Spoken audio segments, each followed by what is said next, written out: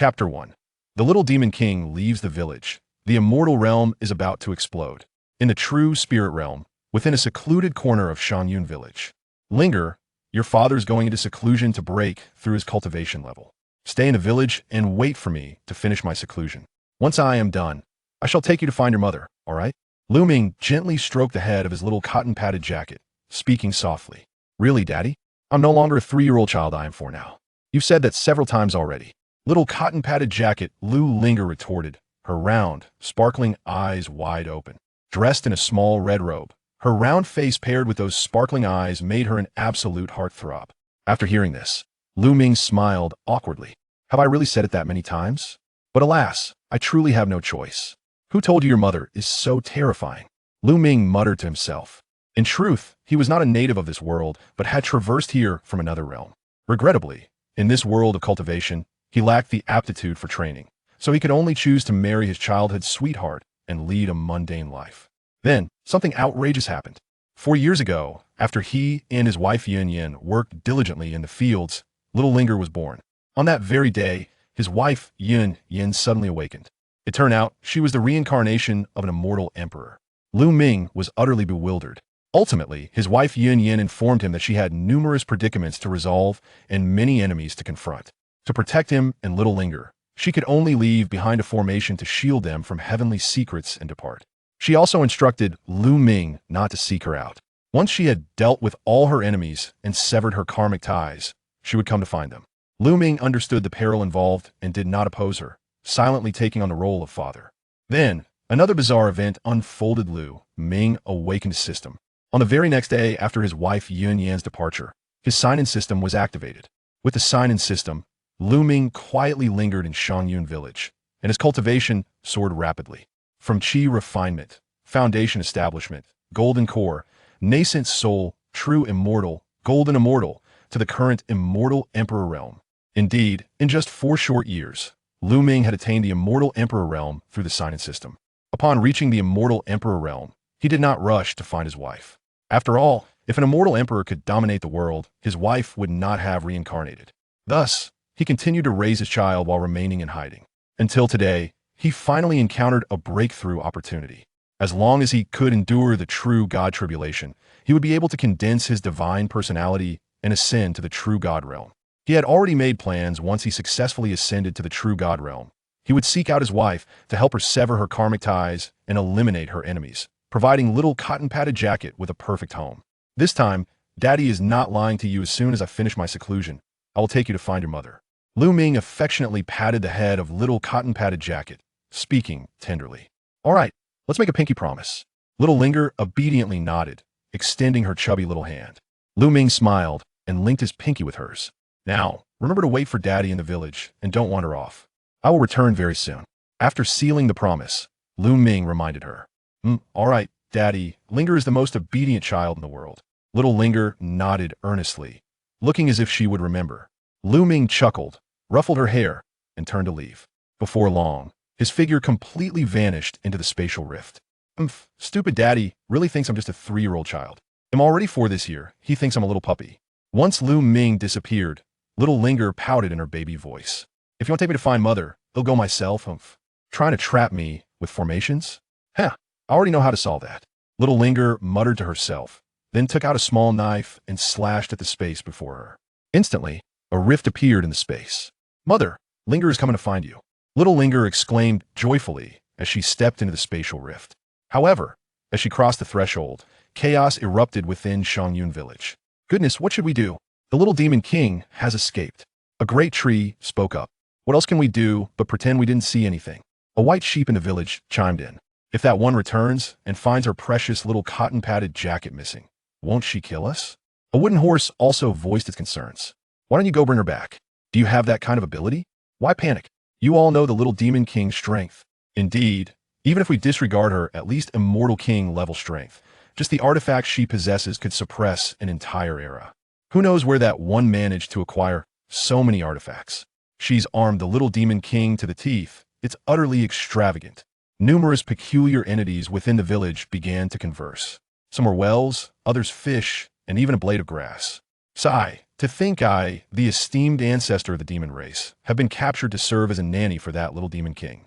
The white sheep continued. Sai, what about me? I, a distinguished immortal scholar, was captured by that one to teach her how to read. Don't even get me started on the heavenly spirit peach. Yet, because the little demon king wanted to eat peaches, I was dragged here to cultivate them. Who's more miserable than me? In the illustrious Wudong divine tree, even the ancestors of the Phoenix clan must show me respect. And now I've been turned into a wooden horse for the little demon king to play with. At least you're still alive, that one didn't erase your spirit. Just look at the Phoenix ancestor because she accidentally stepped on the little demon king. She was boiled alive. The little demon king has left the village. The immortal realm is about to explode. Meanwhile, in the Luyan mountain range, a terrifying battle was unfolding. It was a clash between a woman and a tiger demon. Each encounter sent shockwaves through the space, causing the heavens and earth to slightly change color, shattering trees within a radius of several miles. However, beneath them, a small blade of grass remained untouched. The grass stood knee-high to an adult, resembling thatch, and atop it rested a crystal-clear fruit. That was the little enlightenment fruit, which, when consumed, could place one in a state of sudden enlightenment, offering a chance to comprehend the laws and attain a breakthrough to the transformation god realm. It was evident that the woman and the demon beast were fighting fiercely over this little enlightenment fruit. Li Xingyue, your talent is indeed remarkable, but to try and snatch the little enlightenment fruit from this king is a foolish dream. Suddenly, the tiger demon spoke, its voice booming and imposing. Someone must try, after all. The woman addressed, as Li Xingyue replied, her expression slightly grave. She was already at the nascent soul stage, not far from the transformation god realm, and now that she encountered this opportunity for a breakthrough, she certainly did not wish to let it slip away. Very well. I've heard that you, Li Xingyue, have only been cultivating for a few hundred years and have already reached the nascent soul stage. Your talent is indeed formidable today. I shall slay you to eliminate a future threat to my demon race.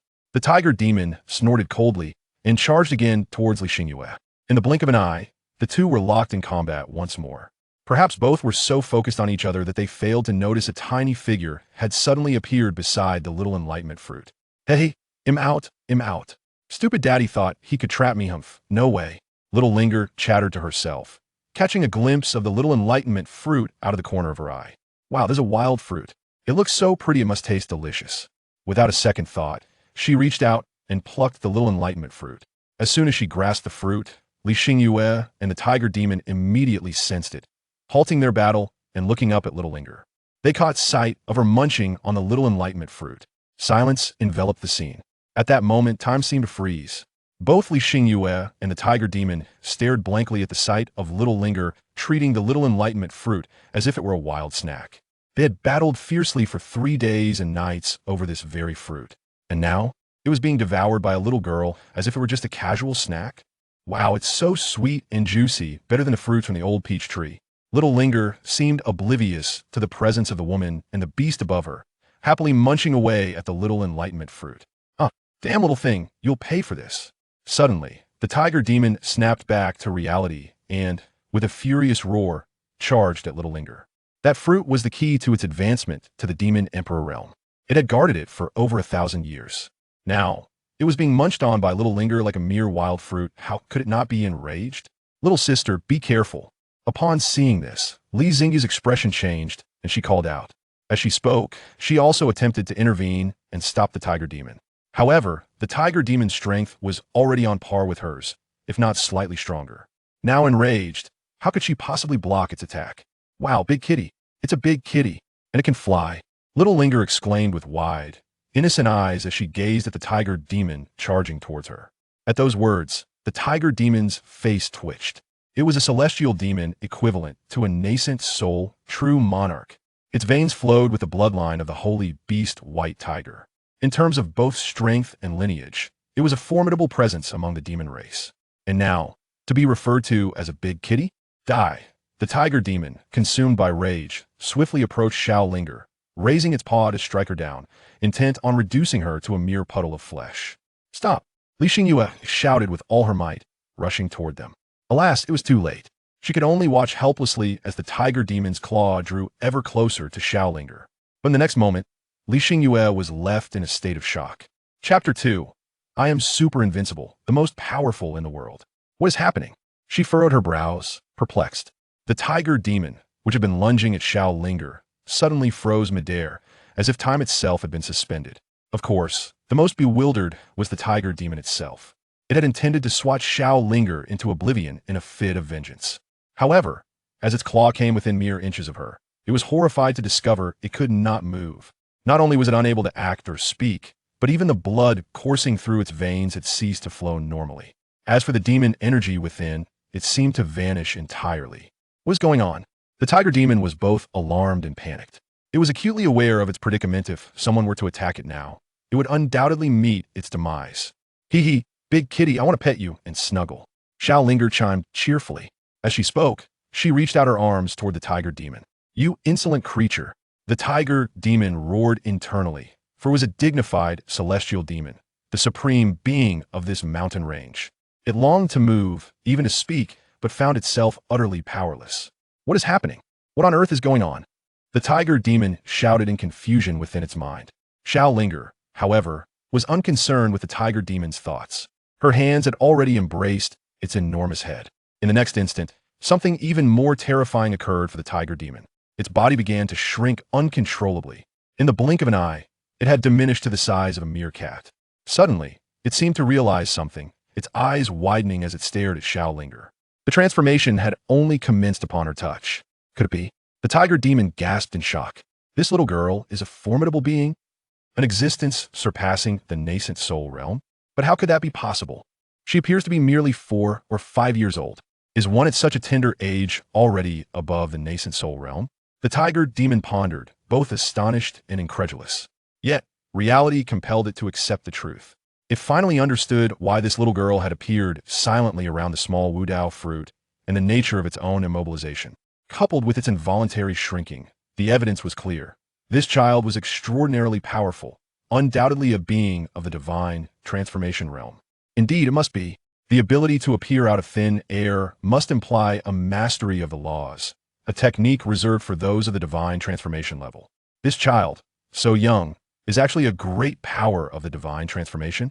The tiger demon thought, feeling both astonished and somewhat inferior. It had taken nearly 2,000 years to reach the nascent soul realm, while this child had achieved divine transformation at merely 4 or 5 years of age. How absurd! As for the notion that Xiao Linger was a disguised old demon, the tiger demon dismissed it entirely, for there was not a trace of an ancient being about her. Her eyes sparkled with innocence, exuding a sense of childlike purity. She was undoubtedly just a 4 or 5-year-old girl. Wait, if she has reached the divine transformation realm at such a young age, then there must be a powerful force backing her to cultivate a child of 4 or 5 years to such heights. Surely, the power behind her is formidable. If I could only stay by her side. Hissing, the tiger demon mused, suddenly feeling that it had struck gold. This is no ordinary little girl. She is undoubtedly a potential benefactor. With that thought, the tiger demon began to act adorably, nuzzling Xiao Linger's hand with its head. Li Xingyue, who had been quietly observing from above, stood dumbfounded. What the tiger demon had considered, she too had realized. However, she found it hard to believe this reality. At least in her understanding of human history, a 4 or 5-year-old in the divine transformation realm had never been recorded. Little Li Xingyue pays her respects to the esteemed little senior. Li Xingyue took a deep breath, suppressing her astonishment as she approached Xiao Linger and bowed. Ah, beautiful sister, I am not a little senior. My name is... Xiao Linger paused, preparing to introduce herself. However, just as she was about to reveal her name, she abruptly halted. She recalled her teacher's admonition. When out in the world, one must refrain from disclosing personal information. Otherwise, one might fall prey to schemes. Thus, it was best to use an alias when outside. Xiao Linger pondered for a moment before declaring, I am super invincible, the most powerful in the world. You can call me number 1 powerful. Li Xingyue? Tiger demon. Both were left utterly bewildered, their minds filled with question marks. Super invincible, the most powerful in the world? What kind of name is that? They quickly deduced that this little girl did not wish to reveal her true name, opting instead for an alias. However, the alias she chose, Meow. The tiger demon's eyes darted, and it hindered from moving, flailed its limbs as if to say, yes, yes, yes, you are indeed the most powerful in the world. At this moment, it harbored but a single thought, to cling tightly to this powerful figure. After all, Achieving divine transformation at such a tender age indicated that her backing must be of at least an 8th level force. An 8th level force is one that has great masters in the Ascendant realm. If it could gain guidance from the individuals behind Xiaolinger, hissing. The tiger demon's excitement grew with each passing thought. Hee hee, the kitty is so adorable. Xiaolinger giggled, revealing her 2 sharp little tiger teeth, making her appear even cuter. As she spoke, she playfully tugged at the tiger demon's ears, rubbing them vigorously. Upon hearing this, the tiger demon nodded eagerly, entering its adorable mode. It knew that young humans are utterly defenseless against cute creatures. What will be better, roasted or stewed, for such a cute kitty? Beautiful sister, how should we prepare this adorable kitty to make it delicious? Xiaolinger mused, stroking the tiger demon's head with a cheerful smile. As she spoke, she seemed to remember something delicious and swallowed hard. The tiger demon, caught in its adorableness, froze in place. It stared at Xiaolinger, as if to say, "Do you even hear what you're saying?" Li Xingyue, standing before Xiaolinger, was similarly taken aback. She found herself struggling to keep up with Xiaolinger's train of thought. Just a moment ago, she had praised the tiger demon's might, and now she was inquiring about how to eat it? But she quickly regained her composure, a smile beginning to form on her face. She was acutely aware of the intentions of the tiger demon, which sought to curry favor with the adorable little girl. Should this endeavor succeed, it would spell disaster for both her and the formidable force behind her, the Linglong Pavilion. After all, for millennia, Linglong Pavilion had harbored deep-seated animosity towards the tiger demon, an enmity that had escalated to the point of a deadly rivalry. If the tiger demon were to successfully forge a bond with the girl, it would undoubtedly lead to the eventual downfall of Linglong Pavilion. Even with powerful divine transformation practitioners stationed there, they would be powerless to prevent it. The mere presence of the charming little girl could already pose a significant threat to Linglong Pavilion, let alone the concealed forces backing her. Now, the cute little girl sought to devour the tiger demon. Was this not an opportune moment for Linglong Pavilion to eliminate a substantial threat? Contemplating this, she smiled and remarked, "The finest method of preparing this cat is through stewing. Not only will the meat be fragrant, but the broth will also be exceptionally delightful." Meow. Upon hearing this, the tiger demon's fur bristled, and it glared at Li Xingyue with a face full of murderous intent. Fragrant meat and delicious broth? Upon hearing this, Xiaolinger's eyes sparkled with delight, and tears unwittingly cascaded from the corners of her mouth. "Then let us stew it. Dear sister, could you assist me in preparing this adorable feline?" She continued, "I will gather some vegetables." As the gentleman mentioned that a diet solely consisting of meat can be rather rich and should be complemented with greens to balance the flavors. "Certainly." Li Xingyue responded with enthusiasm. Without delay, she seized the sealed tiger demon and hurried away, granting it no opportunity for protest. Xiaolinga was not idle either. She first retrieved a bronze cauldron from her storage space. Following that, she took out some fruits and vegetables. Lastly, she produced a gourd and a radiant bronze basin. She then opened the lid of the gourd and poured its contents into the basin. Instantly, clear water flowed from the gourd. Meanwhile, Li Xingyue, who was dealing with the tiger demon, suddenly sensed a surge of spiritual energy in the surroundings, as if an extraordinary spiritual object had emerged. What could this be? She murmured to herself, her gaze sweeping across the area before finally settling on Xiaolinger. More precisely, her eyes fixated on the water being poured from the gourd in Xiaolinger's hands. This is Chapter 3, Sacred Artifact? What sort of rubbish is that? As she gazed at the clear water pouring from the gourd, Li Xingyue's expression turned dazed, her breath becoming increasingly labored, while memories of an ancient compendium of divine artifacts flickered through her mind. This ancient compendium was a treasured tome passed down through her Linglong Pavilion, chronicling various extraordinary spiritual objects from antiquity. Li Xingyue distinctly recalled that within this book was a record of a peculiar spiritual object known as primordial heavenly water. Primordial heavenly water gathers the essence of heaven and earth, the flowers of the sun and moon. It possesses the ability to cleanse the marrow and alter one's constitution. When consumed by an ordinary person, it has a high probability of giving birth to a spiritual body. For those who already possess a spiritual body, it can likely transform their constitution into a Taoist body. If consumed by a Taoist body, there exists a chance for it to metamorphose into a sacred body.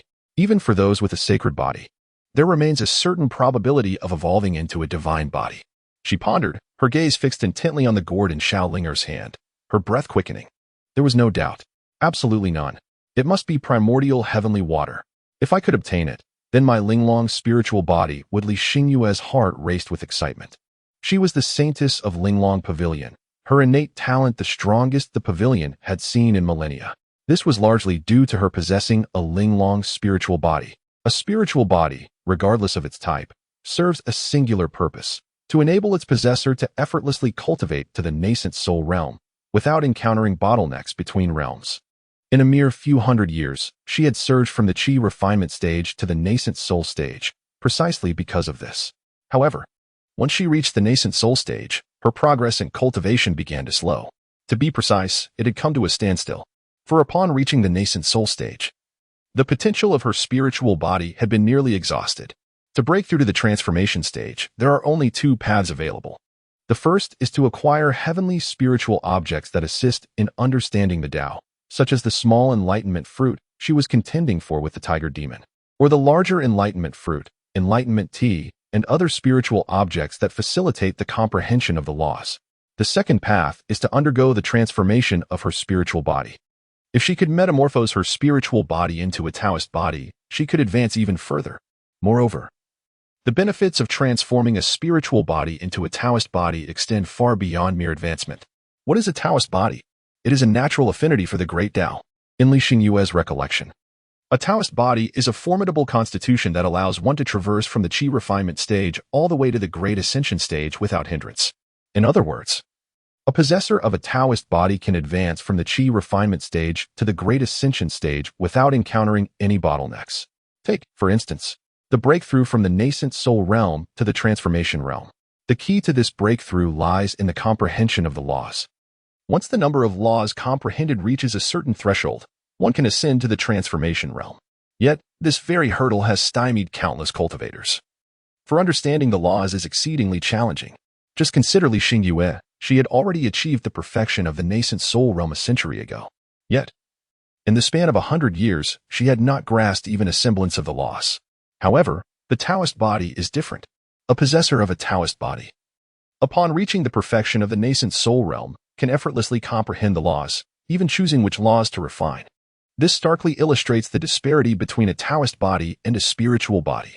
Now, with Xiaolingo producing the primordial heavenly water capable of facilitating the transformation of a spiritual body into a Taoist body, it would be disingenuous to claim that Li Xingyue was not moved. Nevertheless, after weighing the pros and cons, she reluctantly dismissed the thought of seizing it.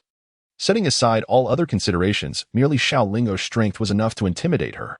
After all, even the formidable tiger demon was effortlessly subdued by Xiaolingo, let alone herself. Furthermore, even if she succeeded in her attempt to seize it, she would still have to face the repercussions from Xiaolingo's backing. Thus, from every conceivable angle, she could only harbor intentions without taking action. With a sigh, Li Xingyue finished dealing with the tiger demon and returned to Xiaolingo's side. By this time, the tiger demon had already been skinned. Little senior, I have taken care of it, Li Xingyue smiled. Knowing that she could not afford to offend Xiaolingo but rather needed to establish a favorable rapport. Oh, so soon? Beautiful sister, I haven't even finished washing my vegetables. Little Lingo innocently spoke. What? Upon hearing this, Li Xingyue was momentarily taken aback. The vegetables had not yet been washed? What did that mean? She pondered, and suddenly realized that the copper basin was already filled with a substantial amount of primordial water. Witnessing this scene, Li Xingyue's pupils constricted sharply. Could it be? Little senior, are you intending to use this water to wash the vegetables? She exclaimed in astonishment. Initially, she had assumed that little Lingo would utilize this primordial water to stew the tiger demon. Yes, indeed. This water is sweet, and the vegetables washed with it taste exquisite. Xiaolingo nodded innocently. Li Xingyue, upon hearing this, was utterly bewildered. What manner of person could this be? The ancient divine artifact Huan Yuan Tianshui was actually being used to wash vegetables. At that moment, she found herself at a loss for words to convey her feelings. Junior, this water is of immense importance to me. May I use it? After much internal conflict, Li Xingyue spoke up, her cheeks flushed. There was no way around it. Huan Yuan Tianshui was far too crucial for her, and she did not wish to miss this opportunity. Since she could not forcibly take it, she would offer something of equal value in exchange. In doing so, Xiaolingo would not suffer any loss. Her backing force would likely remain oblivious and not pursue her for accountability. Little girl. I advise you not to harbor any ill intentions towards the young master. Before Li Xingyue could finish her words, a grand and ancient voice resonated in her mind. Startled, she trembled slightly. Were there powerful beings lurking in the shadows? But she quickly composed herself. Indeed, a child of 4 or 5 would undoubtedly have guardians accompanying her. Senior, I merely wish to exchange something of equal value for the Hunyuan Tianxue, Li Xingyue conveyed telepathically. Oh, since you are aware that this is Hunyuan Tianxue, you must also know how precious it is. What do you intend to offer in exchange? The ancient voice responded once more.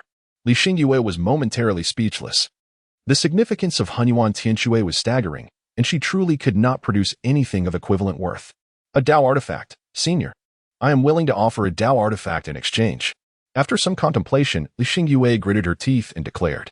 A Dao artifact was a weapon wielded by those at the divine transformation stage, imbued with the essence of Dao and possessing a spirit of its own. It was the only thing of value she could present. A Dao artifact? Haha. The ancient voice retorted, laced with disdainful laughter. Consider what sort of entity I am. Just look at the Grand Cauldron before you. The Grand Cauldron? At the mention, Li Xingyue turned her gaze toward the cauldron. Suddenly, as her eyes fell upon it, she felt a disorienting shift in her vision. When she regained her focus, she found herself in an entirely different realm. What a terrifying essence of Dao. Could this be within a sacred artifact? Li Xingyue pondered, unable to suppress a gasp. Sacred artifacts were formidable weapons that surpassed Dao artifacts, utilized by those at the Saint Realm. The Saint Realm, in turn, was an existence that transcended the Great Ascension stage. Was it possible that the forces backing this little junior belonged to the fabled sacred grounds? As this realization struck her, her scalp tingled with fear. The sacred grounds commanded a terrifying influence over the entire cultivation world. She had never anticipated that Xiaoling'o originated from such a legendary place. Yet, considering Xiaoling'o's circumstances, she felt some relief. At just 4 or 5 years old, possessing the cultivation of the divine transformation stage, and using Hunyuan Tianxue to wash vegetables, only a sacred ground could cultivate such depth in a child. Aha! A sacred artifact? What rubbish is that? How could it even compare to me? The ancient voice sounded again, and a figure materialized before Li Xingyue. What? Chapter 4. Coming out to find mother. Upon hearing this, Li Xingyue was taken aback once more. A sacred artifact was considered trash. That was a weapon used by saints. Even a single appearance of such an artifact could stir up a tempest within the cultivation world. How could it be dismissed as mere rubbish? Was this Grand Cauldron perhaps an emperor artifact, surpassing even sacred artifacts? Li Xingyue's face paled at the thought. An emperor artifact, rumored to be the exclusive treasure of those at the emperor realm, which was above even the saint realm. In the current cultivation world, the emperor realm had become a legend. At least, Li Xingyue had never encountered a living being of that level, not to mention the saint realm. She had never seen one of those either. An emperor artifact? Haha. The elder seemed to see through her thoughts and chuckled. A mere emperor artifact cannot compare to it. It was originally a celestial king artifact, a legendary treasure of spiritual communion. It once ruled the world, enjoying an existence of utmost supremacy. But one day, Lu Ming descended and with a mere grasp, sealed it, ultimately reducing it to a cooking pot for Xiaoling'o. Senior. What do you mean? Li Xingyue snapped back to reality, confused. You are far too weak. Some things are beyond your reach. Let us discuss more pressing matters regarding this little one.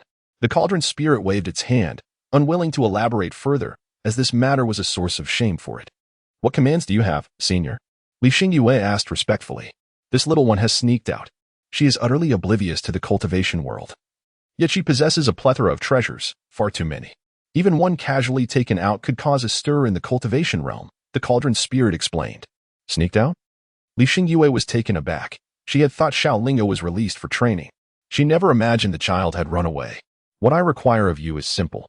Prevent her from being deceived, thereby stopping anyone who wishes to swindle her of her treasures. Furthermore, you must fulfill her request without fail. Do you understand? The cauldron spirit continued. I understand. Li Xingyue nodded earnestly. This was not a difficult task for her. If she could obtain Hunyuan Tianxue at such a cost, it would not be a loss. Senior, what about her safety? Li Xingyue pondered before inquiring again. In her eyes, Xiaoling'o held the cultivation of the divine transformation stage. Such power was formidable, but against those at the integration or great ascension stages, it would be insufficient. Should she encounter such beings, neither she nor Linglong Pavilion could defend against them. You need not worry about her safety. Simply ensure her requests are met and prevent any attempts to deceive her of her treasures. The cauldron spirit scoffed. Li Xingyue was unaware of Xiaoling'o's true power. but the spirit was well aware. The Celestial King realm was on par with its previous master, even without any combat experience. Such a realm was not something any ordinary folk could contend with. To pose a threat to Xiaolinger, one would at least need to be in the Celestial King realm. Such beings were rare even in its own era, let alone now. Not to mention, the little girl had that terrifying existence backing her. Understood, Li Xingyue nodded. Very well, you may depart. The great cauldron spirit ceased to utter any further words and, with a mere gesture, promptly expelled Li Xingyue. As her vision blurred, Li Xingyue found herself once again beside the little spirit. Beautiful sister, what has possessed you? Why are you so still? I speak to you, yet you do not respond? Little Lingo gazed at her with round, glistening eyes. Possessed? Motionless? Upon hearing this, Li Xingyue was momentarily taken aback. However, she quickly regained her composure. It seemed that her consciousness had been involuntarily drawn into that grand cauldron. Such a method. Li Xingyue pondered, her heart racing at the thought of the imposing vessel. Dear Junior, I am perfectly fine. I merely became lost in thought for a moment. She retracted her thoughts and took a deep breath, saying, Oh, I see. Xiaolingo nodded, harboring no doubts. Sister, what were you about to say just now? You haven't finished your sentence. Upon hearing this, Li Xingyue quickly interjected, I wish to exchange some of the water you use to wash vegetables. Rest assured, I will offer something of equal value in return. How does this sound? As she spoke, she hastily produced a hairpin. It was an exquisite hairpin of icy blue, striking in its beauty. Additionally, this hairpin was also a magical artifact, one she had acquired from an ancient ruin. Though it appeared that the spirit within it had fallen into a deep slumber. Wow, it's so beautiful. I'll trade for it, once I find my mother. This would make the perfect gift for her. Upon seeing the hairpin, Xiaolinger's eyes instantly sparkled with delight. However, when the subject of her mother arose, a flicker of sorrow clouded Shuiling's gaze, evoking a profound sense of sympathy. Mother? Li Xingyue furrowed her brow slightly, expressing her confusion aloud. Indeed. I secretly ventured out to search for my mother. I have never seen her since childhood. That wretched father told me that she had gone out for some matter. Yet, she has never returned home. Several times, that despicable man promised to take me to find my mother, but each time he failed to deliver, treating me as if I were but a mere 3-year-old child. But now, I am 4 years old, and he can no longer deceive me. Thus, I stealthily embarked on my own quest to find my mother. Xiaolingo incessantly voiced her grievances regarding Lu Ming's deception, all the while harboring a profound yearning for her mother. The complexity of her emotions tugged at Li Xingyue's heartstrings, for she too had grown up without the presence of her parents. Thus, she fully comprehended the anguish that Xiaolingo endured. Do you know where to seek your mother? Li Xingyue inquired. I do not know. I have no idea where to find my mother, Xiaolingo replied. Upon hearing this, Xiaolingo immediately felt a wave of despondency wash over her, tears welling up in her eyes. It's all right. Dear sister is here. I will help you find your mother. Shall I? Li Xingyue gently stroked her head with compassion. All right.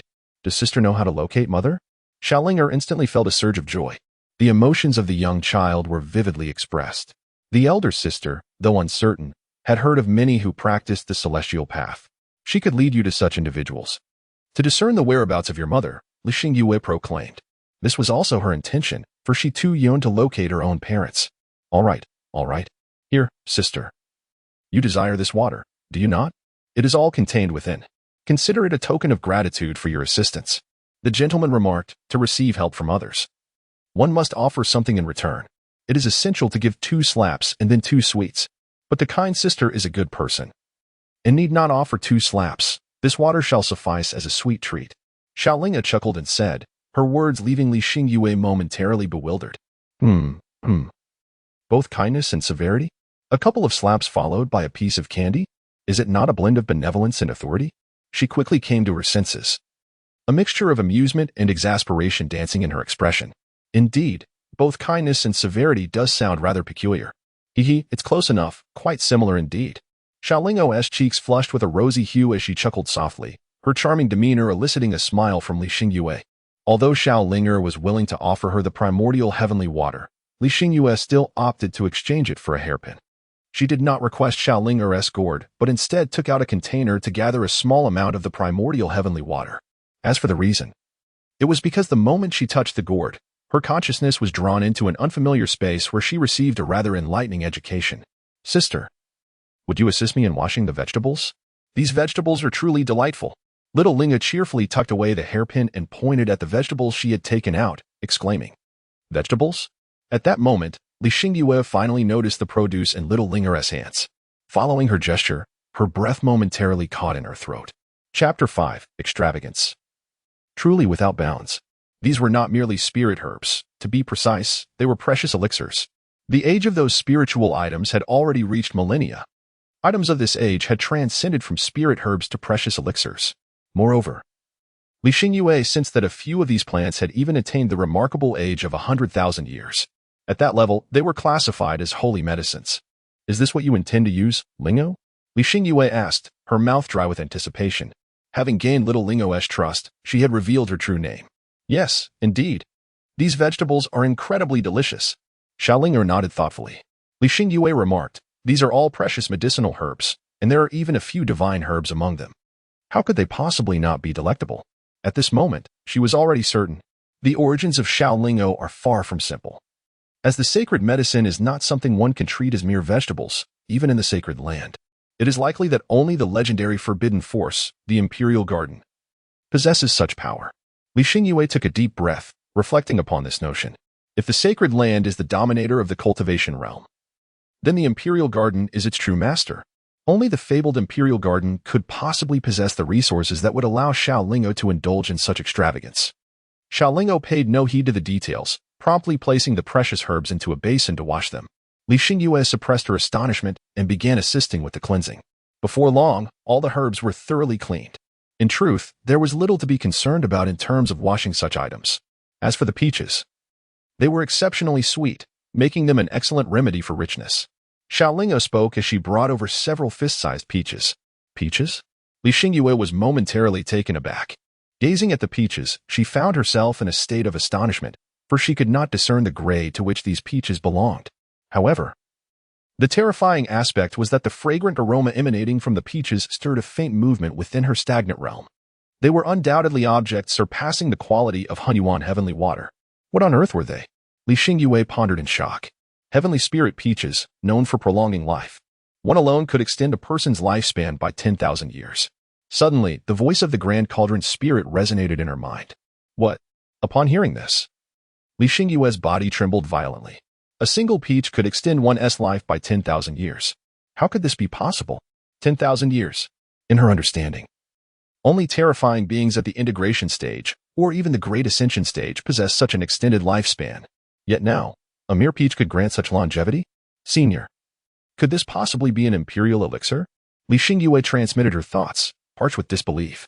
Upon hearing this, the Grand Cauldron spirit let out a disdainful laugh. An imperial elixir? What a trivial notion. This is a genuine spirit-communing immortal medicine, something that even beings from the immortal realm would covet. It is beyond your comprehension. Just focus on your own tasks. The Grand Cauldron spirit offered no further explanation, for even if it did, Li Xingyue in her nascent soul realm would not grasp it. Li Xingyue did not press for more information. Soon, after washing the ingredients, Xiaolingo began to stew them, still using Hunyuan heavenly water as if it were plain water. As for the precious herbs, she tossed them all into the Grand Cauldron in one go. Such extravagance! Li Xingyue silently chuckled to herself. She had seen extravagant individuals before, but none as lavish as Xiaolinger. Using Hunyuan heavenly water as plain water and treating precious herbs and sacred medicines as mere vegetables was unprecedented. Ironically, these ingredients were merely to stew a celestial beast. It could be considered a fortune for this tiger demon to be stewed with such treasures after its demise. Li Xingyue thought. As the Grand Cauldron ignited automatically, a delightful fragrance soon wafted forth. Indeed, her sister was not mistaken. The adorable kitty truly knew how to concoct something delightful. As the aroma filled the air, Xiaolinger's mouth watered profusely. Li Xingyue chuckled softly, refraining from speaking. With those precious herbs combined with Hunyuan heavenly water, it was hard to imagine that even if it were used to stew a sandal, it would still be fragrant. Before long, everything was ready. Let us eat. Let us eat. Xiaolingo danced with delight as she spoke, promptly producing a set of utensils and beginning to feast heartily. Li Xingyue gazed longingly at the contents of the large cauldron, swallowing hard. Yet, she dared not partake, for these delicacies belonged to Xiaolinger. Sister, you should try some too. It's so fragrant, so very fragrant. As Xiaolinger gnawed on the tiger leg, she exclaimed, "Ah, can I eat this?" Li Xingyue, taken aback, timidly inquired. She had a strong intuition that consuming such delicacies would undoubtedly allow her to transcend to the realm of transformation. Of course, dear sister. After all, I did help wash the vegetables. Hurry and indulge, hee. Little Lingo nodded her small head, her cheeks puffed up as she spoke. If she offers it to you, then you should accept it, consider it a favor from this little girl. The voice of the great cauldron spirit echoed. Upon hearing this, Li Xingyue was overwhelmed with excitement. After consuming a few morsels, she hurried to the side to meditate and refine the effects. There was no other option. The potency of the medicine was simply too immense. Sister, aren't you going to eat? There's still plenty left. Xiaolinger looked at her in confusion. Sister has had her fill. Now it is your turn to eat. Li Xingyue smiled gently and, after her explanation, began to delve into the comprehension of the principles. In an instant, she entered a state of enlightenment. Hee. Then I shall indulge a little more. Xiaoling, unsuspecting, continued to eat. Buzz. Soon, a formidable aura erupted from Li Xingyue. I have finally broken through to the transformation stage. She rose to her feet, radiant and eloquent. Boom. Simultaneously, the sky darkened ominously. Terrifying thunderclouds gathered above, heralding Li Xingyue as transformation thunder tribulation. Ah. It seems rain is imminent, Xiaoling remarked, still gnawing on a bone while gazing at the ominously darkening sky. Rain? Upon hearing this, Li Xingyue couldn't help but smile wryly. If only it were merely rain. This is my thunder tribulation. Xiaoling, you must stay far away. This tribulation targets anyone nearby. She explained. Ah? Thunder tribulation? What is that? Xiaoling tilted her head and inquired. At the utterance of these words, Li Xingyue was momentarily taken aback. It is inconceivable that Xiaoling is unaware of the thunder tribulation. Cultivators have been required to face this trial since the Yuanying stage. Each significant breakthrough in their cultivation journey necessitates the passage of yet another thunder tribulation. How could Xiaoling be unaware of what a thunder tribulation is? However, gazing at the gathering thunderbolts in the sky, she had no time to inquire further. With a serious expression, she said, Xiaoling will listen to her sister. And keep a safe distance. Is that all right? Xiaoling nodded slightly, standing at a distance. Observing this, Li Xingyue gazed up at the impending thunder tribulation in the sky, her expression turning solemn. The tribulation of transformation was a formidable challenge. If she could endure it, she would wield the power of the laws and become a true practitioner of transformation. However, should she fail, it would mean her demise. This thunder tribulation was indeed terrifying, with only a rare few capable of overcoming it. Come forth, she called out to the heavens. Boom. In an instant, the thunder roared as a thunder dragon, imbued with the force of annihilation, surged forth from the storm clouds, hurtling toward Li Xingyue. The overwhelming pressure caused her complexion to pale slightly.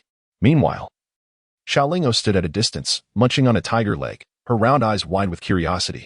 Why?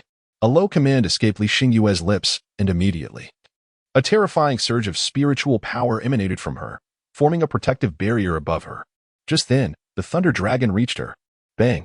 The thunder dragon collided with the barrier, producing a thunderous sound. Instantly, a series of cracking noises erupted. Li Xingyue's spiritual barrier began to show fissures, and finally, with a resounding crack, it shattered. The thunder dragon, undeterred, descended upon Li Xingyue. Ah! A scream escaped Li Xingyue's lips as her body was engulfed in web-like cracks, resembling a fragile mirror on the verge of shattering. Her aura diminished considerably. Is this the tribulation of transformation? Merely a single strike can render me thus. I fear I shall not survive this trial. Blood trickled from the corner of her mouth, and her face was etched with despair. Turning her gaze toward the small figure, she said, Linger, I am sorry. It seems I may not be able to take you to find your mother. Her voice was laden with regret. Huh? The bewildered Xiaoling snapped back to reality. A fierce expression of anger surfaced on her delicate face. If you dare to harm my sister, I shall strike you. She shouted defiantly at the storm clouds above. Lingo, you must not. Quickly, flee. Li Xingyue's countenance changed dramatically. Lingo's actions were undoubtedly a provocation against the heavenly Tao. Thunder rumbled ominously. In the next moment, bolts of lightning surged forth, manifesting as countless thunder dragons emerging from the clouds. In the blink of an eye, there were hundreds of them, their fierce gazes all fixated upon Linger. This is bad. Linger, run. Hurry. Li Xingyue urged, her expression filled with dread. With so many thunder dragons, empowered by the tribulation's might, even a cultivator of the transformation stage could not hope to survive. I shall not flee. If they dare to harm my sister, I will fight them. Xiaoling, her cheeks puffed in indignation, exclaimed in frustration. She was exceedingly angry. Chapter 6. The old woman harbors a ghost with a thunderous roar. As soon as Xiao Lingo finished speaking, the thunder dragons surged towards her, each exuding an aura of terrifying presence. Xiao Lingo. Li Xingyue's expression shifted dramatically. The thunder dragons were far more formidable than she could contend with. She yearned to act, to rescue Xiao Linger, yet she found herself at her own limits. Not only was it arduous to take action, even uttering words felt overwhelmingly strenuous. Senior, please, swiftly take her away. Li Xingyue urgently conveyed her thoughts to the great cauldron. Why the panic? It's merely a lightning tribulation. Nothing of consequence, came the dismissive voice of the cauldron spirit, laced with disdain. Senior, Xiao Lingo has attained the transformation realm. She cannot withstand this lightning tribulation, Li Xingyue implored. Transformation realm? The cauldron spirit, upon hearing this, displayed an expression of inexplicable emotion. Who said Xiao Lingo is at the transformation realm? She is a celestial sovereign, an existence as transcendent as her former master. Do not panic. It offered no further explanation. Merely speaking in a calm manner, Li Xingyue was taken aback by this revelation. At that moment, the thunder dragons had already reached Xiao Linger. Confronted by the oncoming thunder dragons, little Lingo's face was brimming with fury. Sister Shang, I'll beat you all. She huffed indignantly. Suddenly, she threw a punch. There was no apocalyptic upheaval, nor any terrifying aura, just an utterly ordinary-looking strike. Yet, the moment her tiny fist made contact with the thunder dragon crack, a crisp sound echoed. Under Li Xingyue's stunned, bewildered, and utterly incredulous gaze, all the thunder dragons shattered into scattered fragments, dissipating into the void. Not only that, she also witnessed a surge of fist force tearing through the air, barreling straight toward the thunderclouds above. Boom. A dull impact resounded. The roiling thunderclouds were instantly blasted apart, leaving a vacuum in their wake. Then, whoosh. The emptiness expanded relentlessly, scattering the storm until the oppressive darkness faded entirely. This. Li Xingyue stood frozen, utterly dumbfounded. A single punch, just one unadorned, unremarkable punch had shattered her divine transformation heavenly tribulation. Heavens. This. She remained rooted in place. Her expression one of sheer disbelief. That had been the divine transformation tribulation, a trial forged by the laws of heaven itself. Before Xiao Lingo stands an existence of an even more formidable nature. After all, her actions are a provocation of the heavenly rules. It is not a matter of 100 prohibitions. Even a single infraction would be beyond the capacity of a being in the divine transformation realm to contend with. Yet, here is Xiao Linger, with a simple and unadorned punch that not only dispersed the thunder dragon but also shattered her divine transformation tribulation. What realm is this girl truly in that she is capable of such feats? Could it be that she transcends the divine transformation realm and has reached the integration stage? As this thought crossed Li Xingyue's mind, she couldn't help but gasp in astonishment. Little Lingo is only 4 years old. At such a tender age. She has already attained the realm of fusion? Sister, are you all right? After dispersing the thunder dragon and storm clouds, little Lingo approached Li Xingyue with concern and inquired. Are you all right? Thank you, little Lingo. Li Xingyue offered a gentle smile and spoke sincerely. Without little Lingo said, she would surely have perished beneath the heavenly tribulation this very day. At that moment, radiant hues emerged between heaven and earth, weaving into Li Xingyue's body strand by strand. Her injuries visibly mended at an astonishing pace. Oh, what is this? So beautiful, wide-eyed with wonder. Little Lingo gazed at the multicolored brilliance, reaching out curiously to grasp it. Linger, these are the gifts of heaven and earth, Li Xingyue explained, tenderly stroking her head. Gifts of heaven and earth? What are those? And what about that heavenly tribulation you mentioned, sister? Little Linger tilted her head in inquiry. Li Xingyue, with a patient demeanor, endeavored to elucidate the matter for her. Regrettably, little Linger grasped only fragments of the explanation and ultimately covered her ears, choosing to disengage. As it bore a striking resemblance to the lectures given by her teacher. Let us depart. I shall first accompany you to my sister's domain. My master shares a friendship with the esteemed elders of the Heavenly Mechanism Palace, which will prove most advantageous, Li Xingyue remarked, swiftly steering the conversation. Sister's domain? Is it your sister's residence? Curious, Xiao Lingo inquired. She was naturally unaware of what power entailed. Home? I suppose that qualifies. Let us go, Li Xingyue chuckled. All right. Let us visit my sister's abode. Xiao Lingo immediately began to dance with joy. Observing her lively and adorable demeanor, Li Xingyue couldn't help but smile. In contrast to the violent and ruthless realm of cultivation, Xiao Lingo embodies a unique and refreshing innocence, devoid of any cunning or scheming. She possesses nothing but the pure essence characteristic of childhood. Subsequently, after Xiao Lingo tidied away the pots and pans, she accompanied Li Xingyue directly to Linglong Pavilion. Xingyue, have you made a breakthrough?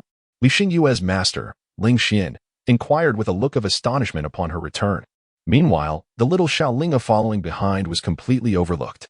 Yes, master, I have made a breakthrough, Li Xingyue replied joyfully, omitting any mention of Xiao Linger. She was acutely aware that if Linglong Pavilion learned of the treasures possessed by Xiao Linger, they would undoubtedly attempt to extract them, especially the longevity-increasing peaches. Thus, she chose to conceal the matter concerning Xiao Linger. Very well, a breakthrough is indeed commendable, Ling Xian congratulated with delight. Master, I wish to visit the Heavenly Mechanism Palace to seek out the esteemed Tianjizi. I know you share a rapport with him. Might you assist me? Li Xingyue altered the topic. Tianjizi, are you still unable to let go of your parents? Ling Xian sighed. Very well, I shall assist you in making contact. You may proceed directly to the Heavenly Mechanism Palace. Thank you, Master. Li Xingyue expressed her gratitude with a beaming smile. Ling Xian waved her hand with a smile. You have just broken through. First, solidify your cultivation. Make good use of the power of the laws within you. This way, you shall not find yourself at a disadvantage when encountering fellow practitioners of the Transformation God Realm. Upon hearing this, Li Xingyue nodded earnestly. I shall contact Tianjizi for you. If you require anything, do not hesitate to seek me out. With that, Ling Xian refrained from further inquiries and turned to leave, never once questioning Xiao Lingo's origins. In her eyes, Xiao Lingo was merely a child devoid of any cultivation, presumably a delightful little companion brought back by her disciple for nurturing. Soon, Ling Xian's figure vanished from the sight of both the elder and the young. Linger, we may need to wait here for a few days, Li Xingyue remarked, turning to Xiao Linger. However, it seemed as if Xiao Lingo did not hear her, her head tilted as she gazed toward the direction in which Ling Xian had departed, her little brows furrowing in concern. Linga, what troubles you? Li Xingyue asked curiously, noticing her unusual demeanor. Sister, that old woman has something sinister within her. Sister, I am scared, Xiao Lingo confessed. Xiao Lingo regained her senses and spoke to Li Xingyue, drawing closer to her side. What? Li Xingyue exclaimed, feeling both astonished and bewildered. Is there a ghost within my master? With a serious expression, she inquired, Linger, what did you see? Well, there is something very ugly in the vicinity of my wife's abdomen. It is completely black, covered in scales, and has bony spikes protruding from its arms and head. Moreover, it possesses numerous large teeth. It must be a ghost, sister. I am terrified of ghosts. Little Lingo described, her body instinctively burrowing into Li Xingyue's embrace. What? Upon hearing Little Lingo's account, Li Xingyue's expression changed drastically. She had already discerned the nature of that thing. However, how could such a thing exist within her master's body? Chapter 7. Sister, it feels so soft here. What is it? What Xiao Lingo spoke of is indeed a ghost, more precisely, a malevolent spirit. This entity is considered a member of an alien race within the realm of cultivation. Thousands of years ago, various alien races descended upon this world and engaged in a terrifying battle against the human cultivators. The malevolent spirit clan was among them, and they are notoriously bloodthirsty. Wherever they traversed, not only humans, but even dogs would be cleaved in two, and even eggs would be shattered. The devastating conflict resulted in tremendous losses for the human race. However, they ultimately emerged victorious. The pathway through which the malevolent spirit clan entered this realm was sealed by formidable formations crafted by powerful human cultivators. The Linglong Pavilion, under its stewardship, serves to guard this seal, preventing nefarious individuals from breaking it, and likewise thwarting the malevolent spirits from escaping. Yet now, Xiao Lingo claims that her master harbors a demonic presence within. Does this not imply that her master has been enslaved by the malevolent spirit clan? Do not be afraid. Linger, Li Xingyue thought, cradling Xiao Lingo to provide comfort. As she soothed her, she inquired, Linger, is there truly a ghost within my master? Given the gravity of the situation and the fact that it pertains to her own master, caution is imperative. Yes, that ghost is exceedingly ugly. Xiao Lingo nodded. Her petite frame nestled in Li Xingyue's embrace. Elder, what do you think of this matter? Li Xingyue, still somewhat skeptical, communicated with the spirit of the great cauldron. Humph. How could the innocent heart of a child deceive you? Moreover, I can unequivocally assure you that your master is not enslaved. Rather, she has likely reached a certain accord with that malevolent spirit. The spirit of the great cauldron responded with a huff. What? Not enslaved, but rather in agreement? Upon hearing this, Li Xingyue's expression shifted to one of profound unease. How could this be? It is absolutely impossible. Her pallor deepened as she grappled with this revelation. Impossible? Humph. You have reached the transformation of spirit realm. You should understand that the primary distinction between this realm and the nascent soul realm lies in the power of the laws. However, the laws your master wields are not of her own comprehension, but rather the result of refining the laws of others for her own use. This method is the forte of the malevolent spirit clan. Their ascension and strength relies upon the assimilation of others' Tao mechanisms. This is also the reason they relish warfare. The great cauldron spirit continued with a disdainful tone. Refining the laws of others for one's own use? Li Xingyue's countenance abruptly shifted as a memory surfaced. It pertained to a significant event that transpired in the Linglong Pavilion while she was still at the Golden Core stage. An esteemed elder, who had a close relationship with her master, had ventured out, only to meet an untimely demise. Upon the elder's return, her master had fortuitously broken through to the transformation of spirit realm. The most crucial detail was that her master's laws were of the Wood series, mirroring those of the deceased elder. Yet, at that time, no one gave it much thought, as the concept of refining the laws of others for personal gain was unheard of. The higher-ups of the Linglong Pavilion were merely curious about the elder's sudden departure, for the elders typically remained in seclusion, hidden from the world unless faced with a dire crisis. Unfortunately, the upper echelons failed to uncover the reason for that elder's outing. Now, through the words of the great cauldron spirit, Li Xingyue pondered a chilling possibility. What if the elder had gone out at her master's behest? The more she contemplated, the paler her complexion became. Sister, what is wrong? Are you afraid of ghosts too? Noticing her unusual demeanor, Xiao Lingo inquired with curiosity. I am fine. Li Xingyue snapped back to reality, forcing a smile at Xiao Linger, yet her heart was a tumult of emotions. She could hardly fathom that her master might have collaborated with malevolent spirits, even resorting to the murder of an esteemed elder from the Linglong Pavilion to achieve her breakthrough. What should she do now? Expose her master for the sake of righteousness, or feign ignorance? As these conflicting thoughts swirled in her mind, she felt utterly disoriented. Sister, your place is so soft. What is this? Suddenly, Xiao Lingo's voice broke through her thoughts, her sparkling eyes fixated on Li Xingyue's bosom. Ah? Li Xingyue was jolted back to awareness, following her gaze and instantly flushing crimson. How should I even respond to this? Be good, Linger. You will have one too in the future. She forced a smile and explained. I want one too? No way. Xiao Lingo shook her head vehemently, her face a portrait of refusal. Upon hearing this, Li Xingyue was left in a state of bemusement, caught between laughter and tears. Sister, I see a plethora of vegetables over there. Shall we pluck a few? It seems I have yet to taste any of those vegetables. Once again, the voice of the little spirit echoed as she gestured towards a certain direction. Following her, Li Xingyue instantly comprehended the implication. That area was the spiritual herb garden of the Linglong Pavilion, abundant with various medicinal herbs. Very well, let us go and gather some, she said, affectionately ruffling the little one's hair with a gentle smile. By now, she had begun to grasp some of the vocabulary used by the little spirit. In her eyes, spiritual herbs and precious medicines were akin to mere vegetables, devoid of any hierarchy. Spiritual fruits, too, were simply fruits in her terminology, irrespective of their rank. As for the demon beasts, they were merely referred to as meats by the little spirit, regardless of their strength. With that, she scooped up the little spirit and made her way towards the herb garden. Upon her arrival, the disciples diligently occupied within the garden greeted her with respect. We have met the Holy Maiden. We pay our respects to the Holy Maiden. The title of Holy Maiden was Li Xingyue's identity within the Linglong Pavilion. In response to their reverence, she simply nodded calmly. Linger, you may pick whatever you desire. Anything that catches your eye is yours to gather, she said with a warm smile directed at the little spirit. Really? That is wonderful. Let us gather some vegetables then. Upon hearing this, the little girl, Linger, smiled broadly and scampered towards the spiritual herbs. What an adorable little girl. Indeed, who is this delightful child of the saintess? Is she not simply enchanting? She picks whatever catches her fancy. Could it be that she is the daughter of the saintess? What daughter of the saintess? Observing this, the disciples of Linglong Pavilion began to murmur among themselves. The female disciples praised Lingo for her cuteness. After all, with her cherubic features and a hint of baby fat, she possessed an irresistible charm. In contrast, the male disciples were curious about Linger's identity. The ease with which she selected her desired herbs revealed the saintess's evident affection for the little one. Silence, everyone. With her breakthrough to the transformation realm, Li Xingyue's hearing was extraordinarily acute, and she naturally overheard the gossip. However, she certainly did not possess the standing to be regarded as Linger's mother.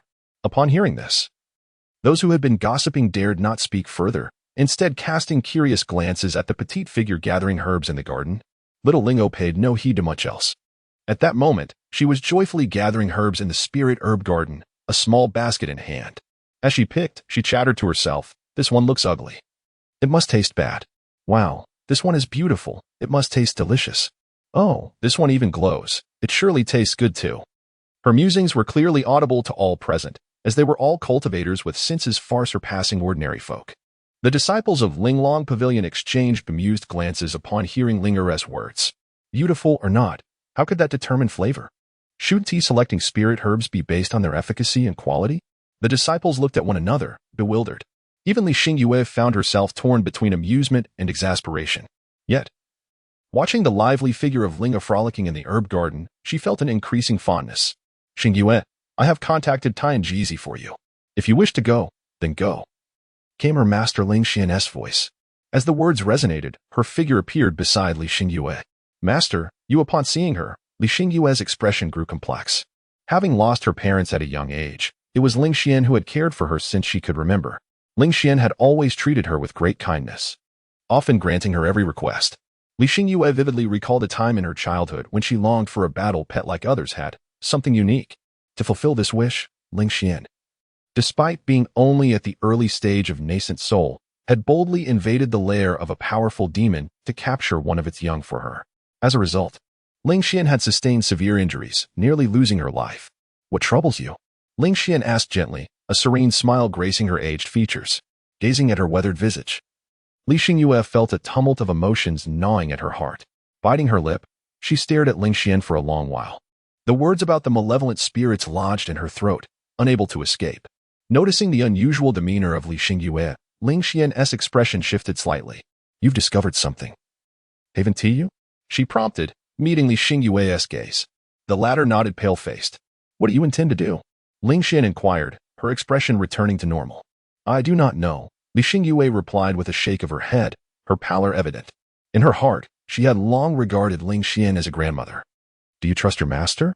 Ling Xian did not press for an answer but instead gazed thoughtfully at the sky, speaking softly. Li Xingyue undoubtedly trusted her master. Yet the affiliation with the malevolent spirits troubled her. "Master, could you explain why?" Li Xingyue asked, her confusion evident. She simply could not comprehend why Ling Xian would collaborate with the malevolent spirits, as it equated to betraying her own kin. "Very well, seek out Tianjizi first. When you return from Tianji Palace, I shall reveal the answer you seek," Ling Xian said, her gaze softening as it fell upon Li Xingyue. Meeting her eyes, Li Xingyue felt a wave of emotion wash over her. Memories of her childhood mistakes flooded back. Each time she faltered, Ling Xian would regard her with that same compassionate gaze, reassuring her, "It's all right. I am here. All right." After a brief moment of contemplation, Li Xingyue nodded in affirmation. "Go now," Ling Xian said, patting her shoulder before turning to leave. Watching her master's hunched back grow distant, Li Xingyue felt as if her heart had been pricked by something, a sharp pain sinking deep within her. "Sister, what's wrong? Did I pick too many? I'll replant the vegetables. Please don't cry, okay?" At this moment, little Lingo bounced over with her basket, her innocent concern evident. Being so young, she neither understood the complexities of Li Xingyue's heart nor the sorrow she bore. To her, it seemed she had merely picked too many vegetables, causing her sister distress. "Linger, dear, this is something I must handle myself. It does not concern you." Li Xingyue forced a smile, gently patting her little head. "Is someone bullying you? Tell me, and I'll go deal with them. I am super strong and the best in the world." Little Linger tilted her head, her round face exuding a charming innocence as she engaged in conversation. In the midst of her words, she raised her little fist and shook it playfully. The melancholic Li Xingyue couldn't help but smile at her endearing demeanor. All right. You are indeed the most formidable in the world. No one dares to bully your sister. You were looking for your mother, weren't you? Come, let me take you to find a wise person who can help us discover where your mother is, shall we?" She gently lifted little Linger into her arms, speaking softly. Yes, let us go find mother." Little Linger nodded earnestly, her joy manifesting in animated gestures. Observing her innocent demeanor, Li Xingyue couldn't help but smile. At Linglong Pavilion, atop a mountain peak, two figures stood, gazing into the distance at the departing silhouettes of a large and a small figure. "Have you made your decision?" The master of Linglong Pavilion sighed deeply, her expression laden with complexity as she addressed the elder beside her. Do I have any other choice? Elder G replied with a hint of resignation, yet a glimmer of pride shone through as she noted the girl's determination and her breakthrough to the divine transformation realm. With a bittersweet smile, she watched Li Xingyue's retreating figure, her face brimming with affection. Master, in this lifetime, I have wronged Linglong Pavilion. I beg for your forgiveness for my selfishness, Ling Xian said, her face filled with remorse as she turned to the master. It is of no consequence. Had it not been for that girl as parents, there would be no Linglong Pavilion today. I can only lament my inadequacy in protecting you both from adversity. The master responded with a heavy sigh, her tone tinged with helplessness. Without waiting for a reply from Ling Xian, she continued, I shall refrain from further sentimentalities. If you wish to act, then do so without hesitation. However, regarding that girl, Ling Xian smiled softly. I have already conferred with Tian Jizi. He will assist me in intercepting her. The master nodded. Very well, but I still hope you can emerge unscathed. With that, her figure vanished from the mountaintop, leaving Ling Xian standing alone, the gentle breeze caressing her as she gazed in the direction of Li Xingyue, a smile gracing her lips. Young master. The old servant must take their leave. I hope you can forgive my selfishness, she murmured softly, only for her ears to hear. At Tianji Palace, Li Xingyue bowed respectfully to the elderly man clad in white, adorned with runes. The elder, appearing to be in his 60s, was tall and thin, his gaunt cheeks lending him an austere demeanor. You are now a divine transformation cultivator. According to the conventions of our realm, we are of the same generation. And there is no need for such formality, Tian Jizi remarked as he brewed tea. His gaze then fell upon the curious little Linger. And who might this little one be? Hee, hello, Grandpa. I am super invincible, the first and most powerful in the world. You can call me First Powerful. Upon hearing this, the young girl, with an innocent smile, replied to the celestial mechanism. The celestial mechanism, taken aback, trembled slightly while preparing tea. Incredibly powerful, the most formidable in the world? He mused, charmed by the adorable little one. After a brief moment of astonishment, he suddenly smiled and said, Dear grandfather, my sister mentioned that you could assist me in finding my mother. Could you lend me your help? I can offer you a reward. Little Linger chuckled mischievously, her round, sparkling eyes gleaming as she inquired, Oh, what reward can you offer me? Observing her playful demeanor, Tian Jizi couldn't help but be amused, responding with a smile. I can offer you delectable, sweet fruits, along with refreshing, sugary water. Moreover, there are also delicious vegetables to savor. Little Linger immediately responded with a laugh. Upon hearing her, Tian Jizi couldn't help but chuckle. His reputation in the cultivation world was indeed quite illustrious. Even the lofty harmonization realm experts would occasionally seek his assistance. The remuneration offered by such formidable beings was undoubtedly substantial. However, this was the first time he encountered someone like Little Linger, who offered fruits, water, and vegetables as payment. Yet, gazing at her adorable and innocent demeanor, Tian Jizi chose not to refuse. He simply smiled gently and said, Very well, I shall assist you. You need not offer so much. A little sweet water to brew tea will suffice. How does that sound? After all, I have little else to do. And helping this charming little girl is no trouble at all. As for accepting offerings, it was a customary practice of his. For, when one divines for another, be it for people, matters, or possessions, one inevitably becomes entangled in their karmic threads. However, accepting something in return transforms the interaction into a transaction, thereby preventing any karmic entanglement. Little Ling Er nodded emphatically. All right, thank you, Grandpa, she said with a cheerful demeanor, promptly retrieving her small gourd. Observing the little gourd in her hands, Tian Jizi's brow furrowed in apprehension. He sensed an ominous danger emanating from it, a peril to life itself. Grandpa, shall I pour the water into this small vessel? Xiaoling'o spoke, directing her gaze towards the teapot before Tian Jizi. Yes, just pour it in, she said. Tian Jizi came to his senses and nodded with a smile, though a sense of perplexity lingered in his heart, wondering whether that fleeting moment had been mere illusion or something more. Xiaoling'o paid no heed to the multitude of concerns. Ling'o, just a little will suffice. Li Xingyue interjected from the side. While Tian Jizi remained oblivious to the contents of the gourd, she was acutely aware of the implications. However, this was a transaction between Xiaoling'o and Tian Jizi, and she had no authority to intervene. All she could do was remind Xiaoling'o to exercise moderation. Little Linger nodded, then proceeded to pour water from the gourd into the teapot. Upon witnessing the water cascading from the gourd, Tian Jizi's eyes widened in astonishment, as if he had encountered a ghost. What on earth is this? Chapter 9. This little old man is truly brave. The primordial heavenly water. Is it truly the legendary primordial heavenly water documented in ancient texts? Tianjizi gazed at the primordial heavenly water flowing from the small gourd, completely taken aback. Sweet water? You dare to refer to this substance as sweet water? Goodness, it's filled to the brim. A cheerful giggle erupted from Xiaolinger. Tianjizi, coming back to his senses, gazed at the teapot brimming with the primordial essence of heaven and earth, feeling an overwhelming urge to slap himself.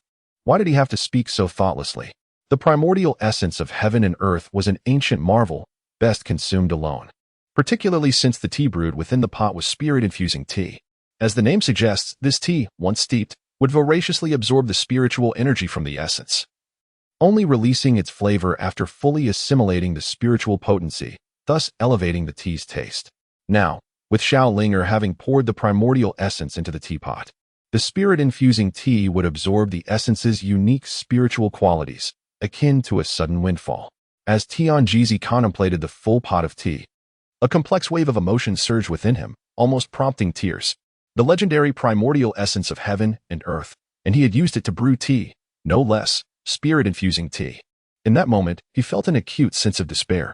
Although the primordial essence could only be consumed once in a lifetime by any individual, the substantial amount in the pot was sufficient for 3 people. If bestowed upon his descendants, it could potentially yield 3 spiritual bodies. A spiritual body, given the right resources, would inevitably reach the nascent soul stage without fail. In other words, he had unwittingly traded the potential of 3 nascent soul descendants for a mere pot of tea. The more he pondered, the deeper his melancholy grew. Old man, what troubles you? Xiaolingo inquired, tilting her head as she noticed his shifting expressions. Nothing at all. Tianjizi waved his hand dismissively, though he felt anguish in his heart, his liver, his kidneys, his entire being was in torment. The primordial essence of heaven and earth, a treasure so rare and coveted, had been squandered. He looked at Xiaolinger, his mouth slightly agape, wanting to express something, but ultimately, it transformed into a helpless, bitter smile. Had he known that the sweet liquid she spoke of was the primordial essence, he would have never allowed her to pour it into the teapot. Did you already know, my dear girl? Tianjizi sighed helplessly, his gaze landing on the amused Li Xingyue. Elder, this is a transaction between you and Linger. How could I interfere? Li Xingyue replied with a smile. Alas, it is fate. What's done is done, and Tianjizi could only resign himself to misfortune. After all, who would have imagined that a mere 4 or 5-year-old child would possess such a treasure? Little one, may I have a strand of your hair? I shall assist you in locating your mother, Tianjizi said, looking at Xiaolinger. All right. Grandpa, can you really help me find my mother? Xiaolinger nodded with delight and promptly plucked a strand of hair from her head to present it. Fear not, there is no one whom this old man cannot fathom, Tianjizi declared with utmost confidence. To predict the fate of a single individual is but a trivial endeavor. In his eyes, Xiaolingo was merely an ordinary person devoid of any cultivation. Thus, her mother must also be an unremarkable individual. To discern the destiny of an ordinary person is a task easily accomplished. Very well. Upon hearing this, Xiaolingo immediately erupted into a lively cheer. However, neither the celestial mechanic nor Li Xingyue, nor even Xiaolinger herself, were aware of the exceedingly intricate expression that adorned the face of the great Ding spirit. How dare this old man? It muttered to itself. It must be noted that Xiaolingo currently possessed the true realm of a celestial king, while the formidable entity behind her was nothing less than a celestial emperor. Yet, despite this, that being had not taken the initiative to seek out Xiaolinger's mother, choosing instead to endure the trials of the true God tribulation and consolidate their divine essence before embarking on such a search. This choice undoubtedly indicated that Xiaolinger's mother was no ordinary figure. Presently, this old man, merely at the transformation realm, dared to attempt to deduce the whereabouts of Xiaolinger's mother through the art of divination. The great Ding spirit mused, how bold, truly bold. Nevertheless, it refrained from communicating with Li Xingyue and silently prepared to observe the unfolding drama. This old man, so blissfully unaware of the gravity of the situation, intrigued it. It was eager to witness how matters would ultimately resolve. What a naive and carefree girl she is. Watching the jubilant Xiaolinger, a smile involuntarily graced the face of the celestial mechanic. Subsequently, he produced an ancient-looking compass and placed it upon the table. Afterward, he placed a strand of Xiaolinger's hair atop it. With everything prepared, the celestial mechanic closed his eyes, fingers weaving intricate gestures, as he chanted softly. Heaven is clear, The earth is bright, all things seek their traces. With the essence of yin and yang, I seek the source of shadows. Upon finishing his incantation, he forced a drop of his own blood onto the compass. In an instant, the needle within the compass began to spin rapidly. Little Lingo squatted beside, her hands propping up her chin as she curiously gazed at the compass. Suddenly, Tianjizi's expression changed drastically. A terrifying force of loss surged from his hands, and he forcefully slapped the compass. With a resounding bang, the ancient compass shattered into several fragments. At the same moment, Tianjizi spat out a mouthful of blood, his demeanor becoming feeble and his complexion as pale as death, devoid of any trace of vitality. His eyes were filled with profound fear. "Senior, what happened to you?" The abrupt transformation left Li Xingyue somewhat bewildered. Tianjizi did not respond. His gaze fixated on little Lingo instead. "Grandpa, what's wrong?" she asked, tilting her head to meet his stare. "What's the matter?" Upon hearing her words, Tianjizi's face twitched uncontrollably. Just moments ago, while he was employing the seeker technique of the Tianji lineage, he suddenly sensed an overwhelming sense of danger, a threat to his very life. Consequently, disregarding the backlash, he forcefully interrupted the divination and shattered his ancient compass without hesitation. Otherwise, he was certain that he would meet his demise, his soul scattering into oblivion. Looking at the innocent and naive little Lingo, Tianjizi took a deep breath and said, "Little one, I am sorry. I can no longer assist you in finding your mother." Upon hearing this, little Lingo became anxious. "Why, Grandpa? Did you not just say you would definitely help me find my mother? Moreover, you have already accepted my payment." After listening, Tianjizi's face twitched again. Reflecting on his previous words, he felt an overwhelming urge to slap himself. What a show-off. "Senior, it's merely a matter of locating a position. It should not be too difficult, right?" Li Xingyue asked, somewhat puzzled. For an ordinary person, it would be no issue at all. However, the predicament lay in the fact that this little girl's mother was no ordinary individual. Had I not forcibly interrupted the divination method just now, today would have marked my death anniversary. Tianjizi forced a bitter smile. "What?" Li Xingyue exclaimed, her face a mask of disbelief. "Senior, it cannot be that serious. It is merely a matter of locating a position. How could it?" In her view, calculating a person's whereabouts should not pose a significant threat to life. Calculating a person's position is not typically a grave matter. Yet, this little girl's mother was extraordinarily formidable. Attempting to ascertain her location was akin to unraveling events that might unfold over the next millennium. Tianjizi sighed, and before Li Xingyue could respond, he continued. "You do not grasp the implications of this. Allow me to elucidate. A few years ago, a person from the sacred land sought my assistance in calculating an individual's location. The person in question was a half-step emperor-level powerhouse. On that occasion, I not only pinpointed the half-step emperor's location but also discerned what he was doing and where he would appear in the future. However, simply calculating the position of this little girl's mother evoked an inescapable sense of doom within me. Do you comprehend the significance of this?" After hearing this, Li Xingyue's eyes widened in astonishment. "Linger's mother is truly an emperor-level powerhouse?" She replied. Yet, upon reflection, it made sense to her. Little Linger had escaped from the imperial garden. Her father must surely be an emperor-level powerhouse. Thus, her mother could not be ordinary either. Emperor-level? Huh, my dear. Your thoughts are overly simplistic. Even calculating the position of an emperor-level being would not instill such a sense of imminent peril within me. At most, it would invoke a slight sense of crisis. Tianjizi chuckled softly.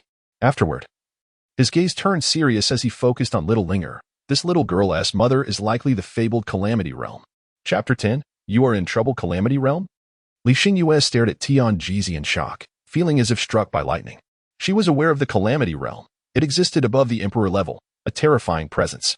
In the entire cultivation world, the sacred land suppressed all major powers of the 7th rank. The Imperial Garden governed the sacred land. The dwelling place of Calamity Realm powerhouses is referred to as the Celestial Abode, as Calamity Realm beings are also known as pseudo-immortals in the cultivation world. Once they overcome the 9 transitions to ascend to immortality, they can achieve an immortal body and ascend to the higher realms. Li Xingyue understood that little Linger's origins were incredibly formidable. However, she had not anticipated them to be this terrifying. Not only was there an Imperial Garden behind her, but there was also a connection to the Celestial Abode. Xingyue, this little girl. Tianjizi gazed at little Linger with a serious expression. He had never imagined that he would one day encounter the offspring of a Calamity Realm powerhouse. Senior, she is someone I met while competing for the small enlightenment fruit. If it were not for Lingo, I would have perished in the transformation thunder tribulation long ago. Therefore, I promised her I would help her find her mother. And she has been following me since, Li Xingyue replied with a bitter smile. She had never expected such a turn of events. Xiao Lingo is in search of her mother, who turns out to be a formidable being of transcendent prowess. Sister, Grandpa, what are you discussing? Xiao Lingo tilted her little head, gazing at the two individuals. She was unaware of the concepts of imperial gardens, celestial abodes, or tribulation realms. It seems that the senior Linger would be unable to assist you in locating your mother. Li Xingyue sighed in resignation, gently patting her small head. What shall we do then? Sister, I miss mother so much. Upon hearing this, Xiao Lingo immediately spoke with tears welling in her eyes. Her pitiful appearance caused a slight pang of sorrow in Li Xingyue's heart. Do not worry, Linger, your sister is here. I will surely help you find your mother, all right? As she spoke, she embraced Xiao Linger tenderly. Is that true? Little Linger gazed at her with round, sparkling eyes. Meeting her gaze, Li Xingyue nodded resolutely. Alas, dear Xingyue, why must you be so determined? This child hails from a terrifying background, and with your cultivation at the divine transformation stage, how can you possibly assist her? Not even those from the Imperial Gardens could assure her a reunion with her mother. After listening, Tianjizi sighed deeply. That is a being of the tribulation realm. Such entities are not easily found. Senior, this is my promise to little Linger. I am determined to help her, even unto the end of my days. Li Xingyue, cradling little Linger, spoke with unwavering conviction. Of course, her intentions were not driven by any desire for what Lingo possessed. It was simply that she saw her former self reflected in this child. Sister, thank you. Upon hearing this, Xiao Lingo embraced Li Xingyue's neck and planted a tender kiss on her cheek. You're such a good girl, Linger. This is what sisters ought to do, Li Xingyue remarked, affectionately rubbing her small, round face, utterly delighted. However, let us momentarily set aside the affairs of this little girl and discuss your matters. My friend Ling Xian mentioned that you wish to find your parents? Tianjizi ceased his persuasion and shifted the topic. I kindly request your assistance, senior. Li Xingyue replied promptly. It's a trivial matter. Unfortunately, I cannot assist at this moment. I had to abruptly sever the previous divination, which resulted in a backlash against me. I will need a few days to recuperate before I can assist you further. Would it be agreeable for you to rest at the Tianji Palace for a few days? Tianjizi waved his hand, speaking somewhat dejectedly. Naturally, Li Xingyue consented to this arrangement. The Liuhua Tower was designated as their residence by Tianjizi. Linger, once I have attended to the current matters, shall we go find your mother? Since we cannot uncover any leads here, we might as well explore the Xuanwu sacred land. Li Xingyue comforted the slightly downcast Xiao Linger.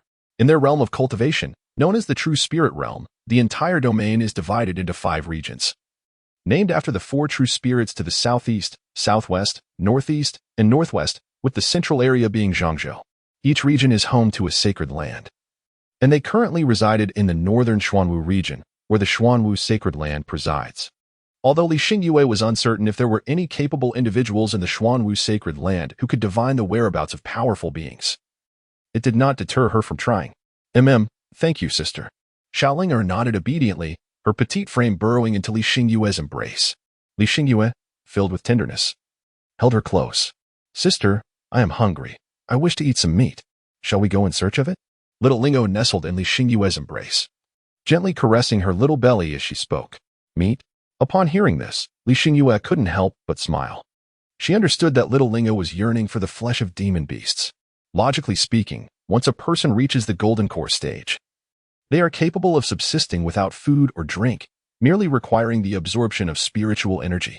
In her perspective, Xiao Lingo is at the fusion realm and should, in theory, not require sustenance. Yet, paradoxically, Xiao Lingo possesses an insatiable fondness for the flesh of demon beasts. Throughout their journey from Linglong Pavilion to Tiangong Palace, she insists on partaking in 3 meals a day. Although the reason for her craving remains a mystery, Li Xingyue cannot refuse her demands. After all, the meat of demon beasts is rich in spiritual energy, and the vegetables, water, and fruits Xiao Lingo consumes alongside the meat are anything but ordinary. Thus, she too can benefit from this indulgence. I am aware that within the jurisdiction of Tiangong Palace, there exists a demon beast known as the Xinling Beast. Its flesh is exquisitely delicious. Allow me to take you to savor it, Li Xingyue gently remarked while patting her little head. All right. Upon hearing of the delectable treat, Xiao Lingo could hardly contain her excitement, drooling at the thought. The Xianling Mountains are indeed the domain of the elusive Xianling beast. While this creature is notoriously difficult to capture, Li Xingyue, now a deity transformation cultivator, finds it a mere trifle to ensnare the Xianling beast. Meat. Xiaoling'o gazed longingly at the two held in Li Xingyue's hands, resembling pigs yet entirely white, her mouth watering in anticipation. One for stewing, and one for roasting. Li Xingyue remarked. Xiaoling'o nodded emphatically and promptly retrieved the grand cauldron, even though she had already ascended to the transformation realm. Li Xingyue's heart raced at the sight of the cauldron. She was acutely aware that this cauldron was at least an imperial artifact, having encountered the spirit of the cauldron. Li Xingyue immediately conveyed her thoughts through divine consciousness. The cauldron spirit responded nonchalantly. Were it not for the personal connection between Li Xingyue and Xiaoling'o, it would hardly deign to acknowledge someone of mere transformation realm. Not to mention, even a true immortal would not merit its attention. Senior, are you unaware of any information regarding Xiaoling'o's mother? Li Xingyue inquired with curiosity. In her eyes, the cauldron was an imperial artifact. While it might not entirely equate to the realm of an emperor, it could certainly contend with the saint realm. Moreover, imperial artifacts are not easily eroded by time. They possess an extraordinarily lengthy existence. The cauldron ought to possess knowledge about Xiaoling'o's mother. I am also in the dark, the cauldron spirit replied candidly. Although I lack information on the matron, I am aware that you are entangled in a predicament. Before Li Xingyue could respond, the cauldron spirit chuckled mischievously. Hearing this, Li Xingyue, who was assisting Xiaoling'o with the Xianling beast, slightly furrowed her brow. Entangled in a predicament? What predicament? It soon dawned on her that it must pertain to her quest to locate Xiaoling'o's mother. After all, as someone at the transformation realm, seeking out a formidable figure from the tribulation realm was indeed a daunting endeavor. Senior, this is my promise to Ling'er. I will certainly aid her. Li Xingyue replied with unwavering conviction. What I refer to is not Ling'er's affair, but rather one concerning yourself, the cauldron spirit retorted with a chuckle. Concerning myself? Li Xingyue's brow furrowed slightly. Indeed, I recently overheard conversations among those ants in the mountain range. Ling Xian of the Linglong Pavilion betrayed the pavilion and launched a surprise attack on the Supreme Elder guarding the seal. Furthermore, she breached that wretched seal and unleashed the evil spirit clan. The cauldron spirit stated matter-of-factly. What? This revelation struck Li Xingyue like a thunderclap. Her master had actually broken the seal and released the evil spirit clan. Senior, is this true? Li Xingyue finally regained her composure, questioning in disbelief. Whether it is true or not, you have known the answer for some time, have you not?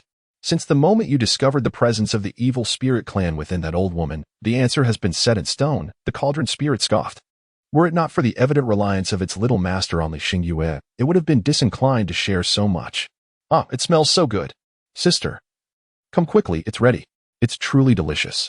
Xiaoling'o remained oblivious to Li Xingyue's predicament, engrossed in her task of stewing meat. Ling'er, you should eat first. I have matters to attend to, Li Xingyue said, her voice gentle yet firm. Wait here for me. And I shall come to find you once I have resolved my affairs, all right? She forced a smile, affectionately patting Xiaoling'o's head. This matter was unrelated to Xiaoling'o, and she wished to shield her from becoming entangled in it. Ah, sister, please don't leave Ling'o behind, Xiaoling'o pleaded, her voice tinged with sorrow. I do not wish to be alone. Upon hearing this, Xiaoling'o believed that Li Xingyue no longer wanted her, and immediately, with tears welling in her eyes, she spoke up. Ling'er, dear, this is a matter of personal concern for your sister. I cannot allow you to be entangled in it, Li Xingyue said, holding her tightly. Her heart aching. She understood how formidable Xiaoling'o truly was. However, the ramifications of this situation were far too great and would undoubtedly alert the Holy Land. Human emotions are intricate. Should the inhabitants of the Holy Land become aware of Xiaoling'o's background, they might recklessly target her without consideration for the consequences. Thus, she was determined to keep Xiaoling'o out of this. As someone who had navigated the cultivation world for centuries, Li Xingyue was acutely aware of the darkness and terror that lurked in the hearts of cultivators. Once they encountered a coveted spiritual item, they would pursue it without regard for the aftermath.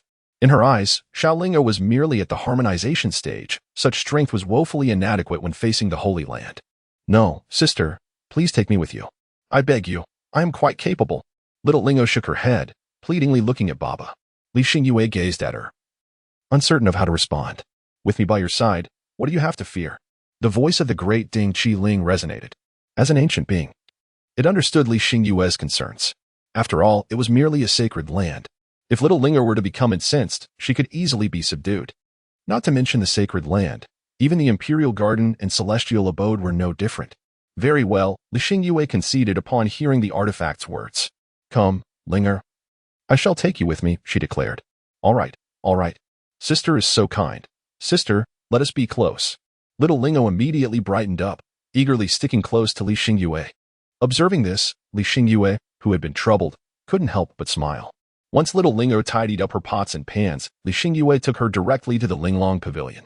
However, midway, they were forced to halt as someone obstructed their path. The blocker was none other than the esteemed Tian Jizi. Senior, what is your intention? Li Xingyue inquired. Her brows slightly furrowed. Xingyue, the situation at the Linglong Pavilion has transformed into a vortex. You cannot proceed, Tian Jizi stated, standing firmly in the void. His voice calm yet undeniably authoritative. I must go. This concerns my master. Li Xingyue replied with unwavering resolve. Child, your master has decreed that you should not go. Before you arrived at my Tianji Palace from Linglong Pavilion, Ling Xian had already tasked me with stopping you, Tian Jizi explained slowly. Upon hearing this, Li Xingyue's brows knitted together. Do you not wish to know the truth about your parents? At this juncture, you are indeed entitled to the knowledge of their matters.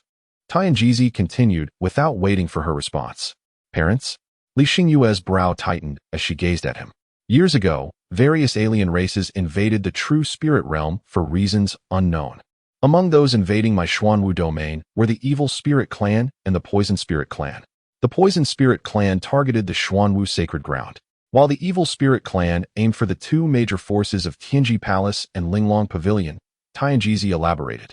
He continued, at that time, the Evil Spirit Clan was extraordinarily powerful, led by two formidable beings of the Great Ascension realm. In contrast, the strongest individuals in Linglong Pavilion and Tianji Palace were merely four half-step Great Ascension cultivators. Faced with the might of the Evil Spirit Clan, it was expected that Linglong Pavilion and Tianji Palace would be utterly annihilated. However, your parents appeared. At this point, Tian Jizi's gaze shifted to the heavens. Your parents hailed from the Xuanwu sacred ground and were known as the Qinglian Companions. They were cultivators of the late Great Ascension realm, and upon their arrival, the Evil Spirit Clan was forced to retreat. The seal of Linglong Pavilion was also established by your parents. Furthermore, your master Ling Xian and the elder who empowered your master were, in fact, attendants brought by your parents. Li Xingyue listened, utterly stunned. She had never imagined her parents had such a grand origin, nor could she have foreseen that her master was an attendant of her parents. Senior, are you aware of my master's collaboration with the Evil Spirit Clan? Li Xingyue inquired solemnly. Indeed, not only am I aware, but all the high-ranking officials of Linglong Pavilion are as well. Tian Jizi nodded gently in response to her gaze. What? Li Xingyue was taken aback. Why? Senior, you should understand that what my master is doing is not the right choice, she questioned. Sigh, it is all because of you, Tian Jizi sighed. His words struck Li Xingyue like a thunderbolt. Because of me. After vanquishing the Evil Spirit Clan, your parents returned to the Xuanwu sacred ground to report. However, 700 years ago, they returned once more. Upon entrusting you to Linglong Pavilion, they fled, Tian Jizi continued. Fled? Li Xingyue asked, bewildered. What does fleeing mean? Indeed, they fled. For the people of the Xuanwu sacred ground were hunting your parents. No sooner had they departed than the Xuanwu sacred ground came seeking them. Your parents had saved Linglong Pavilion and Tianji Palace, thus we concealed the truth about you. However, we remain unaware of why the Xuanwu sacred ground pursued your parents. Tian Jizi explained. I see, Li Xingyue murmured to herself. Then what of my master's collaboration with the Evil Spirit Clan? Sigh, it was due to the exposure of your existence. After hundreds of years, the Xuanwu sacred ground's intent to kill your family has not diminished. It was only when your master approached us that we learned of the events that transpired. Tian Jizi sighed again. After your parents dealt with the Evil Spirit Clan, they returned to the sacred ground to confront the Poison Spirit Clan. They were incredibly powerful and formidable. Together, they were nearly equal to those of the Saint Realm.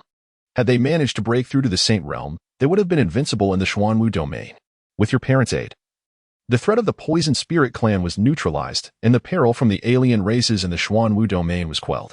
However, Tian Jizi paused, letting out a deep sigh.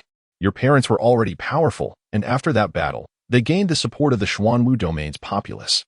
How could the Xuanwu Sacred Lord allow the existence of individuals who threatened his position? He fabricated reasons and framed your parents for colluding with the alien races, thus issuing a kill order against them.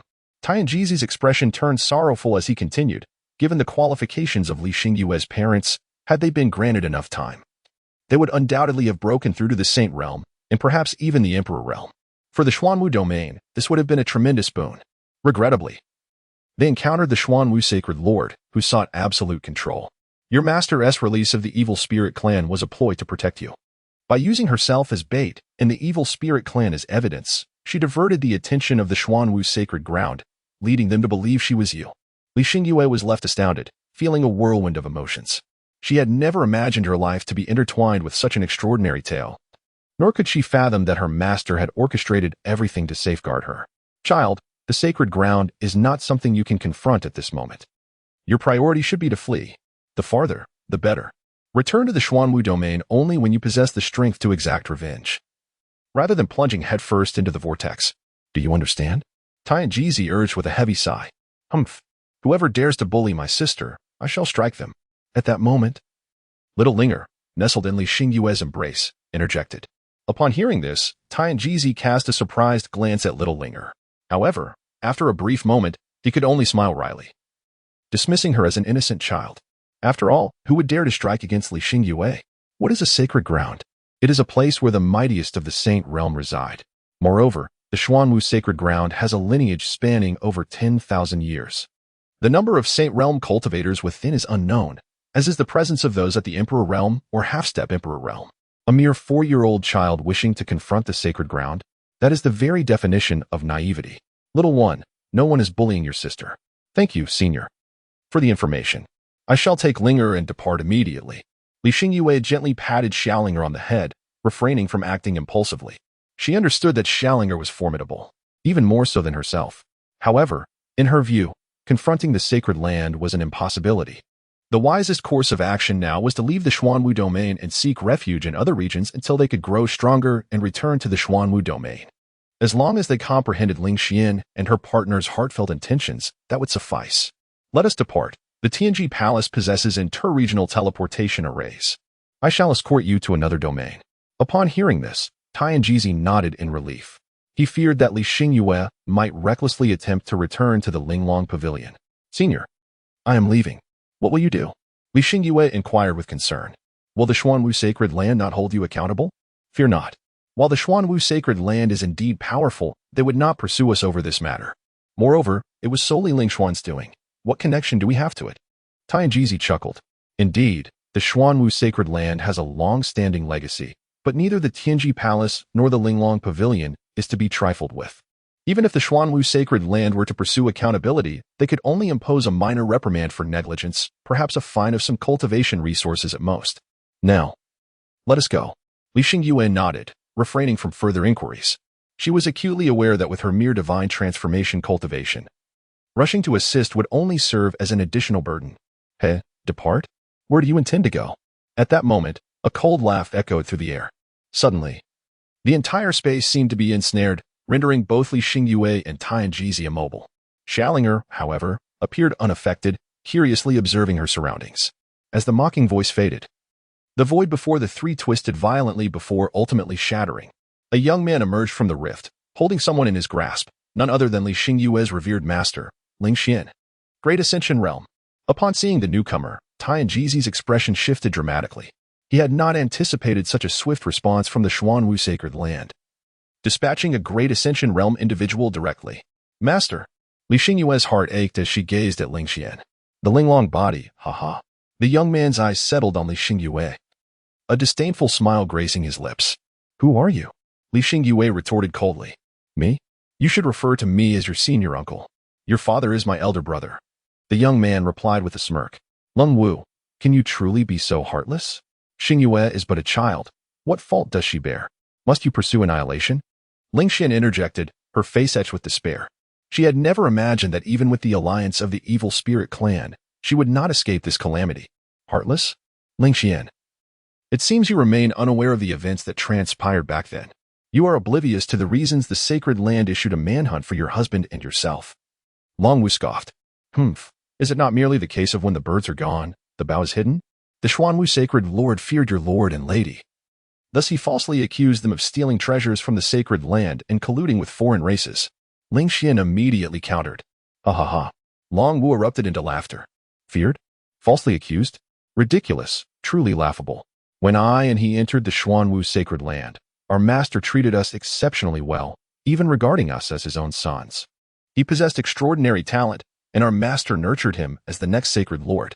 Do you truly believe our master would betray him? Long Wu exclaimed passionately. After this, he turned his gaze to Li Xingyue. Do you know where your Linglong body originates from? The Linglong body? Li Xingyue furrowed her brow, perplexed. Back then, you were merely a mortal body, with exceptionally poor cultivation aptitude. I once advised my elder brother that one's talent is preordained by heaven, allowing them to grow without worry. Yet, he refused to accept fate. He was unwilling to let you live an ordinary life. Consequently, he made a deal with the Poison Spirit clan. He aided the Poison Spirit clan in restoring the Xuanwu domain, and in return, they provided him with a method to exchange bodies. This method entails slaying other spirit body holders, stripping them of their bloodlines, and merging them into your own, to create your Linglong body. Do you have any idea how many spirit bodies your parents murdered? 10. A full 10 spirit bodies. Long Wu continued, his gaze fixed on Li Xingyue. Upon hearing this, Li Xingyue's complexion turned ashen. Impossible. My lord is not that kind of person. Ling Xian immediately refuted. Impossible? Ling Xian, you were present when this girl was born. She entered the world without any manifestation of a spirit body. The Linglong spirit body is among the top 10 among spirit bodies. How could such a spirit body be born without any manifestation? Yet this girl exhibited no signs, only later acquiring the Linglong body. This is irrefutable evidence. Lung Wu exclaimed, his tone condescending. Upon hearing this, Ling Xuan's expression shifted slightly. You claim I am heartless? The truly heartless are they? Do you know that among the 10 spirit bodies, 3 originated from the demon suppression team? They guarded the demon abyss against the onslaught of the demon race. Yet the sacred land could not even protect their children. Ling Xian, tell me, who is truly heartless? Long Wu continued, his final words nearly a roar. No, it cannot be, it is impossible. My lord and the others are definitely not such people. Ling Xian could not accept this reality. Child, will you come with me willingly, or must I take action myself? The members of the demon suppression team require an explanation, and the Xuanwu sacred land must provide them with one. Long Wu ignored her, merely addressing Li Xingyue in a soft tone. Very well, I shall accompany you. The others are innocent. I hope you can spare them. Meeting his gaze, Li Xingyue's complexion was pale, her heart swelling with a profound sense of desolation. She never anticipated that the truth would unfold in such a manner. Tianjizi, is it? Return to your Tianji palace. Long Wu directed his gaze at Tianjizi. Alas, given the circumstances, Tianjizi could not ascertain right from wrong, only letting out a long sigh before turning to leave. As for this little girl, it appears she is quite close to you. Until I have verified your relationship, I must take her as well. Lung Wu's eyes settled on Xiaolinger as he spoke. Absolutely not. She is merely someone I encountered in the mountains. She has nothing to do with me. Li Xingyue resolutely rejected him. She was uncertain about the situation but understood that entering the Xuanwu sacred land was akin to stepping into a prison. She could not allow Xiaolinger to accompany her. Humph. That is not for you to decide. Long Wu let out a cold snort, and as he spoke, he reached out his hand toward Xiaolinger. In an instant, terrifying laws emerged from the void, intertwining like tendrils to form a colossal hand that grasped towards Xiaolinger. The great cauldron spirit, witnessing this scene, twitched slightly at the corner of its mouth. One might wonder, if you wish to take Li Xingyue away, why resort to attacking your own little master? Young man, you are truly audacious, he murmured to himself. Chapter 13. Escape quickly, this little girl is a formidable being. Lingo, flee. Upon witnessing this, Li Xingyue urgently spoke to little Linger. The Xuanwu sacred land is a place fraught with peril. Once Xiaolinger is captured in the sacred land of Xuanwu, setting aside her own affairs, the treasures she possesses will undoubtedly provoke the envy of the inhabitants of the sacred land. At that time, even if Xiaolinger has no ties to them, the people of Xuanwu will certainly fabricate a connection. No, he is a villain, and I must confront him. Little Lingo pouted as she spoke. She was oblivious to the concepts of right and wrong. All she knew was that anyone daring to lay a hand on her sister was a villain and deserved to be punished. Senior, please, take her away quickly. Li Xingyue urged anxiously, directing her thoughts towards the great cauldron. The cauldron's spirit scoffed dismissively, completely ignoring her. To it. She was merely a minor insect at the Great Ascension stage. If it could capture little Linger, it would readily stew her. Senior, Li Xingyue called out urgently, glancing at the cauldron's palm. Unfortunately, the cauldron's spirit remained unresponsive. Instead, it was little Lingo who took action. As she faced the approaching hand, she retaliated with a punch. The naive, ignorant little girl.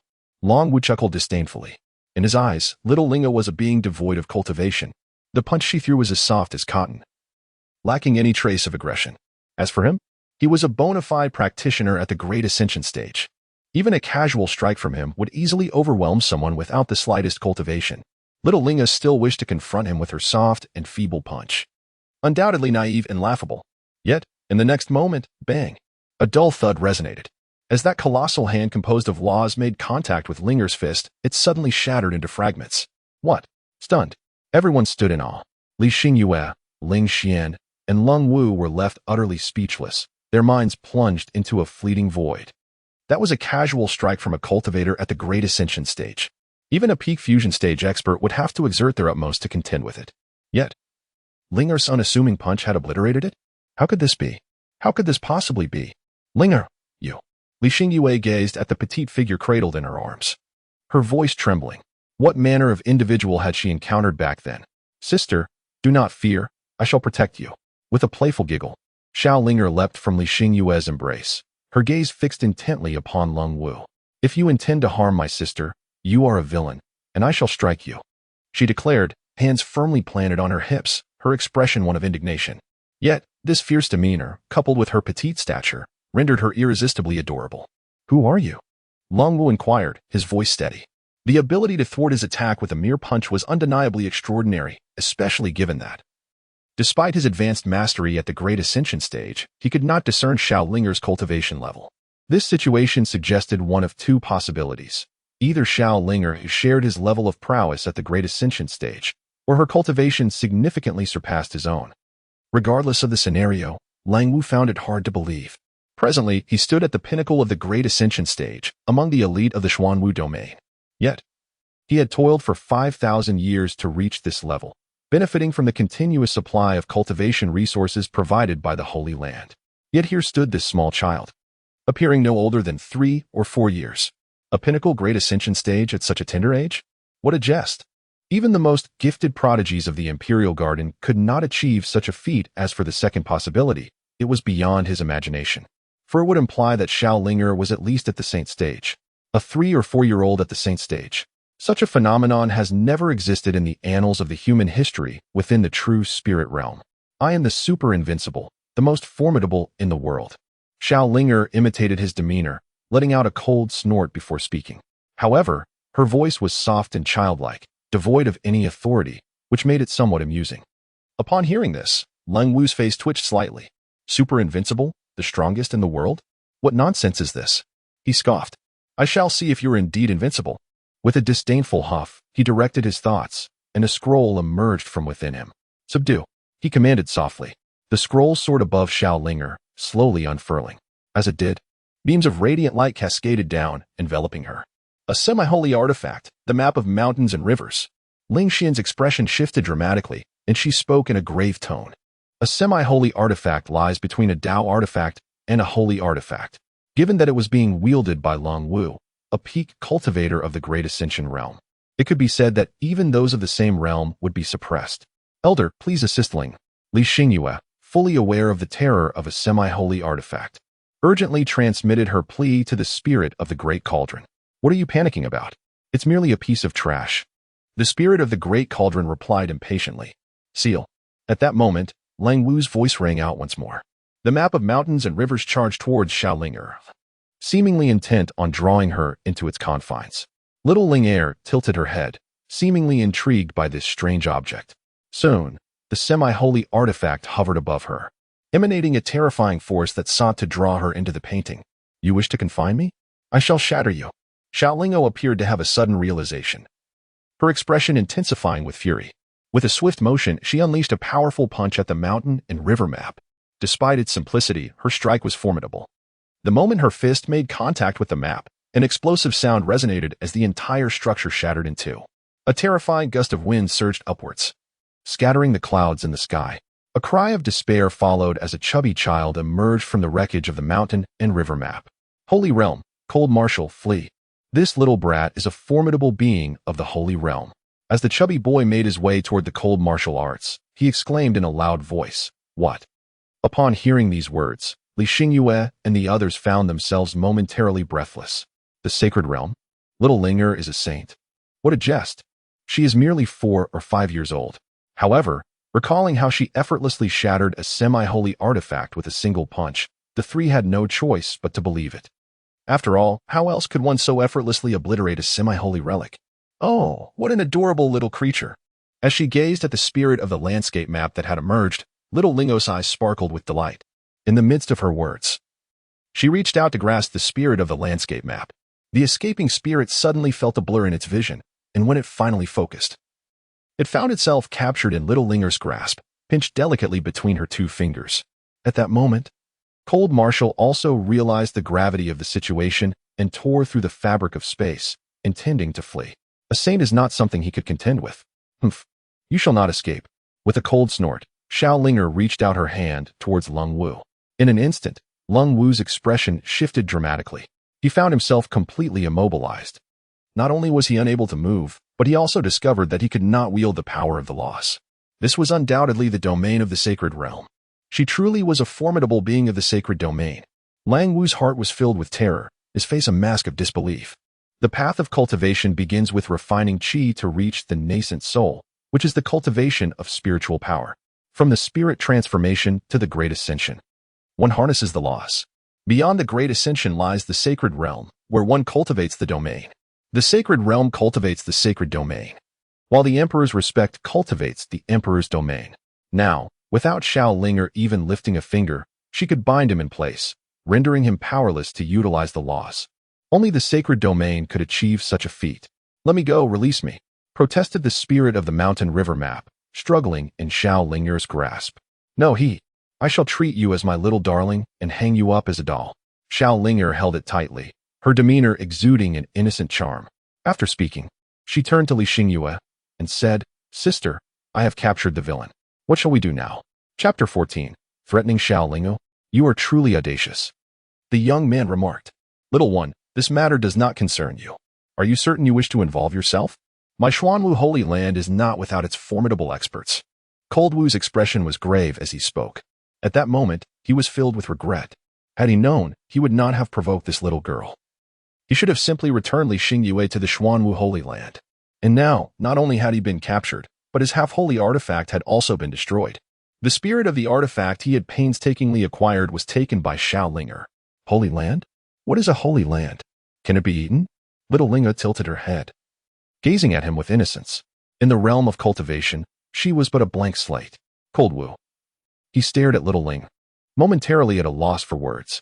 "You do not know what the sacred land is. How did you cultivate to the sacred realm?" "Linger, the sacred land is a powerful faction. Within it, there are beings as formidable as you." Li Xingyue hastily clarified. As formidable as me?" Upon hearing this, Xiao Linger could not help but scratch her head. Just then, the space trembled. Subsequently, a small gourd flew forth from the void. It was the very gourd Xiao Linger used to contain the primordial celestial water. "What is this?" Both Lung Wu and Ling Xian were momentarily taken aback by the sudden appearance of the small gourd, as they both sensed its extraordinary nature. Particularly Lung Wu, who could distinctly perceive a menacing aura emanating from the gourd, one that was rooted in the essence of life itself. "Sister, do not fear. The gourd proclaims that no one in the sacred land is mightier than I." After gazing at the small gourd for a while, Xiao Linger chuckled and spoke up. Upon hearing these words, Li Xingyue and the others were momentarily taken aback. "The sacred land is not as formidable as you? What could this mean?" "Linger, what exactly is your cultivation level?" Li Xingyue inquired, her voice steady. During their first encounter, she believed Xiao Lingo to possess the cultivation of the transformation realm. After the tribulation, she assumed it to be the integration realm. Now, following the incident involving Lung Wu, Li Xingyue had firmly placed Xiao Linger's cultivation at the sacred realm in her mind. Yet now, the gourd claimed that the sacred land was no match for Xiao Linger. Did this not imply that the sacred land posed no threat to her whatsoever? What, then, was Xiao Linger's true cultivation level? Could it be the Emperor realm? As Li Xingyue pondered this, a shiver ran down her spine. The Emperor realm, the true might of the true spirit world. As long as the tribulation realm did not emerge, the Emperor realm remained invincible. If Xiaolinger were at the level of the Emperor, what an extraordinary situation that would be. After all, she is merely 4 years old. Huh, what is cultivation, sister? Upon hearing this, Xiaolingo tilted her head and gazed at her. Li Xingyue was taken aback, her mind flooded with a myriad of questions. What does cultivation mean? Where does such terrifying power come from? Senior, what about Linger? Helpless, Li Xingyue could only communicate with the Great Cauldron telepathically. The level of the young master's cultivation is beyond your comprehension. You need only to know that she is extraordinarily powerful, beyond your wildest imagination. At the very least, the so-called sacred turtle realm poses no threat to the young master whatsoever. The Great Cauldron promptly replied, Xiaolingo possesses the cultivation of a celestial king, a realm that eludes the comprehension of the inhabitants of the true spirit realm. She finds no inclination to elucidate this to someone as trivial as Li Xingyue. Hiss. Upon hearing the words of the Great Cauldron's spirit, Li Xingyue could not suppress a gasp of astonishment. Could it be that Xiaolingo's cultivation has truly reached the level of the Emperor? She turned her gaze towards Xiaolinger, her eyes brimming with profound shock. A 4-year-old at the Emperor level. Where could she possibly hail from? Hee. The little gourd said, I need not fear your turtle sacred land. Nibble, nibble, why don't you bite me? Xiaolingo did not ponder deeply. She merely made a face at Long Wu. Lang Wu gazed at Xiaolinger, then shifted his attention to the suddenly appearing little gourd, his expression darkening ominously. Humph. I shall see if you can withstand the arrival of a formidable being from my holy land, he declared with a cold snort. Upon hearing this, the spirit of the Great Cauldron wore a perplexed expression. This young man truly possesses audacity, it mused. To speak such words in front of my elder brother, the gourd. How bold, it thought to itself. Lung Wu was oblivious to the gourd's true nature. However, the spirit was acutely aware that the gourd was not just an ordinary spiritual treasure like itself, but a divine artifact, a tool of the true gods. Moreover, the gourd was fiercely protective of Xiaolinger. Reflecting on its own experience, the spirit recalled how it had been captured by Lu Ming, merely to serve as an ingredient for Xiaolinger's culinary endeavors, an outcome it had vehemently opposed. Yet, in the end, it had nearly been vanquished by the gourd. Now, Lung Wu dared to threaten Xiaolinger in the presence of the gourd? The Great Cauldron could only express its astonishment at such bravery. It knew that even it, as a spiritual treasure, would never dream of threatening Xiaolinger. Indeed, as soon as Lung Wu's words fell from his lips, the small gourd began to tremble ominously. Subsequently, the lid of the gourd opened automatically, and a terrifying suction emanated from within. In an instant, Lung Wu was drawn inside the gourd. After consuming Lung Wu, the gourd buzzed twice and then vanished into the void, disappearing from sight in the blink of an eye. Linger, what is happening? Li Xingyue was already so frightened that she dared not even breathe. The mere pressure released by the gourd was exponentially more terrifying than that of the Great Ascension Realm S. Long Wu.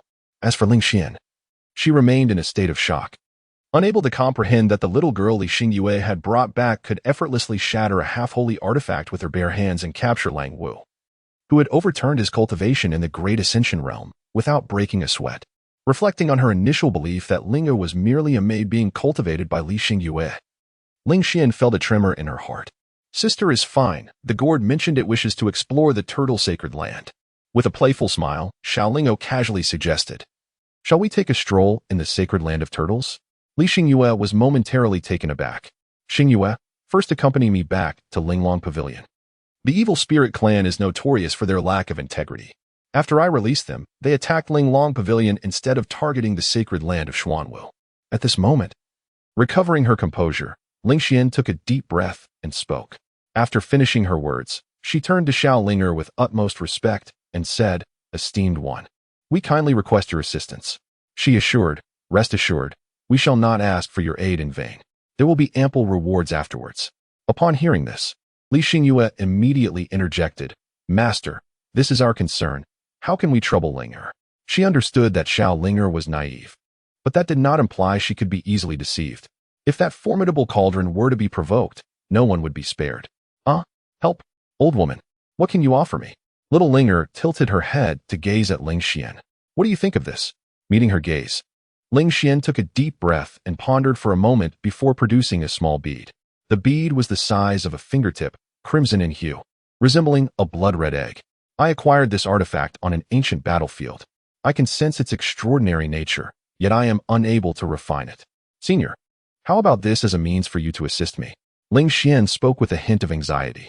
The emergence of the evil spirit clan posed a challenge that Linglong Pavilion could not handle, and it was not feasible to rely on the Xuanwu sacred land at this juncture. Currently, little Linger was the only one capable of confronting the evil spirit clan. If she chose not to lend her assistance, Linglong Pavilion would face ruin. What a peculiar bead, sister. Why do I sense such an odd feeling from it? Xiao Linger gazed intently at the orb, a hint of bewilderment in her voice. A peculiar sensation? What sensation? Li Xingyue inquired, her expression one of confusion as she looked at her. Yes, indeed. It's as if the orb inherently belongs to me. No, that's not quite right. Oh dear, sister. I find myself at a loss for words. Xiao Linger scratched her head and initiated the conversation. Upon hearing this, Li Xingyue felt somewhat bewildered. The bloodline resonance indicated that the orb in question was a blood amber pearl, formed from the blood of a powerful individual that had dripped onto a top-grade spirit stone. This object must be connected to the matriarch. Suddenly, the voice of the great cauldron spirit echoed within Li Xingyue's consciousness. Chapter 15. Who on earth have you provoked? Coldwu, connected to Xiao Linger's mother? Li Xingyue was momentarily taken aback. No wonder Xiao Linger mentioned feeling an unusual sensation. Master, where did you acquire this pearl? Li Xingyue inquired promptly. She had initially contemplated taking Xiao Linger to the Xuanwu sacred land to seek guidance, in hopes of uncovering information about Xiao Linger's mother. However, given the recent fallout with the Xuanwu sacred land, that path was evidently no longer viable. This blood amber pearl was related to Xiao Linger's mother. Perhaps the location where the blood amber pearl manifested could yield some clues. I obtained this item by chance on the ancient battlefield, replied Ling Xian. Xingyue, do you know what it is? Ancient battlefield? Li Xingyue mused internally. She was familiar with that place. The ancient battlefield lay at the border between the Xuanwu domain and the central state. It was rumored to harbor great terrors. Prior to the establishment of the cross-continental teleportation array, traversing from the Xuanwu domain to the central state necessitated crossing this ancient battlefield. Unfortunately, to Li Xingyue's recollection, no one had ever successfully crossed the ancient battlefield, nor had she heard of any central state powerhouses making their way to the Xuanwu domain. It could be said that the ancient battlefield served as a formidable chasm between the Xuanwu domain and the central state. As for the origin of the ancient battlefield, Li Xingyue had heard some rumors. It was said to be a battleground from ancient times, approximately 100,000 years ago, where immortals and demons clashed. The true spirit realm was fragmented as a result of that battle, leading to its present state. However, how is this related to Xiao Linger's mother? Could it be that she participated in that battle 100,000 years ago? Yet, given Xiao Linger's age, this was evidently impossible. Otherwise, how could she be merely 4 years old? It was more plausible that Linger's mother had entered the ancient battlefield at some point, perhaps leaving behind some clues within. Li Xingyue pondered deeply. Of course, such a possibility was exceedingly slim. After all, no one could ascertain when the blood amber pearl had been left behind. Nonetheless, as the saying goes, a wild goose leaves traces. If Linger's mother had been to the ancient battlefield, she must have left some mark. Even a name would facilitate their search, rather than their current aimless endeavor. With this thought in mind, Li Xingyue's gaze fell upon Xiao Linger. Linger, this pearl was left by your mother. You should keep it. Huh? Mother? Where is she? Old lady, have you seen my mother? Upon hearing these words, a boundless hope ignited in Xiao Linger's eyes. Senior, I have never met your mother either. This item was something I stumbled upon on the ancient battlefield, Ling Xian said weakly as she gazed at Xiao Linger. In the realm of cultivation, seniority is not determined by age, but by one's level of cultivation. Whoever possesses greater prowess is deemed the elder, even if she is significantly older than Xiao Linger. In terms of cultivation, she must still address Xiao Lingo as senior. Sister, shall we venture to the ancient battlefield to find our mother? Xiao Lingo gazed at Li Xingyue. Very well, sister will take you along. However, at present, sister must first deal with some malevolent spirits. Once sister has resolved that, shall we go together? Li Xingyue gently patted her small head in response. The emergence of the malevolent spirit clan was fundamentally due to her actions. This matter was one she could not ignore. All right, I shall assist you, sister. I am quite formidable, you know. Little Lingo nodded and raised her small fist. Observing that the great cauldron spirit showed no particular reaction, Li Xingyue replied, All right, thank you, Linger. As the trio of Little Lingo made their way to the Linglong Pavilion, the small gourd has arrived above the sacred ground of Xuanwu, emanating a terrifying aura that sends tremors through the hearts of all who dwell in the sacred domain. Who could be the venerable figure gracing Xuanwu with their presence? In that moment, an ancient voice resonated through the air. Subsequently, an ethereal elder emerged from the void. This elder was none other than the current lord of Xuanwu, Wu Tiankue, a figure of great renown, possessing the cultivation of a grand perfection in the sacred realm. As Wu Tiankue gazed upon the small gourd, his brow furrowed in concern. He had just been in seclusion, striving to break through to the Emperor's realm, when he suddenly sensed an overwhelming presence, compelling him to investigate. To his astonishment, he discovered it was merely a gourd, an imperial artifact, or perhaps a legendary celestial object. Wu Tiankue scrutinized the small gourd, his expression tense. He understood that it was indeed a treasure, yet he felt an instinctive hesitation to make any rash decisions. The sheer terror radiating from the gourd instilled a profound sense of danger within him. "May I inquire as to your identity?" Wu Tiankue pondered aloud. If this were an imperial artifact or a celestial tool, it must possess a spirit. "Those who threaten the little master shall perish," boomed a commanding voice from within the gourd. Upon hearing this, Wu Tiankue was momentarily taken aback. Threaten the little master? Which little master? He mused. He had remained in the sacred grounds for nearly a millennium without venturing forth. How could he possibly threaten your little master? Esteemed one, there seems to be a misunderstanding. Wu Tiankue hastily replied.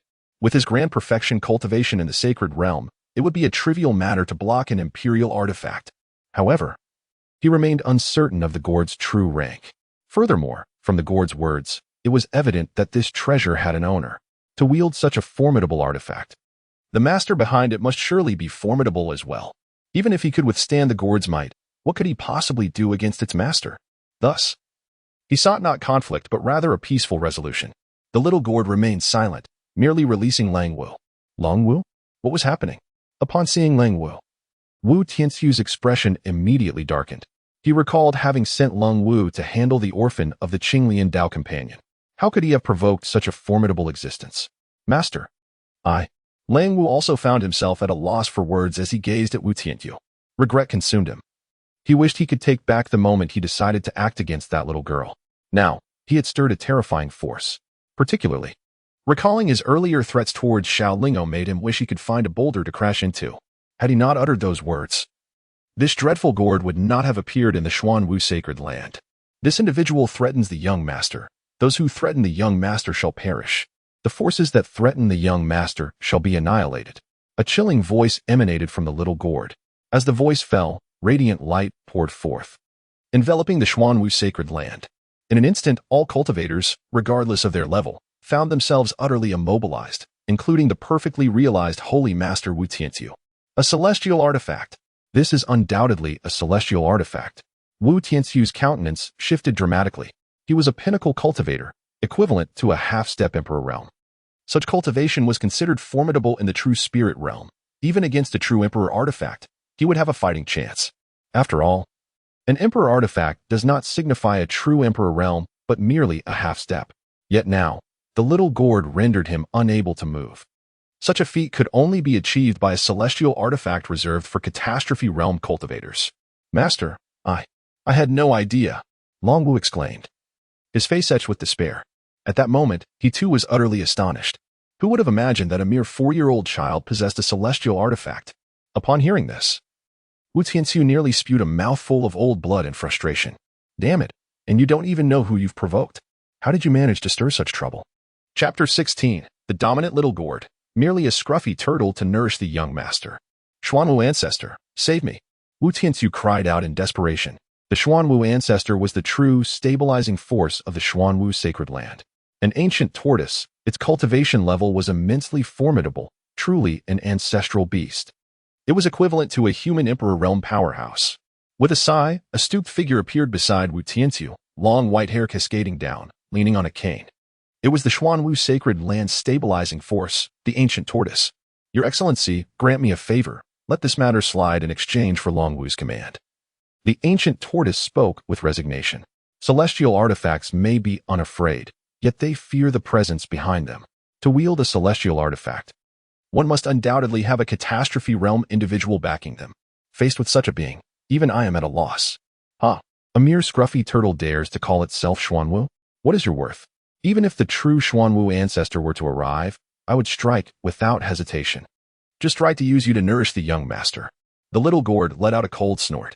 As the sound faded, a streak of luminous energy surged forth from the gourd, hurtling towards the mysterious tortoise. Humph, what audacity! A mere celestial artifact dares to proclaim itself divine? The mysterious tortoise scoffed, lightly tapping its staff in the air.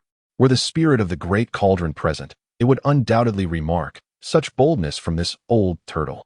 How dare it speak thus to Brother Gourd? Indeed, this was a genuine divine artifact, truly worthy of the divine title. As the tortoise's staff struck down, a resonant wave rippled through the air, resembling a tidal wave that surged towards the little gourd. Ha! With a disdainful cold laugh, the little gourd trembled slightly. The ripple it created dissipated in an instant. Meanwhile, the mysterious tortoise's expression changed dramatically. It found itself immobilized, unable to move. You are not merely an artifact. You are a true celestial treasure. A genuine celestial treasure. The tortoise exclaimed in terror. What? Upon hearing this, Wu Tianguai and Leng Wu were momentarily stunned.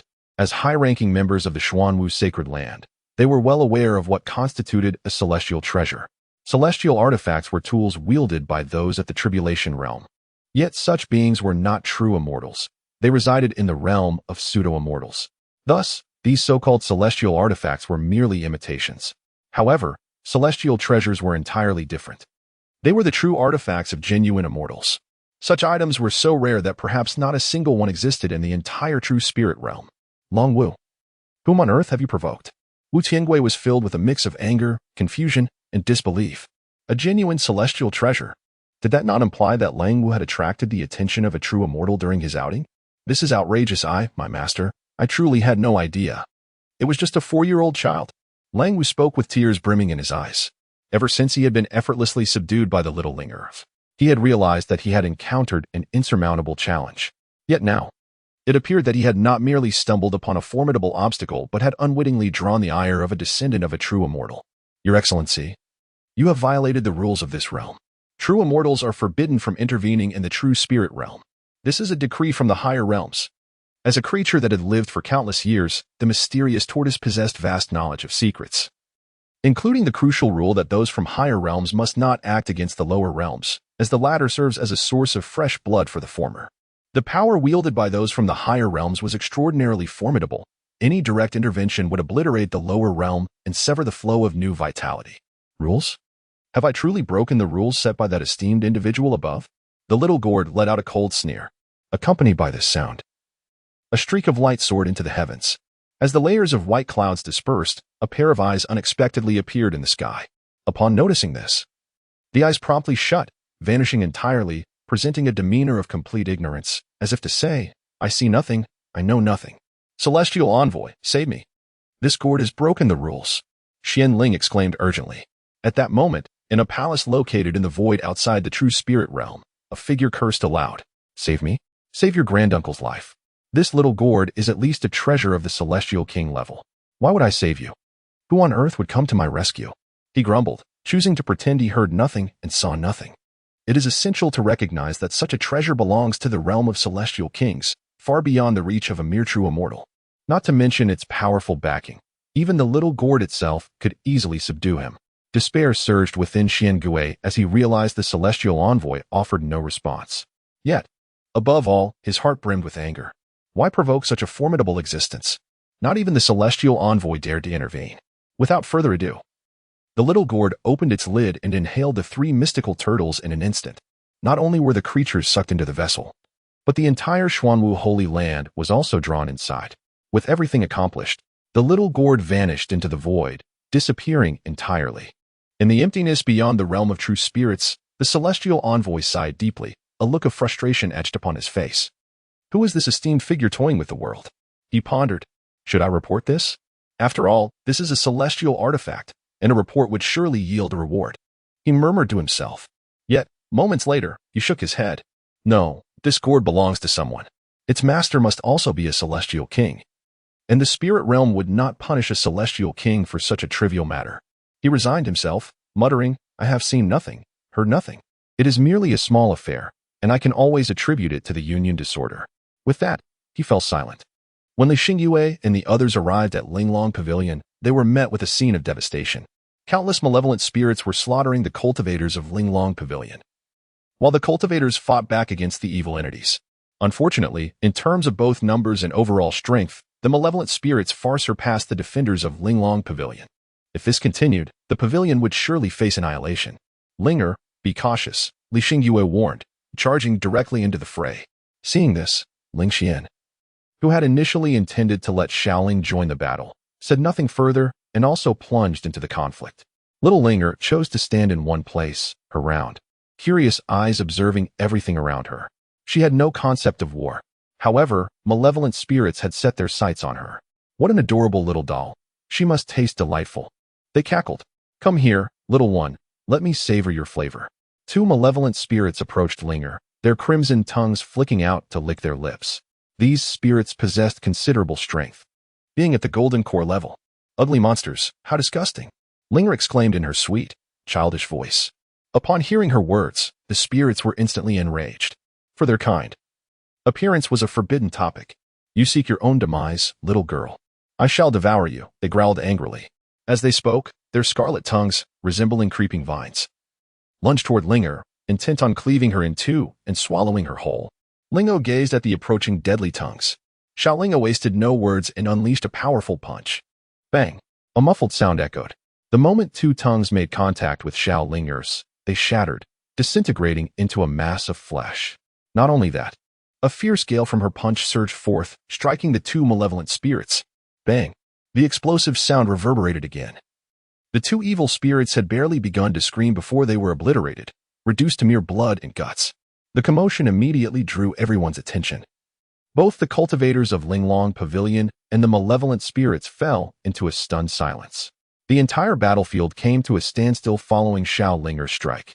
A mere 4-year-old child had annihilated two evil spirits of the Golden Core realm. Chapter 17. Tens of thousands of evil spirits eradicated in a single strike. She is only 4 years old. Both the malevolent spirits and the cultivators of Linglong Pavilion gazed at Xiaolinger with profound astonishment. It was imperative to note that these were two evil spirits of the Golden Core level, renowned for their formidable self-healing abilities. No matter how grievous the injury, they could recuperate instantaneously. With such capabilities, a Golden Core spirit in its early stage could match a late-stage human cultivator without being at a disadvantage. This was precisely why Linglong Pavilion had little hope of victory. Yet now, a 4-year-old child had obliterated two Golden Core evil spirits with a single punch? Was she not the little girl brought back by the Saintess? Yes, I had seen her in the medicinal garden before. My heavens, how remarkably powerful she is. Those were two Golden Core evil spirits. Could she possibly be a nascent soul cultivator? A nascent soul at her age? What a jest. The cultivators of Linglong Pavilion murmured among themselves. The tales of Xiaolingo had already circulated within the ranks of Linglong Pavilion. A significant portion of them recognized her. However, no one had anticipated that she would be so extraordinarily powerful, capable of annihilating two Golden Core evil spirits with a mere fist. You're courting death. Ah, impressive little child. Your Dao machine shall be mine. Daring to slay one of my kin, you shall perish. The malevolent spirits quickly regained their composure, abandoning their current foes to charge towards Xiaolinger. Among them were dozens of nascent soul spirits and hundreds of Golden Core spirits, with countless foundation establishment and chi refinement spirits following suit. They were not fools. The mere existence of a 4-year-old child with such strength indicated a terrifying talent. Such a being must be extinguished in its cradle. Furthermore, their clan's method of becoming stronger lay in refining the Dao machines of humanity. If they could capture Xiaolinger and refine her Dao machine, a glorious future awaited them. Not good. Block them. Quickly block them. Little sister, run to the Saintess. Damn it, your adversaries are me. The expressions of the cultivators from Linglong Pavilion changed dramatically upon witnessing the horde of evil spirits rushing towards Xiaoling. Even against a cultivator of the transformation stage, it would be a daunting task to withstand such an onslaught. The cultivators of Linglong Pavilion launched their attacks against the evil spirits, but alas, the evil spirits had eyes only for Xiaolinger and paid no heed to them. Lingo. This scene naturally captured the attention of those engaged in battle above. Upon seeing the overwhelming tide of evil spirits surging towards Xiaolinger, Li Xingyue's expression shifted dramatically. Now, apart from the evil spirits at the transformation stage facing them, nearly all others had turned their focus on Xiaolinger. It could be said that the malevolent spirits were employing the full might of their clan to eliminate her. With such a multitude of evil spirits, even she might struggle to fend them off. Xingyue, do not panic. Have you forgotten the prowess of our young senior? Ling Xian, however, remained unconcerned. In the face of overwhelming strength, sheer numbers were of little consequence. Had Xiaolinga merely been at the transformation stage or integration stage, she would have considered intervening. Yet, Xiaolinga was of the saint stage. Such terrifying strength meant that a horde of nascent soul, golden core, foundation establishment, and chi refinement evil spirits would meet their demise in droves. In the blink of an eye, tens of thousands of evil spirits had already closed in on Xiaolinga. So many grotesque beings, revolting, utterly revolting. Facing the dense swarm of evil spirits, little Lingo spoke to herself, mentioning the vibrant flowers. She extended her chubby little hand and waved it forward. In an instant, the expressions of all the malevolent spirits rushing towards her changed drastically. They found themselves unable to move. The next moment, the spiritual energy of heaven and earth converged on the 5 tiny fingers of little Linger. With a flourish of her palm, a series of piercing sounds filled the air as the spiritual energy transformed into slender needles, each enveloped in white flames. The sharp sounds of piercing skin echoed continuously as the needles, crafted from the very essence of heaven and earth, penetrated the skulls of the evil spirits. Subsequently, the entire bodies of the malevolent beings ignited in flames. In the blink of an eye, all the evil spirits that had charged at Little Linger were reduced to mere piles of black ash. Silence enveloped the scene. Whether it was the high-ranking members of the Linglong Pavilion or the disciples, they stood frozen in place, their eyes wide with a mix of shock and fear as they gazed upon Little Linger. To annihilate tens of thousands of evil spirits with just a mere gesture? What a jest! Those were tens of thousands of formidable spirits, not the weakest among them. Some were even beings of the nascent soul and golden core realms. How could Little Lingo have obliterated them all in a single move? A sudden gulp echoed through the crowd, followed by gasps of astonishment and whispers of disbelief. She destroyed them all. In just one move. Good heavens, what level of cultivation is she at? It simply cannot be the nascent soul realm. Could it be the transformation realm? But even that seems implausible. Could she possibly be at the integration stage? What nonsense! Only 4 years old and at the integration stage. The murmurs intertwined, filling the battlefield with a sense of awe and trepidation. Everyone was struck by the scene before them. Their curiosity piqued about Little Lingo's true level of cultivation. Why are you all staring at me? I'm shy. Little Lingo's face flushed crimson under the weight of so many gazes. After speaking, she quickly darted behind Li Xingyue for cover. The members of the Linglong Pavilion were momentarily taken aback. Shy? Oh, little child, you're courting death.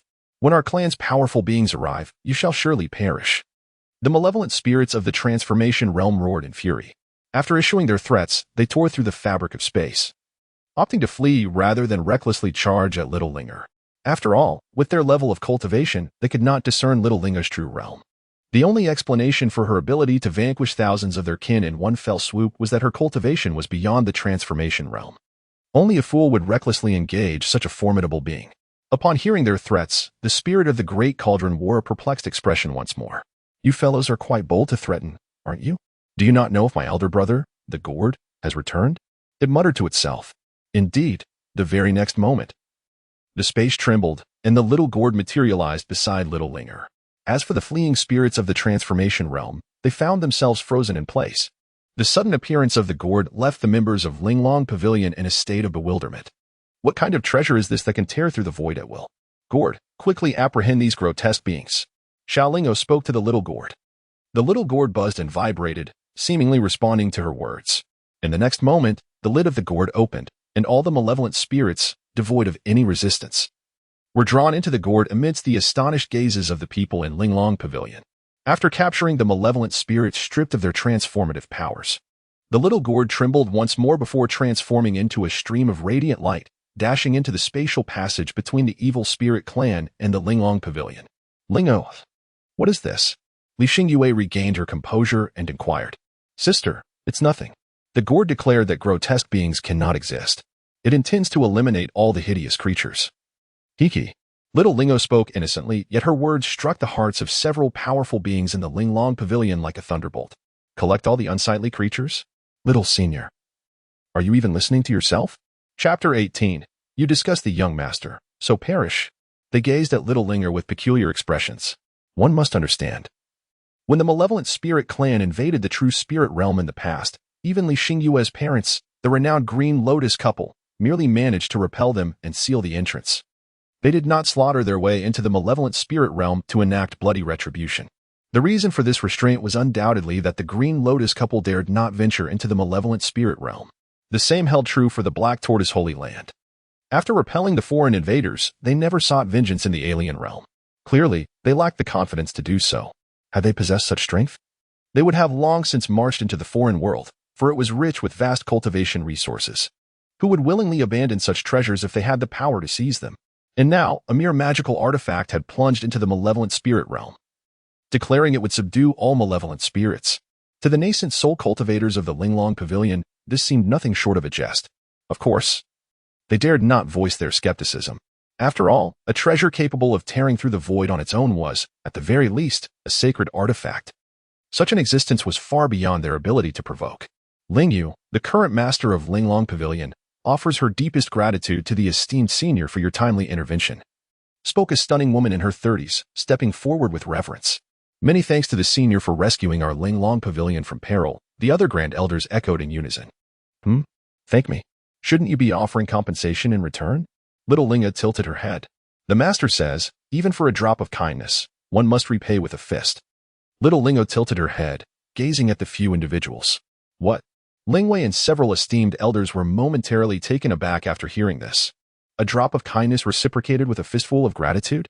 Linger, it is indeed a drop of kindness, repaid with a fountain of gratitude. Li Xingyue was instantly amused and interjected with a correction. Ah, is that so? Hee, close enough, close enough. Xiaolingo smiled awkwardly, her petite face turning a deep shade of crimson. This endearing visage inevitably elicited smiles from Lingwei and the others. Rest assured, there is a reward, she stated, presenting 100 exquisite spirit stones. As she spoke, she retrieved several palm-sized stones from her storage space. Upon witnessing this, the expressions of the other esteemed elders shifted slightly. 100 exquisite spirit stones represented nearly 90% of the resources of Linglong Pavilion.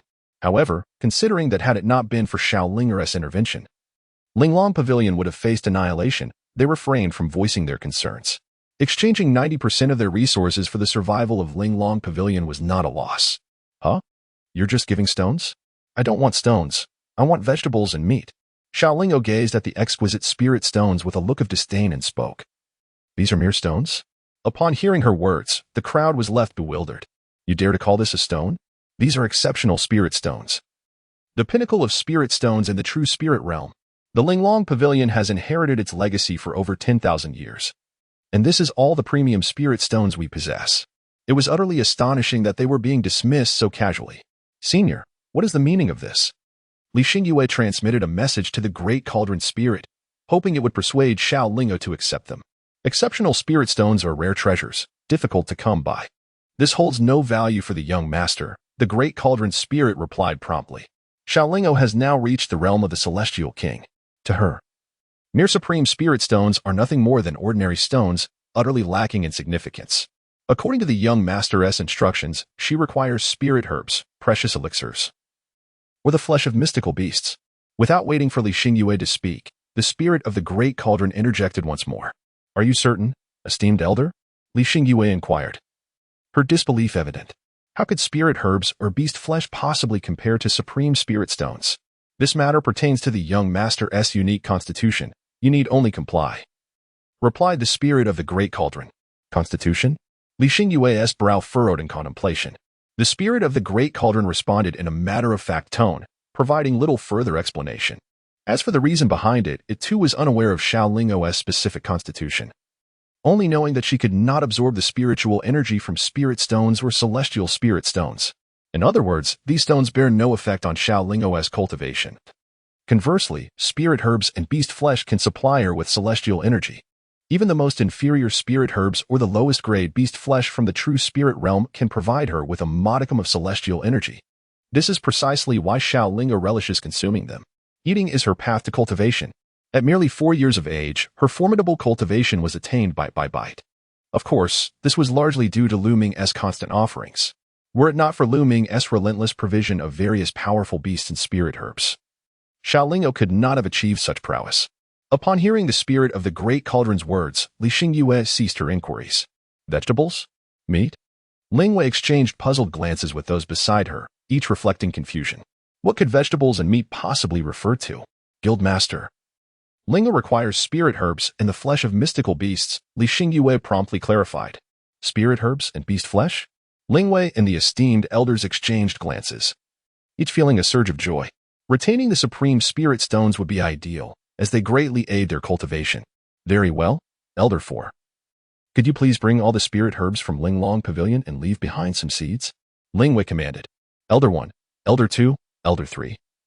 I would appreciate it if you three could take your disciples to assist our young predecessor in hunting mystical beasts. The 4 esteemed elders nodded in agreement and swiftly set about their tasks. Linger, shall we wait for a moment? Once the meat is procured, we can head to the ancient battlefield, shall we? Li Xingyue suggested. Sure. We still need to wait for Little Gourd. Xiaolinger nodded and settled down with Li Xingyue in her residence. The war had reached a temporary conclusion. At this moment, in the realm of malevolent spirits, the diminutive gourd has descended upon the realm of malevolent spirits. At the very moment of its arrival, the formidable beings of the evil spirit clan sensed its presence, emerging from their secluded meditation into the void. Aha!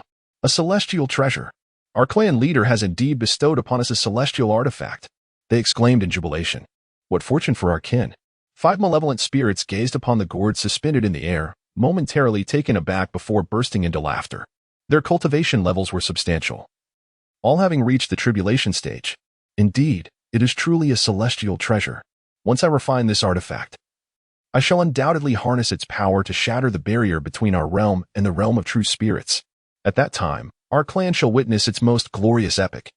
The clan leader's face radiated exhilaration, his voice trembling with excitement. What are you, mere refuse? A cold laughter emanated from within the gourd. Suddenly, the gourd quivered slightly. The 5 tribulation stage spirits found themselves inexplicably immobilized. Instantly, their expressions morphed into one of horror. Spare us, esteemed one. We spoke out of turn and have offended you. We beseech your forgiveness. Yes, we are willing to offer treasures. Please, do not anger us. They implored in succession, their faces awash with panic. This was no ordinary celestial treasure. It was at least a profound spirit artifact designated for mighty beings of the golden immortal realm. That will not be necessary. Your clan has become a source of revulsion for my young master. Therefore, your existence is no longer warranted. A calm voice resonated from within the gourd. The evil spirits? Chapter 19. To insult you, what can you do? The 5 formidable spirits of the evil clan stared at the diminutive gourd, their faces a mixture of confusion and disbelief. To be deemed repugnant by your young master and face annihilation? What sort of absurdity is this? Esteemed one. While one may be slain, one must not endure humiliation, the clan leader declared, his countenance darkened. He had discerned the underlying meaning of the gourd's words. The evil spirit leader, grotesque in appearance, was destined for obliteration. So what if they were insulted? The small gourd let out a disdainful laugh, and as the sound faded, the lid of the gourd opened in response. It transformed into the primordial celestial water, ready to simmer a dish for its young master. In that moment, the small gourd suddenly inhaled towards the malevolent spirit clan. Curse be it! The expressions of the 5 powerful beings from the malevolent spirit clan shifted drastically. They yearned to flee, to resist. Yet, their bodies were firmly ensnared by an unknown force, their magical powers rendered ineffectual as well. In such a dire circumstance, faced with the small gourd, they could only harbor impotent fury in their hearts, with no other recourse. They could merely watch helplessly as they were drawn into the gourd. Once all the malevolent spirits were absorbed within, the little gourd tore through the void and departed. Shortly after its departure, a woman clad in a white dress, possessing an enchanting beauty, suddenly appeared in the realm of evil spirits. What a terrifying artifact, surpassing even my primordial celestial imperial tool, the Red Lotus, by a few degrees. Could it be the legendary true divine artifact? The woman furrowed her brow slightly as she gazed in the direction the little gourd had vanished. A true divine artifact. One capable of wielding such a treasure must also be a celestial emperor. Could it be Tianqian? No, the essence of Tianqian is absent from this treasure. Could it be that in the time of my reincarnation, a new celestial emperor has emerged in the celestial spirit realm? The woman muttered to herself. At that moment, ripples appeared in the space behind her. Suddenly, a man and a woman materialized behind her. We have met the esteemed one, they spoke respectfully. If the higher-ups of the Linglong Pavilion were present, they would undoubtedly be astounded. For these two were none other than Li Xingyue's parents, the Qinglian Dao couple. No need for excessive formalities. The realm of evil spirits has been cleansed. Your daughter's safety is no longer a concern, the woman stated, casting a brief glance at the couple. We are grateful for your assistance, esteemed one, The Qinglian Dao couple responded with a bow. Was there another who intervened? Upon my reincarnation, has a new celestial emperor arisen in the celestial spirit realm? The woman waved her hand and inquired with a frown. If there were a new celestial emperor, it would undeniably be grave news for her. The Qinglian Dao couple exchanged glances and shook their heads. We have not heard the commander mention such a thing, they replied in unison. Not at all? Upon hearing this, the woman's brows knitted tightly. How is that possible? That gourd is undoubtedly a true divine artifact. Such treasures can only be wielded by a celestial emperor. Perhaps it is merely a matter of a person of great fortune claiming this treasure as their own, she pondered. She then turned to the Qinglian Dao couple and asked, what has become of their father and daughter? The couple exchanged glances once more. Esteemed one, when we arrived at the location you mentioned, we found no village. They replied promptly. None? The woman inquired in a low voice. Did you bring my guiding butterfly? She recalled using a grand formation to envelop the village upon her departure. Esteemed one, the guiding butterfly was destroyed while my partner and I explored the forbidden grounds. We humbly ask for your forgiveness. The Qinglian Dao couple spoke somewhat awkwardly. Very well. I trust that their father and daughter are safe. Come, accompany me to the forbidden sea for cultivation, the woman sighed and said resignedly. The Qinglian Dao couple nodded. I wonder how they have fared. And Linger must be 4 years old now, the woman lamented silently. She was none other than Ling O's mother, the reincarnated celestial emperor, Bai Yunyan. In the Linglong Pavilion, the pavilion master remarked. It is entirely my fault for underestimating the shamelessness of the evil spirit clan, which has led to significant losses for Linglong Pavilion. If it were not for Lingo today, Linglong Pavilion would surely have been annihilated by the evil spirit clan. No worries, had it not been for the parents of Xingyue back then. Would we have the Linglong Pavilion of today? The pavilion master, Lingwei, waved her hand and curiously asked, by the way, who is that young predecessor? And you? Weren't you captured by Longwu? Ling Xian, filled with remorse, replied, I witnessed Longwu capturing me firsthand. It was truly thanks to that young predecessor who resolved the issue with Langwu. Ling Xian forced a bitter smile as she spoke. What? She helped you resolve Longwu? Elder Ling Xian, you cannot be serious. Even Ling Wei, who had encountered countless storms, could not help but tremble at this revelation. Longwu? The direct disciple of the current holy master of the Xuanwu Holy Land, a terrifying figure of unparalleled cultivation. The fact that he was dealt with by little Lingo was astonishing. Esteemed one, it is true. That young predecessor is indeed a saint-level powerhouse. Ling Xian stated with a bitter smile. A saint-level powerhouse. Ling Wei was left utterly dumbfounded. Elder Ling Xian, do you realize what you were saying? She stammered, clearly in disbelief. Little Lingo is merely 4 years old. At such a tender age, she has attained the realm of a saint. Who would dare to believe this? Master, I understand that this matter is utterly astonishing. Yet, the truth remains, the young predecessor is indeed a formidable saint. Moreover, she is not an ordinary saint. With a mere gesture, she subdued Cold Wu. His semi-holy artifact, the map of mountains and rivers, was obliterated by a single punch from her. Ling Xian spoke with a wry smile. Even now, the memory of that scene still haunts her. Hiss. A gasp escaped from Ling Yu's lips. Cold Wu, much like the parents of Li Xingyue, is a legendary figure of the Xuanwu domain, endowed with exceptional talent and unparalleled combat prowess. It is said that Cold Wu once triumphed over saints in battle despite being at the Great Ascension stage. Yet, such a being was effortlessly subdued by little Lingo with a single move? And Xiao Lingo is merely 4 years old. At this thought, Ling Wei couldn't help but shudder. The great terror behind Xiao Linger must be equally formidable. What is her origin? Ling Wei inquired. Xingyue mentioned that she hails from a village. Xingyue speculated that the little predecessor likely comes from the legendary Immortal Abode. Ling Xian responded. Hiss. Upon hearing this, Ling Wei couldn't suppress a gasp. From the Immortal Abode. That is indeed the pinnacle of power in the true spirit realm, wielding the authority over life and death. Yet, considering that she is only 4 years old but possesses the cultivation of the sacred realm, Ling Wei felt somewhat reassured. Such a terrifying existence could only be nurtured by the fabled Immortal Abode. But why has she come to our Linglong Pavilion? Ling Wei inquired with great concern. An entity of such caliber is akin to a ticking time bomb for Linglong Pavilion. There is no need for the pavilion master to worry. She is here to seek her mother. However, upon her arrival, she encountered Xingyue, whom she regards as an elder sister figure. Ling Xian explained. That is good to hear. Please inform Xingyue to accommodate all of the little predecessor's requests. Ling Wei sighed in relief. By the way, without waiting for Ling Xian to speak, she added, we must also assign someone to monitor the movements of the Xuanwu sacred land. They will undoubtedly not let this matter rest. Ling Xian nodded. Pavilion Master. There is great news, tremendous news. At that moment, an elder's voice resonated. Subsequently, the Grand Elder of Linglong Pavilion entered with an excited expression. What is it? Ling Wei asked. Puzzled.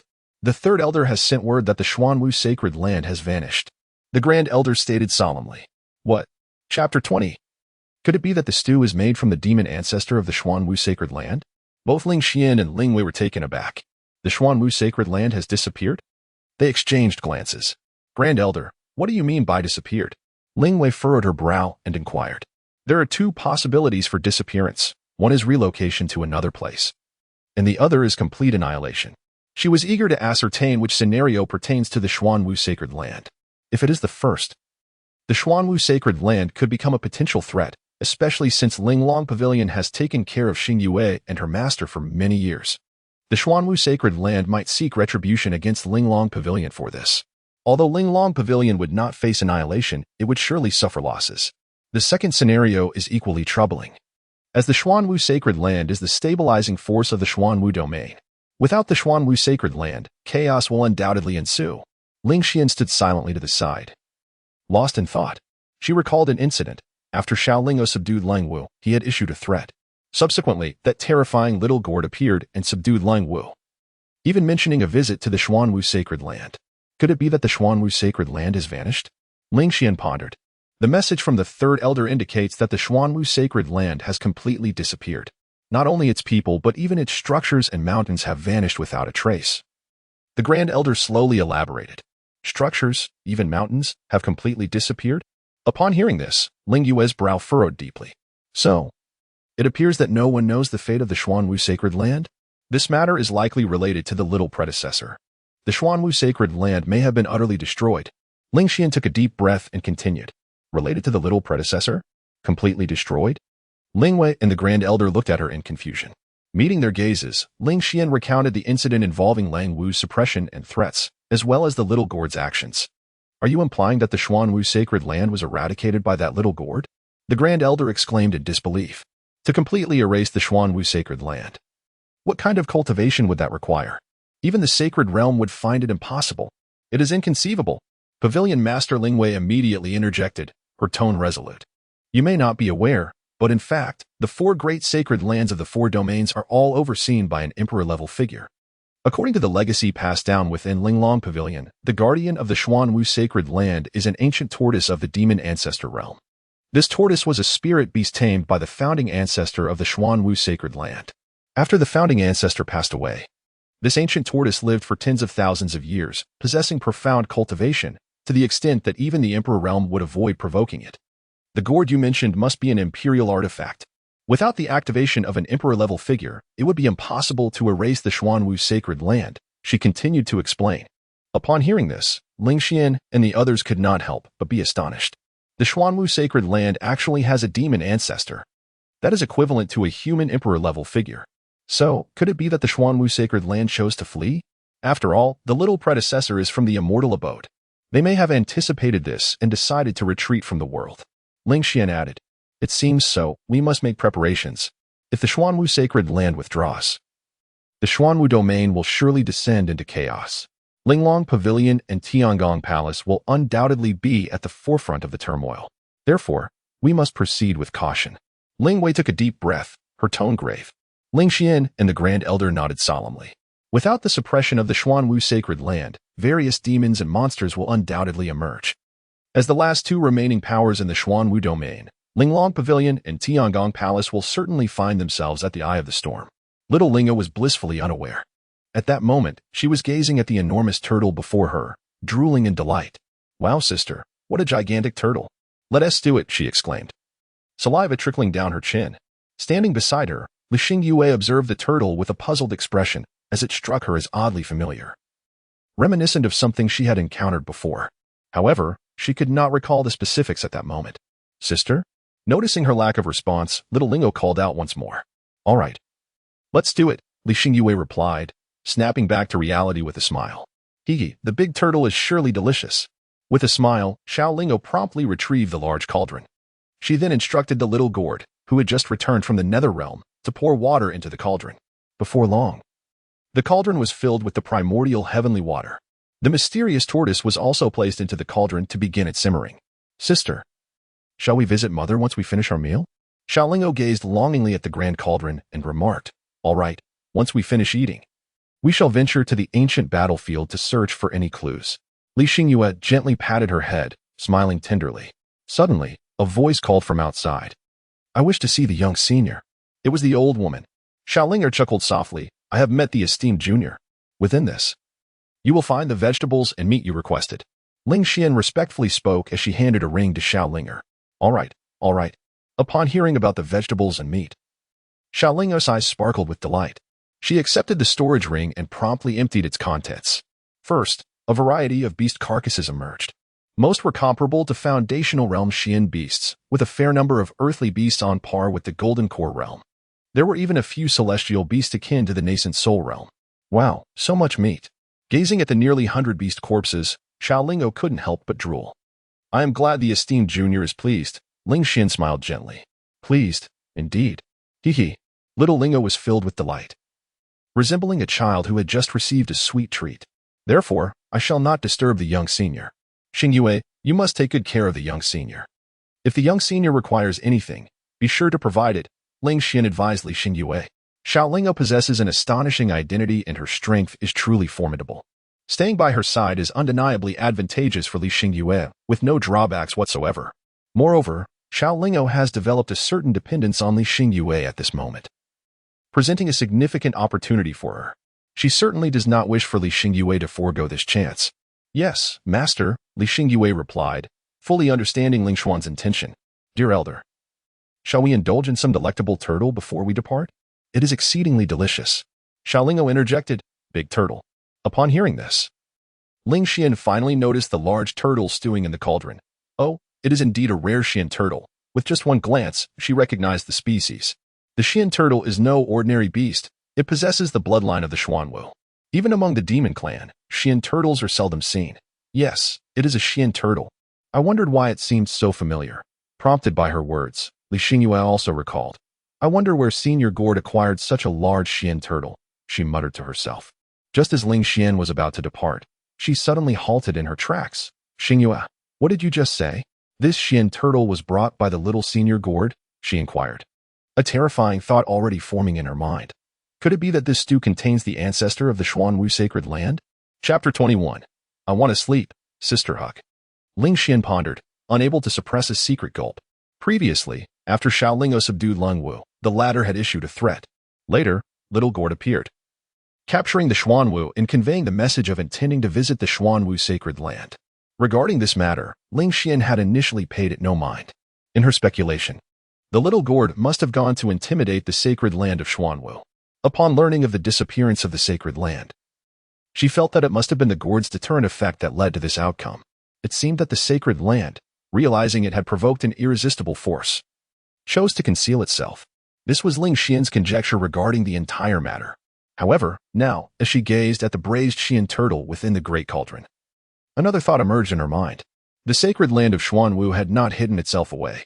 The small gourd was not intended for mere intimidation, but rather for complete annihilation. It aimed to utterly obliterate the Xuanwu sacred land, including its guardian beast, which rivaled the imperial status of the human race. If that is indeed the case, thought Ling Xian, then this gourd must be a celestial artifact. As she gazed into the cauldron simmering with the Xuanwu turtle, a tempest of emotion surged within her. A celestial artifact, an item wielded by those of transcendent power, could be considered the pinnacle of treasures in the true spirit continent. Yet, recalling the identity of Little Linger, she felt a sense of relief. It was reasonable for someone emerging from an immortal estate to possess a celestial artifact for protection. Master, what troubles you? Li Xingyue inquired, noticing Ling Xuan's sudden pause and the shifting expressions on her face. I'm fine, Ling Xian replied, regaining her composure as she cast a lingering glance at Little Linger before departing. The dread was profound, an overwhelming terror that one would dare not provoke. As Ling Xuan's figure quickly vanished from Li Xingyue's perplexed gaze, Little Linger exclaimed, Wow, sister, it smells so good. Come and eat. All right, Li Xingyue smiled, utterly oblivious to the extraordinary essence of what she was about to consume. Approaching Little Linger, she refrained from disturbing the Xuanwu turtle, opting instead to ladle some broth. She knew the Xuanwu turtle belonged to little Linger. A sip of the broth would suffice. Moreover, the soup was made from the primordial heavenly water, which, although she had already ingested, could not alter her constitution.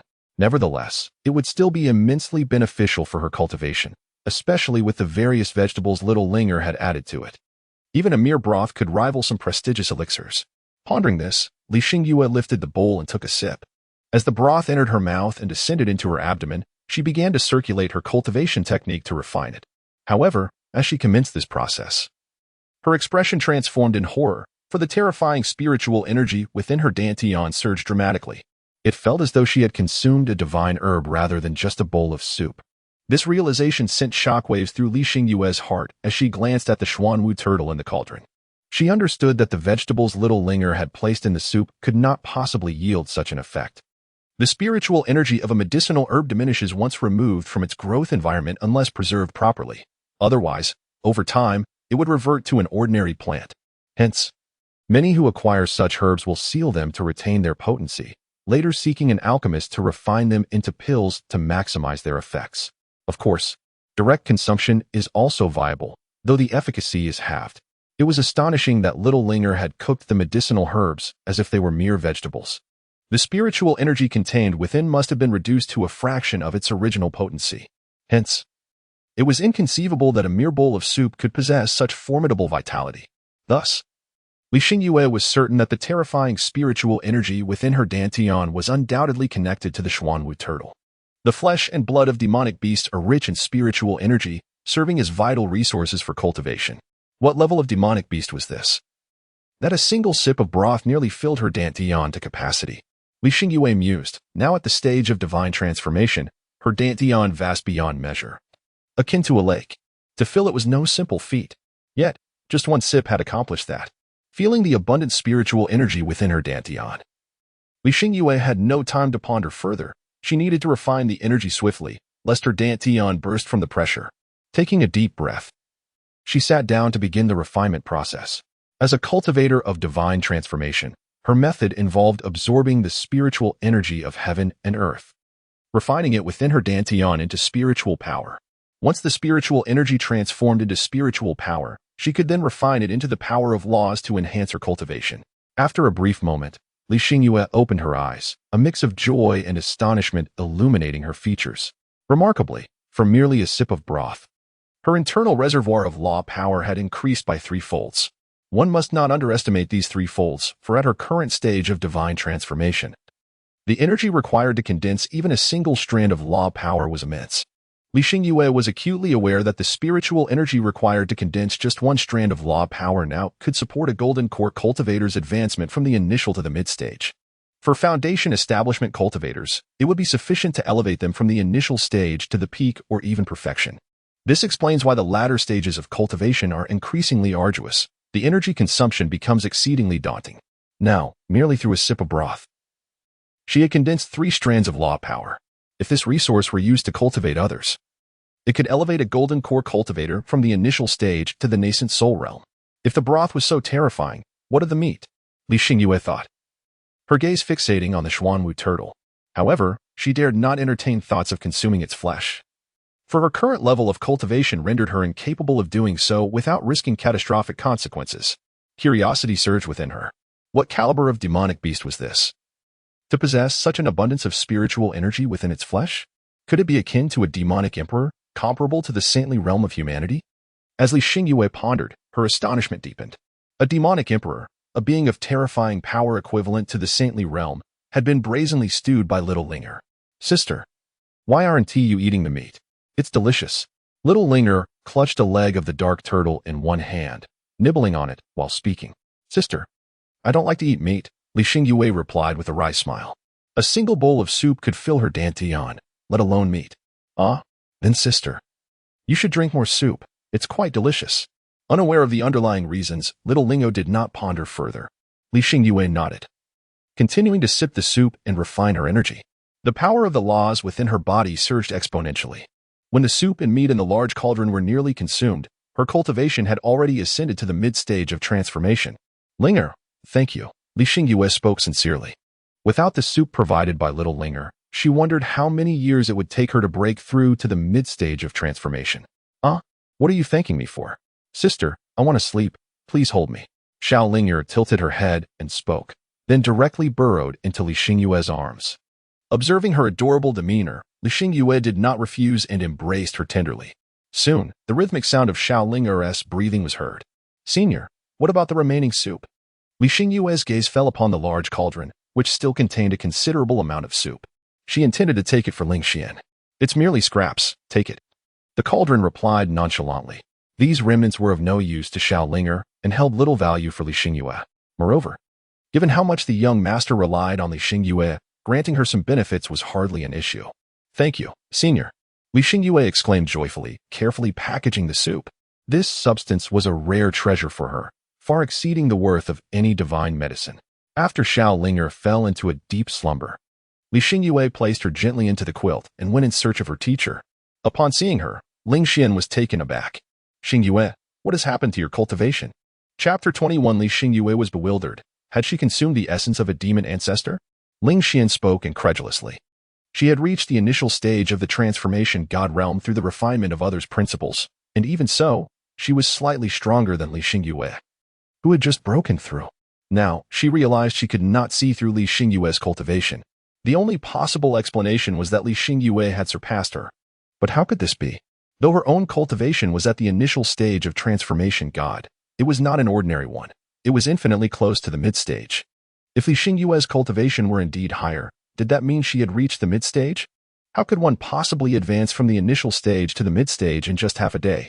Master, with Xiaoling's blessings, I have already broken through to the mid-stage, Li Xingyue said with a gentle smile, elated. Blessed by the little senior? Ling Xian's brow furrowed slightly. What kind of blessing could allow someone to ascend from the initial to the mid-stage of the transformation god realm in such a short time?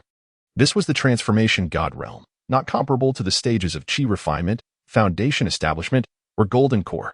Some individuals spend their entire lives unable to break through a minor boundary. Ling Xian was aware of Xiao Ling'er's formidable background, but that alone should not suffice to facilitate such a rapid advancement. Indeed, Li Xingyue recounted the incident regarding the mysterious turtle soup. Master, I suspect that turtle was a demon emperor. After speaking, she stated with firm conviction. Yet, upon hearing this, Ling Xian's heart surged with tumultuous waves. Indeed, it must be true. That turtle was undoubtedly the guardian spirit beast of the Xuanwu sacred land, a terrifying existence of the demon ancestor realm. Otherwise, how could a single bowl of soup possess such tremendous efficacy? Xingyue, that is not merely a demon emperor. It is a demon ancestor and the guardian spirit beast of the Xuanwu sacred land, Ling Xian explained with a bitter smile. It was unlikely anyone would have anticipated that the guardian spirit beast of the Xuanwu sacred land would be braised in a pot. Li Xingyue was left dumbfounded. A demon ancestor? Comparable to the might of a human emperor? And a guardian spirit beast of the Xuanwu sacred land? Her mind plunged into a brief void. She never expected that she had consumed the guardian spirit beast of the Xuanwu sacred land. Indeed, Ling Xian began to elaborate on the disappearance of the Xuanwu sacred land and her conjectures. Master, are you suggesting that the gourd annihilated the Xuanwu sacred land and even took the turtle to stew for lingo? Li Xingyue was left speechless. The Xuanwu sacred land had suppressed the Xuanwu domain for countless years. How could it have been destroyed by a mere gourd? It even included the demon ancestor-level guardian turtle. What kind of terrifying existence was that gourd? Yes, this was initially just my speculation. However, your ability to advance from the initial to the mid-stage of transformation god after consuming some soup undoubtedly confirms my hypothesis. Ling Xian spoke slowly, her heart filled with complex emotions. Due to Li Xingyue's parents, the Xuanwu sacred land loomed over her like a sword. Who would have predicted that this sword would be drawn by Xiao Ling'er, not only drawn but reduced to mere ashes, leaving not even a trace behind? Master, that little gourd is so formidable. Could it be a celestial artifact? Li Xingyue, recovering from her shock, inquired with curiosity. It should be, though given her background. Possessing a celestial treasure is not out of the question. Xingyue, you should already be aware of your identity. This is your opportunity. If you can seize it, do so. Ling Xian gently patted her shoulder. Master, Ling'er saved my life. She promised to help me find my mother. I have no other intentions, Li Xingyue responded earnestly. She understood that Ling Xian wished for her to curry favor with Xiao Ling'er, but that was not her primary goal. She had already resolved that once she helped Xiao Ling'er find her mother, she would depart on her own. Nonetheless, you are the master, and I am but a servant. The old servant should not behave in such a manner, Ling Xian sighed, not insisting on anything. Given Xiao Ling'er's formidable background, they could not afford to provoke her. Master, in my heart, you will always be my mentor, not merely a servant, Li Xingyue said earnestly. After speaking, without waiting for Ling Xian to respond, she took out the remaining soup. Master, this is what I have saved for you. You are not far from the mid-stage of transformation god. With this, you will surely break through. Looking at the porcelain bottle in her hand, a loving smile blossomed on Ling Xian's face. She initially hesitated to accept. Xingyue, you should keep this for yourself. I am old. Even if I break through to the mid-stage, it will not significantly extend my lifespan. You are different. You have ample time to pursue higher realms and explore broader worlds. Moreover, you need to search for your father and mother. Naturally, the higher your cultivation, the better. Is it not? Ling Xian spoke with a benevolent expression. Li Xingyue had been raised by her since childhood. In her heart, she had long regarded her as her own child. Otherwise, she would not have made such self-sacrificial decisions. Master, upon hearing this, Li Xingyue's eyes reddened. The cultivation world is fraught with deceit. It is a harsh realm. With Ling Xian's cultivation, she could have long abandoned her, yet she did not, choosing instead to protect her. This was not merely gratitude but deep-seated affection. It resonated profoundly within her soul. Very well, but if you have any surplus, do share some with the Linglong Pavilion. This calamity arose because of us both. In the future, you and the little senior will inevitably part ways. You will also need to expand your network. Ling Xian offered her guidance. Li Xingyue nodded slightly with reddened eyes. Xingyue, you are not young anymore. I hope to witness your marriage in my lifetime. Ling Xian continued to chatter. Marriage, Li Xingyue echoed the two characters. She had never contemplated such matters, for she believed that being alone suited her well, granting her a carefree and content existence. Yet, upon meeting Ling Xuan's murky gaze, she could only nod silently. Such is the way of the elderly. When children are young, they hope for a prosperous future. As they grow up, the desire shifts to establishing a family. In the eyes of the elderly, the child remains forever young, still in need of care. Naturally, a partner is the best caregiver. Master, do you know where my parents have gone? Li Xingyue changed the subject. I do not know the specifics. However, it seems they encountered an extraordinary individual who took a liking to them. So, you need not worry, Ling Xian replied slowly. All right, Master, I shall go accompany Ling'er now. Li Xingyue nodded, choosing not to elaborate further.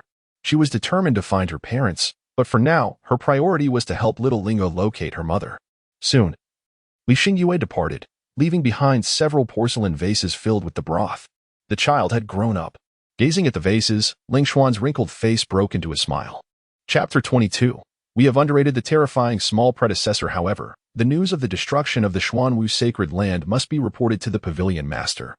She murmured to herself. The annihilation of the Xuanwu sacred land meant the loss of a backbone for the Xuanwu region. Chaos was now inevitable.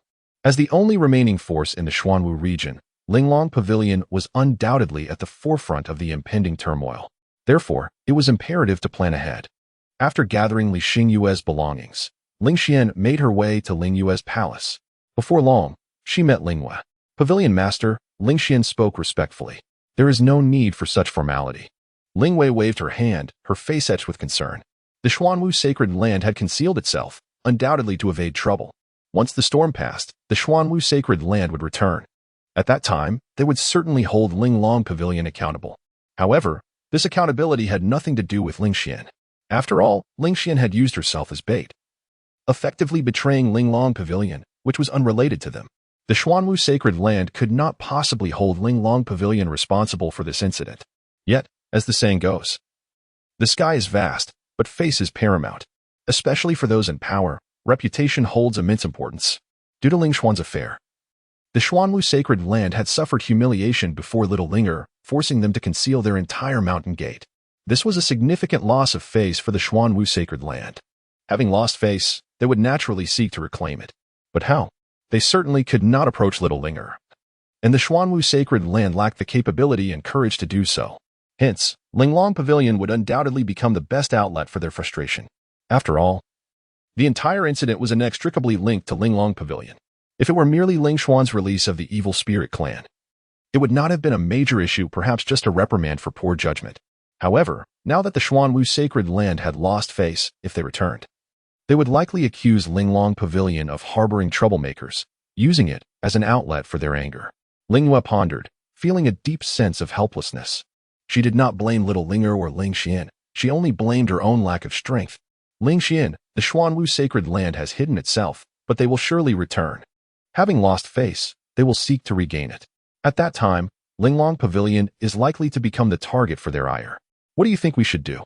Should we distance ourselves from this place of strife before the Xuanwu sacred land returns?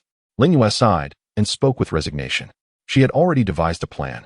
As long as the Xuanwu sacred land had not returned, Linglong Pavilion still had time. At worst, they could leave the Xuanwu region altogether and settle elsewhere. Ling Xian was momentarily taken aback. The Xuanwu sacred land returning? Pavilion Master, are you troubled by this matter? She smiled mysteriously. If not, then what? You are well aware of the temperament of the Xuanwu sacred land. Offending the small predecessor has led them to retreat. Such a loss of face is something they cannot simply tolerate. Once the small predecessor departs, Linglong Pavilion will likely find it difficult to survive. Lingyue analyzed. What you say is true. The Xuanwu sacred land has been the dominant force in the Xuanwu region for thousands of years and values face above all else. Having suffered humiliation, they will undoubtedly vent their anger to reassert their dominance. If the Xuanwu sacred land is truly hiding to evade trouble, then Linglong Pavilion will naturally become the target of their wrath. But have you considered that they may not be able to return? Ling Xian interjected, her face radiating an enigmatic smile. What? Upon hearing this, Lingyue furrowed her brow, looking at her in confusion. They may not be able to return? What do you mean? Pavilion Master, how do you perceive this? Meeting her gaze, Ling Xian smiled mysteriously and handed her a jade bottle. With a puzzled glance, Lingyue accepted the jade bottle. Upon opening it, her expression changed dramatically. What terrifying spiritual power! What is this? Lingyue's brow furrowed tightly. She could not discern what was contained within the jade bottle. A medicinal liquid? But what kind of potion could harbor such formidable spiritual energy? Even the most potent sacred elixir could not possibly contain such terrifying spiritual power. It is the broth brewed from the earth-shattering Xuanwu. Ling Xian chuckled and spoke. What? This revelation struck Lingyue like a thunderclap. The broth brewed from that earth-shattering Xuanwu. Are you jesting? That is an actual demon ancestor. Suddenly, her body trembled violently as she looked at Ling Xian in disbelief. If the contents of this jade bottle were indeed the broth brewed from the demon ancestor-level Xuanwu, did it not imply that the Xuanwu sacred land had not merely concealed itself to avoid the world, but had been annihilated? Their guardian spiritual beast had been used as a meal. Indeed, the Xuanwu sacred land has been destroyed, utterly vanquished by the small predecessor's gourd. Including their demon ancestor-level Xuanwu, Ling Xian affirmed, nodding in response to her incredulous gaze. Hiss. Upon hearing this, Lingyue immediately inhaled sharply. The Xuanwu sacred land, which had dominated the Xuanwu region for thousands of years, was obliterated just like that. And it was done by a mere small gourd. This. Lingyue's mind struggled to comprehend the situation. Therefore, there is no need for the Pavilion Master to worry about the Xuanwu sacred land seeking retribution. Instead, we should consider how Linglong Pavilion will confront the impending chaos. Ling Xian took a deep breath and spoke softly. Are you truly certain the Black Tortoise Sanctuary has been annihilated? Lingyue still harbored doubts. As a native of the Black Tortoise domain, she had grown up hearing countless tales of the sanctuary's invincible might. Its power was so deeply ingrained in the collective consciousness of the domain's inhabitants that the very notion of its destruction seemed inconceivable. Esteemed mistress, is this not the most irrefutable evidence? Came the reply. You must sense the terrifying spiritual energy contained within this artifact. If you doubt, you may consume it yourself. This was entrusted to me by Xingyue to deliver to you. Ling Xian smiled faintly. Indeed. Anyone raised in the Black Tortoise domain would react with disbelief upon hearing of the sanctuary's downfall. After all, it had reigned supreme for tens of thousands of years, surviving countless cataclysmic battles unscathed. How could such an indomitable force be obliterated so effortlessly and in utter silence? Without hesitation, Lingyue accepted the jade vial and drank its contents in one gulp. Instantly, her expression shifted dramatically, and she marveled inwardly at the overwhelming surge of spiritual energy. Without wasting a moment, she sat cross-legged, channeling her cultivation techniques to refine the formidable power now coursing through her dantian. After what felt like an eternity, she finally ceased her meditation, her face a tapestry of emotions, shock, disbelief, and awe. As the mistress of the ethereal pavilion, Her cultivation had already reached the late stage of the divine transformation realm. Yet, this mere sip of elixir had allowed her to condense several additional strands of law energy. Though it defied belief, she could no longer deny the truth. The Black Tortoise Sanctuary had indeed fallen. If a single vial could bestow such power, only a being comparable to a human emperor, or perhaps a demon ancestor, could have orchestrated its demise. We have gravely underestimated the terrifying prowess of the young one. Ling Yu murmured with a bitter smile. Chapter 24. Barely enough to wash vegetables. Who in the Black Tortoise domain could have foreseen that their millennia-old overlord would be toppled by the whims of a 4-year-old child? Mistress, we must now consider our path forward, Ling Xian interjected. For now, only we are aware of the sanctuary's destruction. To the outside world, it will appear as though they have merely withdrawn into seclusion. This illusion may persist for centuries, perhaps even a millennium. In other words, the chaos in the Black Tortoise domain is still centuries away. For the ethereal pavilion, this is an unparalleled opportunity. If they seize this window to strengthen their forces, the ethereal pavilion could very well ascend as the new hegemon of the domain, provided no other sanctuary from neighboring realms sought to claim the vacant throne. You speak wisely. This is indeed our chance to rise, Ling Yu agreed, her eyes gleaming with resolve. Mistress, take these resources. They are our recompense for the calamity that befell us. Ling Xian produced several jade vials. With such treasures, Ling Yu's innate talent would surely propel her to the Unity realm.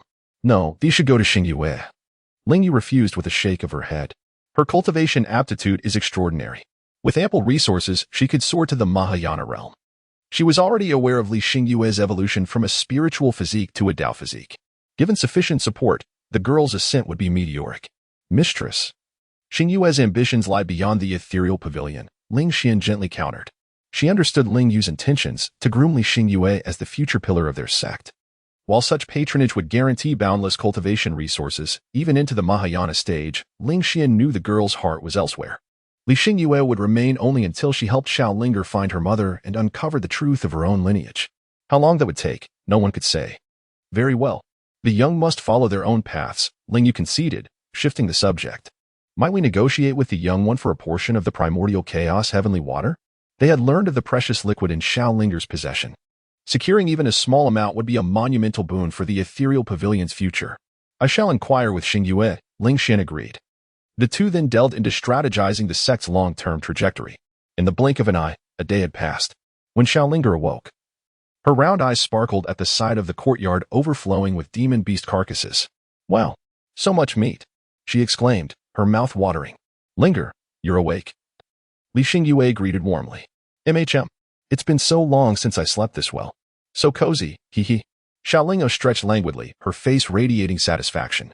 Shall we prepare to journey to the ancient battlefield in search of your mother? Li Xingyue gently patted her head. All right, let us go find mother.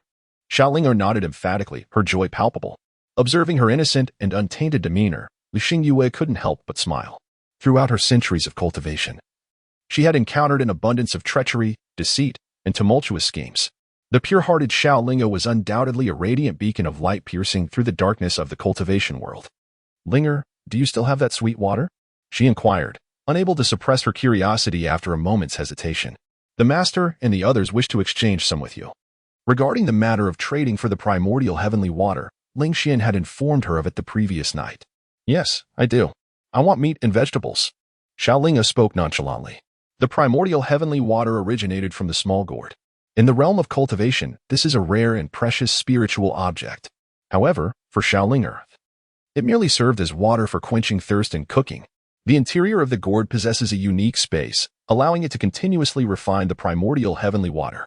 The Xuanwu sacred land and the entire evil spirit clan that were absorbed into it have now transformed into this heavenly water.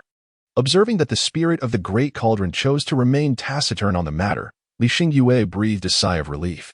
Had the great cauldron spirit disagreed, she would have been left without recourse. Without further hesitation, Li Xingyue promptly took out a communication talisman to send a message to Ling Xian. In no time, the sect leader Ling Yu and Ling Xian arrived at the scene. After greeting the young elder, both bowed respectfully to Xiao Linger. I am not a young elder. I am the super invincible number one in the world.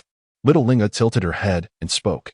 As soon as the words left her lips, Li Xingyue couldn't help but laugh. This child. A smile also graced the faces of Ling Wei and the others. All right, we have witnessed the world's greatest prowess, they exclaimed in unison. Hee, I shall prepare some sweet water for you. I desire meat and vegetables. Upon hearing this, Xiaoling'o felt a blush of embarrassment rise to her cheeks. Very well, I have dispatched 90% of the personnel from Linglong Pavilion to hunt the demon beasts, ensuring that my esteemed junior will not suffer any losses. Ling Wen nodded with delight. The exchange of demon beasts for spiritual herbs in return for the primordial heavenly water is exceedingly worthwhile for Linglong Pavilion. After all, demon beasts do not require spirit stones for purchase. It suffices to send individuals to hunt in the mystical Xianling Mountain where these beasts reside. By the way, do you have a basin? Xiaoling'o nodded happily. Upon hearing this, Lingwei and the others were clearly taken aback. A basin? What does that mean? There is no basin? How do you intend to hold the water? Xiaoling'o tilted her head, gazing at the two individuals. As their eyes met hers, both felt a slight twitch in their facial muscles, internally exclaiming in astonishment. Who possesses the means to contain the primordial waters of the heavens in a basin? Yet, one among them, Lingwei, quickly came to her senses and produced a vessel. It was a jade porcelain bottle, shaped akin to a vase and of a similar size.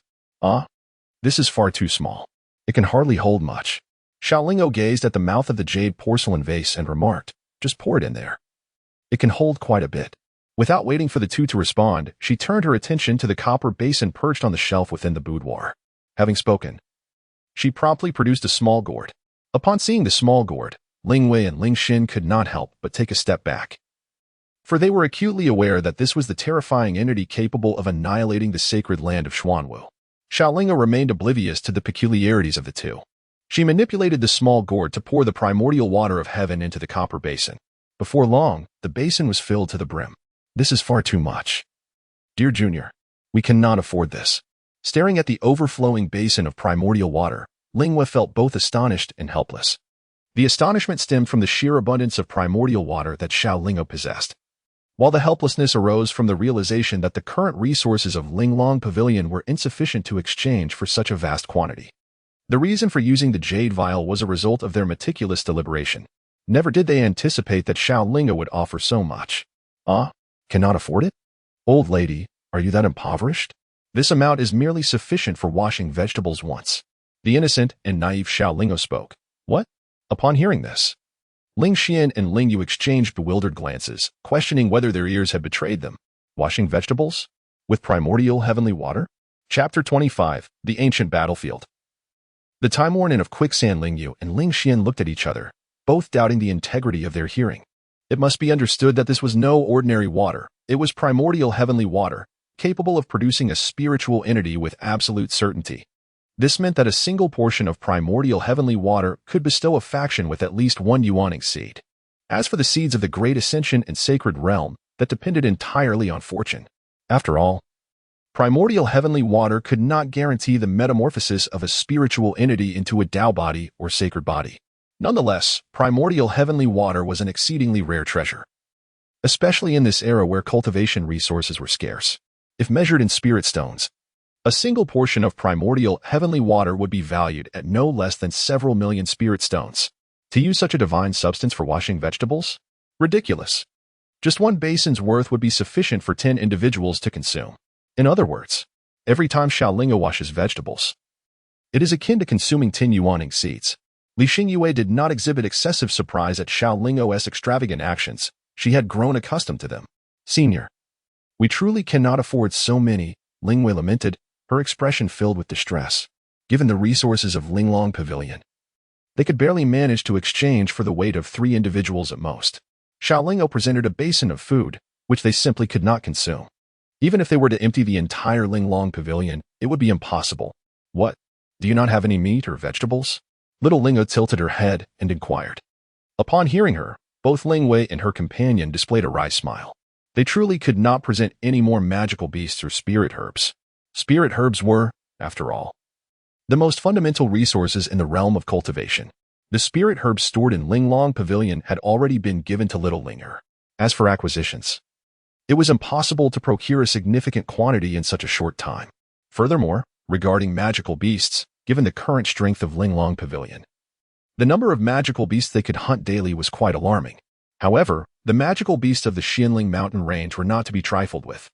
It was rumored that deep within the Xianling mountain range, there existed formidable beings of the Demon Sage and Demon Emperor realms. Should they provoke these creatures, It could result in a catastrophic upheaval among the magical beasts, posing a tremendous disaster for Linglong Pavilion. Little senior, this is already the utmost we can offer. Ling Wei said with a bitter smile, speaking candidly. It's all right. It's all right. You may keep the excess, she added. As the saying goes, to let a little horse run, one must first feed it well. Xiao Ling'o waved her hand dismissively, presenting an air of exaggerated maturity. Ling Wei and Ling Xian exchanged baffled glances, their minds swirling with questions. To make the little horse run, one must overfeed it to the point of bursting? What sort of logic is that? To make the horse gallop, it must first be well fed, Li Xingyue interjected with a chuckle from the side, offering a correction.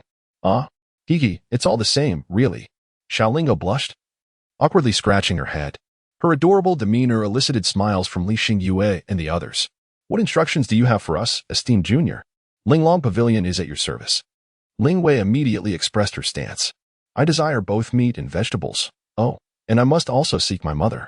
Xiao Ling'o continued the conversation. Mother? Ling Yue's brows furrowed slightly. She was, of course, aware of Xiao Ling'o seeking their mother. However, Xiao Ling'o was unaware of the other party's name, appearance, or distinguishing characteristics. How could she possibly find them? Senior, why do you not enlist the aid of the forces behind you to assist in the search? Ling Xin inquired with curiosity. It has now been confirmed. Behind Xiao Ling'o lies a celestial abode, a powerful force governed by formidable beings of the tribulation realm. Such a force is both terrifying and vast. With but a single command, countless factions would undoubtedly stir into action. Locating an individual would be an endeavor of little difficulty. What, then, is this force? Can it be consumed? Little Ling'o inquired with a hint of confusion. In her eyes, everything appeared to fall into two categories, that which is edible and that which is not. What about your family? Ling Xian interjected. Family? I only have my father and mother. Father mentioned he needed to seclude himself for a tribulation, so I secretly ventured out to find my mother. The innocent and naive Xiao Ling'o spoke up. Upon hearing this, both Ling Wei and Ling Xian were taken aback. Only one father? Could he be a rogue cultivator? The thought arose simultaneously in their minds, leaving them profoundly shaken. They had never anticipated that behind Xiao Ling'o stood a formidable rogue cultivator.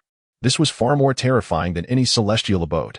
In the current realm of cultivation, rogue cultivators faced immense challenges. Consequently, those who emerged from such arduous circumstances were often exceedingly formidable. It could be said that a rogue cultivator who stood out from the crowd was in no way inferior to those nurtured by powerful factions. And what of Xiao Ling'o's father? Not only was he a rogue cultivator, but he was also a mighty figure at the tribulation stage. This was extraordinarily frightening. It became clear to them why no one else was assisting Xiao Ling'o in searching for her mother. It turned out that a terrifying rogue cultivator, rather than a vast power, was backing her. Thus, the Linglong Pavilion would undoubtedly spare no effort in helping the young predecessor find her kin. After pondering for a moment, Ling Wei agreed. The realm of cultivation is replete with talented individuals, much like the divination master Tianjizi, as long as they could locate someone of considerable skill in this regard. There was still hope for Xiao Ling'o to fulfill her wish. Seeking such individuals was not an insurmountable challenge for Linglong Pavilion. It merely required the willingness to pay the price. Indeed, as the saying goes, many hands make light work. Xiao Ling'o spoke with delight, exclaiming. Upon hearing this, both Ling Wei and her companion were momentarily taken aback, their minds swirling with questions. What classic saying was this? Xiao Ling'o, is this not akin to the adage that many hands make light work? Li Xingyue chuckled softly, offering an explanation. Upon hearing this, Xiao Ling'o couldn't help but blush, breaking into a delightful giggle. Senior, I shall promptly arrange for the disciples in the pavilion to seek out capable individuals and extraordinary talents, replied Ling Wei. Little Ling'er nodded in agreement. Subsequently, after leaving behind the summoned beasts and spiritual herbs, Ling Yu and Ling Xian departed with a basin of primordial heavenly water. At the same time, those hunting the demonic beasts outside began to seek out skilled diviners. Ling Er, shall we explore the ancient battlefield? After the two had left, Li Xingyue spoke up. The blood amber pearl is currently the sole item linked to little Ling Er's mother, and it represents their only lead. Moreover, the blood amber pearl originates from the ancient battlefield, making a visit there imperative. All right, came the cheerful response. Xiao Ling'o nodded slightly, retrieving a small gourd to store the corpses of all the demonic beasts. Subsequently, the two of them set off directly towards the ancient battlefield. The ancient battlefield, as its name suggests, was a desolate expanse, with yellow sand swirling in the air and bones scattered across the ground. Everywhere, remnants of shattered weapons lay in disarray. Sister, where shall we search for our mother? Little Lingo skipped joyfully beside Li Xingyue, her curious eyes surveying the surroundings as she inquired. In the ancient battlefield, there existed a marketplace. Within this marketplace stood a venerable inn known as the Flowing Sand. It was rumored that the inn held many secrets of the ancient battlefield. Perhaps they could inquire there about the significant events that had transpired over the years, particularly regarding remarkable individuals, especially women. Li Xingyue pondered for a moment before speaking slowly. Chapter 26, To Take Action Against Little Lingo? Are the beings of the true spirit realm so audacious? Previously, the Great Cauldron had mentioned that the blood amber stone is the result of a powerful being's blood encountering a supreme spirit stone, leading to its transformation. Yet, how could a strong individual easily shed blood? Bloodshed signifies injury, and injury denotes a fierce battle.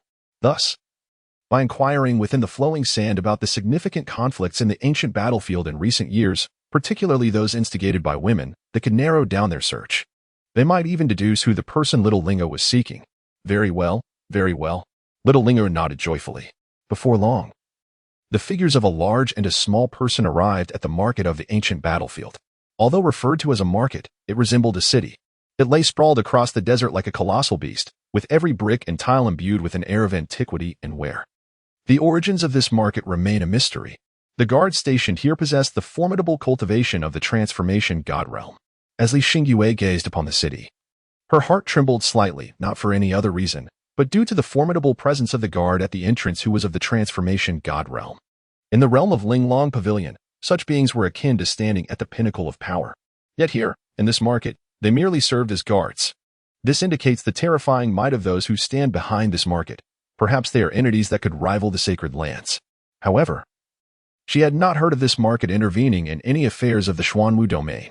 It seemed as though this market solely existed to safeguard the ancient battlefield. Little Lingo was not burdened with many thoughts. With her round, sparkling eyes, she observed her surroundings with the curiosity of a playful kitten. Moments later, Li Xingyue led her to the entrance of the marketplace. Within the confines of the market, private duels were strictly forbidden, with violators facing dire consequences.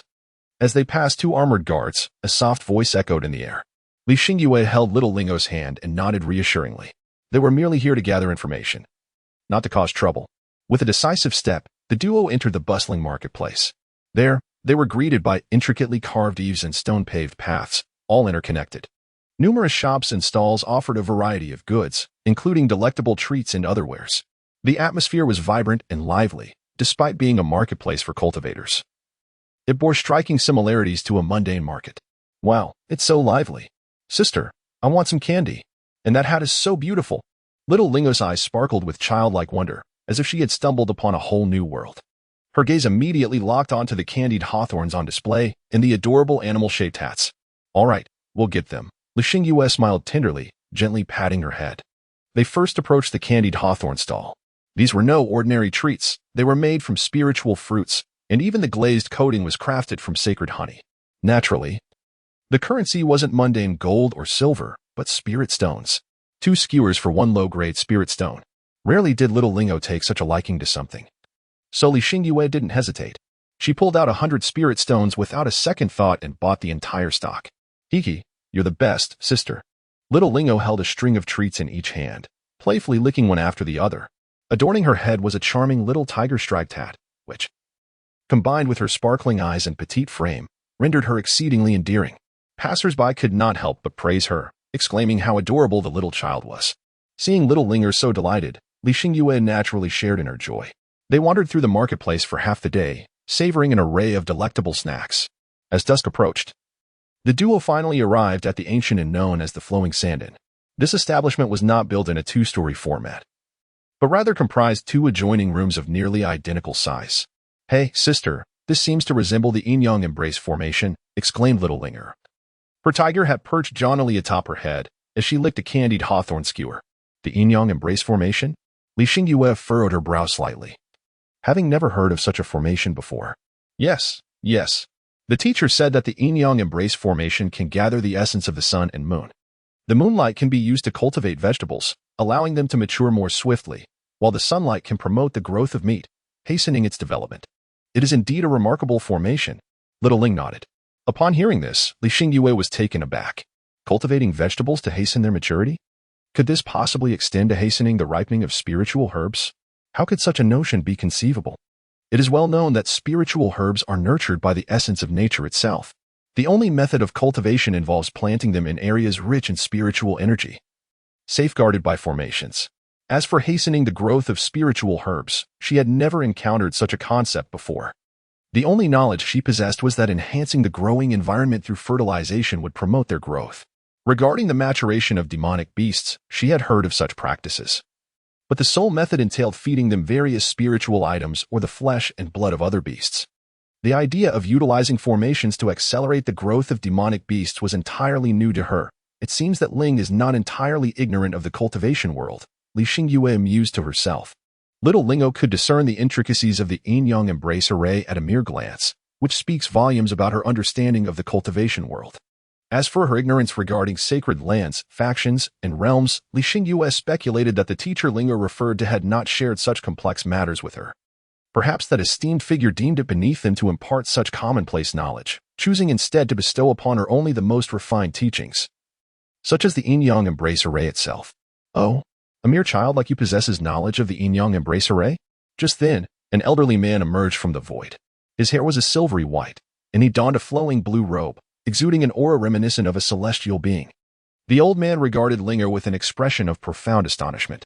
He could hardly believe that this 4-year-old child could recognize the yin-yang embrace array at first sight. It was a formation he had acquired at great cost from a certain individual who had explicitly informed him that even in the celestial spirit realm, few were aware of such an array. How could it be that a mere child had unraveled its secrets? Had he been duped? It seemed implausible, given the stature of that individual. The old man scrutinized Linger, his mind swirling with confusion. Little did he know that the one who imparted such knowledge to her was a sage from the celestial spirit realm, a king of immortals well-versed in a plethora of texts. For someone of his caliber, knowing of the yin-yang embrace array was hardly a rare feat. Indeed, she knows. Xiaolingo smiled and said, I have met the esteemed elder. Li Xingyue then clasped her hands in greeting, sensing the immense strength of the old man before her. The aura emanating from him far surpassed that of the formidable cold who she had encountered previously.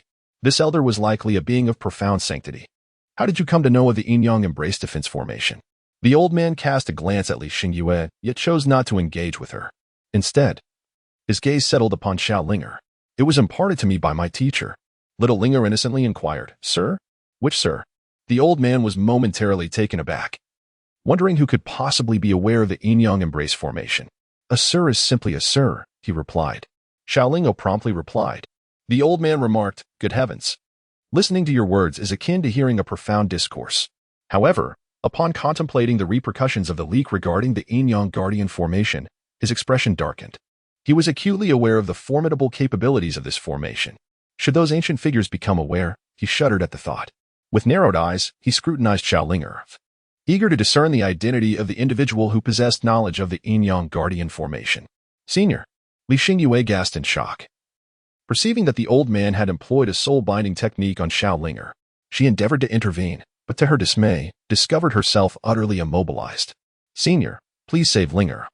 She urgently transmitted to the Great Cauldron. In her eyes, Xiaolinger was merely a saint, while the old man was also at the saintly level. However, Xiaolinger was only 4 years old, whereas the old man had lived for countless years. Given the element of surprise, Xiaolinger was in peril. Yet, the spirit of the Great Cauldron paid her no heed, muttering inexplicably, A mere emperor-level old man dares to employ soul-binding techniques on my young master? Are the denizens of the true spirit realm so audacious? Chapter 27, the second in command of the Sands of Time. It's over, we provoked a great terror. Receiving no response from the Great Cauldron spirit, Li Xingyue could only grow increasingly anxious as she felt suppressed by the sudden appearance of the old man. In stark contrast, Xiaolingo appeared oblivious to the old man's soul-binding technique. She simply gazed back at him with her round, bright eyes, occasionally raising her eyebrows in curiosity as to why the elderly gentleman was staring at her. Meanwhile, the old man's mind was in turmoil. The soul-binding technique was a formidable spell targeting a practitioner's spirit, capable of briefly seizing control over another's essence by invading their sea of consciousness with one's own formidable awareness. However, the old man soon discovered that his intrusion into Xiaolinger's mind had seemingly vanished without a trace. No, more accurately, it had sunk into the abyss, leaving not a single ripple. It was as if Xiaolinger's consciousness was a terrifying chasm, devouring all his released awareness. The old man understood the implications of this situation. Either the girl possessed a soul-protecting artifact of considerable grade, or her cultivation level surpassed his own. Her essence was overwhelmingly superior, far beyond his capabilities. The old man remained uncertain as to which scenario applied to Xiaolinger. At this moment, a singular thought consumed him. We're doomed. We've provoked a great terror. The atmosphere became increasingly surreal. Li Xingyue stood anxiously to the side, while the old man and Xiaolingo engaged in a silent stare-down.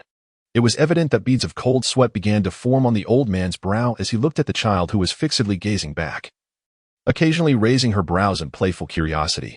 He swallowed hard, realizing that his original intention had been straightforward, to briefly subdue Xiaolinger and extract information about the individual knowledgeable of the Yin-Yang Guardian formation. He was acutely aware of the terror that this formation could unleash. If the emperors and celestial palaces were to learn of it, the sands of time would undoubtedly become a target of scorn. Thus, he sought to uncover the identity of the individual Xiaolinger referred to as Sir, in hopes of devising a countermeasure. Yet, he never anticipated that this little girl would be so formidable. What to do now? The old man pondered, cold sweat trickling down his face. Grandfather, what are you looking at? Xiaolingo inquired with innocent curiosity. The old man, taken aback, found himself at a loss for words. As Xiaolingo spoke, Li Xingyue suddenly realized that the invisible force binding her had dissipated. Linger, this fellow is a villain, she hastily warned. A villain? You're the wicked old man, Xiaolingo retorted playfully. A look of fury instantly crossed the face of the young girl, and an aura of terrifying intensity erupted from her.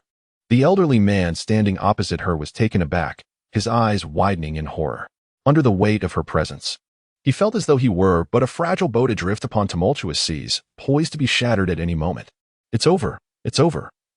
I have provoked a great terror, he thought, his mind racing. Who on earth is this child? Beads of cold sweat trickled down his brow as he felt a mix of astonishment and dread. Despite being a practitioner at the Emperor's realm, albeit in its early stages, he was considered a formidable existence within the realm of true spirits. Yet, how could this young girl, scarcely more than a few years old, possess such power that surpassed his own? He swallowed hard, unable to suppress his apprehension. Oh, esteemed young one, please quell your anger. I acted thoughtlessly, he hastily implored, realizing that should she choose to strike, his demise would be inevitable. Meanwhile, Li Xingyue stood in shock. The frightening elder was addressing the girl as senior? Could it be that Ling Er's cultivation is not merely at the Saint realm, but at its pinnacle?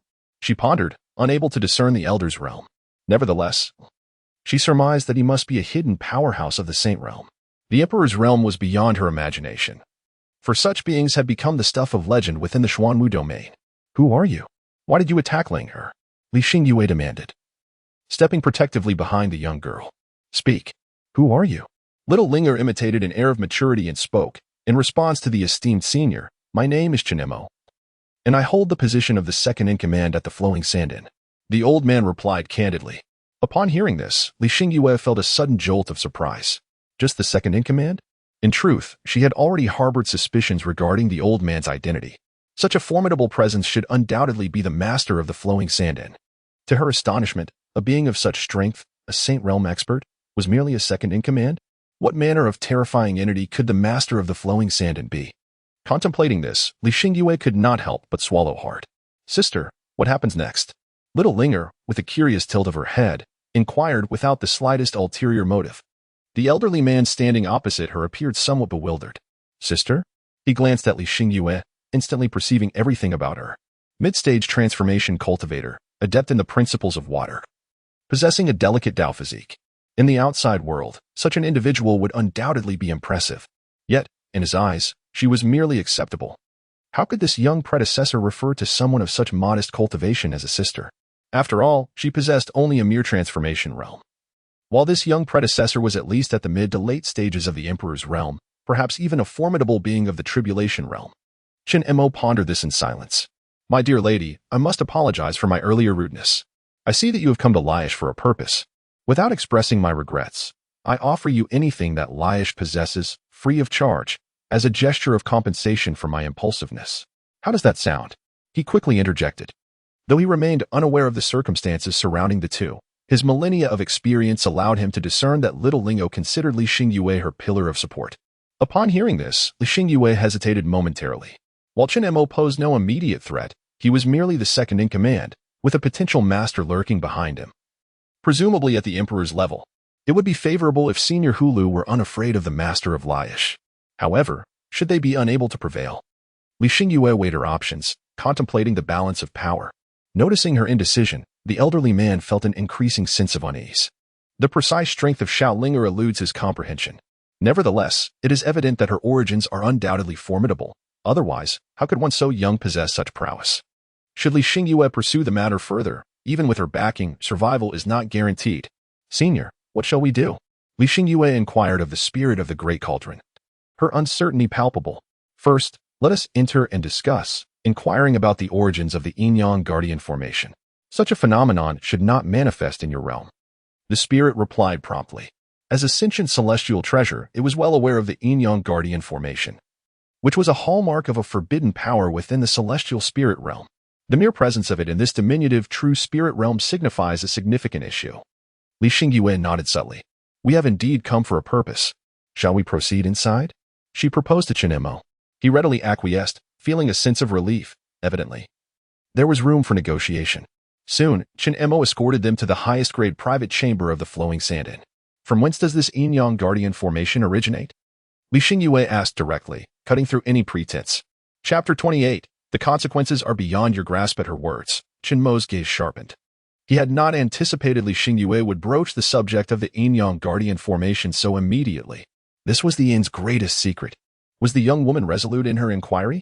The consequences involved are beyond your capacity to bear, he cautioned, acknowledging the weight of the matter, even for her. After a moment of contemplation, he spoke with gravity. The Yin-Yang Guardian formation is not exclusive to Flowing Sand. To be precise, it is not under Flowing Sand's control. The true master of this formation is someone else, an entity with significant ties to the upper realms. He was unaware of Xiaoling's affiliations. But he understood one undeniable truth. The true spirit realm can never compare to the upper realms. The forces behind Xiaolingo are merely the immortal mansion. In the eyes of the world, the immortal mansion stands high above, wielding the power of life and death over the true spirit realm. However, Chen Mo is acutely aware that in the presence of that individual, even the immortal mansion must tread cautiously. His choice to reconcile with his own abruptness stems solely from a desire to avoid unnecessary trouble. Senior, you should be aware of Lingo's extraordinary origins. I might as well inform you that her backing is a formidable figure of the tribulation realm, and a solitary cultivator at that. After a moment of contemplation, Li Xingyue directly revealed Xiaoling's powerful connections. Meanwhile, Xiaolingo appeared unfazed, observing her surroundings with a casual demeanor, occasionally furrowing her brow as if lost in thought. I naturally understand that this young senior's background is remarkable. Yet, the power behind me is equally significant. The Yin-Yang guarding array holds great importance. Even if this young senior is a solitary cultivator of the tribulation realm, the consequences are not something we can afford to bear, Chen Mo remarked. Taking a sip of tea before speaking again, his tone was serene, even reverent, clearly aiming to downplay the situation. What? Li Xingyue gasped, startled by his words.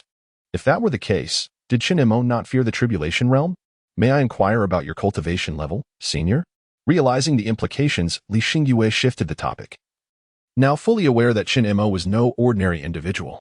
If he were at the Saint Realm, how could he not fear the Tribulation Realm, even with a powerful backing?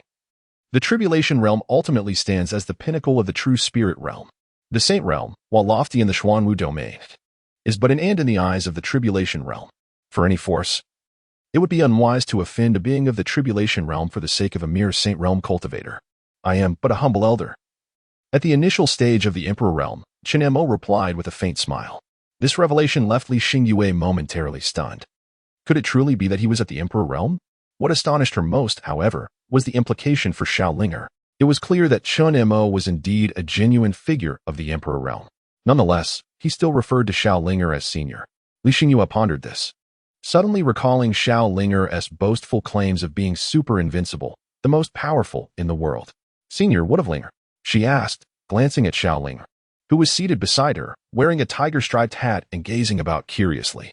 She swallowed hard. I cannot discern this young senior's cultivation level. She is at least mid-Emperor Realm or higher, Chen Mo admitted, casting a wary glance at Xiaolinger. Li Xingyue swallowed again, realizing the true extent of Xiaolinger's prowess. It was no wonder she could easily suppress Lang Wu. Nor was it surprising that Chen Mo had previously employed soul-binding techniques without a word from the great cauldron spirit. Suddenly, She recalled something the cauldron spirit had mentioned to her earlier. Xiaolingo possesses an extraordinary strength that transcends comprehension. Initially, she believed that this so-called understanding should equate to the sacred realm or the emperor's realm. However, upon deeper reflection, she realizes that something is amiss. What does it mean to transcend understanding? It implies that Xiaolingo's cultivation has transcended the realm she is familiar with. However, whether it pertains to the sacred realm, the emperor's realm, or the tribulation realm, she is well aware of them all. Therefore, the only plausible explanation is Xiaolingo has long transcended the tribulation realm. Only in this way does it surpass her realm of comprehension, for she remains unaware of what lies beyond the tribulation realm. Contemplating this, Li Xingyue could not help but swallow hard. If this is indeed the case, what is the true origin of Xiaolingo? And what manner of terrifying being is the father she speaks of? For previously, Xiaolingo had mentioned that there was only her father at home. In other words, Xiaolingo is indeed a creation of her father. What manner of terrifying entity could cultivate a mere 4-year-old to such an extent? The more she pondered, the more astonished Li Xingyue became. Senior, should we inquire about the Yin-Yang Guardian formation? She communicated with the spirit of the Grand Ding. Fear not. The force behind this old fellow is quite intriguing. Should we manage to establish contact, it would be much more convenient to seek out the mistress. The Grand Ding spirit promptly replied. The reason it did not engage the elder directly was due to its nature, being a profound spiritual treasure. A true artifact of the immortal kings, revealing itself could attract the attention of some titans within the immortal realm. Presently, it was aware that Ming was undergoing tribulation. In the face of the immortal realm, with Xiaolingo's current cultivation level, she could not yet claim invincibility. Even with numerous divine artifacts at her disposal, it would not suffice. Thus, it could not manifest openly and could only provide guidance from the shadows. As for the little gourd's emergence into the world, that was of no concern, for it knew the little gourd was a genuine divine artifact capable of effortlessly erasing all traces of itself. Even a formidable force from the immortal realm would struggle to locate the little gourd. This was precisely why the little gourd could act without restraint. As for why it did not allow the little gourd to engage in conversation, it was simply because the little gourd had little interest in such matters. It solely wished to protect Xiaolingo and refrain from involvement in other affairs. Upon receiving the Grand Ding spirit's response, Li Xingyue quietly nodded.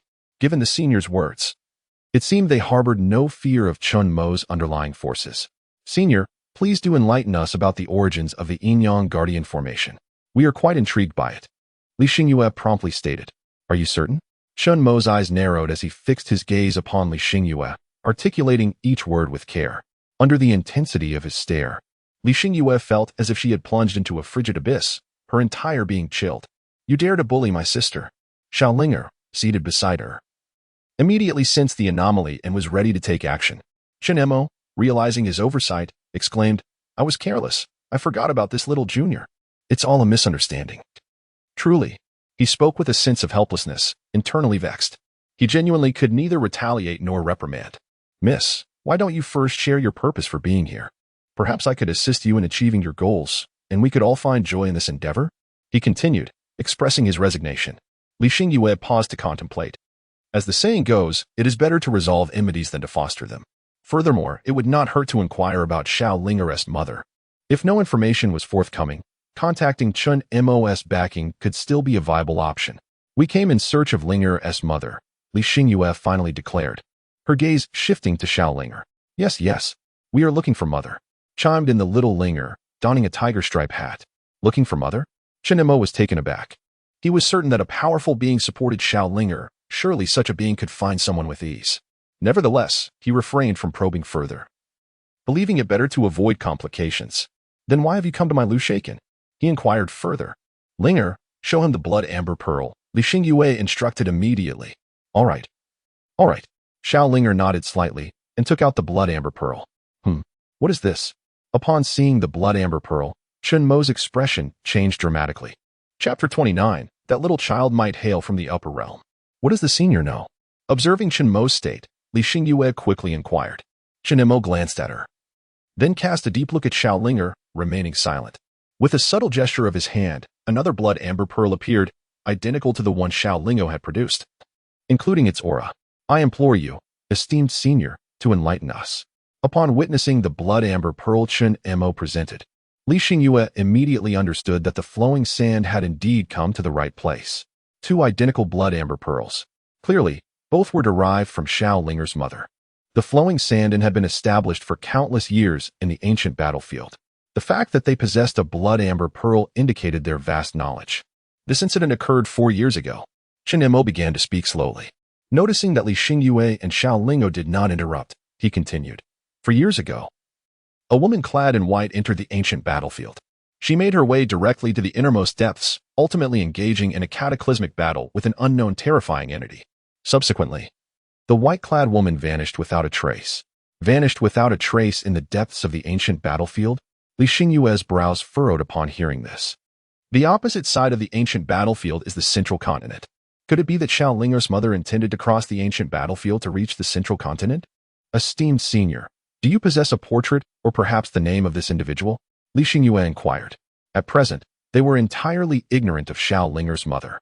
If they could obtain a portrait or name, it would greatly facilitate their search. We do not know the name either. In the past, I had dispatched Flowing Sand to investigate information regarding this woman, but nothing was uncovered.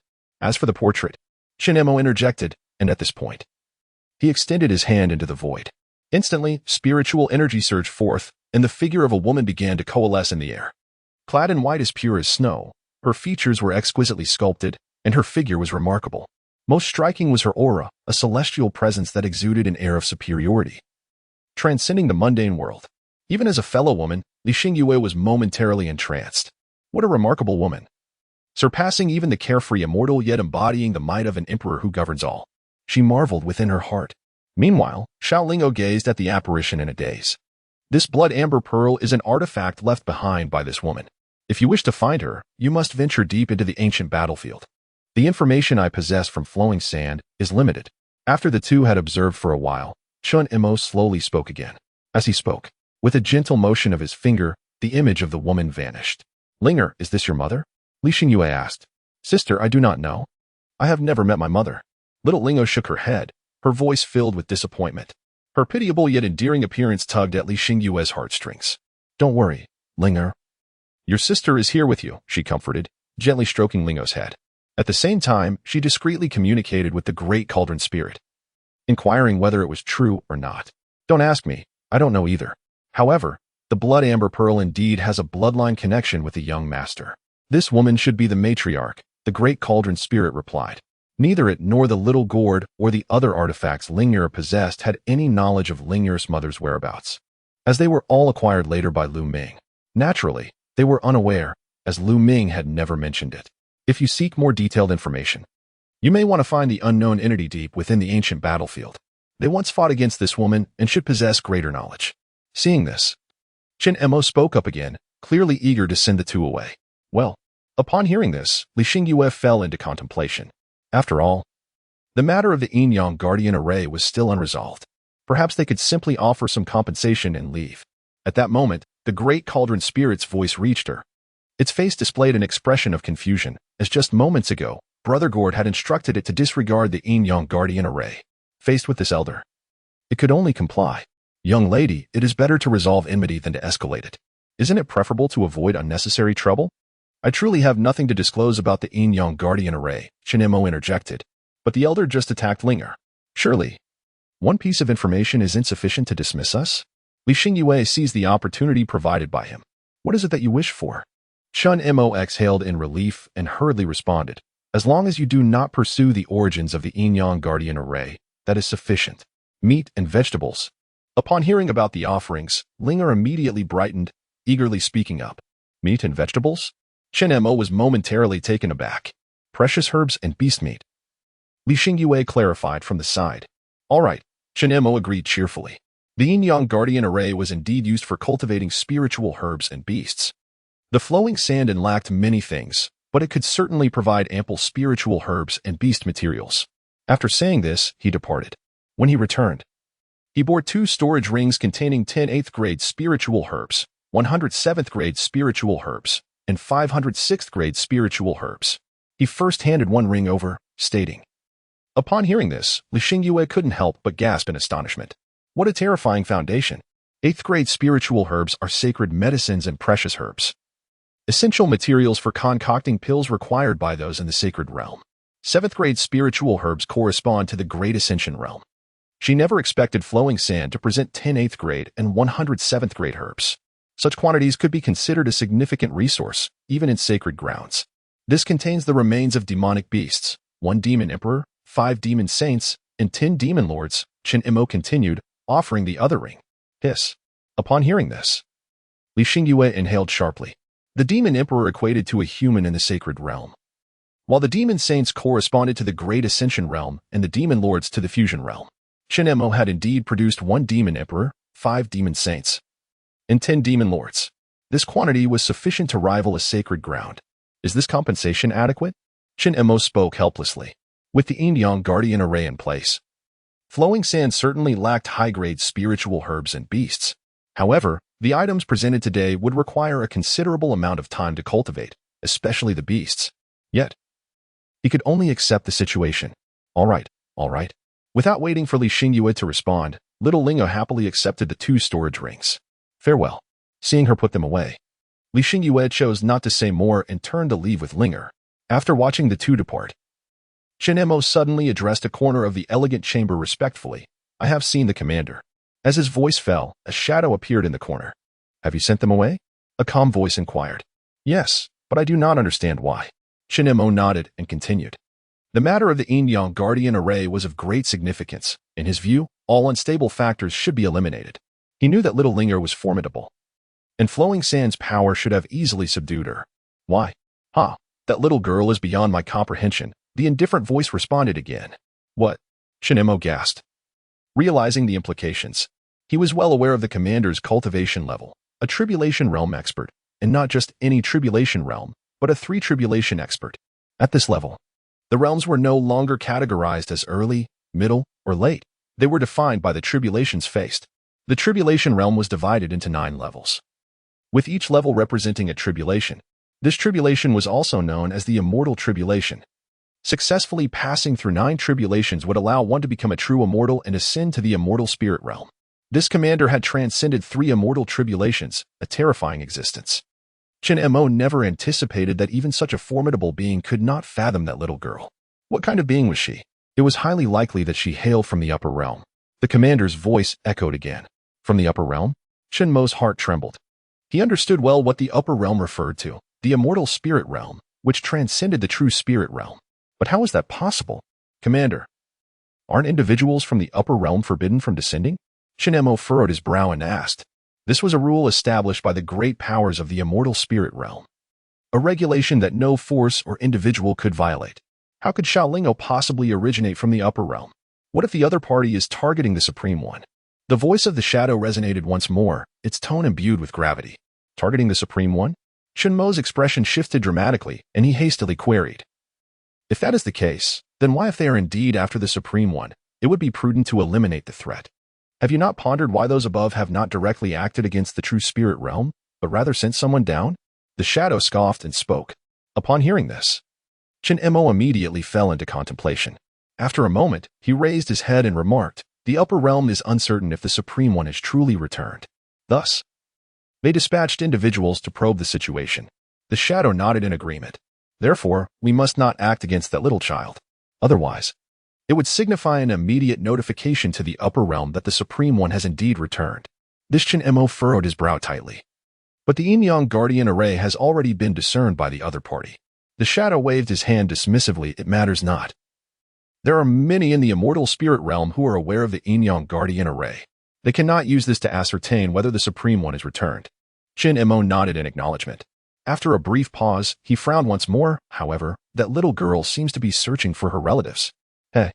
A cold chuckle. Xiaolingo leaned against Li Xingyue, drooling as she gazed at the grand cauldron, and inquired, once we have rested, shall we seek out the mysterious entity mentioned by Chen Imo? Let us discover the whereabouts of your mother. Li Xingyue pondered for a moment before responding. The mysterious entity?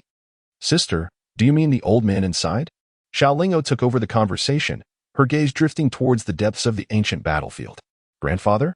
Li Xingyue was momentarily taken aback, following her line of sight. All that met their eyes were yellow sands, withered bones, and remnants of broken weapons. Where was there any grandfather? Indeed, there is an old man over there, she insisted, short and stout. Xiaoling'er nodded earnestly and spoke with conviction. There, she exclaimed, is a vegetable that looks quite exquisite. Suddenly, her round, sparkling eyes lit up again. A beautiful vegetable? Li Xingyue was taken aback. What sort of vegetable? She inquired almost instinctively. It's a flower, round and adorned with numerous petals. Sister, let us go and pick it for a stew. It must be delicious. Xiaoling'er extended her hand, gesturing animatedly. As she spoke of delectable delights, she couldn't help but swallow in anticipation. A flower? Round in shape? She pondered, momentarily at a loss regarding what Xiaoling'er was referring to. Sister, I wish to go and pick it for our stew. It must be truly delicious. Xiaoling'er continued to speak, and before Li Xingyue could respond, her petite figure vanished into the void. A mere spirit, indeed. Li Xingyue contemplated calling out to her but quickly reconsidered, realizing there was no need for undue worry. Although she was uncertain of Xiaoling'er's precise cultivation level, she was confident that it was formidable.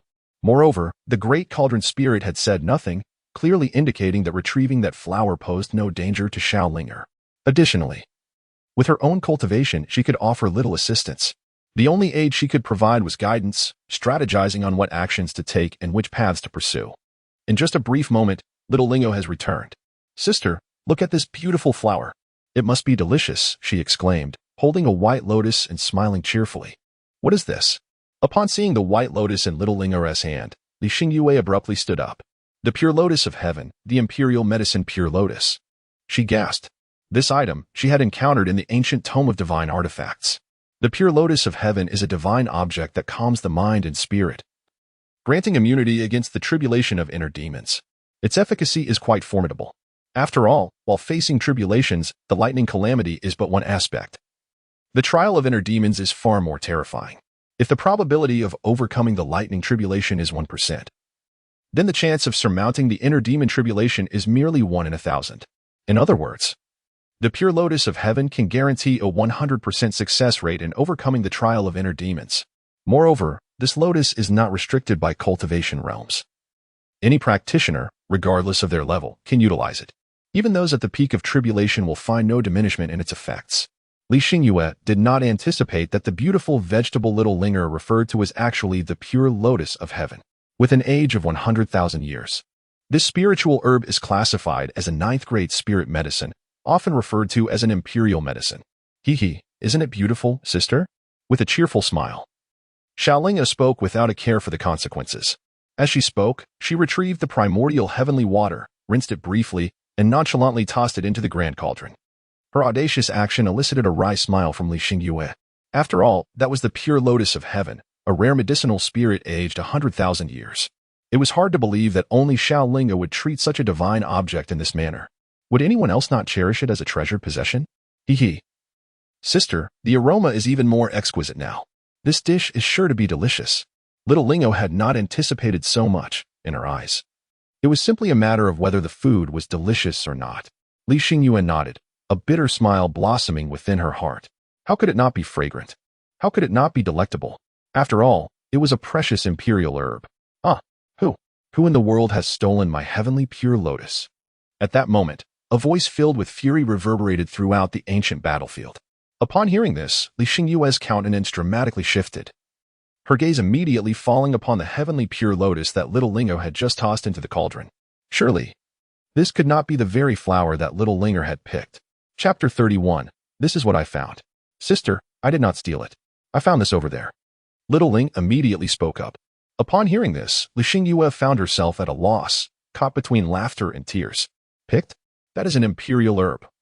A rather rare celestial pure lotus. How could it be so easily found? If it were truly that easy, it would have been plucked long ago. Yet, she did not cast blame or express any reproach.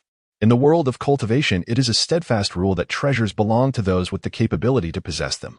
They are not simply claimed by anyone who lays eyes upon them. Do not worry, Linger. If you have harvested it, then it is yours, Li Xingyue said, gently patting her on the head with a smile. At present, she was unaware of the precise cultivation level of little Ling-er, only knowing that she was remarkably strong. In the realm of cultivation, those with formidable prowess held the right to claim all treasures. At that moment, a sudden whirlwind arose, stirring up dust as an elderly man clad in coarse garments appeared, as if he were a construct of countless grains of sand. the instant the old man materialized. Li Xingyue felt her hair stand on end, a profound sense of peril enveloping her, a threat to her very life. In that fleeting moment, she perceived herself before the unexpectedly manifested elder as fragile as an ant, easily crushable beneath his might. Meanwhile, little Lingo blinked her large eyes, gazing at the scene with curiosity. "You too," the elder exclaimed, eyeing them, and then the white lotus simmering within the cauldron. His beard trembled with fury, as if he might vomit blood in his indignation. He had guarded that celestial pure lotus for tens of thousands of years, all in anticipation of its maturation, intending to harvest it to concoct a heart-cleansing pill to transcend the tribulation realm. And now, it was being treated as mere vegetables in a pot. At that moment, the old man's resolve nearly shattered. Tens of thousands of years. He had spent all those years in this desolate place. He wanted nothing more than to bellow. "Do you have any idea how I have endured all these years? Grandpa, would you like to eat?" Little Lingo blinked her large eyes and spoke up.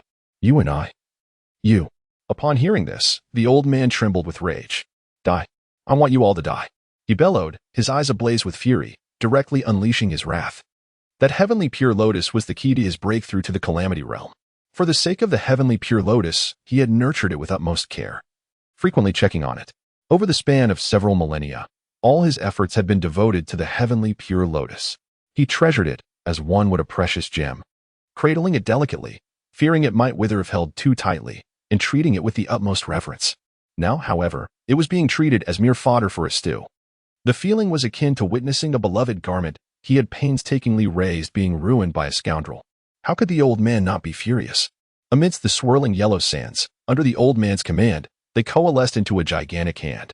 This hand obscured the heavens, resembling a terrifying mountain, descending upon little Linger and her companion. Li Xingyue felt a jolt of shock.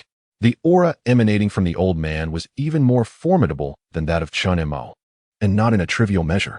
As she gazed up at the immense hand pressing down upon them, Li Xingyue, with her mere mid-stage transformation realm cultivation, found herself utterly immobilized, helplessly watching as the colossal hand descended.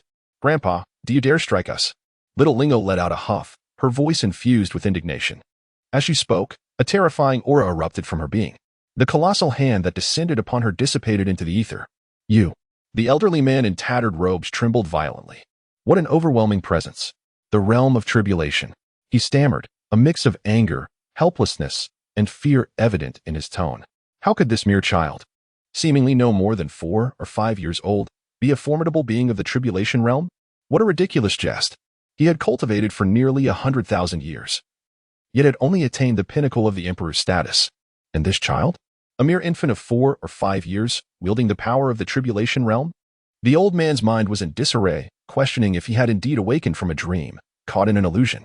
Yes, that must be it. He had merely awoken too abruptly. Too abruptly indeed. "Grandpa, why are you trying to harm us?" Little Linger glared furiously at the old man. The elder, after listening, stared blankly at little Linger.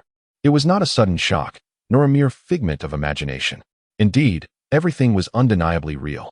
A formidable being of the 4th or 5th realm of tribulation. "You have stolen my heavenly pure lotus," he declared with righteous indignation. While astonishment coursed through him, genuine anger also bubbled beneath the surface. "We did not steal it. I found this flower over there," she retorted. Xiaolinga straightened her back and responded. The old man in the linen robe looked at her with a face full of astonishment, his mind buzzing. "Found it. Is the heavenly pure lotus as common as cabbage? And to find one that is 100,000 years old. This is an imperial herb. Even the formidable imperial garden forces must tenderly care for it." "Found it." The old man's face twitched repeatedly. "That was cultivated by me," he retorted defiantly, feeling an overwhelming sense of frustration. Just moments ago, he had been dozing off when he suddenly sensed a tremendous surge of spiritual energy around him. Upon opening his eyes, he was left in shock.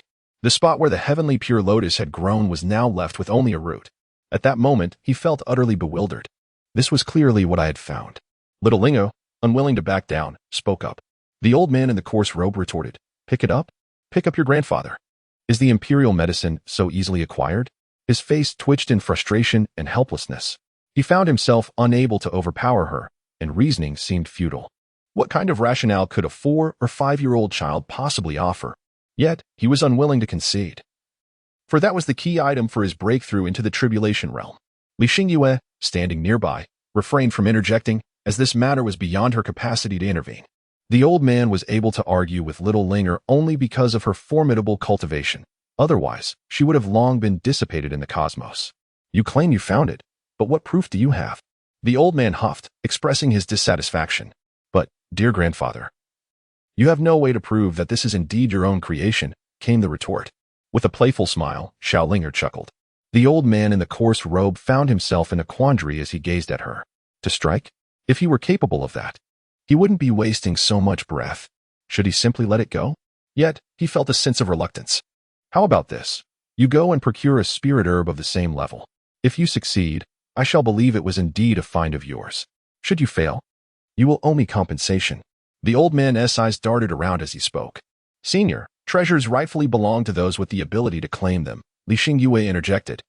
Sensing the tension, she understood that the heavenly purity lotus must have been cultivated by the old man. Otherwise, such a precious item would have been snatched by those who ventured into the ancient battlefield long ago. But what of it?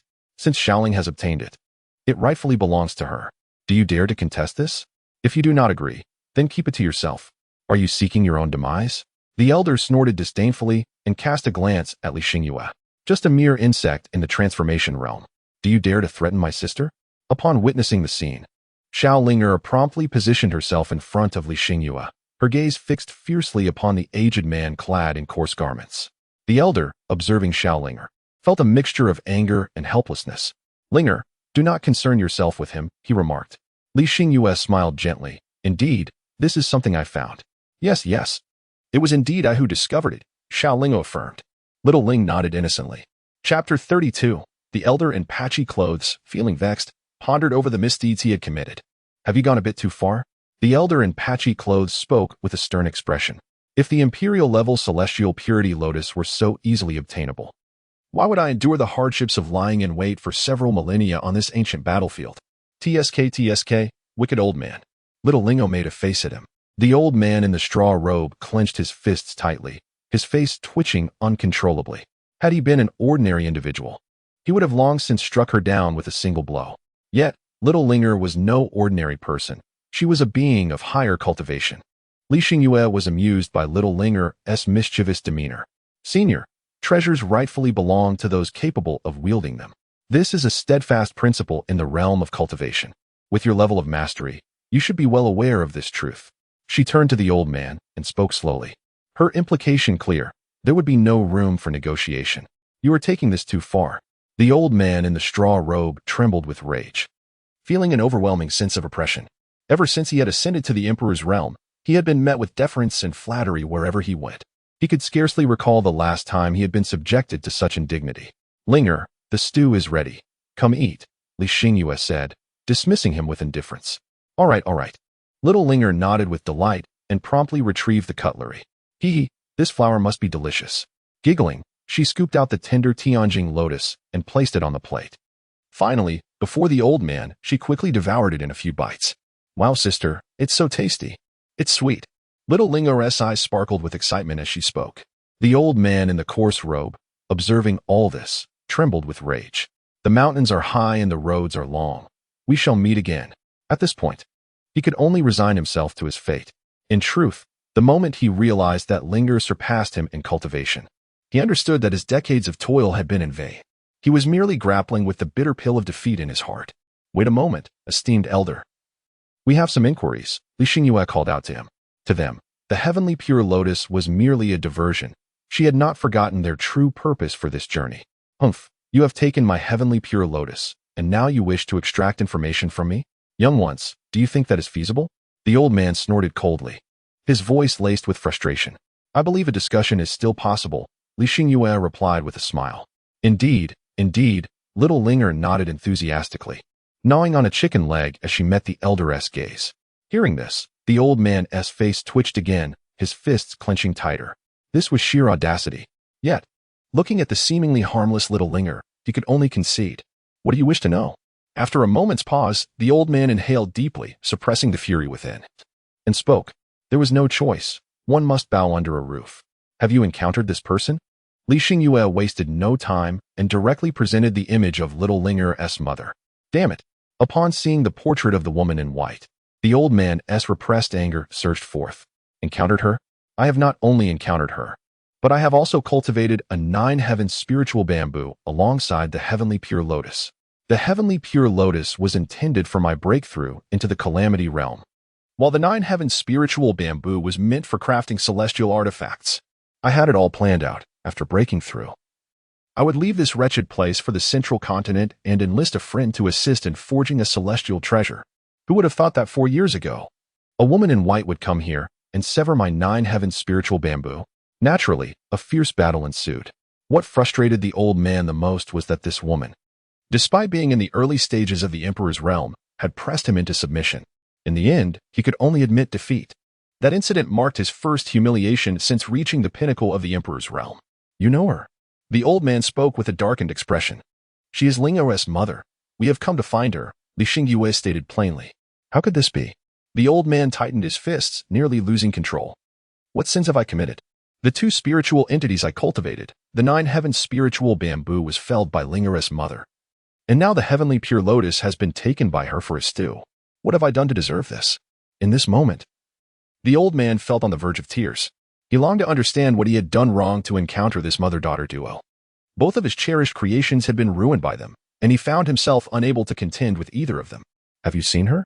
The 2 simple words seemed to erupt from him, as if they were forced through clenched teeth. It was evident how furious the old man was. Where has my mother gone? Little Lingo immediately inquired, her eyes brimming with anticipation. The old man in the coarse robe felt an overwhelming urge to turn and walk away, and to express his frustration at the young girl.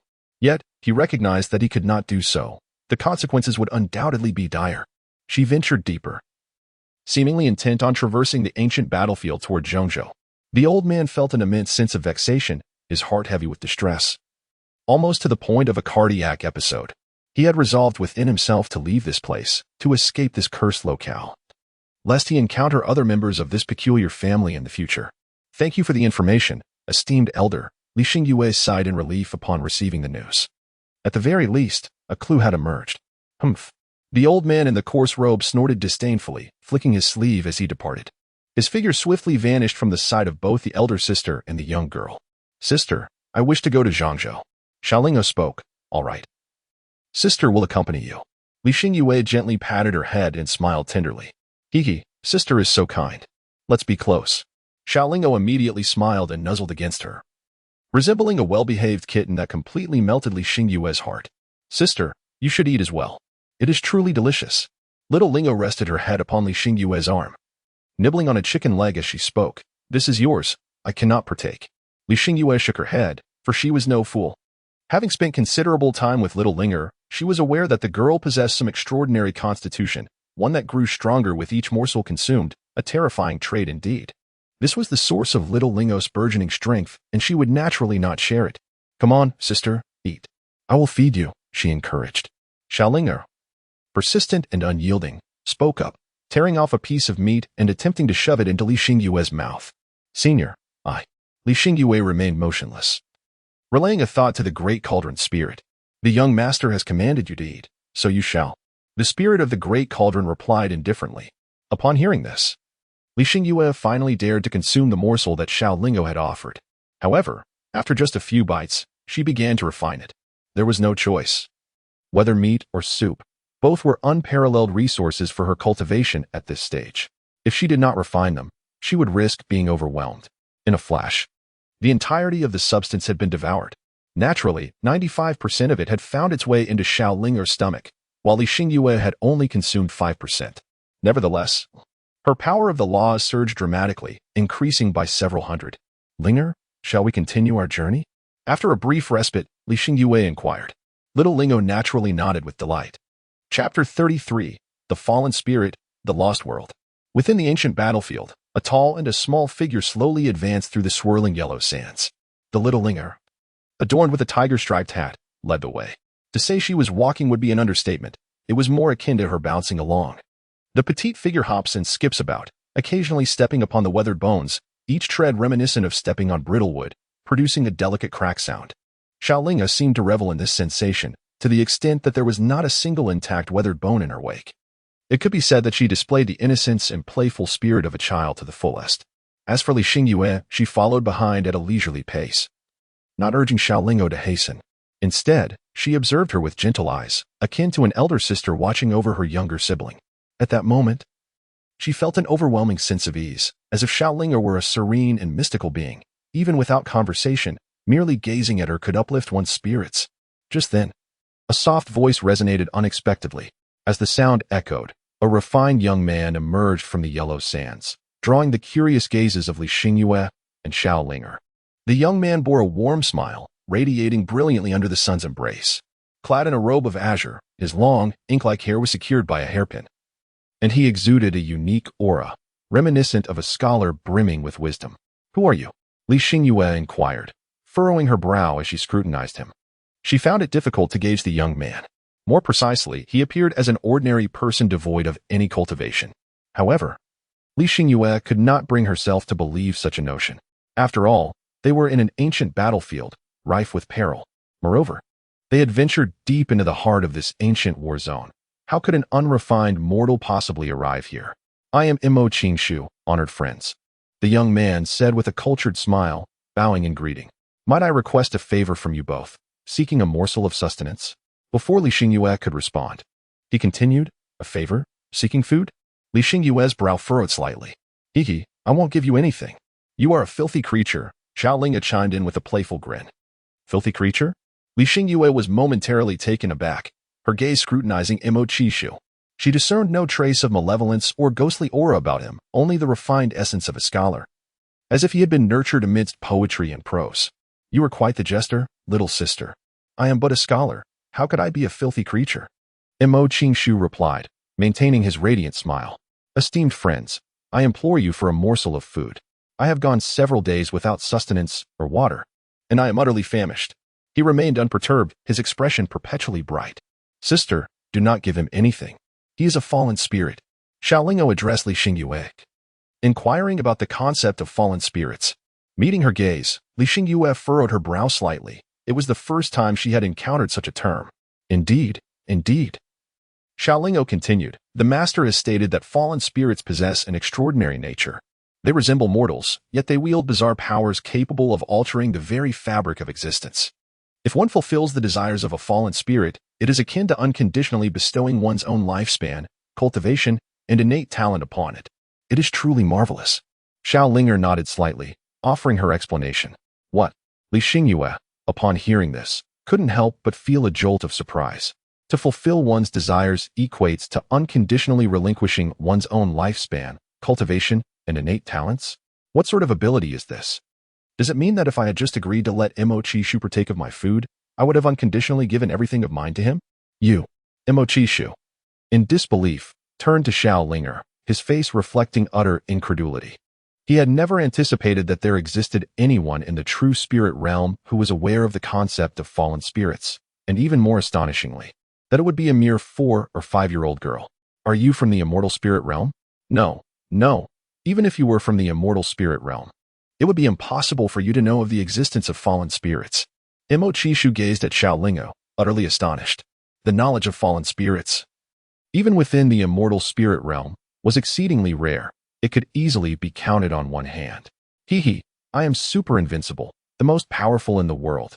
Little Linga smiled, revealing her 2 sharp little tiger teeth. Paired with her slightly chubby face and tiger-striped hat, she could undoubtedly enchant any devoted parent. Incredibly formidable, indeed. Imo Qingshu couldn't help but twitch his lips upon hearing this. If you wish to use a pseudonym, so be it. But what kind of absurd alias is this? It had existed through the ages, yet this was the first time he had encountered such a preposterous name. How intriguing. This diminutive, lost world was indeed captivating. It seemed that both of them were aware of the existence of fallen spirits. If he was not mistaken, you must also be the reincarnation of some formidable being, right? Imo Qingshu gazed at little Linger, his words tumbling out in a disjointed manner. For years prior, he had encountered a woman who had disowned his identity as a fallen spirit at a mere glance. Now, he found himself once again in the presence of someone capable of seeing through his guise. Thus, he could confidently assert that little Linger must be the reincarnation of a terrifying power from the immortal spirit realm. Only such beings would possess knowledge of fallen spirits. Reincarnation? A lost world? Li Xingyue's brows furrowed slightly. The concept of reincarnation was not a rarity in the cultivation realm, for once one reached the nascent soul stage, one could seize another's body and live anew. Ah, Little girl, reincarnation and body seizing are not the same. While body seizing allows one to live again, it does not alter one's innate talents or lifespan. However, a reincarnated individual can acquire entirely new gifts and a fresh lifespan, Mo Chi-shu remarked. He had surprisingly pierced through Li Xingyue's thoughts. This revelation startled Li Xingyue. To gain entirely new talents and a fresh lifespan? If that were the case, wouldn't continuous reincarnation lead to the so-called immortality? How fascinating indeed. The mere existence of a lost world had given rise to two reincarnated souls. Could it be that this realm possessed some extraordinary treasure? Mo Chi-shu mused to himself. What do you mean? Have you encountered other reincarnated individuals? What is this lost world? Li Xingyue inquired with a frown. Sister, the gentleman from the lost world spoke of it. A world from which the primal forces have been extracted is called a lost world. In such worlds, the upper limit of cultivation will gradually decline over time, ultimately becoming a realm devoid of the possibility of cultivation, little Linger cheerfully explained before Mo Chi-shu could respond. Lingo, are you suggesting that the true spirit realm will eventually become a world where cultivation is impossible? Li Xingyue was taken aback by this notion. Yes, indeed. The gentleman said so. Xiaolingo nodded. However, Mo Chi-shu keenly grasped the key figure in her words, Mr. It was evident from Xiaolinger's speech that whether it pertained to the fallen spirits or the lost world, all knowledge was imparted by that Mr. How intriguing. Who is this Mr. you speak of? There seems to be much you know, Mo Chi-shu inquired with curiosity. Mr. is simply Mr. A detestable old curmudgeon. Little Linger innocently opened her mouth. Her cheeks puffed up as she spoke of the gentleman. Chapter 34. What sort of people are in this family? Upon hearing this, Mo Chi-shu's lips twitched slightly. Indeed. Listening to your words felt akin to hearing a grand discourse. Is this the answer I sought? He lamented internally, feeling somewhat helpless.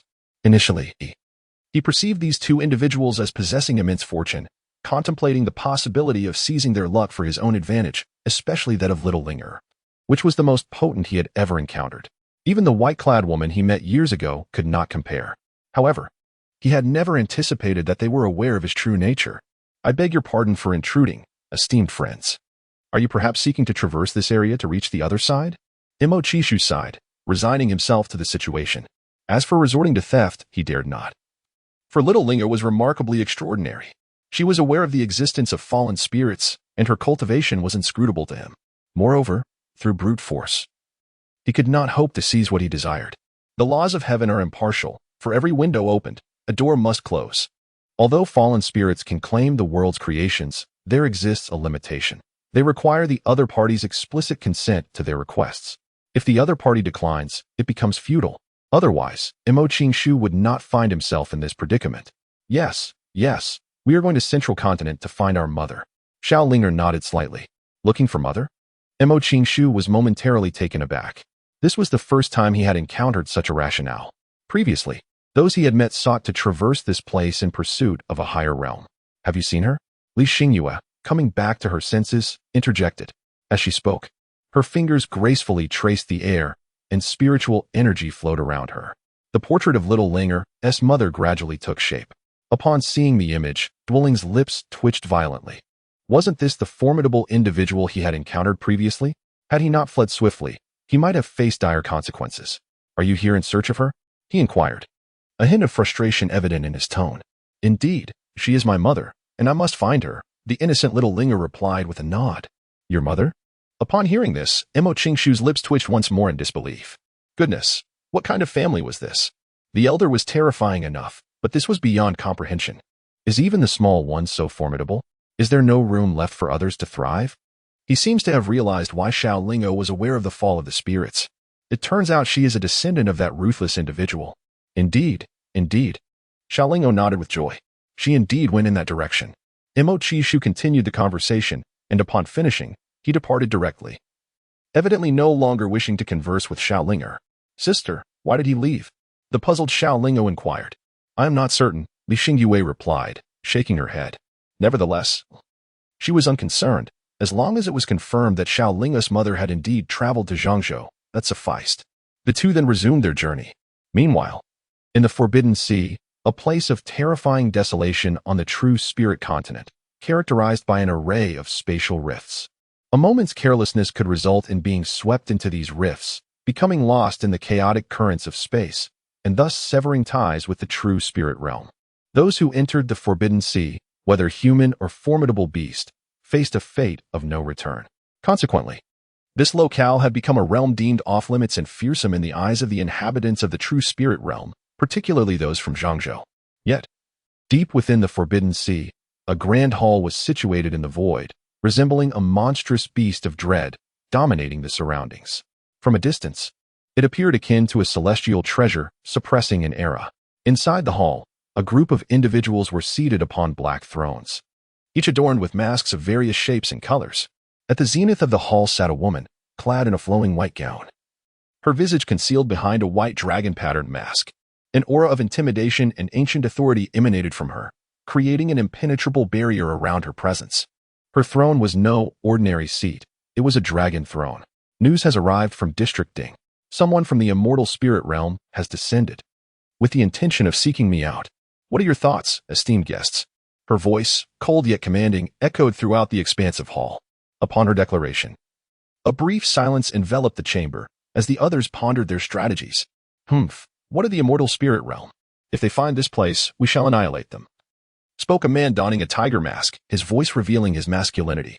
This matter requires careful deliberation. Our foundations are still weak, and it is not yet the time for a head-on confrontation with the immortal spirit realm, interjected another, wearing a rabbit mask. Is there no way to eliminate them covertly? Followed a voice from a figure masked as a serpent. That is unwise.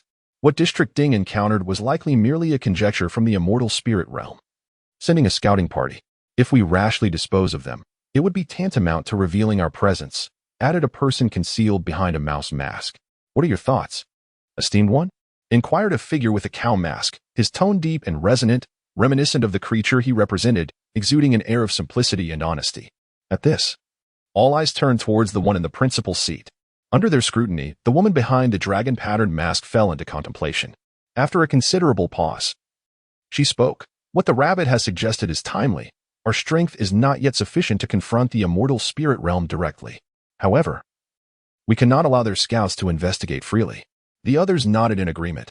Then, what course of action shall we take? We cannot fight nor kill. They seek answers, and we shall provide them with an answer. The dragon-masked woman's voice resonated once more. The masked figures exchanged glances, their expressions revealing confusion. Are you suggesting we offer them a reincarnated individual? The rabbit-masked individual ventured tentatively. Precisely. As I am aware, within the true spirit realm of Zhangzhou, there exists an imperial garden known as the Ji family. A millennium ago, the Ji family was but a minor clan, yet within a mere 1,000 years, they ascended to imperial status. This was due to a prodigy born within their ranks, Ji's son, who is a reincarnation of an immortal king. Do you comprehend? The woman nodded, gradually elucidating her thoughts. With her words having been laid bare, the others naturally understood. Spreading the news of the reincarnated individual would undoubtedly attract the attention of those from the higher realms. They would come to investigate, and as for the outcome, a reincarnated immortal king is not the same as the reincarnation of our esteemed one. Proceed with the arrangements, she instructed, observing that none opposed her decision. With a wave of her hand, the masked individuals vanished in a distortion of space, leaving the grand hall eerily empty, save for the woman. She gazed at the vacuous chamber, the eyes hidden behind her mask reflecting a profound solitude. Years have passed, yet I wonder how you both fare, father and daughter. And where might the opportunity to condense divine essence be? The woman murmured softly to herself, words only audible to her ears. Chapter 35, The Acquired Dragon Egg? Within the ancient battlefield, time flowed steadily as the large and small figures journeyed without haste. Before long, night descended upon them. For cultivators, the distinction between day and night was negligible. However, observing Xiao Linger, who had been energetically bouncing about all day, Li Xingyue finally spoke. Linger, shall we rest for the night before continuing? She had noticed the signs of fatigue etched upon Xiao Linger's face. Moreover, the vastness of the ancient battlefield remained shrouded in mystery. No one knew how long it would take to traverse it and reach Zhangzhou. A brief respite, it seemed, was indeed necessary. All right, Xiao Linger agreed. Upon hearing the announcement of a respite, a radiant smile blossomed on Xiao Linger's face. Observing her playful and endearing demeanor, Li Xingyue also smiled gently. Subsequently, she led Xiao Lingo to a spot adorned with several withered trees, where they kindled a campfire to serve as their temporary haven. Little Lingo produced several corpses of demonic beasts. Sister, let us have hot pot. Her eyes sparkled brightly, akin to the stars in the night sky. Hot pot? Li Xingyue gazed at her in bewilderment, as he had never encountered this term before. Yes, yes. Hot pot is absolutely delicious. We need to slice the meat into thin pieces and then cook them in the pot for a brief moment before savoring them. Little Linger nodded joyfully. In the midst of her speech, she produced the great cauldron and declared, "Great cauldron, I wish to have hot pot." The spirit of the cauldron, upon hearing this, could only smile helplessly. What a predicament! Originally, it was a sentient treasure birth from the primordial energy of a sect devoted to alchemy in the celestial realm. Its purpose was to refine elixirs, thereby enhancing the success rate of the process. In the celestial realm, it was a precious artifact that others would cradle in their hands for fear of it shattering, or savor delicately in their mouths for fear of it dissolving. Yet now, it was relegated to the status of a mere cooking pot for Little Linger. Despite its reluctance, it dared not disobey her wishes, for otherwise, given the temperament of the little gourd, it would surely face a sound beating. Shortly after Little Linger's words, the form of the great cauldron began to transform, ultimately morphing into a large copper pot. This left Li Xingyue utterly astonished. In her understanding, treasures with spirit could indeed undergo alterations, but they were typically limited to merely changing size. As for transforming into entirely different shapes, this was a sight she had never witnessed before. Could it be that this great cauldron is a celestial artifact? She pondered. Sister, quickly slice the meat. It should be cut into thin, long pieces. Xiaolingao paid no heed to Li Xian's thoughts. Her sole focus was on food. In the midst of conversation, she had already retrieved a small gourd and poured the primordial water into the great cauldron. All right, Li Xingyue nodded, immediately following Xiaoling's instructions to begin processing the beast. Soon, a slice of meat was expertly prepared. Is this how it's done, Ling? She inquired, turning her head only to find no trace of Xiaolinger. Linger? A pang of anxiety gripped Li Xingyue as she scanned her surroundings, yet still, no sign of Xiaolinger emerged. Senior Linger. She hurriedly communicated with the spirit of the great cauldron. Do not worry, the cauldron spirit replied nonchalantly. Xiaolingao is indeed a genuine celestial monarch. This pinnacle of existence is merely the true spirit realm of the tribulation stage, where no individual poses a threat to Xiaolinger whatsoever. Furthermore, the true prowess of Xiaoling lies not merely in her cultivation at the celestial king realm, but rather in the formidable artifacts she possesses. It is no exaggeration to assert that even when confronted by a mighty celestial sovereign, Xiaoling could emerge unscathed. The only conceivable threat to her would be the personal intervention of a celestial emperor. Yet, in this diminutive realm of true spirits, how could one expect the presence of a celestial emperor? After hearing this, Li Xingyue could only manage a wry smile, for she too found it to be a reasonable conclusion. Xiaolingao possesses formidable strength. Even the Supreme Emperor realm experts address her as little predecessor. What is there to worry about? Contemplating this, Li Xingyue silently assisted Xiaolinger in preparing the meat of the. Once she had skillfully butchered several, Little Linger has appeared. Linger, what is this? Li Xingyue gazed at the suddenly materialized Little Linger, her brow slightly furrowing. This was because Little Linger was cradling an egg of considerable size, nearly comparable to Little Linger herself. However, the most crucial aspect was that Li Xingyue could distinctly sense a pulse of power emanating from the egg, one that sent a shiver through her heart. She was certain of one thing. This egg was no ordinary specimen. It must belong to some formidable beast. Yet, she could not discern the exact nature of the creature from which the egg originated. I found this over there. It must be delicious. Little Linger cradled the egg, her petite head peeking out as she cheerfully spoke. Did you find it? Li Xingyue was momentarily taken aback by the inquiry. Although the origin of the egg remained indiscernible, the palpable force emanating from within it was sufficient to affirm that the beast responsible for laying this egg was at least a demon lord. After all, she had already reached the realm of divine transformation and was in the mid-stage of that cultivation. Creatures below the rank of demon lord posed no threat to her. She would have no trepidation even in the presence of their true forms. Thus, she was certain that the egg in Little Linger's possession must originate from a beast of demon lord status or higher. However, such high-caliber beast eggs are not easily found. If they were, it is likely that every human clan would possess a formidable guardian spirit beast. Furthermore, this location was an ancient battleground, largely devoid of any beastly activity, at least to Li Xingyue's knowledge. The term found probably suggested that they had unearthed it from the lair of some creature residing in this ancient battlefield. She mused. Sister, let us roast it and eat it. This egg must be delicious. With a cheerful smile, Xiao Linger spoke as she placed the egg beside the campfire. All right.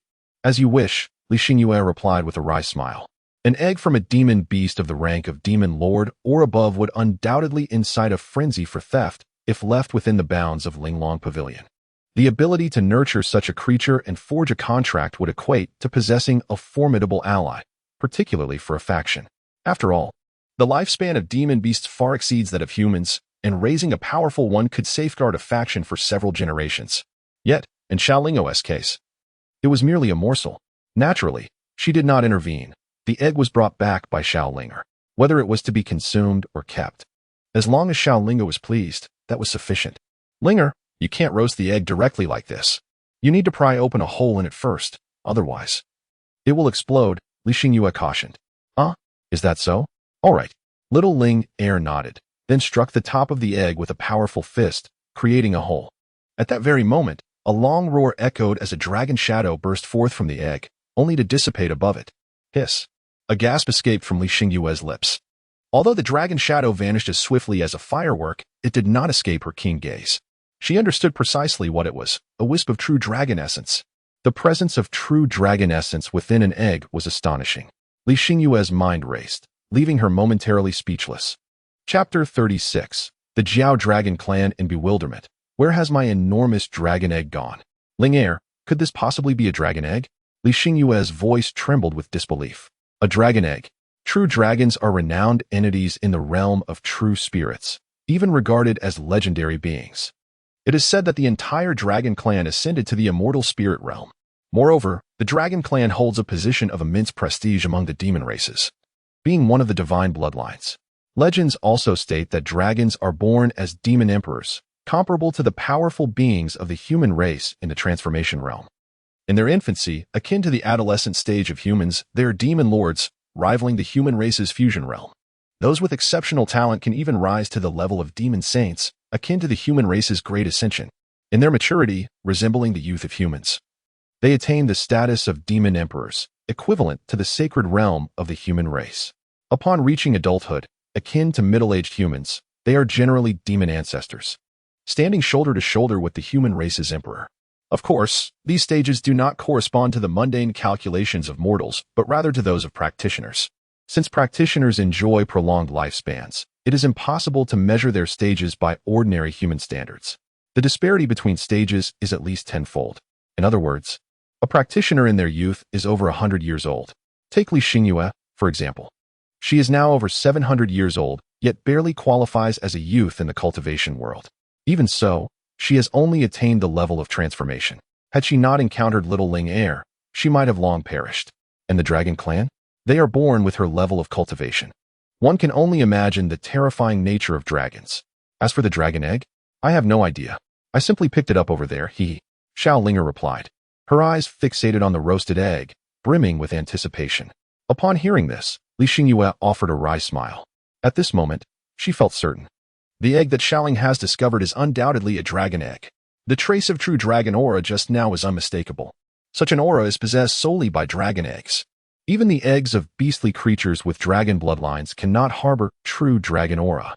Those beasts, despite having a potent dragon lineage, can at most produce dragon breath within their eggs. Take, for instance, the renowned Jiaolong clan among the demon races. The eggs of this clan can indeed generate dragon breath. However, when compared to true dragon aura, there exists a vast chasm between them. Li Xingyue did not anticipate this. Xiao Linger ventured out and unexpectedly returned with a dragon egg. Moreover, she had even roasted it. Should this news reach the ears of the demon or human clans, they would undoubtedly condemn such an act as a grievous waste. After all, it is a dragon egg, and if it were to hatch, with sufficient time to mature, it would inevitably rise to the pinnacle of the true spirit realm in the future. In other words, Xiao Linger did not merely roast an egg. She prepared a pseudo-immortal beast comparable to the calamity realm of humanity. Sister, the soup has reached a boil. It is time to indulge in the delectable meat. The voice of Xiao Linger echoed in the air. In the midst of conversation, she deftly produced a pair of chopsticks from somewhere and began to cook the meat. Sister, hurry and eat. It's delicious, she exclaimed while savoring her food. Li Xingyue nodded, mimicking her actions as she too began to cook the meat. One cannot deny that the flavor was indeed exquisite. Of course, this pot of broth was crafted from the primordial waters of the dragon realm, infused with various precious herbs. It would be surprising if it did not taste good. In a distant corner of the ancient battlefield, 3 figures cloaked in black suddenly materialized beneath the starry sky. Each was robustly built, exuding an aura of strength. However, what drew the most attention were the pairs of horns adorning their heads, glimmering under the starlight and moonlight. Clearly, these individuals were not of the human race. Elder, is it true that a genuine dragon egg resides here? The man on the left scanned the surroundings and inquired. Indeed, according to our records in the Jiao Dragon clan, there was a great battle in the realm of celestial spirits, a clash between 2 celestial emperors, compelling various races to partake, including the Dragon clan. The elder in the middle responded with a nod. 2 celestial emperors battling?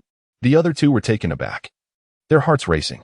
They hailed from the ancient Jiao Dragon clan, which possessed a profound lineage and rich heritage. Being clan elders, they were well aware of the significance of celestial emperors, entities that transcended all beings, including the celestial spirit realm. What does this have to do with the dragon egg? The man on the left, the second elder, furrowed his brow. This ancient battlefield is indeed a remnant of that fierce conflict, specifically a segment of the battleground. Originally, this area belonged to the celestial spirit realm, but due to the war, it detached from that realm and fell into the true spirit realm, becoming the ancient battlefield. According to our clan's records, a true dragon perished in this vicinity. However, before its demise, it performed a grand feat to condense a dragon egg and concealed it deep within the ancient battlefield, ensuring the continuation of its bloodline. Over 10,000 years ago, our clan sent a powerful warrior here, who successfully located the dragon egg. Alas, our Jiao Dragon clan was too weak to bring it back. So we had to leave it here, protected by formations. Now that our clan has firmly established itself, it is indeed time to retrieve the egg, the elder elaborated. Upon hearing this, the other 2 were astonished. They had not anticipated such a remarkable tale from the Jiao Dragon clan. If we can hatch the true dragon. Our clan, the second elder spoke, his breath quickening. That is true dragon blood, the apex of beast-kin bloodlines. If nurtured, the strength of the Jiao Dragon clan will undoubtedly soar to new heights. That is not the most crucial aspect. The essence of the dragon bloodline is what matters. We, the Jiao Dragon clan, are essentially mixed dragons. Although we possess true dragon blood, it is not pure. This true dragon egg, if brought back to our clan and properly nurtured, could serve as a seed for our bloodline. As long as we arrange suitable unions within the clan to produce offspring, our bloodline will continuously elevate. Over time, do you understand what this signifies? The elder smiled faintly, speaking with a calm demeanor. Hiss. After hearing this, the second and third elders gasped in unison. They exchanged glances, each reflecting the ecstasy in their eyes. What did it signify? It meant that over time, the bloodline of the Jiao Dragon clan would gradually elevate, eventually transforming into that of a true dragon clan. That would be the true dragon clan, the most powerful race within the beast kin. Ha ha ha, our future is indeed bright. The second elder exclaimed joyously. Yes, our Jiao Dragon clan shall surely dominate the beast realm. The third elder added, equally exhilarated. Let us proceed to embrace the glorious future of our clan. The elder chuckled softly, leading the way forward as the second and third elders followed closely. Soon, the trio arrived at the subterranean space where the powerful warriors of the Jiao Dragon clan had once placed the dragon egg. However, to their astonishment, the space was entirely empty. Elder, what is this? The second elder inquired, perplexed. Damn it, could it have been taken by the human race? The third elder remarked with palpable disdain. The elder remained silent, staring blankly at the pedestal in the empty space. He was certain that this was the designated spot for the dragon egg, as he could distinctly sense the lingering aura of the true dragon. But where had the dragon egg gone? Where could such a large dragon egg have vanished to? Chapter 37. Grandfather, why is that dog barking? The elder gazed at the pedestal where the dragon egg should have been, his expression dark and foreboding. Presently, although the Jiao Dragon clan had established itself in the beast realm, they still faced formidable races above them. After all, the Jiao Dragon clan possessed few formidable beings, and all were merely pseudo-saint beasts compared to those terrifying great clans. He had envisioned retrieving the dragon egg to gradually elevate the bloodline of the Jiao Dragon clan, transforming it into a true dragon clan. Such an outcome would not only elevate the entire clan to the celestial spirit realm, but would also ensure that the Jiao Dragon clan became one of the dominant forces in the beast realm, escaping the fate of being mere cannon fodder for those terrifying great clans. He had even mapped out a developmental trajectory for the Jiao Dragon clan over the next 10,000 years. But now, the dragon egg was gone. Elder, what should we do now? The second elder asked, his mood somber. Entering the ancient battlefield had not been an easy task for them, as it lay within the territory of the human race. The beast realm had always been at odds with humanity, and it could be said that the three of them had risked their lives to venture into this ancient battlefield. Not only that, but they had also expended more than half of their clan's resources to construct a super teleportation array, all for the sake of retrieving the dragon egg. Now that the egg was lost, was it not akin to drawing water with a basket? We must find it. This item is far too vital for our clan. Without waiting for the elder to respond, the third elder spoke with unwavering determination. It is absurd to expend such vast resources and risk our lives to come here for the dragon egg, only to return empty-handed. The elder remained silent, standing in a daze, seemingly unable to shake off the despair. Elder? Upon witnessing the scene, the second elder tentatively called out, "Alas, this dragon egg." The grand elder regained his composure and let out a long sigh. He was familiar with the ancient battlefield. The deeper one ventured, the greater the dangers became. It was rumored that this ancient battlefield was a terrifying forbidden zone that had once entombed calamities. Although the location of the dragon egg was not at the very depths of the ancient battlefield, it was still quite close. The fact that the dragon egg had been taken from such a place indicated that the thief was no ordinary individual, but someone at least at the Emperor's level. For those at the Emperor's realm, dragon eggs were exceedingly rare cultivation resources, indeed, resources that one could only hope to encounter. Securing such a resource would undoubtedly compel one to leave the ancient battlefield. With billions of humans and a considerable number at the Emperor's realm, how could they easily retrieve the dragon egg? Suddenly, before the Grand Elder could complete his thoughts, a resonant dragon's roar echoed through the air. The three elders trembled at the sound. A dragon's roar? They could not have misheard, especially given the overwhelming power conveyed within the sound. Grand Elder. The second elder's face lit up with surprise. There were no demon tribes, let alone dragon tribes, in the ancient battlefield, but now a dragon's roar had emerged, undoubtedly connected to the true dragon egg. Ha ha ha, splendid. The heavens do not close off all paths. Let us go. I wish to see who dares to covet the dragon egg. The grand elder's face blossomed with a radiant smile. Humph. Even if he is a calamity, he shall have no choice but to surrender the dragon egg today. The third elder chimed in. His words were bold, yet not unfounded. For the three were at the advanced stage of the demon ancestor level, equivalent to the late stage of the human emperor realm. Moreover, being of the dragon lineage, their physical prowess was formidable, and their innate abilities were exceptional. Individually, each could stand shoulder to shoulder with a perfected human emperor. Together, they could indeed confront a calamity-level expert. Without further ado, the three figures flickered and dashed towards the source of the dragon's roar. They were not alone in hearing it. Other human experts seeking fortune within the ancient battlefield also took notice. Ha ha ha, splendid. Who would have thought there to be a true dragon artifact? Heaven aids me. Heaven aids me. Having lost the celestial lotus, I now encounter a true dragon artifact. I, the Taoist of the Mai, shall surely break through to calamity. In a certain location, an elder clad in coarse robes laughed heartily, his face alight with excitement. A true dragon artifact in the realm of true spirits was a celestial treasure. If he could obtain it, it would be sufficient to aid him in breaking through to calamity. Meanwhile, Chinemo, stationed at the Lushan, also caught wind of the dragon's roar. He was astonished to discover a true dragon artifact within the ancient battlefield. Ah, should I acquire it? It would undoubtedly serve to cultivate a formidable demon army for the commander. Such an achievement would surely merit great rewards. He gazed far into the depths of the ancient battlefield, and before his words could fade, he vanished. Unbeknownst to all of this, Xiao Linger and Li Xingyue remained blissfully unaware, particularly Xiao Linger, who was currently relishing a roasted dragon egg, continuously scooping out the custard within with a spoon. Her cherubic face alight with satisfaction. Sister, this egg is so delicious, she exclaimed between bites. Li Xingyue, upon hearing this, wore a bittersweet smile. How could it not be delicious? It was a dragon egg, the very essence of the dragon itself, whether as sustenance or a cultivation resource. It was undoubtedly among the finest of treasures. It would be strange if it weren't delectable, she thought to herself, abstaining from asking for any, and instead quietly feasted on the demon beast meat. The dragon egg was beyond her capacity to consume, as the spiritual energy contained within it was far too potent for her to handle at her current stage. The demon beast meat, however, was just right. Suddenly, a blood-curdling scream shattered the air. The unexpected sound startled both Li Xingyue and Xiao Linger, causing them to nearly drop their utensils. They turned towards the source of the sound, and beheld three elder figures adorned with horns, staring blankly at them. More precisely, all three were fixated upon Xiaolinger. These three were the esteemed elders of the dragon lineage who had hurriedly arrived upon hearing the dragon's roar.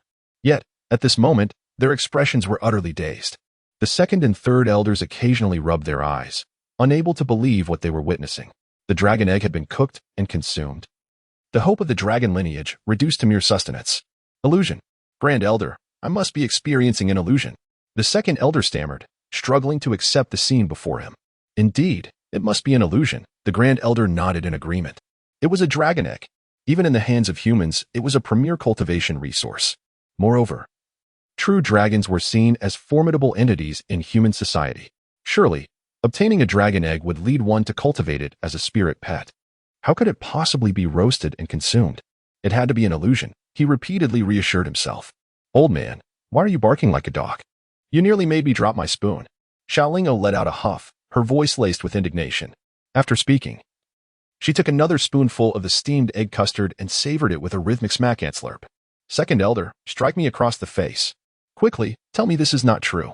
The Grand Elder, regaining his composure, spoke in a daze. Chapter 38.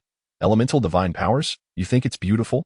The second elder, also coming back to reality, nearly broke down in tears. Especially Xiaolinger's eating sounds pierced deep into their hearts like a needle. The dragon egg was consumed like this? You. The third elder trembled with rage, pointing a finger at Xiaolinger, unable to catch his breath. Suddenly, a mouthful of old blood erupted from his lips. Clearly overwhelmed by fury. Brother, it's gone. Everything is gone. The dragon egg has been roasted by her.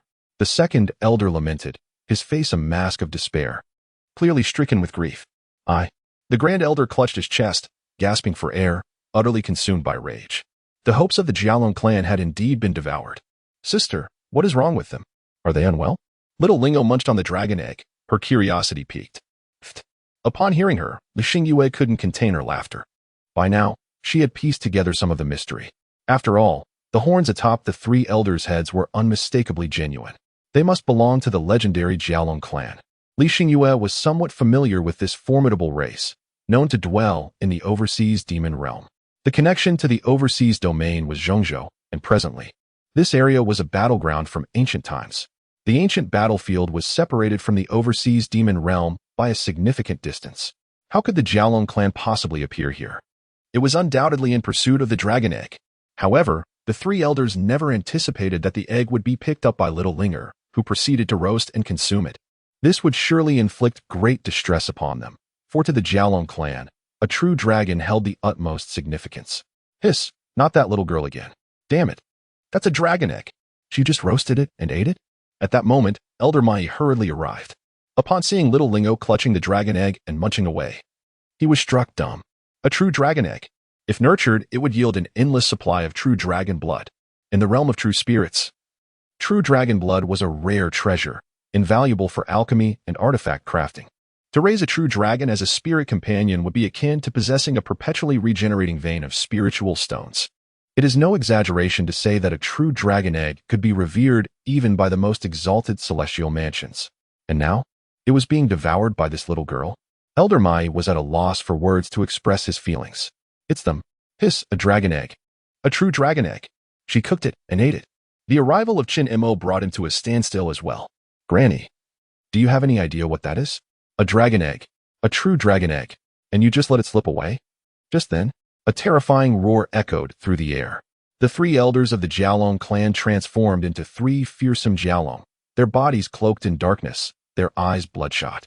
A terrifying aura loomed over the ancient battlefield like a divine wrath. Hiss, three demon ancestors. Elder Mai gasped in shock. The three demon ancestors were formidable, and they were in the later stages of their power. We must flee, he thought anxiously. Shinmo's complexion changed drastically as well. The strength of these three ancestors was formidable enough to rival the Imperial Gardens. You were doomed. The three Jialong, with bloodshot eyes, fixed their gaze on Little Linger. A murderous intent radiating from them. It was as if they had emerged from the depths of the netherworld, exuding an aura of bloodlust and savagery. What level of beast is this? Li Xingyue's expression shifted dramatically. Under the weight of their terrifying presence, she found herself utterly immobilized. It was understandable. Her cultivation was merely at the mid-stage of transformation. Even a demon saint could render her defenseless, let alone now facing 3 terrifying demon ancestors. Elder Mo. These should be the 3 great elders of the Jialong clan, right? Elder Mai's gaze fell on Chen Mo. In the later stages of the demon race. It cannot be mistaken. It must be these 3 old fellows. It is said that they can join forces to contend with the tribulation realm. They must have come for the dragon egg, which that little girl has now roasted and consumed. Chen Mo nodded, evidently recognizing Elder Mai. That little girl is likely in grave danger. Elder Mai continued. The 3 great elders of the Jialong clan are renowned not only among the demon race but also among the human race. Essentially, the top-tier combatants of the human race are well aware of the terror these 3 elders embody. Chen Mo remained silent, contemplating the danger. Did it truly pose a threat? After all, that little girl was an existence even the leaders could not fathom. Wow, meat. Sister, such a big piece of meat, she exclaimed, gazing at the 3 elders who had suddenly transformed into Jialong. In an instant, a spark ignited in Xiao Linger's eyes. She even felt that the dragon egg she held in her hands had lost its allure, as her gaze fixated intensely on the 3 colossal dragons before her. The old man in the tattered robe, upon hearing Xiao Linger's words, could not help but darken in countenance. Meat. How dare she? These were the 3 esteemed elders of the Jiao Dragon clan, formidable entities capable of challenging an imperial garden. To be regarded as mere meat by such beings? Chen Mo's lips twitched slightly. Even the imperial garden would not dare to address the 3 elders of the Jiao Dragon clan in such a manner. The 3 dragons, already seething with rage, found their fury intensifying upon hearing her words. The 3 brothers, though not claiming dominion over the demon realm, were not a race any would willingly offend. Moreover, the Jiao Dragon clan was a prominent lineage within the demon realm. To be treated as mere meat? Preposterous. Without further ado, the 3 dragons unleashed their innate divine powers upon Xiao Linger. They opened their mouths, and in an instant, terrifying beams of light erupted forth, 1 white, 1 red, and 1 purple. The brilliance emitted from these beams nearly illuminated the entire dim expanse of the ancient battlefield. The fearsome pillars of light shot towards Xiao Linger like arrows released from a bow, exuding an aura capable of shattering mountains and annihilating the heavens. Wherever the white beam passed, a thick layer of ice formed upon the ground. The red beam ignited the very sands into flames, while the purple light crackled with thunder, transforming the earth beneath into charred wasteland. It was evident that these 3 beams represented 3 distinct elements: ice, fire, and lightning. Wow, how beautiful, sister. Upon witnessing the incoming beams, Xiao Linger's expression shifted slightly, yet she exclaimed in astonishment, as if beholding an exquisite landscape. The old man in the tattered robe? Chen Mo? The 3 dragon elders? All present were left in a state of bewilderment at Xiao Linger's words. Those were the 3 elemental divine powers, capable of reshaping mountains and altering the heavens. What was this child saying? Beautiful. Did she think it was a display of fireworks? How could she find anything beautiful when it was coming to claim her life? In that moment, everyone was torn between laughter and tears, unsure whether to chastise Xiao Linger for her naivety or to admire her innocence. Xiao Linger's words rendered everyone utterly speechless, including the elder of the attacking Dragon 3 clans. Throughout their lives, they had participated in countless battles, surely numbering in the hundreds if not thousands. Yet, it was the first time they had ever heard someone boast about the beauty of their killing moves. Just as the 3 dragon elders were about to utter a scornful remark, their pupils dilated in disbelief, their enormous eyes brimming with incredulity. Chen Mo and the elderly Madi exhibited expressions akin to having encountered a ghost. Chapter 39. Elder of the Dragon 3 Clans. It's over. We've encountered a great terror. Before them, the 3 formidable elemental divine abilities directed at Xiao Linger suddenly came to a halt. More precisely, they were suspended in midair before her, as if an unseen horror had intervened, immobilizing the void surrounding Xiao Linger, preventing the Dragon Elder's abilities from advancing further. Sister, these are so beautiful. Little Lingo gazed at the 3 luminous pillars before her, conversing cheerfully with Li Xingyue. As she spoke, she extended her tiny finger towards the light column. With a crisp crack, when her diminutive finger made contact with the white pillar, it shattered like glass, disintegrating into countless tiny shards of ice. Impossible. How could this be? The second elder of the Jiao clan, witnessing this, wore an expression of disbelief, muttering to himself. That was not only his innate divine ability, but also the essence of the cold ice power. Though the cultivation methods of the demon and human races differ, their paths are fundamentally similar. For humans, prior to reaching the transformation stage, they cultivate spiritual energy, From the transformation stage to the great ascension stage, they embrace the loss. And from the sacred stage to the emperor stage, they delve into the source of the Tao. The same principle applies to the demon race, with the distinction that human cultivation depends on talent, while demon cultivation hinges on bloodline. In human cultivation, superior talent results in swifter progress and higher attainable realms. The same holds true for demon bloodlines. The only difference lies in lifespan. Humans, constrained by their limited years, must diligently cultivate and seek rare treasures to accelerate their progress, whereas high bloodline demons enjoy prolonged lifespans, allowing them to grow at a leisurely pace. The second elder of the Jiao Long clan, now at the level of a demon ancestor, naturally wielded the power of the Tao, which for him was the path of ice. That white pillar represented the ice Tao, containing a formidable cold power capable of effortlessly transforming vast seas into icy realms or turning a scorching desert into a pristine expanse of ice. This was evident from the ice formed in the wake of the pillar. Yet, how could such a terrifying power of the Tao be shattered by a mere child? What cultivation level could this little one possess? Could it be the calamity stage? Could the calamity stage truly achieve such feats? In an instant, the second elder's mind was a whirlwind of confusion. Not only he, but the other two dragons, as well as Chun Mo and the aged Ma Yi, were left dumbfounded. At the emperor stage, one can harness the power of the Tao, often referred to as the source power. With this source power, cultivators can perform extraordinary feats, altering weather, transforming environments, and reshaping landscapes, truly acting in accordance with the heavens. In combat, this power is exceedingly formidable. To put it simply, battles between two emperor stage beings resemble clashes of miniature celestial pathways. Before the source power, even beings at the calamity stage could not easily shatter it. Yet, this little girl?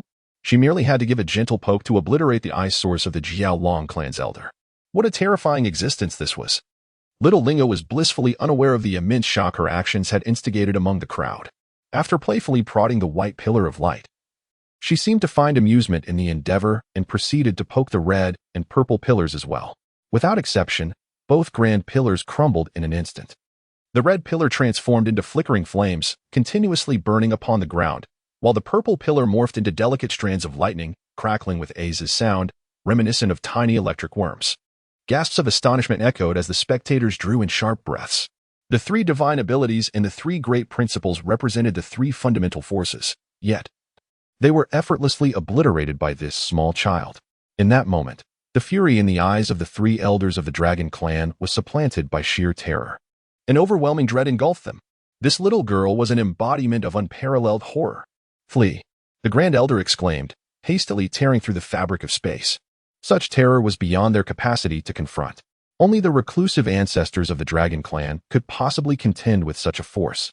The second and third elders, upon hearing this, also ripped through the void, preparing to escape. Though the dragon egg was indeed precious, it paled in comparison to their lives. "Meet, don't run."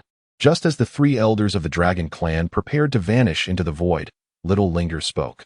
The moment her words escaped her lips, the expressions of the three elders shifted dramatically. They found themselves utterly immobilized. The three dragons exchanged glances, each reflecting boundless fear. What manner of existence was this child? How could a mere utterance render them utterly paralyzed? Was this the realm of tribulation? Could such a feat truly be accomplished? When did the true spirit realm give rise to such a terrifying entity? And yet, she was merely a 4- or 5-year-old child. Gord, quickly gather the meat." Xiao Linger spoke once more, her words resonating in the air. The little gourd suddenly burst forth, its lid lifted, and it gently inhaled towards the three elders of the Jiao Long clan. The three elders found themselves involuntarily drawn towards the little gourd. "No.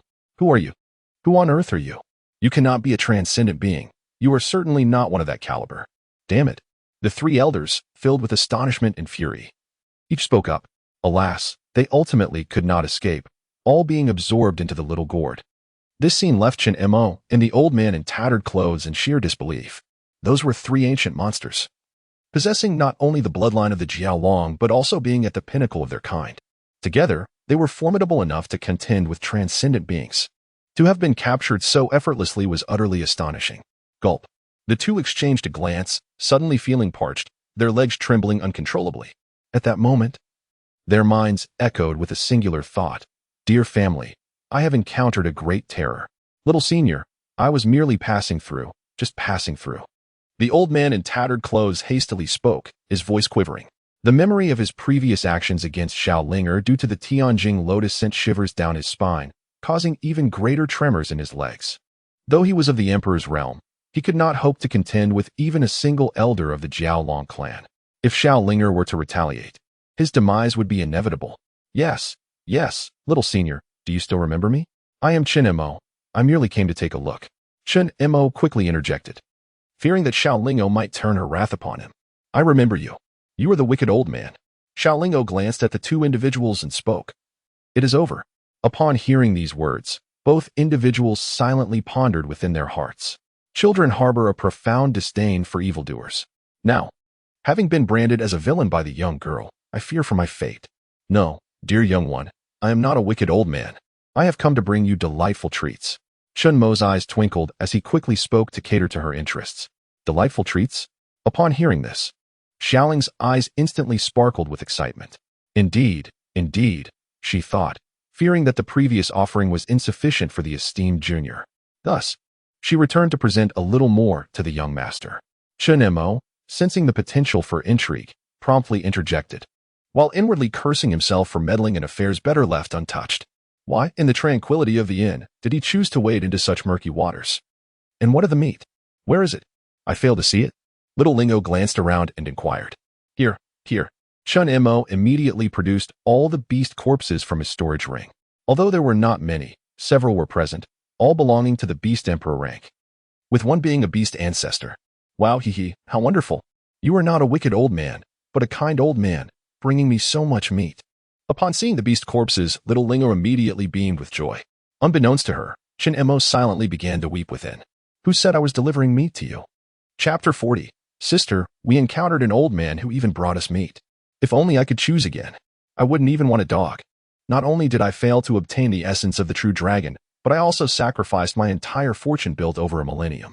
Of course, he only dared to grumble in his heart. In this world, one must still smile at little Linger. However, his smile was more grotesque than a frown. Yes. Dear Junior, I have indeed come to deliver meat. Now that the meat has been delivered, I shall take my leave. Chen Mo continued to speak. Turning on his heel to flee, he propelled his innate power to its utmost limit. There was no other choice. He feared little Lingo might change her mind. After running several thousand kilometers, he finally exhaled a sigh of relief. Damn it, if I ever leave the inn again, I shall be a dog. Casting a wary glance behind him, he muttered, making his way towards the flowing sands. Wicked old man, what about you? Are you here to deliver vegetables? Xiaolingo paid no heed to the departing Chen Mo and turned her cheerful gaze towards the elder in the coarse robe. Delivering vegetables? How about I send you a hammer instead? The elder silently grumbled to himself upon hearing this. Nevertheless, a forced smile crept upon his face as he replied, Yes. Indeed, I have come to deliver vegetables. One cannot enjoy meat without accompanying vegetables. He quickly spoke, and without delay, he began to extract the spiritual herbs from his person. These were the essential herbs he used in conjunction with the purifying heart lotus to concoct elixirs, including several sacred herbs and even 2 imperial-grade ones. You are not just a wicked old man. You are also a good old man. Upon witnessing the abundance of spiritual herbs, Xiaolinger's eyes sparkled with renewed brightness. Indeed. The old man in the coarse cloth nodded hurriedly, his heart silently weeping. Why, after the celestial lotus was snatched away, why did he not immediately depart from the ancient battlefield? He had resolutely made up his mind, yet he lingered here. Now, alas, his wealth had been completely depleted. He roared in his heart, swiftly making his escape. In the blink of an eye, he had already traversed over 1,000 miles. Woe is me! What accursed fate to encounter these 2 troublesome women. Is this divine punishment for me? The old man squatted on the ground, tears streaming down his weathered face. The 9 heavens spiritual bamboo was felled by Xiaolinger's mother, and the celestial lotus was taken by Xiaolinger for a vegetable stew. And now? The spiritual herbs he had painstakingly searched for over a millennium had all been claimed by Xiaolinger. In that moment, the old man's resolve nearly shattered. Feeling as though he had encountered his destined nemesis, the so-called ancient battlefield, brimming with opportunities, was nothing but a fade. Woe is me, my precious herbs. He cursed while weeping. Finally, with a resolute glint in his eyes, I must leave this wretched place. To Zhangzhou. No, wait, They are also headed to Zhangzhou. To other domains. It's too risky. What if I encounter them again? Forget it. Forget it. I shall head to the demon domain. I refuse to believe I can still cross paths with you. He muttered to himself, now thoroughly terrified of Xiaolinger. Sister. We stumbled upon a kind old man, Xiaolinger chirped. He has given us so much meat and vegetables. Humph. He even warned us that the outside world is fraught with danger and many villains. Where are the villains? In front of the campfire. As Xiaolinger gathered the corpses of the demon beasts and the spiritual herbs, she spoke cheerfully. Li Xingyue listened and could only manage a wry smile. How could she not see that Chun Mo and the old man in coarse cloth were after the dragon egg? If anyone else had obtained the dragon egg, those two old fellows would have long since eliminated them. Yet, they fortuitously encountered the formidable Xiaoling. Not only did they have to offer gifts, but they also had to do so with a smile. Of course, she refrained from saying much, her heart filled with perplexity. Where exactly does the little spirit originate from?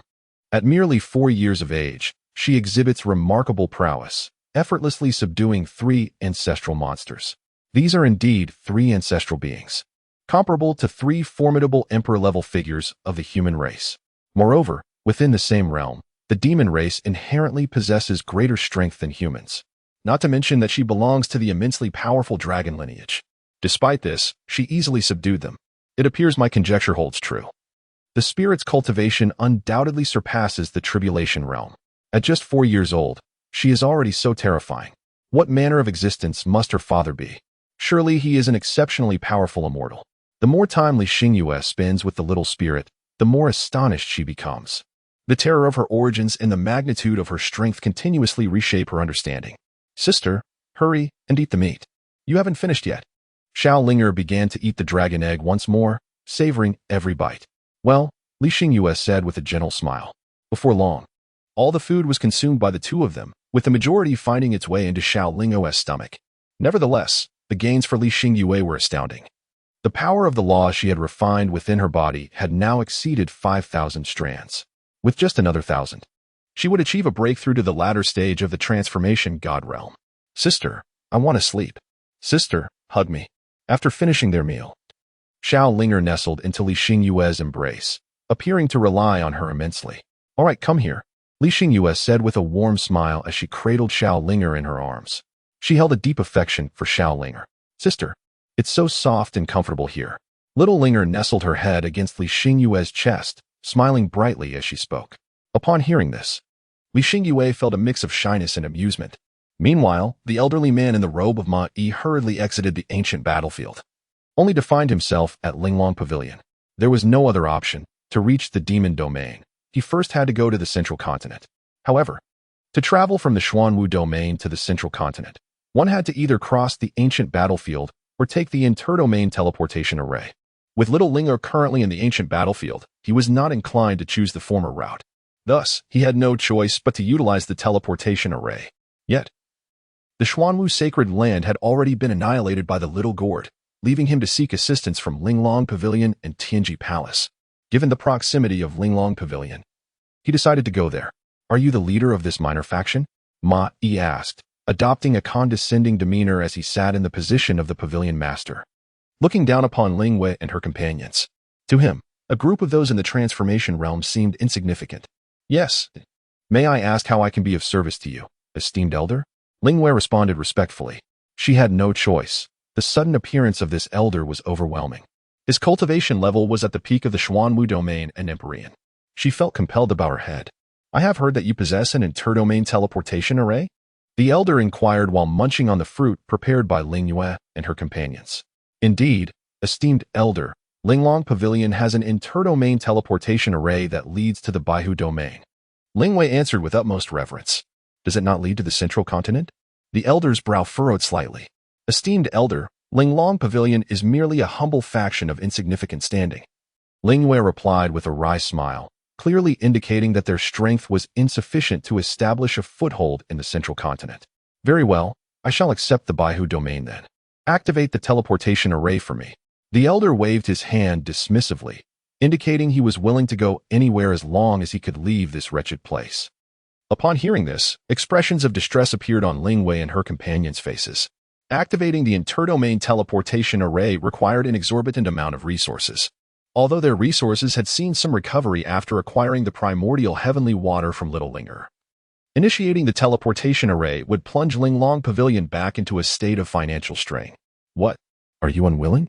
The elder's cold snort was accompanied by a surge of terrifying aura. Of course, we are willing. Ling Yue's countenance changed dramatically as she hurriedly responded. Faced with such a formidable presence, they could neither refuse nor resist. They had no choice but to acquiesce. Very well, proceed. The elder finally nodded in satisfaction, feeling a semblance of his former authority returning. Master, today we have brought the hunted demon beast for the young esteemed one. Please take a look. Just then, an elderly voice echoed, and the three elders of Linglong Pavilion entered the main hall. Upon seeing a stranger seated in the masteress position, the third elder was momentarily taken aback. Similarly, his words startled the elderly man of Mai. Hunted demon beast for the young esteemed one? Damn it. This young esteemed one cannot possibly be that child. Molly pondered inwardly, recalling that only little Lingo had an affinity for demon beast meat. Moreover, the title used by the third elder was young esteemed one. Wait, are you referring to a child of 4 or 5 years? Molly inquired, feeling a twinge of anxiety. Upon hearing this, Ling Wei and the others exchanged glances, hesitating. The elder's cultivation was undeniably that of an Empyrean, a level of power virtually unheard of in the Xuanwu domain. Even if such a figure existed, they would be out of reach for them. If this elder had ties to the Xuanwu sacred land, revealing little Linger's information could potentially endanger her. They were unaware of the elder's true capabilities and had no knowledge of little Linger's strength. What if this elder was an exceptionally powerful Empyrean? Ling Yue and her companions contemplated in silence. The old adage of the old becoming wise held true. Mai, having lived for tens of thousands of years, was keenly observant. Noticing the hesitant expressions on Ling Wei and the others, he began to formulate a guess, though he still found it hard to believe. Could he really be so unfortunate as to encounter someone connected to that child wherever he went? Unwilling to accept this, Mai, while speaking, reached into the void and summoned an image of little Lingo before them. Seeing the image, Ling Wei and her companions felt a weight in their hearts. The elder indeed recognized little Linger. Was he here seeking revenge for the Xuanwu sacred land? Ling Wei and her companions exchanged glances, their minds racing. Yet, how could their subtle expressions escape the elder's keen gaze? Seeing the change in their demeanor, Mai realized he had truly encountered someone related to that child again. What to do now? If that child learned of his presence here, would he not suffer greatly again? Mai was filled with frustration, never having anticipated that such a small faction could be connected to little Linger. From the looks of it, their relationship was quite significant. Ling Wei and her companions were indeed assisting little Lingo in collecting demon beast corpses, effectively making this small faction an extension of her influence. Cold sweat broke out on Mai's forehead. He felt as though he were sitting on needles, the tension in the air palpable. He had unwittingly aligned himself with the faction associated with that child, a reckless move akin to jumping into a pit of fire. Mai thought to himself. And as he remained silent, Ling Wei and her companions dared not speak either. Given the elder's formidable strength, they believed he might be here for revenge against the Xuanwu sacred land. They could not let him know that little Lingo had gone to the ancient battlefield. With a shared resolve, Ling Wei and her companions devised a plan to mislead the elder. Esteemed elder, that almost simultaneously, Mai and Ling Wei spoke up. Both were taken aback by the sudden overlap. You go first. No, you go first. The two exclaimed in unison, their voices echoing in the air. With an awkward silence hanging between them, neither knew how to proceed. Mai had initially intended to apologize and leave this cursed place, while little Linger was still unaware of his presence. Meanwhile, Ling Wei hoped to inform the elder that little Lingo had gone to the Baihu domain, thereby providing him with false information. Esteemed elder, please, you go first. Ling Wei finally managed to say after a prolonged pause. Cough, cough. You must be the leader of this faction, correct? Come, please take a seat. The elderly man in a robe coughed a few times, a smile gracing his face. After speaking, he unexpectedly relinquished his position to Ling Wei. Huh? His sudden change of demeanor left Ling Wei momentarily bewildered. I see you are but a step away from the fusion realm. In truth, I have some acquaintance with your master. Here, take this. It should aid you in breaking through to the fusion realm. The elder spoke again, unperturbed, and produced a pill, tossing it to Ling Wei. Upon receiving the pill, Ling Wei couldn't help but gasp in astonishment. It was actually a 6th-level mirror-breaking pill. 6th-level pills are reserved for those at the fusion realm. And the mirror-breaking pill is the most renowned among them, specifically designed to facilitate a breakthrough in cultivation. Having obtained the Xingyue soup left by Li Xingyue, Ling Yue's cultivation had already reached the pinnacle of the transformation god stage. Now, with the addition of this 6th-level mirror-breaking pill, she would undoubtedly achieve a significant advancement to the fusion realm. However, she was somewhat dazed. Why would an expert of the Emperor's realm bestow such a precious pill upon her? And who was this master? I see your cultivation is commendable as well. These are for you. They will aid you in furthering your cultivation, the elder continued, his gaze shifting to Ling Xian and several elders of Linglong Pavilion. As he spoke, several pills accurately landed in their hands, each one immensely beneficial for their cultivation breakthroughs. The crowd stood in astonishment, clutching the pills. Thank you, Senior. You are truly benevolent. Indeed. Senior, your kindness is greatly appreciated. They quickly expressed their gratitude, having anticipated a fierce encounter with a powerful dragon, only to encounter a benefactor instead. Hearing this, the elder's lips twitched in irritation. Benevolent? You wretched fools. Were it not for that terrifying little brat, would I waste my time on you insignificant beings? He silently grumbled. Yet he felt a sense of relief. At least the animosity had dissipated. There is no need for such formality. It is the duty of humanity to support one another, thereby strengthening our kind. Now, I must attend to matters in the central continent. Where is your interregional teleportation array? The elder waved his hand, his words eloquent while his heart brimmed with frustration. Had he known, he would have refrained from this pretense. Now, he had gained nothing of value and had given away so many pills for free. Senior, please follow me, Ling Wei replied, swiftly pocketing the pills. She soon led the elder to the interregional teleportation array of Linglong Pavilion. Finally, I can leave this wretched place, the elder muttered under his breath upon seeing the array. Without waiting for Ling Yue's instructions, he produced a spirit stone to activate the array, and in an instant, he vanished completely. Master, who would have thought there existed such a kind-hearted elder in the world? Indeed, having lived for several millennia, this is the first time I have encountered such a benevolent elder. With this pill, my cultivation will surely ascend to new heights. To be precise, it is the overall strength of Linglong Pavilion that will elevate. The elders expressed their sentiments, smiles plastered across their faces. Little did they know. Every word fell upon the ears of the elderly man, inducing a desire to spew blood and frustration. Benevolent? Kind-hearted? Damn it all. Chapter 42, Spirits of Heaven and Earth. Terrifying little elder in the ancient battlefield. Unbeknownst to the two young maidens, all of this was unfolding. After resting for a night and partaking in a meal, they resumed their journey. Little Linga remained as lively as ever, bouncing about like a little rabbit, her tiny hands flailing with exuberance. She appeared utterly joyful. Li Xingyue, on the other hand, quietly followed behind, wearing a gentle smile. After last night's grand feast, she had now advanced to the later stage of transformation. Sister, how much longer must we walk?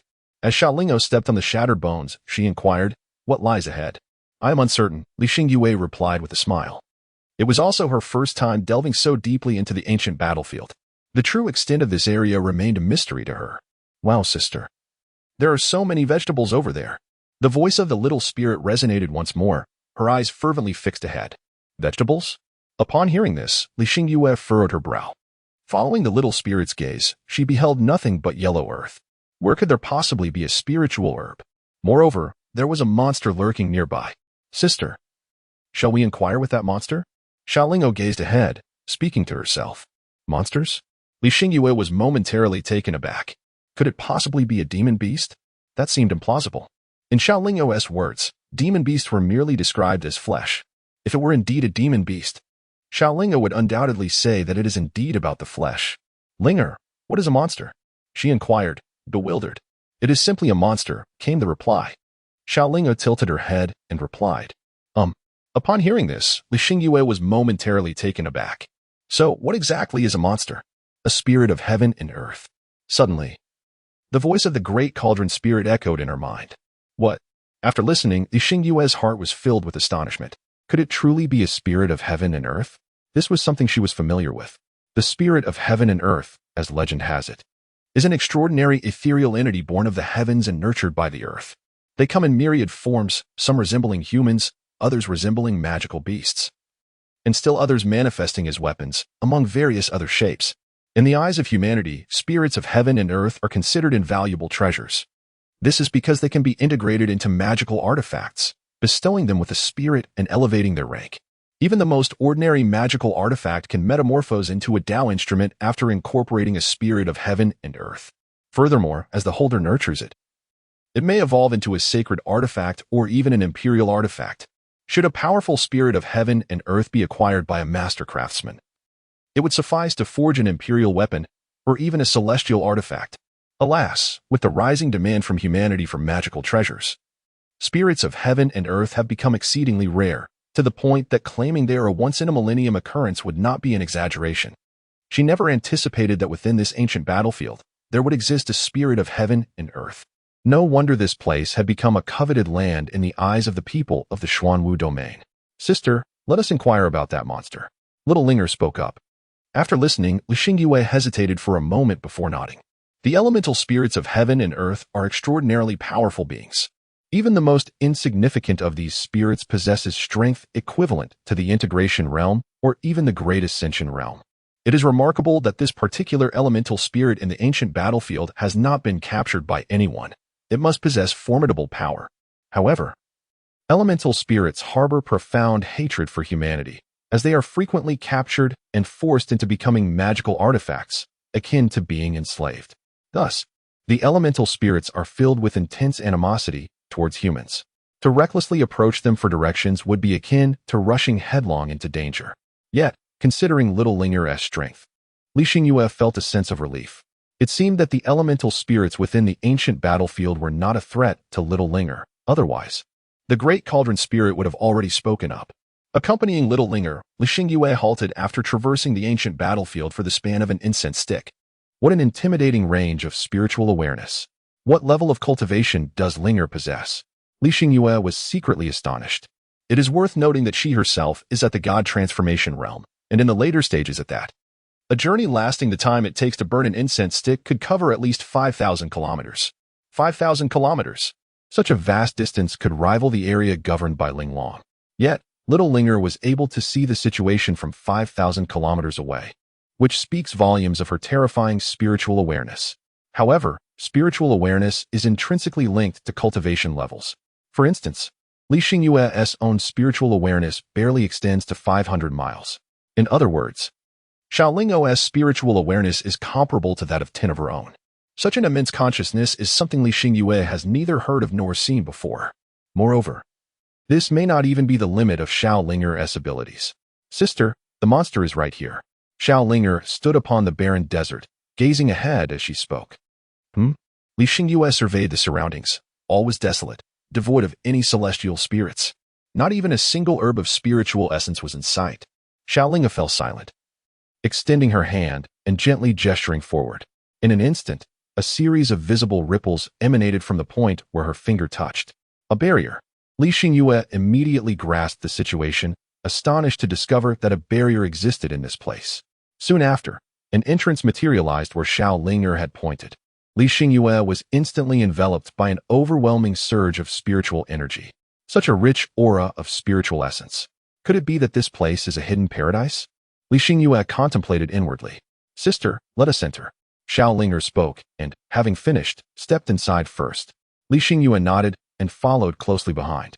She felt a fleeting shift in her vision, and when she regained her clarity, the surroundings had transformed dramatically. Before her stood towering peaks, while at the base lay a vast plain. This plain interconnected several mountains, resembling an expansive field enveloped by towering hills. The atmosphere was suffused with a rich essence of spiritual energy, and she noticed that it was teeming with spiritual herbs. What place is this? Li Xingyue's heart trembled. She sensed that the intensity of spiritual energy here was at least several dozen times that of Linglong Pavilion, particularly on the plain below. Various spiritual herbs sprawled across the landscape like wild grass, including many imperial and sacred herbs. Yet, what captivated Li Xingyue's attention most was the fruit tree at the center of the plain. The tree stood nearly 12 feet tall, adorned with crimson fruits, each radiating an extraordinary aura of spirituality. Celestial herbs? Could this be a divine tree? Li Xingyue gazed at the fruit tree, her heart overwhelmed with astonishment. The energy contained within the fruits was terrifyingly potent, far surpassing that of imperial herbs. Only the legendary celestial herbs could harbor such formidable power. Just then, an ancient voice suddenly resonated, filled with palpable anger. In an instant, a diminutive old man materialized before Xiaolinger and Li Xingyue. The little old man, with his white beard and hair, stood only as tall as Qi Xiaoling's knees. He was a presence more terrifying than the 3 serpentine dragons. As Li Xingyue gazed at the suddenly appearing old man, she pondered to herself, powerful, immensely powerful. This was her impression of the old man. Who are you? Why do you carry her aura? The old man paid no attention to Li Xingyue, his gaze fixed curiously upon Xiaolinger. Chapter 43. The Divine Artifacts Emerge. The old man, in a state of bewilderment, wondered, have I violated the celestial laws? Xiaolinger appeared not to comprehend the old man's words, merely gazing at him with great curiosity. However, Li Xingyue, standing nearby, discerned the meaning behind them. Little Linger's mother. This elderly man must have encountered little Linger's mother. Thus, he would utter such words, Li Xingyue pondered. She was already convinced that this old man had indeed interacted with little Linger's mother.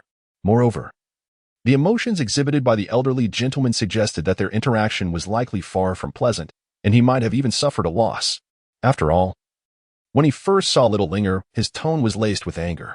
Could he be the terrifying entity spoken of by Chen Imo? Li Xingyue contemplated. Who are you? What connection do you have with her? The old man glared fiercely at the young girl, his voice seething with anger. He resembled a furious lion in that moment. Sister, he is scaring me, she whimpered, seemingly intimidated by the old man's tone. Xiaolinger instantly felt aggrieved, her eyes brimming with tears. In a moment of vulnerability, she dashed into Li Xingyue's embrace, appearing utterly wronged. The sight of her pitiable demeanor tugged at Li Xingyue's heartstrings. How dare you scold my little master? Before Li Xingyue could utter a word, the great vessel's spirit had already soared forth, aiming to subdue the old man directly. Xiaolinger is truly the cherished treasure of that individual. Not to mention being scolded, they are even hesitant to reproach her on ordinary days. How audacious for a mere celestial spirit to dare to reprimand Xiaolinger. The great cauldron spirit declares that it can no longer endure such insolence. Upon witnessing the sudden emergence of the great cauldron spirit, the old man's expression shifted dramatically. Buzz, buzz, buzz. Yet, at that moment, the various adornments adorning Xiaolinger began to tremble. Among them were earrings, bracelets, anklets, necklaces, and hairpins, among others. Subsequently, these items detached themselves from Xiaolinger and soared above the head of the old man. A terrifying aura emanated from these ornaments, as if each one embodied a formidable entity capable of suppressing the ages. The old man gazed at the various ornaments above his head, his complexion suddenly turning an ashen hue. All of these treasures are indeed celestial artifacts. Goodness, this young girl carries such an abundance of divine treasures on her person. The old man was both bewildered and alarmed, tinged with a sense of trepidation. He realized that he had seemingly provoked a presence he ought not to have trifled with. Not only him, but Li Xingyue was equally perplexed, for she could sense that the aura emanating from those ornaments was astonishingly superior, surpassing that of the old man by several folds. It is worth noting that the old man was indeed stronger than the 3 flood dragons he had encountered previously. In her heart, she harbored a rough estimation of his strength, an existence on the threshold of calamity. The old man is undoubtedly a formidable figure of the realm. After all, even Chen Imo, a master of the emperor's level, has declared this individual to be a great terror. However, the ornaments that emerged from Xiaolinger each exude an aura even more potent than that of the old man. Li Xingyue is utterly bewildered by the rank of these treasures. They surpass the limits of her comprehension. Moreover, she never anticipated that. In addition to the grand cauldron and the small gourd, Xiaolinger possessed such an abundance of terrifying artifacts. Buzzing. Yet, this is not the end.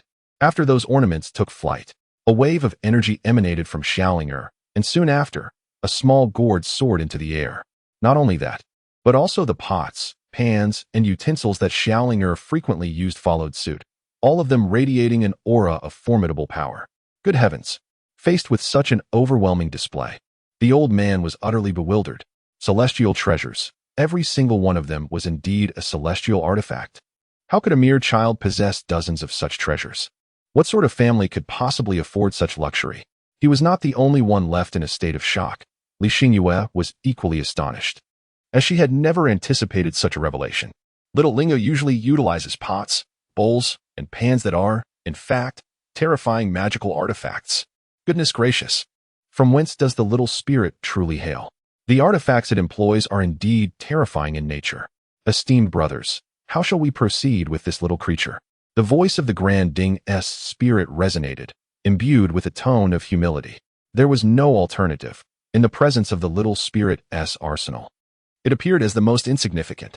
Li Xingyue and the elderly gentleman were oblivious to the rank of these items, yet the spirit was acutely aware.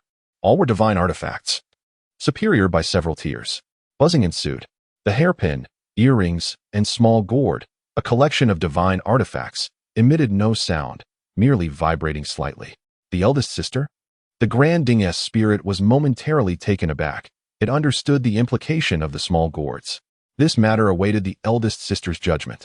But which eldest sister was it? Soon, an answer presented itself. The magnificent crimson robe draped upon the little spirit suddenly soared into the air. A terrifying aura enveloped the surroundings, revealing itself to be even more formidable than the collection of small gourds. What level is this? The Grand Ding's spirit found itself in a state of bewilderment upon witnessing the ascension of the crimson robe. It could sense that this robe surpassed even the small gourds in prowess. It must be noted that the small gourds were indeed true divine artifacts. The crimson robe was astonishingly more powerful. As the crimson robe ascended, the little gourd and its array of magical artifacts relinquished their position at the center stage. The bewildered old man grew even more perplexed. Gazing at the terrifying treasures hovering above him, he stood frozen in place, his mind slipping into a void of confusion. What transgression had he committed to incur such a fate? Li Xingyue, too, was taken aback. She never anticipated this turn of events. Upon little Linger, not only was she adorned with terrifying artifacts, but even her attire was imbued with such dread. My goodness! Li Xingyue was rendered speechless by the shock. Misunderstanding, esteemed guests. It is all a misunderstanding. Cold sweat cascaded down the old man's face as he spoke, his voice trembling uncontrollably. His heart was enveloped in profound frustration. Who could have anticipated that a mere child of 4 or 5 years would possess such an abundance of celestial treasures, particularly that resplendent crimson robe? He could scarcely discern its true rank. Had he known beforehand, not even 1,000 boldnesses would have compelled him to reprimand little Linger. You should inquire. Suddenly echoed the voice of the great cauldron spirit within Li Xingyue's mind. This was, of course, the collective will of the formidable artifacts associated with the crimson robe. Yes, esteemed elder, Li Xingyue replied with a respectful nod. Linger, dear, it is all well now. She first soothed little Linger before turning to the old man, asking, have you ever encountered her? The portrait of Xiaoling's mother has been sketched. I have seen it. The old man cast a glance at the terrifying entities looming above him and promptly spoke. At that time, when she came to me, she was at the peak of the Emperor's realm. Yet, she set her sights on the Xianling fruit that I was safeguarding. We engaged in a fierce battle, and though we both suffered significant injuries, she ultimately seized the Xianling fruit. He continued, expressing the reason for his profound anger upon encountering Xiaoling. The Xianling fruit was pivotal for his advancement. Having it taken from him was truly infuriating. Indeed, upon hearing this, Li Xingyue silently concluded that this old man was the terrifying existence mentioned by Chen Mo. What of her whereabouts? Li Xingyue inquired once more. She has crossed the ancient battlefield and journeyed to Zhongzhou. The elderly man responded with utmost sincerity. How far is it to Zhongzhou? A journey of 10,000 miles. Are there any other terrifying entities? None. The most formidable here is the old man. The exchange was swift, and Li Xingyue soon acquired the answers they sought. By the way, Li Xingyue suddenly inquired again, do you know her name? At present, the clues they had gathered consisted merely of an image and her whereabouts. However, Zhongzhou, as the stabilizing force of the true spirit realm, encompasses numerous imperial pavilions and dozens of celestial abodes, undoubtedly spanning an immense area. To locate an individual solely based on her whereabouts and an image is akin to searching for a needle in a vast ocean. Knowing her name would undoubtedly be advantageous. Chapter 44. Entering True State, 100 Knowledge Pavilion. I do not know. The old man, after listening, shook his head. Once Li Xingyue finished speaking, she fell silent, holding Xiao Linger and quietly retreating to the side. All the questions that needed to be asked had been posed. The matters that followed were beyond her involvement. Esteemed gentlemen, is there room for negotiation? The old man let out a deep sigh, consumed by an overwhelming sense of regret. At this moment, he was filled with remorse. What was the point of provoking that little child? Could he not have remained calm and composed? Now, the situation had escalated. Brothers, what shall we do? The great vessel spirit addressed the group surrounding the small gourd. A low hum resonated as the crimson robe quivered briefly before returning to the side of the little spirit. The other adornments followed suit, and even the utensils used by the little spirit vanished without a trace. In the blink of an eye, the only items remaining that restrained the old man were the small gourd and the great vessel. The small gourd remained silent, nearly opening its lid to draw in a sudden breath directed at the vast plain. All the spiritual herbs were uncontrollably pulled into the gourd. In the blink of an eye, the plain stood utterly barren, once it had gathered the herbs. The small gourd vanished from the sight of the old man and Li Xingyue. They gazed at the desolate expanse before them. The old man let out a long sigh within his heart. It was something he had cultivated to elevate his own standing. Many of these things had existed for thousands of years, and the mystical spirit fruit tree had been around for over 100,000 years. Naturally, he dared not voice much more. This world operates on the principle of survival of the fittest. If one were to assign blame, it could only be directed at his own insufficient strength. Or perhaps one might say, Xiaolinger is exceedingly terrifying, adorned with an array of ominous artifacts. However, the old man is perplexed. Who exactly is this little child? She possesses such formidable celestial treasures. Youngster, my brothers suggest that erasing you would be too merciful. They intend for you to become a servant. The voice of the great cauldron echoed within the old man's mind. Indeed, esteemed one. The elderly man nodded emphatically, daring not to voice any complaints. He was merely a servant, yet at least he still had the gift of life. With a cold snort, the great vessel fell silent and retreated into the storage space of the young lady. In the blink of an eye, the vast chamber was left with only the old man, Li Xingyue, and the young lady. The old servant, Mu Ling, acknowledged the two young masters. The elderly man respectfully addressed Li Xingyue and the two of them. Linger, my dear, everything is all right now. Li Xingyue, however, chose to ignore him, merely cradling the little Linger in her arms, providing solace. Little Linger glanced at the old man, but said nothing, instead nestling closely in Li Xingyue's embrace, her demeanor reflecting a profound melancholy. Li Xingyue managed a wry smile. It was the first time she had witnessed Lingo in such a state. Clearly, the old man's reprimand had indeed left Lingo feeling somewhat hurt. Her eyes darted around thoughtfully, and soon an idea sparked in her mind. Lingo, this fellow has already been tamed. In the future, he can fetch you plenty of meat. Don't you desire to eat some?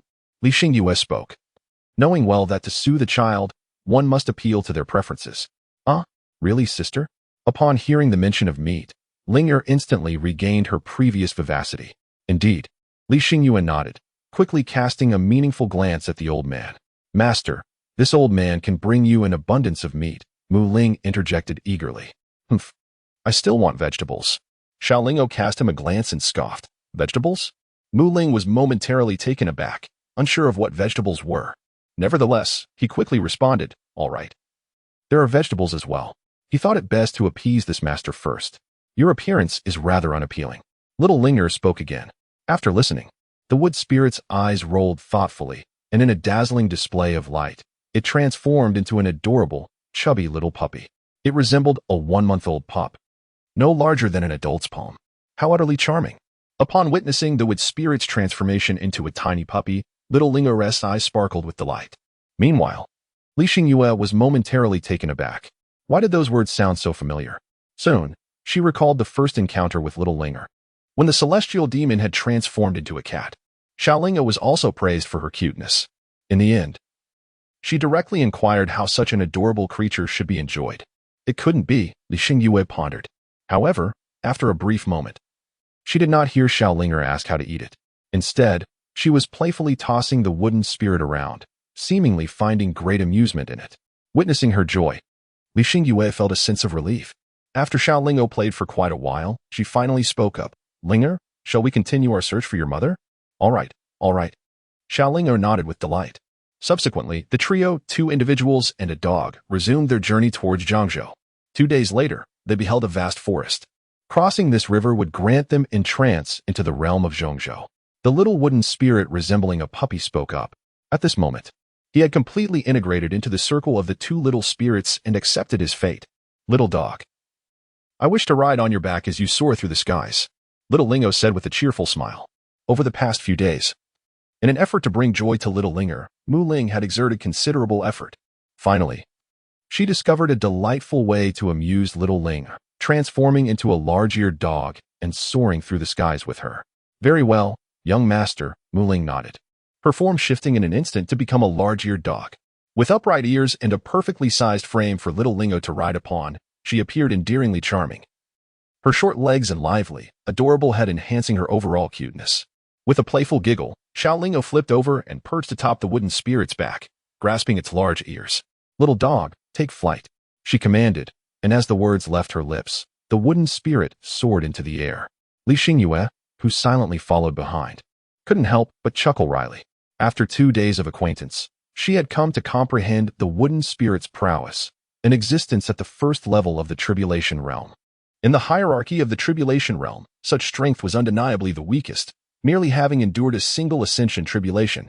Yet, for Li Xingyue, this formidable being was still one to be revered, even though she had advanced to the combined body realm under Xiaolinger's nurturing. In the eyes of a tribulation realm expert, she remained as insignificant as an ant. However, this awe-inspiring entity was relegated to the role of a mount in Xiaolinger's presence. Crossing the river that separated the central state from the ancient battlefield, they ventured into a forest. "Elder, do you know where we are?" Li Xingyue inquired as she landed beside the wooden spirit. This place is known as the Wuwang Mountain Range, belonging to the Heong State. This state boasts 3 imperial gardens and 2 celestial abodes. And the Wuwang Mountain Range is governed by the Lin family, one of the 3 great imperial clans, the wooden spirit explained. "Then, Elder, do you know how we might locate Lingo's mother?" Li Xingyue pressed on, beginning to understand why those fearsome artifacts spared the wooden spirit's life. Firstly, it served as a mount for Xiaolinger. Secondly, due to its longevity and vast knowledge, it was well versed in the intricacies of the true spirit continent, thus remaining alive to guide Xiaolinger. In the central state, there exists a faction known as the Baishao Pavilion. This organization is widespread throughout the central state, specializing in the sale of various intelligence reports. "We could visit the Baishao Pavilion branch in the Heong domain," the wooden spirit suggested. Chapter 45, News of Bayunian. Being watched? Feiyan City, the most prosperous city within the jurisdiction of the Lin family in the Heong state. "Wow, what an adorable and charming little child," exclaimed a woman. "Little one, let sister hold you, and I shall buy you some candy." Another chimed in. "Little one, let sister hold you, and I will get you some beast milk." Dressed in a crimson robe and adorned with a tiger skin cap, Xiaolinger walked along the time-worn bluestone path, instantly capturing the attention of numerous women. It was unavoidable. She was simply too cute. With her round, sparkling eyes and chubby cheeks, clad in red and sporting a tiger skin hat, she exuded a delightful innocence, prompting many women to long to embrace, kiss, and ruffle her hair, especially with the pure, unblemished smile adorning Xiaolinger's face. It was no exaggeration to say she was beloved by all. Even the wooden spirit, now resembling a small puppy and equally adorable, could not overshadow her radiance. Hee. Little Ling Er, with a playful smile revealing her 2 tiny fangs, gazed at the group of women surrounding her. "Wow, little sister, what color of sack do you fancy?" My heart melted. Oh heavens, what an adorable child. Wow, isn't she just delightful? I wish I could have one too. In an instant, the hearts of many women were utterly enchanted. "Sister, I wish to have some candied hawthorns, and some beast milk as well." Xiaolingo spoke to Li Xingyue. "All right, I'll buy it." Li Xingyue gently patted her head and replied with a warm smile. "You're such a good sister. Come here for a cuddle." Xiaolinger giggled, nuzzling into her embrace. Her adorable demeanor naturally elicited a chorus of gasps from onlookers. "Come, child, press closer to your sister." Yes, come here and nestle against me. There is plenty of space here. It's quite comfortable," a group of women chimed in. In response, Li Xingyue could only offer a helpless smile. She had not anticipated that Xiaolinger would attract such attention. It seemed that ever since they emerged from the Wuwang Mountain Range and re-entered the city, Xiaolinger had become a focal point wherever they went. "Esteemed guests, please refrain from disturbing the young master." Mu Ling stepped forward, subtly emanating a sense of authority. The crowd surrounding Xiaolingo was momentarily taken aback before reluctantly dispersing. "Come, Lingo, I shall buy you some beast milk and candied hawthorn." Li Xingyue gently stroked Xiaolingo's head, smiling tenderly. The candied hawthorn, of course, was crafted from spirit fruits and spirit honey. And it did not come cheaply, 10 spirit stones for a skewer. Li Xingyue was generous and promptly purchased all the candied hawthorn from the vendor. The beast milk, on the other hand, was derived from magical beasts, transformed into a beverage through a special processing method, the favorite of the little ones. Naturally, it does not come at a modest price, costing 10 spirit stones per pound. After all, it is crafted from the milk of magical beasts combined with spirit fruits, thus categorized as a cultivation essence. Li Xingyue also acquired all the beast milk from the merchant's hands. It is truly delectable, even surpassing the taste of goat's milk. Little Lingo clutched the beast's milk, suckling as if she had stumbled upon a new world. The milk from a sheep? Li Xingyue inquired. Indeed, indeed.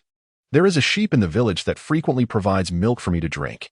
However, it is far from delightful. It lacks sweetness. Xiaolingo nodded in response.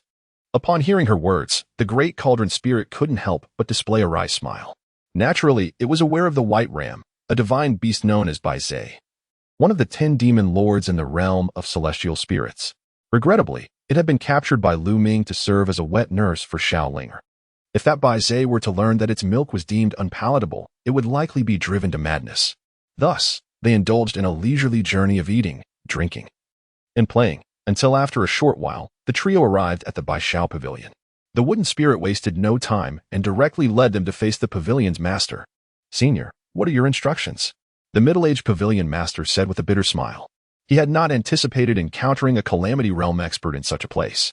Although there were indeed many Calamity Realm experts in the central continent, each was as elusive as a dragon's tail, rarely seen. Even he had never had the opportunity for such close contact with one before. The young master asks, and you respond, the wooden spirit remarked. Casting a sidelong glance at him, her tone indifferent.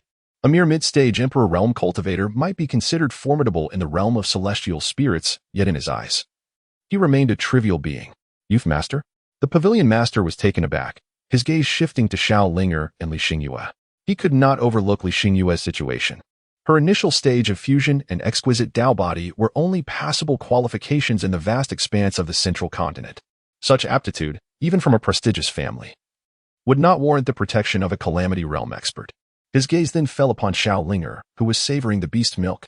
To his astonishment, he could not see through her essence. It seemed that she was indeed the true master. The pavilion master murmured within himself, bring the esteemed guest the finest beast's milk. Afterward, he turned to Xiaolinger with a smile, little senior, may I inquire what you wish to know? I do not go by little senior, I am the super invincible, unparalleled in the world. Little Linger spoke in a soft and tender voice. Upon hearing this, the master was momentarily taken aback. Super invincible, the world's most powerful? Such a name. Very well, may I inquire what the esteemed young predecessor, super invincible, wishes to know?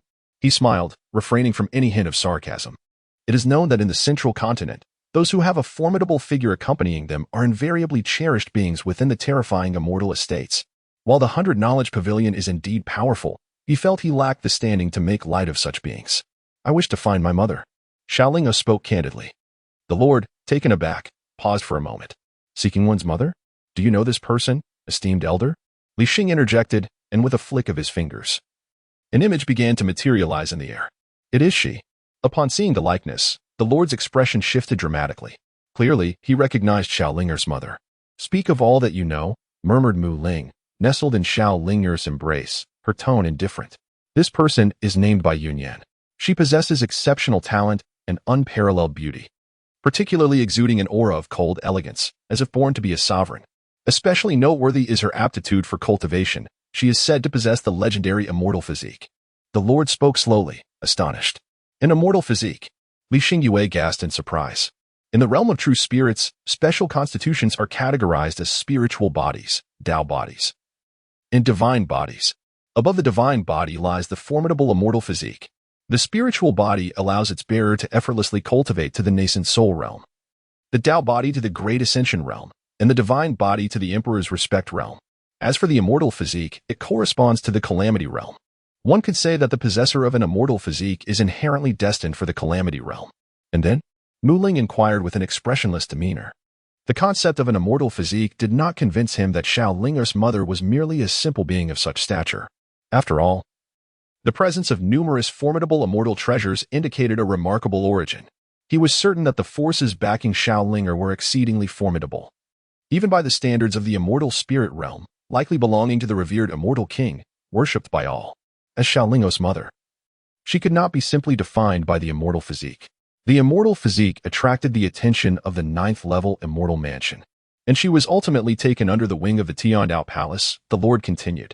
With a sigh, he added, however, beauty for a woman is a double-edged sword, particularly in this ruthless cultivation world. Thus, she was pursued by Yulin Fei, one of the 10 disciples of the Tiandao Palace. Chapter 46. So bold? Daring to press for marriage with Xiao Linger's mother? Mu Ling exclaimed inwardly, what audacity! This Yu Linfei dares to set his sights on her mother? He glanced at the adornments on Xiao Linger, noticing them stir subtly. Please continue, Mu Ling prompted once more. As Yu Linfei, one of the 10 disciples of the Tiandao Palace, his ancestral lineage, the Yu family, boasts one of the Dao ancestors of the Tiandao Palace, a terrifying figure of the 9th Calamity realm. With such a background, the Tiandao Palace would naturally facilitate Yu Linfei's ambitions. Thus, Bai Yunyan was coerced into marriage. The Lord elaborated. What? Mu Ling's eyelids twitched uncontrollably. Incredible! The audacity to pursue this esteemed lady's mother for marriage is truly remarkable. He discreetly observed the adornments on Xiao Linger once more. Indeed, they all shifted slightly, even the grand red robe she wore fluttered ever so slightly. The Yu family is in for a misfortune, Mu Ling mused to himself. Xiao Lingo possesses an impressive array of numerous celestial treasures. The prowess of a 9-tribulation realm cultivator is indeed formidable. However, even such an individual could be vanquished by a multitude of celestial artifacts. Moreover, one must not overlook the terrifying crimson robe among them. He contemplated this, evidently unaware that the collection of magical treasures possessed by Xiao Hulu and others were divine artifacts rather than mere celestial ones. What else? Li Xingyue inquired. The sect master cast her a glance before responding. Ultimately, a group of enigmatic figures appeared and rescued Bai Yunyan. However, this provoked the ire of the ancestor of the Yu family. It is said that he pursued them and ultimately cornered Bai Yunyan and her companions within the demon domain. That encapsulates all the information regarding Bai Yunyan. Is that so? Mu Ling mused inwardly. It appears that in order to locate Xiao Lingo's mother, one must venture into the demon domain. Sister, I wish to go to the Tiandao Palace. I shall confront those who bully my mother. Xiao Linger, who had remained silent until now, spoke up, her voice brimming with fury. It was evident that she was extremely enraged. As she spoke, a terrifying aura emanated from her, causing the sect master's expression to shift dramatically. Even Mu Ling's countenance turned pale. A sense of dread engulfed them both. This was the immediate thought that crossed their minds. Particularly Mu Ling, whose heart was tumultuous with waves of astonishment. He sensed the immense celestial energy radiating from Xiao Linger, a power of overwhelming magnitude. Why is the tribulation realm referred to as the pseudo-celestial realm? It is because, upon reaching this level of cultivation, the force of the great Tao within one's body, under the baptism of the ascension tribulation, integrates into one's internal organs and limbs, transforming the cultivator's physique into that of a celestial being. Once the ninefold ascension tribulation is successfully traversed, the celestial body achieves perfection, allowing ascension to the celestial spirit realm, thereby granting one a lifespan of 1,000,000 years. After reaching the tribulation realm, cultivators can harness celestial energy, which, to be precise, is the transformative power of Tao laws into celestial laws. These are two entirely distinct and incomparable forms of magical energy. In the true spirit realm, celestial laws are likewise referred to as celestial energy. As a cultivator of the tribulation realm, Mu Ling naturally wields celestial energy. He also perceives the terrifying celestial law power within Xiao Linger. Having lived for over 100,000 years, Mu Ling has encountered numerous cultivators of the tribulation realm. However, none he has seen, regardless of their level, possess celestial energy as formidable as that of Xiao Linger, nor did they even come close to a fraction of its might. Even cultivators of the 9 tribulation realm were no exception. Celestial. A true celestial. She is indeed a true celestial cultivator. My heavens. A true celestial at the age of 4. Mu Ling was utterly flabbergasted. Since witnessing the numerous celestial treasures and being unable to fathom Xiao Linger's cultivation, he had come to a profound realization. Xiao Lingo's cultivation surpassed his own. Yet, he could never have anticipated this. Xiao Lingo is, in fact, a true celestial being. She represents the pinnacle sought after by countless ancient beings in the true spirit realm. Yet, unexpectedly, little Linger was merely 4 years old. Who exactly stood behind her? How could someone nurture her to such a terrifying level at such a tender age? Mu Ling silently pondered. At the same time, as Lingo's aura unfurled, a young man from the formidable Ji clan, secluded in deep cultivation, abruptly opened his eyes. His gaze was filled with sheer astonishment. Immortal King? Impossible. How could a being of such stature exist in this forgotten minor realm? The youth, none other than Ji Sun, the reincarnation of the Ji clan's immortal king, stared toward the direction of Heong province. Disbelief etched across his face. This shouldn't be happening. Why would such an entity descend upon this insignificant world? The 10 Absolute Immortal Alliance forbade those from the upper realms from trespassing into the lower realms, let alone an actual immortal king. He muttered to himself, fully aware of the reverence an immortal king commanded, even in the immortal spirit realm. Never had he imagined that the humble true spirit realm would harbor such a presence, and not as a reincarnated soul. Damn it. How deep do the waters of this realm run? I must remain cautious, he murmured. Similarly, within the forbidden sea, the secluded cultivators in the palace all opened their eyes in unison. What is happening? Why do I sense the aura of an immortal king? Could it be an envoy from the immortal spirit realm? Impossible. Our informants there report no interest in the true spirit realm. Their focus lies elsewhere. My lord, what should we do? Figures adorned with animal masks exchanged uneasy glances, their auras radiating immense power. As the last voice faded, all eyes turned toward Bai Yunyan. An immortal king, if such a being targeted them, their current strength would be utterly insufficient to resist. Under their collective gaze, Bai Yunyan's eyes flickered with confusion. She had not exposed herself. Even during the forced marriage incident at the Heavenly Tao Palace, she had refrained from revealing her full power, relying instead on her reincarnated subordinates. Let us not act rashly. Ji-sun's presence has already been revealed. This newcomer must be the one reported from District Ding, with Ji-sun as the scapegoat. They will not trace this back to us. After a moment of contemplation, she spoke calmly. The masked figures nodded in agreement. My lord, should we eradicate the Yu clan? Their audacity in forcing a marriage warrants the extermination of their entire lineage. The serpent-masked figure spoke, crimson light flashing in his eyes. The others voiced their assent. The Yu clan indeed deserved annihilation. Let them linger a while longer. Any reckless move may alert the overseers, especially now. With an immortal king from the upper realms in play, Bai Yunyan's words carried weight, and the assembly conceded. Now is not the time for open conflict. Premature action would only invite greater calamity. With that, Bai Yunyan fell silent, her gaze distant, a trace of longing in her eyes. I must hasten my plans. As immortal, he cannot wait for me indefinitely. And Linger, her thoughts remained unspoken. Chapter 47. Linger's Fury. A storm descends upon the Heavenly Tao Palace unbeknownst to her. The aura little Linger had inadvertently unleashed had sent shockwaves across the realm. Seated in the Feiyan City branch of the 100 Knowledge Pavilion, the child remained motionless, her chubby cheeks flushed with rage, a dormant volcano on the verge of eruption. Mu Ling, clutched tightly in her arms, dared not even breathe. Terrifying. Absolutely terrifying. Having lived for 100 millennia, he had witnessed countless powerhouses, even those who dominated entire eras. Yet none had exuded an aura as overwhelming as Linger's, surpassing even the most legendary figures he had encountered. At this moment, he felt nothing but gratitude that Linga was still a child, not some capricious ancient monster.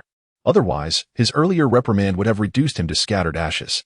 Little, esteemed one, this has nothing to do with me. The pavilion master seated across from her spoke with a strained expression. Under the crushing weight of her presence, he felt like an ant beneath an elephant's gaze, suffocated, paralyzed by the sheer magnitude of her aura. Inwardly, he had already begun mourning for the Yu clan. To provoke such a terrifying existence, their fate was sealed. Lingo, Li Xingyue's face was equally pale. Even Mu Ling, a first tribulation expert, was rendered breathless. While the pavilion master, a divine emperor, struggled to inhale. As for her, a mere unity realm cultivator, she felt like a minnow trapped beneath the gaze of a leviathan. Her heartbeat slowed, her breath shallow, every instinct screamed of impending doom. Sister, where is the Heavenly Tao Palace? Lingo's voice was soft, yet laced with simmering fury. They dared to bully Mother. I will make them pay. Xiao Linger turned her gaze towards Li Xingyue. Her once clear and bright eyes were now tinged with red. Tears shimmered within her gaze, evoking an involuntary pang of sorrow in the hearts of those who beheld her. Senior. The Heavenly Tao Palace is located in the Cloud Cover State. Their lies are by Xiao Pavilion Branch. Each of our branches is connected by a teleportation array. I can activate the array to transport you there. The Pavilion Master, upon hearing this, hastily interjected, refraining from even mentioning any costs. At this moment, all he desired was to swiftly send these three away. The situation was too terrifying. He felt as if his very resolve would shatter if Xiao Linger remained here. All right. Thank you, uncle. You are a good person. I shall certainly repay your kindness with my fists in the future.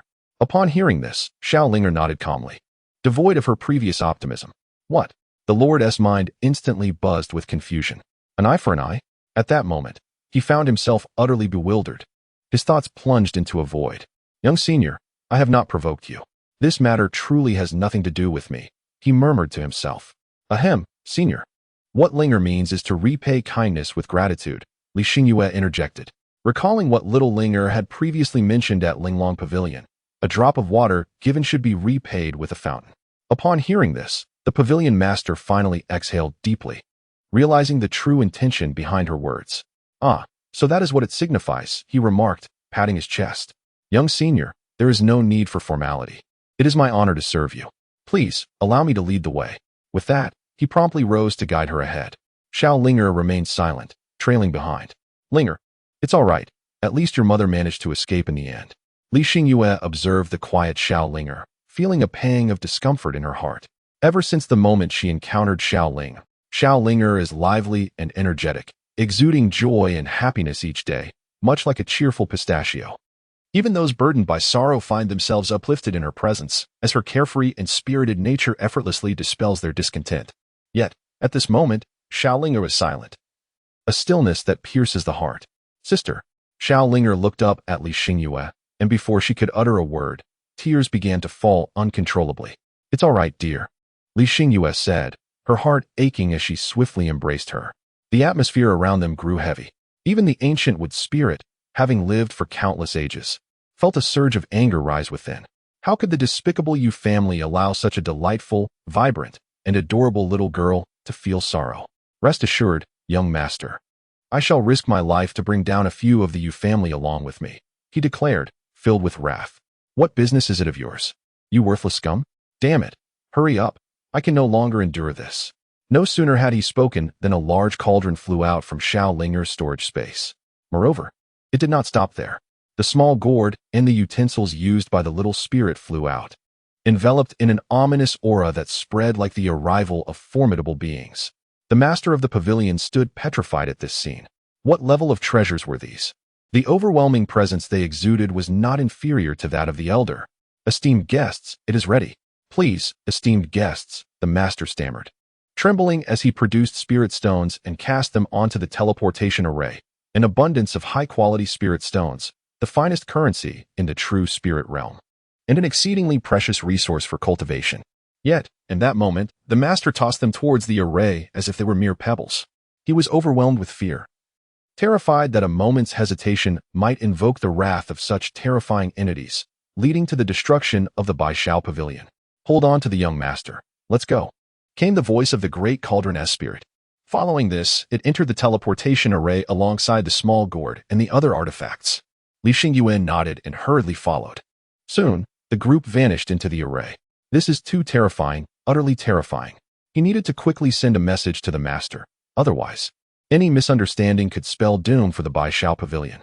Upon witnessing the disappearance of the little spirit and her companions, the master sighed in relief, cold sweat pouring from him like a waterfall. He then swiftly retrieved a compass and gently tapped it. An ethereal figure materialized on the compass. Lin Jiang? What has transpired that necessitates the use of the emergency communication compass? A calm yet puzzled male voice inquired. The emergency communication compass was a particularly special artifact of the Baishao Pavilion, with each branch possessing one, to be used only in dire situations. Master, quickly sever all connections with the Yu family and the Tiandao Palace. Otherwise, Baishao Pavilion may be doomed. Lin Jiang urged urgently. Wait, what? The ethereal figure frowned slightly. Do you understand what the Tiandao Palace represents for our Baishao Pavilion? The man's voice continued. It symbolized a continuous flow of resources.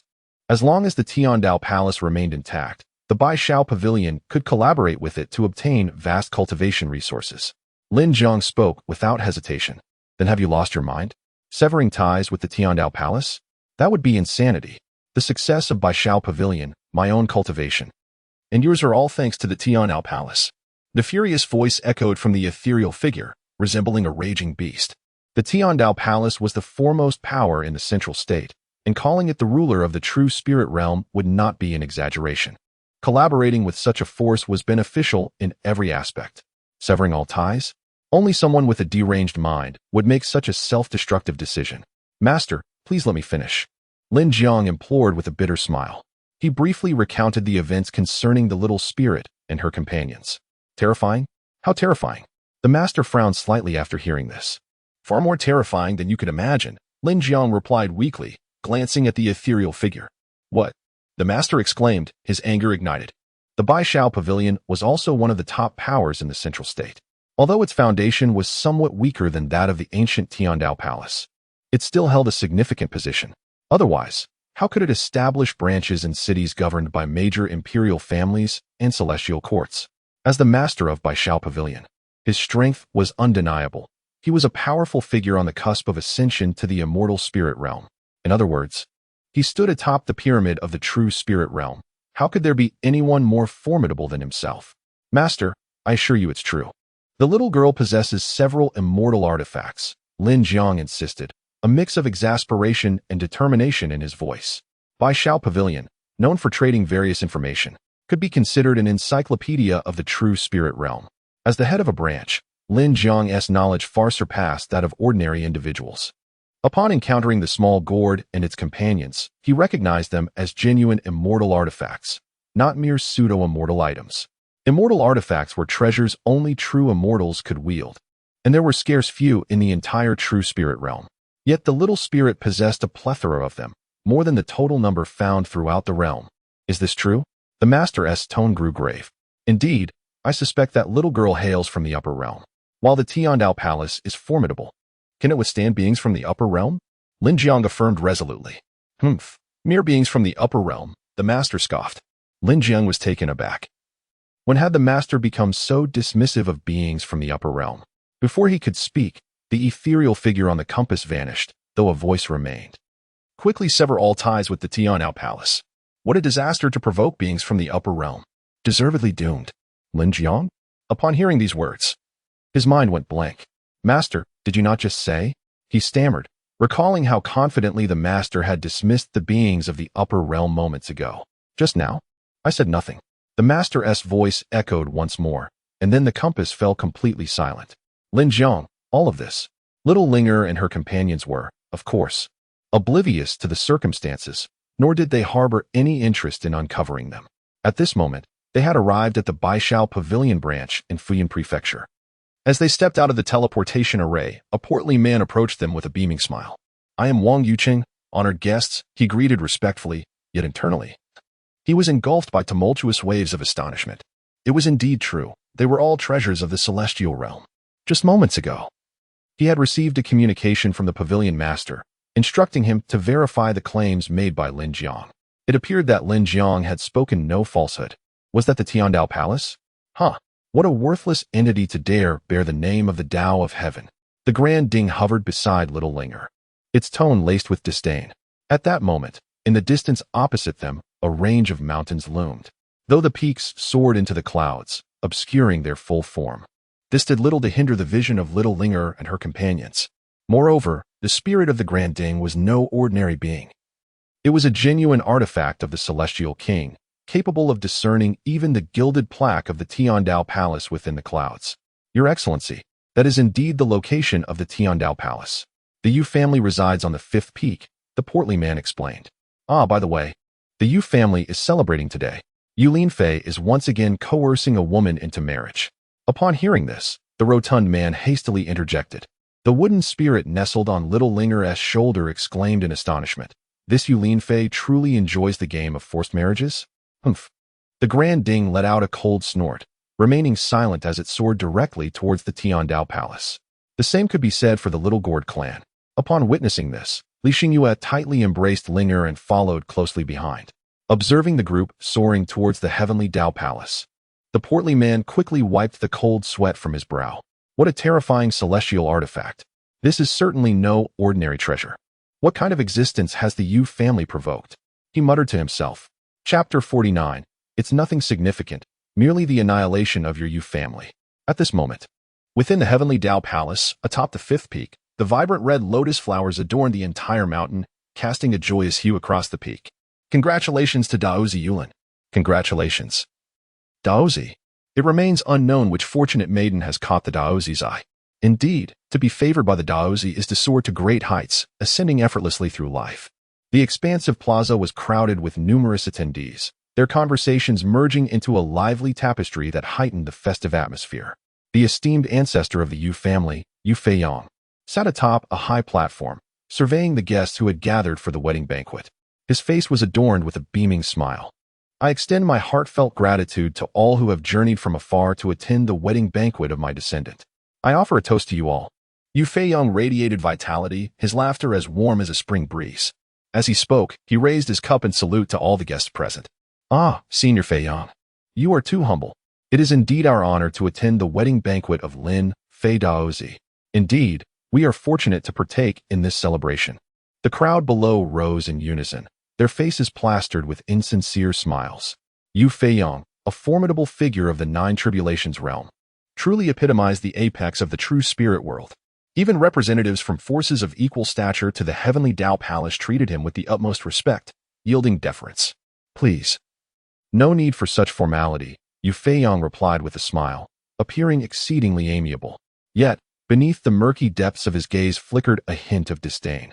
Were it not for the need to bolster the event for Lin Fei, he would have little interest in engaging with these individuals, for in his eyes, they were but insignificant ants. In response to Yu Feiyong's toast, none of the guests dared to slacken their efforts, each one raising their cups in eager compliance. Let Lin Fei and the bride pay their respects. After downing his drink, Yu Feiyong called out, I invite the groom and bride to the stage for their bowing ceremony. The officiant then raised his voice to announce the proceedings. With the officiant's words, a radiant rainbow suddenly emerged from a distant pavilion, gracefully arching through the air before landing steadily upon the high platform. Hiss, is that a celestial artifact? The nine-colored radiant spirit? Indeed. It is the personal celestial artifact of the Yu family's second ancestor, the nine-colored radiant spirit. Lin Fei Daozi is indeed highly valued by the Yu family, even employing a celestial artifact to pave the way. How could they not value him? He possesses a celestial body, destined to become a formidable figure of the tribulation realm, with many prospects of ascending to higher realms. Observing this spectacle, the attendees began to murmur amongst themselves, envy lacing their words.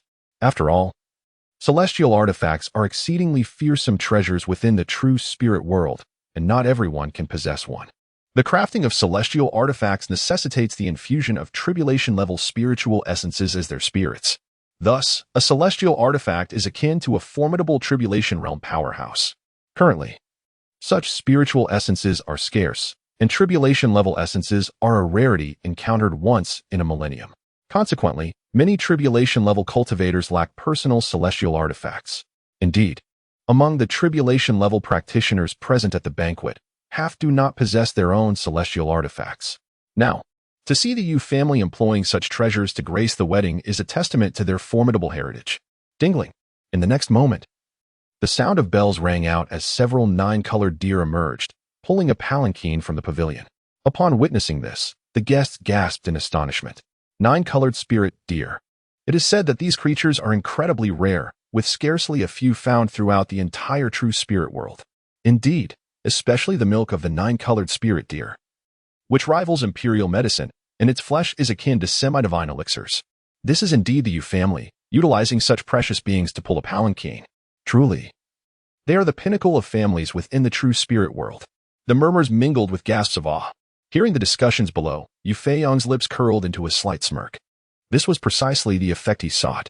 Soon, the nine-colored deer brought the palanquin to the high platform. Subsequently, two figures draped in crimson robes emerged from the palanquin, a man and a woman. The man was strikingly handsome, yet exuded an air of sinister charm. The woman's expression was devoid of emotion, resembling a corpse more than a bride. Bow. Yu Feiyong cast a fleeting glance at the two and commanded, Bow. The officiant promptly echoed his words. Hearing this, Lin Fei immediately took action, turning towards his ancestor. This bowing ceremony was not akin to the secular customs of bowing to heaven, earth, and ancestors. Instead, cultivators only bowed to their own ancestors. I will not marry. I have a husband and a child. It was he who forced me into this marriage. Suddenly, the seemingly lifeless woman spoke. Hiss. The guest's expression shifted dramatically upon hearing her words. Everyone knew that Lin Fei's marriage was a coerced affair, yet no one dared voice their thoughts. For the might of the Yu family loomed large. However, feigning ignorance was one thing, being so openly challenged was another. No one had anticipated that the woman would directly expose the coercion, declaring her existing marital ties and motherhood. You will marry regardless of your will. There is only one path for the woman I desire, Lin Fei retorted, not the least bit angered, but rather smugly pleased. You are bullying me with your power. The woman gritted her teeth in fury. Indeed, I am bullying you with power. What of it? This world operates on strength, Lin Fei replied with a calm smile. What a forthright declaration of relying on power. A voice suddenly boomed from the heavens. You insolent brat. The attendees gasped in shock upon hearing this. Who dares to speak so boldly? Did that not make Lin Fei a mere child of the old man Yu Feiyang? They looked up, eager to identify the audacious individual who dared to speak so brazenly. Who? Indeed, the expression on Yu Feiyang's face darkened instantly. It is I, the one here to obliterate your Yu family. The sound of the great cauldron resonated, gradually materializing from the void, hovering mid-air above the square. Behind it, a multitude of enchanted artifacts, including the small gourd, were present, along with Li Xingyue, who was cradling the little spirit girl. What audacity is this?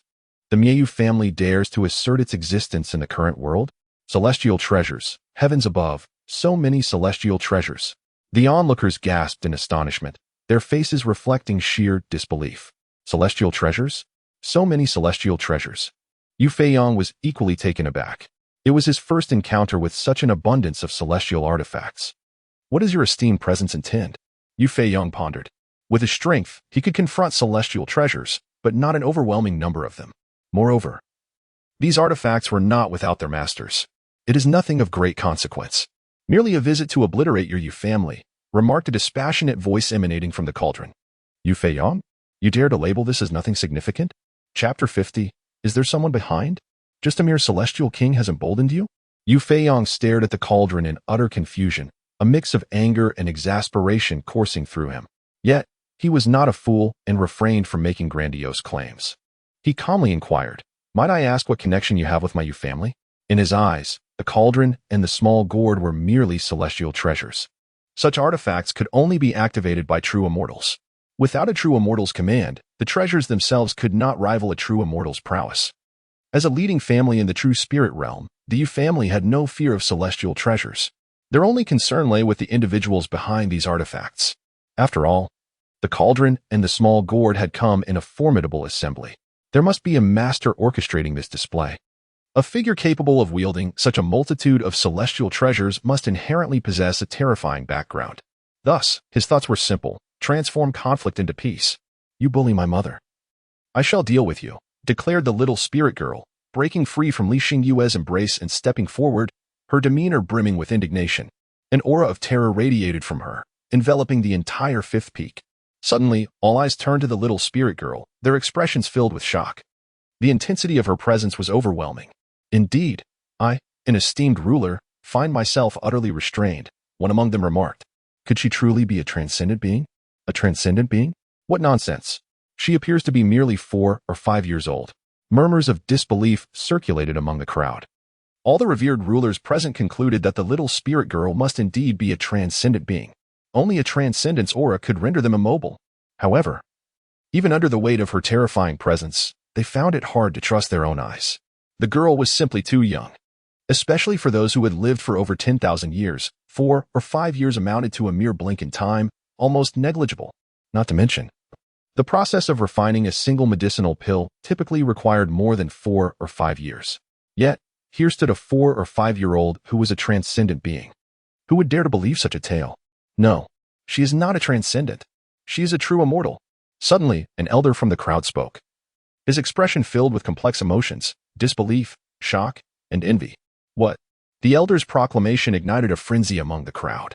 A true immortal? What just is this? A 4 or 5-year-old true immortal. Ridiculous. Is this true, Immortal Lu Yun? They inquired, their gazes fixed on the elder.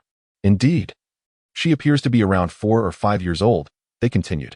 Immortal Lu Yun, are you certain? Under normal circumstances, they would not dare to question a being of such power. Yet, they could no longer restrain themselves. After all, the little spirit girl was merely a child. Yet she was a true immortal. Such a scenario seemed utterly preposterous. No mistake. In response to the multitude of inquiries from the esteemed rulers, the transcendent immortal Lu Yun remained unperturbed, shaking his head. He gazed up at the little spirit girl, his tone resolute as he continued. She indeed embodies the essence of a true immortal. Upon breaking through to transcendence, a cultivator's Tao power transforms into immortal power. Only after enduring the 9 ascension tribulations does the Tao power fully metamorphose into immortal power. Those who have not yet surpassed the 9 ascension tribulations, like myself, possess only a diluted form of immortal power. The assembly of rulers nodded in understanding. Though they were not yet transcendent, they were familiar with this realm. They refrained from interrupting immortal Lu Yun, patiently awaiting further explanation. This young prodigy radiates pure immortal power. She is undoubtedly a true immortal. Immortal Lu Yun reiterated. And another transcendent being chimed in. Gasps of astonishment echoed throughout the crowd. A 4 or 5-year-old immortal. What? They exchanged incredulous glances, rendered speechless, their faces reflecting sheer astonishment. Immortals are but legends in the true spirit continent. For over 1,000,000 years, those who have endured the 9 ascension tribulations have ascended directly, leaving behind only tales of their grandeur. Their true forms were never witnessed by those of lesser realms or eras. They had never anticipated the fortune of encountering the true visage of an immortal, and that too, in the form of a mere child. At that moment, a thought arose in the hearts of many. They had cultivated for millennia, only to find themselves in the shadows. However, the one most astounded was Yu Feiyang. He never expected a true immortal would descend upon the Yu family, and worse, come to create trouble. Esteemed little one, is there a possibility of misunderstanding in this matter? Yu Feiyang inhaled deeply before speaking. His Yu family was indeed powerful, but a true immortal was beyond their capacity to provoke. Misunderstanding? Misunderstanding your entire lineage. The cauldron interjected before the little spirit girl could respond. Those who have no business here, leave at once. Otherwise, death awaits. The domineering voice resonated once more. Upon hearing it, the guests at the wedding banquet collectively exhaled in relief, fearing they might be caught in the crossfire. Whoosh, whoosh. The sound of rushing wind filled the air as attendees swiftly departed, leaving only the Jade family on the 5th peak. Even the bride seized the chaos to flee. Must you go this far? Jade Feiyang spoke with a mix of anger and helplessness. Our Jade family is not some soft persimmon to be squeezed at will. Are you from the upper realm? Jade Linfei interjected calmly, exuding confidence. But are you certain you wish to provoke our family? Observing this, Jade Feiyang took half a step back, positioning himself behind Linfei like a subordinate. The sheer arrogance of Linfei left the group around the great cauldron momentarily stunned. This young man is quite the show-off, one muttered. May I ask which celestial mansion you hail from? Linfei addressed little Linger, the cauldron, in the gourd with unshaken composure. To be frank, I am a reincarnated soul. My master is a mighty immortal king. Are you truly intent on making an enemy of the Jade family? His tone was serene, devoid of any fear. Esteemed guests, might we discuss this civilly? Jade Feiyang chimed in, revealing that the family had long been aware of Linfei's reincarnated status, precisely why they indulged his whims. The cauldron spirit's lip twitched in disdain. So this is his grand backing? A mere immortal king? Pathetic, it thought. Even if summoned today, that immortal king would be crushed without effort. After all, little Linger herself was an immortal king, not to mention the divine artifacts like the gourd at her disposal. And then there was that enigmatic crimson robe she wore, something even the cauldron couldn't fathom. Had Linfei's backer been an immortal venerable, it would have made no difference. Obliteration was inevitable. Who is this immortal king behind you? The cauldron demanded, curious to uncover the fool supporting Linfei. My master, Linfei replied with a smug smile, is the sage immortal king. At the mention of this title, pride flickered across his face. The sage immortal king, though merely a king in rank, commanded vast respect across the immortal spirit realm for his erudition. Even some venerables deferred to him. Surely, with such backing, these intruders wouldn't dare annihilate the Jade family. Yet, the cauldron's reaction was not what Linfei expected. The sage immortal king? Recognition flashed in the cauldron's mind. That teacher who was tasked with educating little Lingo? It never imagined the man behind this audacious forced marriage was none other than him. Noting the cauldron's silence and little Linger's wordlessness, Linfei's grin widened. Clearly, his master's name had cowed them. Shall we negotiate now? Flourishing a fan with practiced elegance, Linfei struck a refined pose. Negotiate. Negotiate your demise. The cauldron spat. You will die today, and the Jade family will fall. With that, the cauldron soared skyward, expanding until it eclipsed the entire 5th peak. Unrestrained and unafraid of detection, thanks to the gourd and others, it unleashed its wrath. Sentient immortal treasure. A king's artifact. Linfei paled, his voice trembling. King's artifacts were rare even in the immortal spirit realm, reserved only for the most ancient lineages. That this cauldron was one, let alone a sentient one, shook him to the core. King's artifact? Li Xingyue, watching from afar, shuddered. Though unfamiliar with the term, Linfei's terror spoke volumes. She recalled the cauldron's earlier dismissal of saintly artifacts as trash. Now it made sense. Must you persist? Lin Fei growled, his face dark. My master is the sage immortal king. And what of him? The cauldron scoffed. Even if present, the sage would be groveling before little Linger, begging forgiveness. Lin Fei's hand tightened around a jade pendant. Cease now, and I may spare you. A jade? Go on, activate it. The cauldron recognized the trinket, a common safeguard. Embedding a sliver of its creator's power, sometimes even a manifested avatar. Is this truly worth mutual destruction? Lin Fei hesitated, reluctant to waste his trump card. Perish. The cauldron unleashed a storm of fiery threads, raining down like arrows upon the fifth peak. Sizzle. Sizzle. Flames erupted across the mountain, consuming those of jade blood. You dare. Lin Fei's fury erupted. With no choice left, he crushed the pendant. Hum. The very air trembled as spiritual energy converged above him, coalescing into a towering figure. Who dares threaten my chosen disciple? A resounding voice echoed. Disciple Yulin Fei pays respects to the master. Upon encountering the ethereal form of the Confucian immortal king, Yulin Fei promptly spoke. Yulin Fei? Humph, do not presume too much. I merely consented to the elder of the Yu family to accept you as a mere attendant, not as a disciple. What business do you have using my avatar?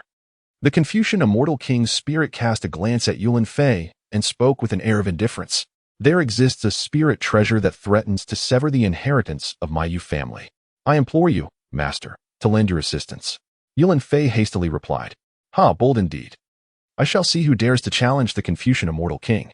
The spirit of the Confucian immortal king stated slowly. As he spoke, he lifted his gaze. In an instant, he found himself utterly astonished. Is that not the large cauldron the little demon king uses for cooking? Ah, Confucian immortal king, you do seem quite formidable. A voice chimed as the cauldron's spirit emerged from within. The Confucian immortal king remained silent, surveying his surroundings. Soon, he spotted Xiaolinger and the small gourd floating around her. Gulp. At that moment, the Confucian immortal king's spirit swallowed hard. I beseech you, master, to take action.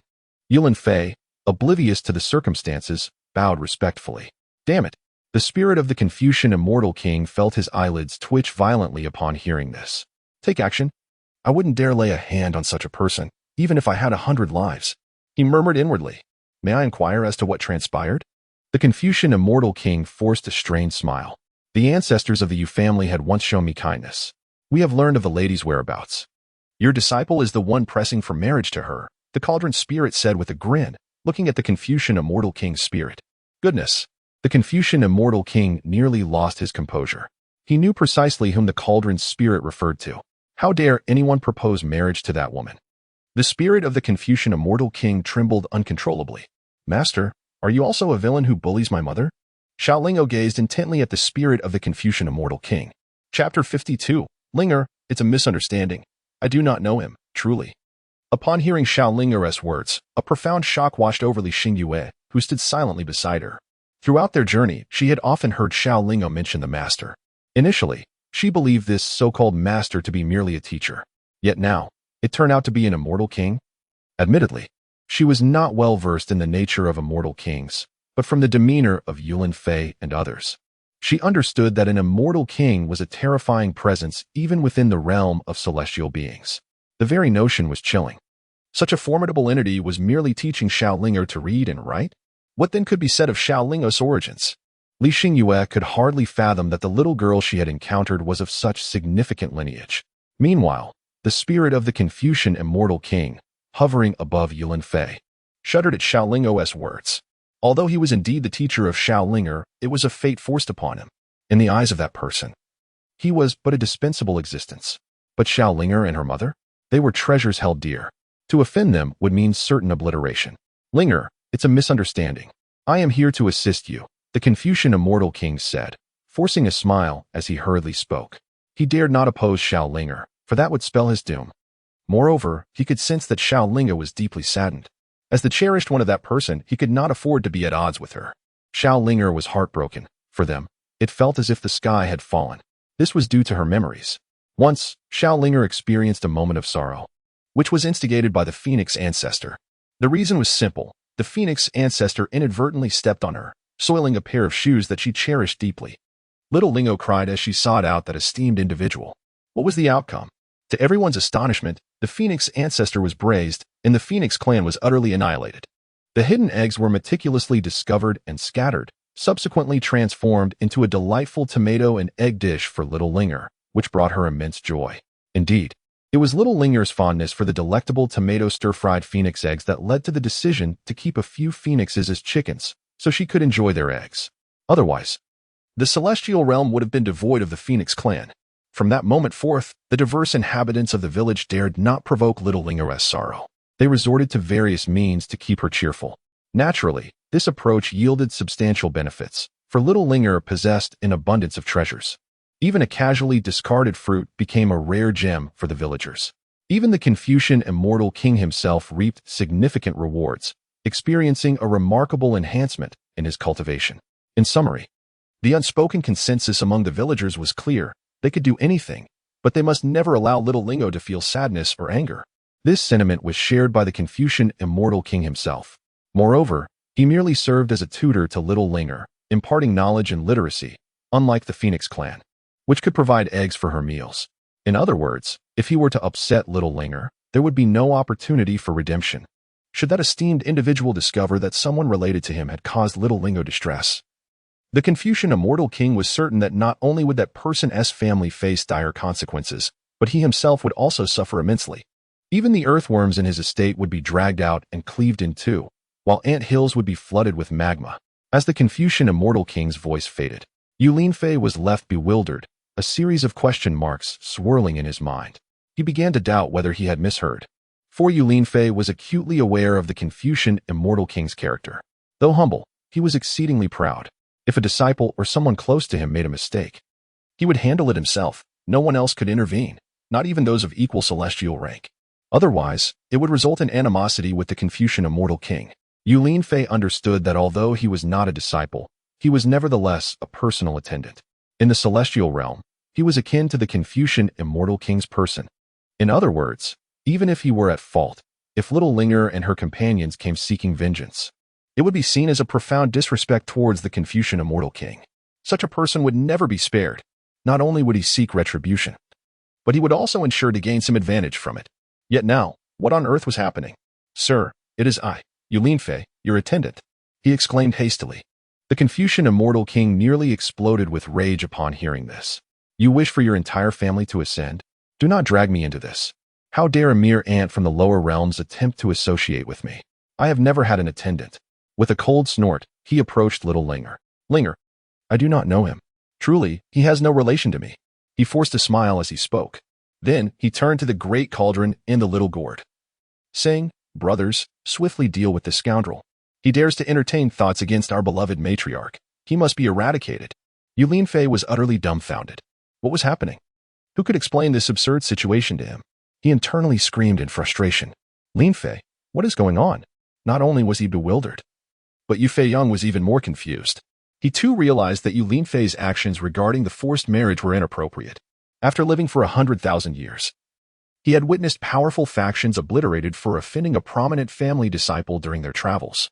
He had even seen a top family in the true spirit realm face annihilation due to reckless behavior that angered beings from the upper realm. However, he had allowed Yu Linfei to act recklessly, even supporting his misdeeds, because Yu Linfei had assured him that even if they encountered top figures or powerful immortal kings, the Yu family would remain safe. With such a reassuring sentiment, he had refrained from imposing restrictions on Yu Linfei. Yet now, what was happening? What kind of betrayal was this from his source of support? Facing Yu Feiyang's gaze, Yu Linfei was left speechless. "You ask me? Who should I ask?" At this moment, he was equally perplexed, even unsure of little Linger's mother's identity. After all, he had forced many into unwanted marriages. Yet what bewildered him most was the Confucian Immortal King's sudden change of heart. What kind of existence could compel the venerable Confucian Immortal King to shift allegiances and grovel for favor? Chapter 53, The Master of the Heavenly Tao Palace. "Are you also supporting the Yu family?"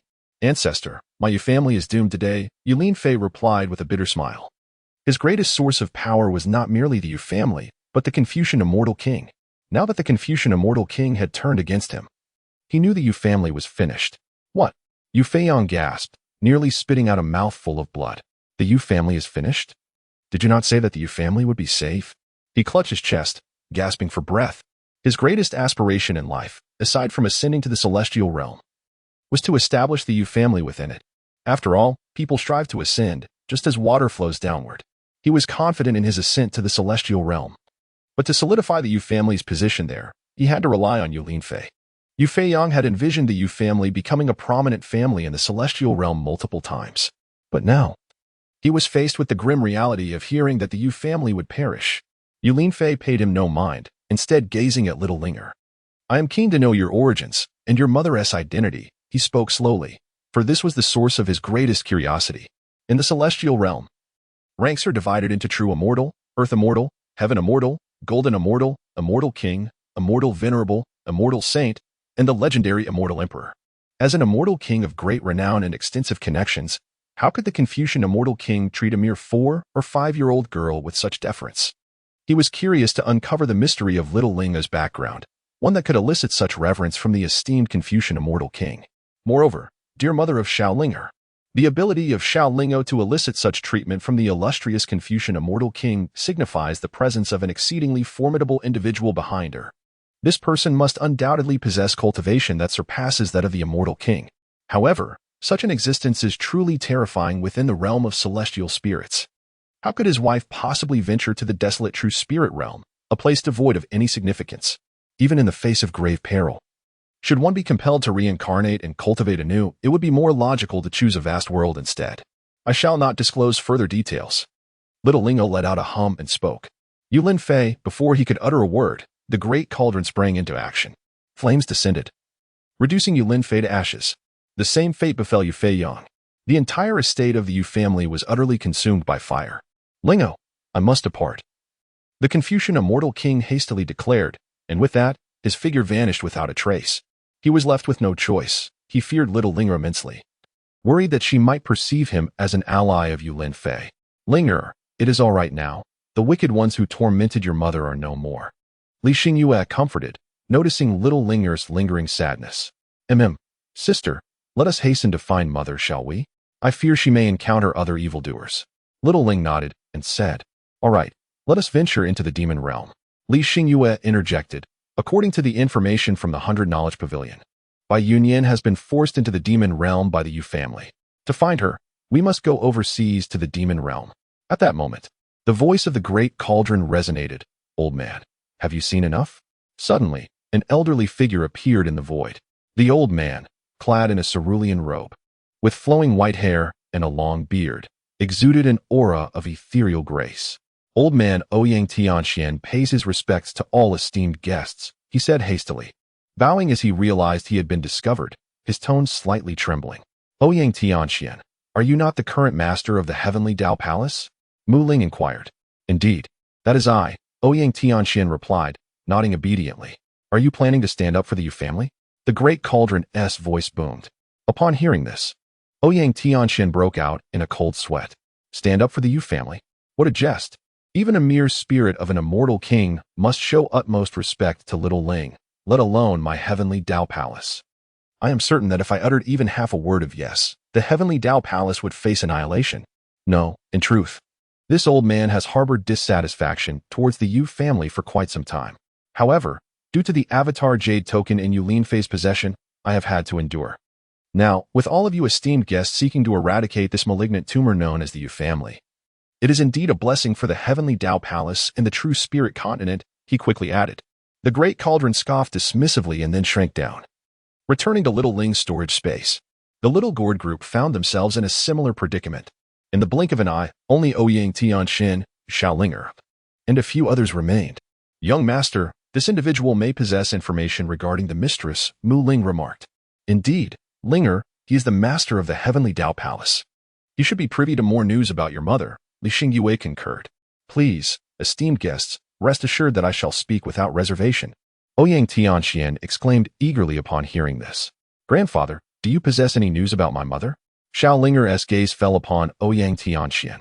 She pondered the identity of the esteemed young man's mother. Meeting her gaze, Ouyang Tianxian felt a sudden dryness in his throat. After hastily swallowing, he promptly replied. Just moments ago, he had distinctly observed a celestial king's spirit bowing respectfully before her. Her name is Bai Yunyan. Xiao Lingo immediately exclaimed, is it really her? Ouyang Tianxian, upon hearing this, was taken aback. Junior, I do not possess much knowledge. However, your mother has a master in the heavenly Tao Palace. Shall I take you to her? She ought to know a great deal. He continued, your mother's master? That sounds wonderful. Little Ling nodded joyfully, seemingly regaining her lively and adorable demeanor. Upon witnessing this, Ouyang Tianxin let out a sigh of relief. He had been apprehensive that little Ling might include Tiandao Palace in her grievances concerning the Yu family. Such a scenario would undoubtedly spell disaster for Tiandao Palace. However, it appeared that little Ling had not implicated Tiandao Palace in her thoughts. Before long, Ouyang Tianxin led little Ling and the others to the entrance of a cave dwelling, which was obstructed by a heavy stone door. Go away. As Ouyang Tianxin approached the cave, a woman's voice erupted from within, brimming with unrestrained fury. Senior, what is happening? Li Xingyue inquired, casting a puzzled glance at Ouyang Tianxin. Alas, it is all due to the matters concerning Yunyan. Ouyang Tianxin responded with a deep sigh, meeting her gaze. He then called out into the cave, Elder Mo, the child of Yunyan has arrived. Will you not come to meet her? Boom. No sooner had he spoken than the stone door swung open, and an elderly woman emerged slowly from within. Who is the child of Yunyan? The old woman asked, her expression tinged with agitation. Grandmother, are you my mother's master? Little Linger blinked her large eyes as she gazed at her. The essence of Yunyan lingered in the air. The old woman looked at little Linger, and it seemed as though a flicker of light ignited within her murky eyes. Child, may grandmother embrace you? She said gently with a kind smile. All right. Let me hug mother's master. Little Linger nodded and bounced towards her. Good child, good child. The old woman exclaimed joyfully, her arms wide open to embrace Linger. However, her expression suddenly shifted. No, we must leave quickly. If the Yu family finds out, the consequences would be unimaginable, she urged anxiously. Do not fret, Elder Mo. The Yu family has already been vanquished by Yunyan's child. Ouyang Tianxin interjected. What? Elder Mo trembled slightly at the revelation. The Yu family has been destroyed, and by this child no less. Master. The Yu family not only possesses formidable 9 Tribulations realm experts, but also has the upper realm as their backing, Elder Mo stated solemnly after a brief silence. Clearly incredulous about Lingo's supposed feat after all, how old could Linger be? She appeared to be merely 4 or 5 years old. Yet the Yu family? With its ancient lineage and profound heritage, how could a mere child of such tender years possibly obliterate a family with 9 Tribulations realm power and the upper realm support? Who would dare believe such a tale?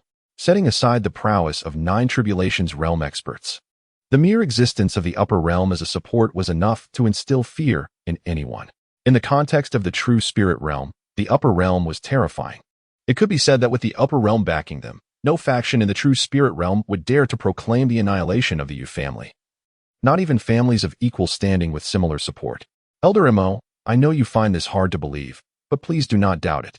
The Yu family has indeed been eradicated by Yunyan's child, Ouyang Tianxin said with a wry smile.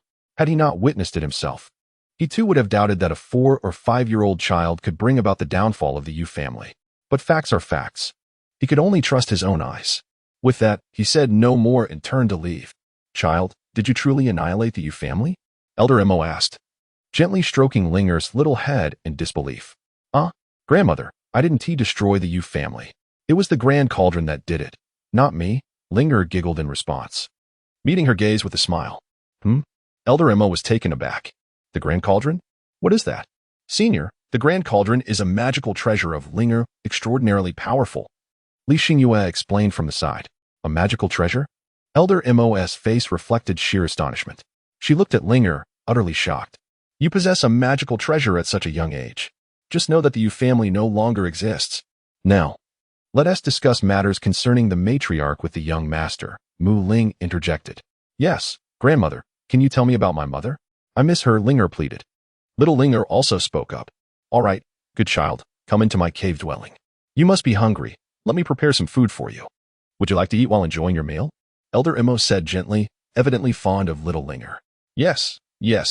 Upon hearing about food, little Linger immediately perked up and joyfully bounced into Elder Mo's cave dwelling. What a delightful child. Who would have thought that Yunyan had such an adorable little one? Elder Mo followed behind like a kind elder, her smile radiant as a blossoming flower. Li Xingyue and Mu Lin closely trailed behind. Wow, there's a big black bull. And fish. Grandmother, I want to eat. Little Linger exclaimed excitedly upon entering Elder Mo's cave. Inside, there was unexpectedly a small lake. By the lakeside, a large black bull was dozing. Upon hearing little Linger's words, the bull abruptly opened its previously closed eyes and gazed at her in a daze. Ah, Lingo. This black bull is my steed, a companion of mine for much of my life, akin to a dear friend, Elder Emo said with a wry smile, not anticipating that little Linger would immediately take an interest in her mount. Moo. The large black bull responded with a nod, seemingly affirming that it had chosen the right companion in this life. Ah, then let's eat fish.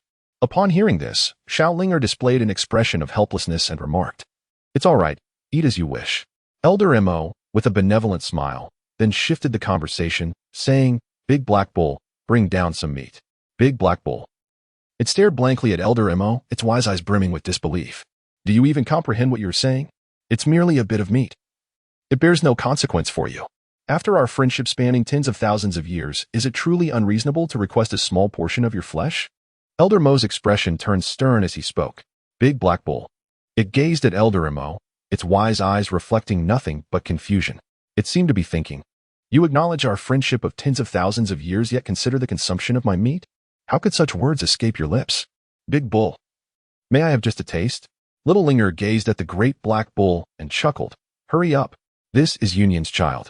What harm is there in consuming a bit of your flesh? Have you forgotten how Union treated you? Elder Mo also interjected. Upon hearing this, the great black bull displayed a look of confusion in its wise eyes. Subsequently, it rose to its feet and approached little Linger, sniffing her curiously. Moo. Moments later, it let out a loud bellow, frolicking excitedly in front of little Linger, brimming with exuberance. Finally, it astonishingly detached one of its legs. Remarkably, within the blink of an eye, the leg reappeared. Wow, the great bull is truly magnificent. Does this mean there will be an endless supply of meat? Upon witnessing this, little Linger expressed her astonishment, her throat constricting as she swallowed repeatedly. The great black bull, taken aback, stumbled slightly, nearly losing its balance. Linger, such behavior is unkind. It shares a profound bond with your mother, often keeping her company, Elder Mo gently remarked as he caressed little Linger's head. Oh, great bull. Do you frequently spend time with mother? Upon hearing this, Xiao Linger exclaimed in delight. Dehei Nyo promptly nodded in agreement. I would love to play with you, as it would be just like playing with my mother. With a playful smile, Xiao Lingo spoke a simple sentence that inexplicably pierced the hearts of Li Xingyue and Elder Mo. The great black bull bellowed softly, gently nudging Xiao Linger and placing her upon its back. It then frolicked around the cave, dwelling with her. Xiao Linger laughed heartily, her joy evident. The old monkey Mo, witnessing this harmonious scene, wore a smile that radiated warmth. Subsequently, he took the beef shank and caught some fish, setting about to prepare a meal. Before long, a delightful aroma began to waft through the cave. Wow, it seems like Grandma is cooking. Xiaolingo was immediately captivated by the alluring fragrance. Ah, it smells delightful. I shall indulge later, she exclaimed. Elder Mo chuckled heartily as he observed her, adding, Indeed, my dear, I have an abundance of vegetables here. Adding some would enhance the flavor even further. Xiaolingo nodded emphatically and said, Vegetables? Elder Mo was momentarily taken aback upon hearing this. Is it really just these? Little Linger chuckled mischievously, and with a flourish, produced an array of spiritual herbs. Hiss! As she revealed her treasures, Elder Mo was instantly rendered speechless. Even the great black ox stared wide-eyed, as if its eyes were two large bronze bells. Vegetables, you say? Ah, I had intended to write 2 more chapters, but alas, my stomach is quite unsettled. It seems the food I consumed yesterday did not agree with me, and I have been feeling ill since this morning. Even my attempts at using the restroom have proven futile. The content I managed to produce was written under duress. I apologize, and I shall make it up in due course. Chapter 55, just a little more gazing at the spiritual herbs little Lingo had extracted. Elder Mo and the great black ox exchanged incredulous glances, their faces a portrait of astonishment and disbelief. Vegetables? Is this what you call vegetables? Dozens of imperial herbs and a plethora of sacred ones lay before them, particularly those fruits. If they were not mistaken, those must be the celestial Xianling fruits. You dare to label these as mere vegetables? Moo. Without a moment's hesitation, the great black ox flicked its tongue and began to indulge. At that moment, it felt that offering a leg to little Lingo was an unparalleled bargain. Old Black, you truly are a connoisseur of the exquisite. Do not squander this. Elder Mo hastily interjected. Should these treasures be transformed into elixirs, They would undoubtedly elevate both her and the great black ox's cultivation to new heights. Hee, dear grandmother. Fret not. I have plenty of vegetables left. Once I finish these, I can always gather more.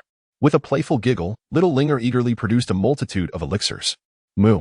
Upon witnessing this, the wise eyes of the great black bull widened in surprise, and it promptly offered one of its legs to little Linger. Its sagacious expression seemed to convey a message. Do not hesitate, my friend. The magnificent bull continued to munch slowly, assuring her that there was plenty more to come. Little Lingo gently patted the large head of the black ox and giggled. The black ox, in return, enthusiastically flaunted the spiritual herbs while nodding its head. Elder Mo, observing the scene, felt a mix of amusement and exasperation. She couldn't shake off the feeling that her old companion was in danger of being led astray. Linger, these items are far too precious, Elder Mo remarked. Even the heavenly Tao Palace regards such elixirs as invaluable treasures. If those rascals were to discover that you are feeding an ox with spiritual herbs, they would undoubtedly go mad. Grandma, they're not precious at all. They are quite easy to find, replied Linger. Xiaolinga chuckled innocently and spoke with a childlike candor. Upon hearing this, Mu Ling, who was with Li Xingyue, felt a slight twitch at the corners of her mouth. Easily obtainable? Elder Emma was utterly bewildered. Even the most formidable forces in the true spirit realm regard celestial herbs as treasures. The emergence of a single celestial herb could instigate a tempest of bloodshed throughout the central continent. How could it possibly be easily acquired? This is not a common cabbage. Indeed, very easy to obtain, she affirmed. Little Linger nodded innocently. Senior, please accept this. Linger does not lack for such things. At that moment, Li Xingyue interjected. Indeed, indeed. Grandmother is mother's mentor and must have bestowed great kindness upon her. As the saying goes, a drop of kindness should be repaid with a fountain of gratitude. Xiaolingo nodded with a smile. Moo? Elder Emo and the great black bull were utterly dumbfounded upon hearing this. A drop of kindness repaid with a fountain of gratitude? Linger, it is indeed a drop of kindness that warrants a torrent of recompense. Li Xingyue couldn't help but chuckle, quickly adding an explanation. Quite similar, hee. Xiao Linger felt a flush of embarrassment and scratched her head awkwardly. This child. Elder Mo exchanged a glance with the great black bull, both of them finding the situation amusing yet perplexing. Very well, I shall prepare a spiritual meal for you. Elder Mo declared. I am a proficient 9th-level spiritual chef. Even formidable beings from the tribulation realm seek my culinary expertise. The black bull nodded solemnly, adding, Bring forth another leg. Today, we shall indulge Yunyan's child to her heart's content. Moo? The great black bull, upon hearing this, exhibited a bewildered expression in his wise eyes. Goodness, does one truly consider oneself merely a commodity? Yet, seeing the eager glimmer in Xiao Linger's eyes, the black bull set aside its reservations and willingly offered a front leg. You are so kind, dear bull. How endearing. With a playful giggle, little Ling embraced the great black bull's head like an octopus. Moo.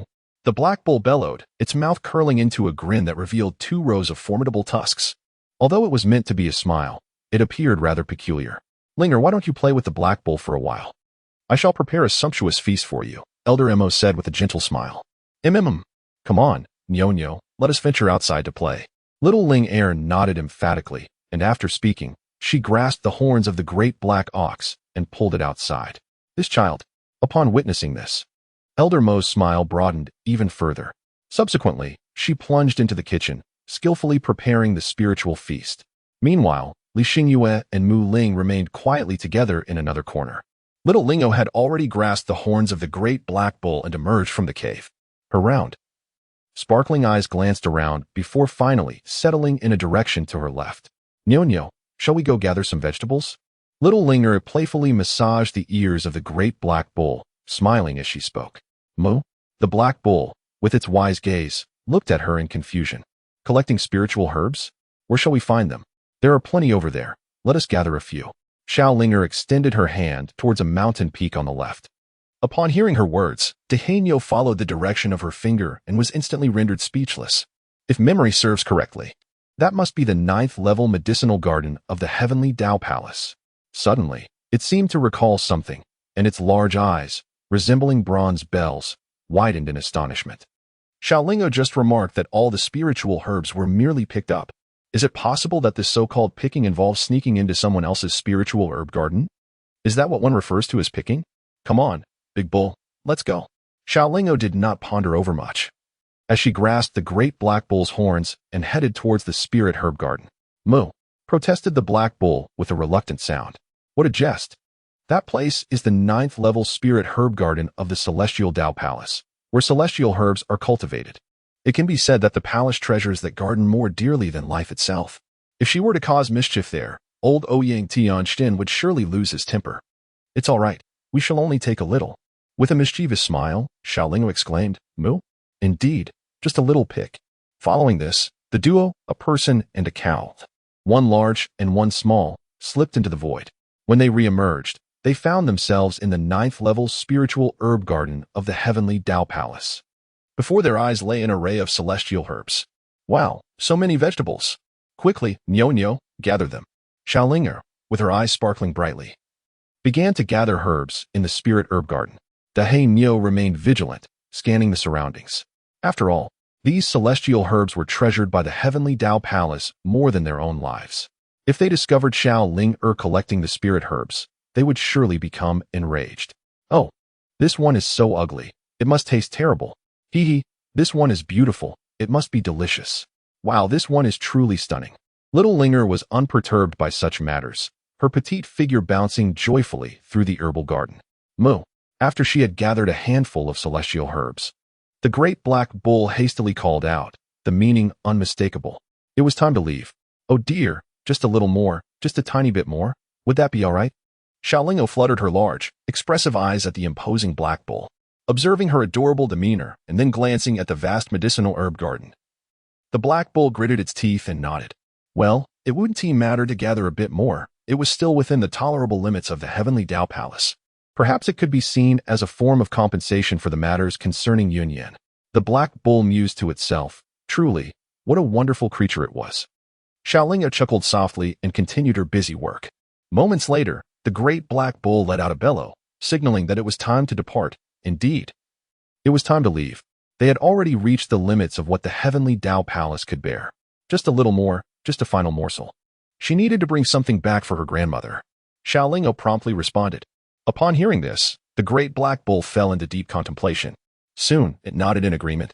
Indeed, the matter concerning Yu Yin had dealt a significant blow to its old companion, and offering some celestial herbs as compensation was entirely warranted. After a brief pause, the great black bull urged Moo, we should gather a bit more, for we must bring something for my sister. After all, she is a guest. And as the master says, we ought to treat our guests with the finest delicacies. Little Linger responded. After listening, the great black bull pondered and found no fault in her words. It was already aware that Li Xingyue had been accompanying Little Lingo throughout this journey. Having traversed from such a place as the Xuanwu domain, it was only natural to entertain her with some celestial herbs. However, the great black bull was oblivious to the silent observation of Ouyang Tianxin, whose lips twitched in dismay at the unfolding scene. Chapter 56, Grandpa. May I pick a bit more? In truth, Ouyang Tianxin had arrived the moment Little Lingo plucked her first celestial herb. After all, this herbal garden was the lifeblood of the Tianao Palace. It could be said that this 9th-tier herb garden constituted one of the palace's foundational assets. Even he, as the palace lord, required the consent of the Elder Council to utilize it. To safeguard these celestial herbs, the Tianao Palace had established restrictions on each plant. Any disturbance would instantly alert him. Upon discovering that it was Little Lingo who was harvesting the herbs, he chose to remain hidden. After all, even the Yu family had been effortlessly annihilated by her, and the celestial king's spirit had to treat her with utmost respect. Who was he to dare intervene? Moreover, Little Linger had merely requested to pick a little.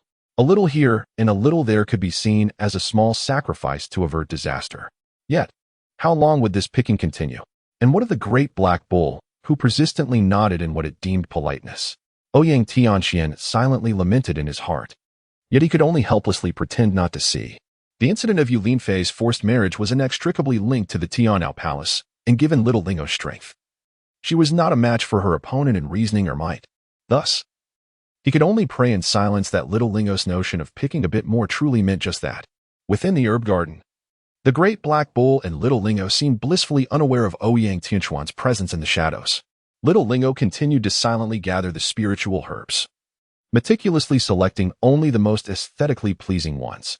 Meanwhile, The great black bull assumed the role of a sentinel, watchfully observing its surroundings. However, at this moment, a flicker of doubt had begun to emerge in the wise depths of the bull's eyes. It sensed that something was amiss. By all accounts, Xiaoling'o had gathered such an abundance of celestial herbs that it should have undoubtedly attracted the attention of that old man, Ouyang Tianxian. Yet, he had not yet arrived. Could it be that Ouyang Tianxian was not present within the Hall of Heavenly Tao? As this thought crossed De Hainyo's mind, his gaze lingered upon the celestial herbs, and a bold idea began to take shape. All right, Dinyo, let us depart, he declared. After a brief moment, Xiaoling'o seemed to feel she had harvested enough and spoke up. Moo. Upon hearing this, De Hainyo quickly exclaimed, Huh? Should I bring some for mother? Indeed. I must remember to gather some vegetables for her as well. You are truly clever, Dinyo. Upon hearing this, Xiaoling'o chuckled softly and resumed her gathering of spiritual herbs. In response, De Hainyo revealed a broad grin, showcasing 2 rows of large teeth. What the devil? Ouyang Tianxian, who had been observing discreetly, felt his fists clench involuntarily at the sight. You insufferable beast. Were you not urging us to depart? What is the situation now? Ouyang Tianxian pondered, knowing that if it weren't for Xiaoling'o's presence, he would have certainly surged forward to deliver a sound thrashing to De Hainyo. Clearing his throat, he noticed that Xiaoling'o was intent on continuing her harvest of the celestial herbs. With a sense of resignation, he stepped out from the shadows, realizing that if Xiaoling'o persisted, the precious herbs would undoubtedly be stripped bare. Upon seeing Ouyang Tianxian, De Hainyo widened his eyes and swiftly positioned himself in front of Xiaoling'o, shielding her from view. His gaze was fixed on Ouyang Tianxian, exuding an aura of defiance as if prepared to engage in combat. Ouyang Tianxian could only gaze at De Hainyo in disbelief, a twitch forming at the corner of his mouth. Brother, do I appear to be the type who would dare to take action against this esteemed individual? He mused silently. Grandpa, it's you. Are you also here to gather vegetables? Little Lingo peeked out with a cheerful smile at Ouyang Tianxian. Upon hearing her words, a flurry of question marks instantly filled his mind. Harvesting vegetables? Did she truly regard the medicinal herb garden of my Tiannao Palace as mere vegetables? And wild ones at that? He pondered in confusion. Little Junior, these are cultivated by my Tiannao Palace, Ouyang Tianxian replied with a wry smile. The implication was quite clear. He hoped she would cease her intentions. Oh, so it's grown by the grandfather, she exclaimed. Grandfather, may I pick a few more? I want to take some to my mother. You can always plant more afterward, right? Little Lingo blinked her large, expressive eyes and interjected, Ouyang Tianxian, upon hearing this, felt a mix of frustration and helplessness. This was indeed a celestial herb. Could it truly be mere ordinary vegetables? Cultivating celestial herbs required a maturity period of no less than 300,000 years, and one must also take great care to protect them. Otherwise, all efforts would be in vain. The abundance of celestial herbs in this place was due to the legacy passed down from the Heavenly Tao Palace over millions of years. Yet, he found himself unable to refuse Little Linger. There was simply no way out. Xiaoling'o is truly terrifying. If one were to refuse her and incite her displeasure, it is likely that the Heavenly Tao Palace would meet its demise. Very well, esteemed Junior, please gather a few more. However, could you kindly leave some for me? Ouyang Tianxian said helplessly. He was dreadfully afraid that Xiaoling'o would take everything for herself. All right. Little Linger nodded with joy, continuing to pluck the celestial herbs. The great black bull looked on in bewilderment, glancing between Ouyang Tianxian and Little Linger, its wise eyes filled with confusion. What on earth was happening? When had this old rascal Ouyang Tianxian become so accommodating? This celestial herb garden was the lifeblood of the Tiannao Palace. And yet he allowed Little Lingo to harvest at will? Ouyang Tianxian cast a sidelong glance at the bull, letting out a cold snort. Did he not perceive the bull's thoughts? Yet, what could he do? Was there no other way? Fortunately, Ouyang Tianxian was relieved by Little Linger. Having gathered a few more, decided to cease her foraging. Grandfather, I have finished picking, she exclaimed, skipping joyfully to the side of the great black bull.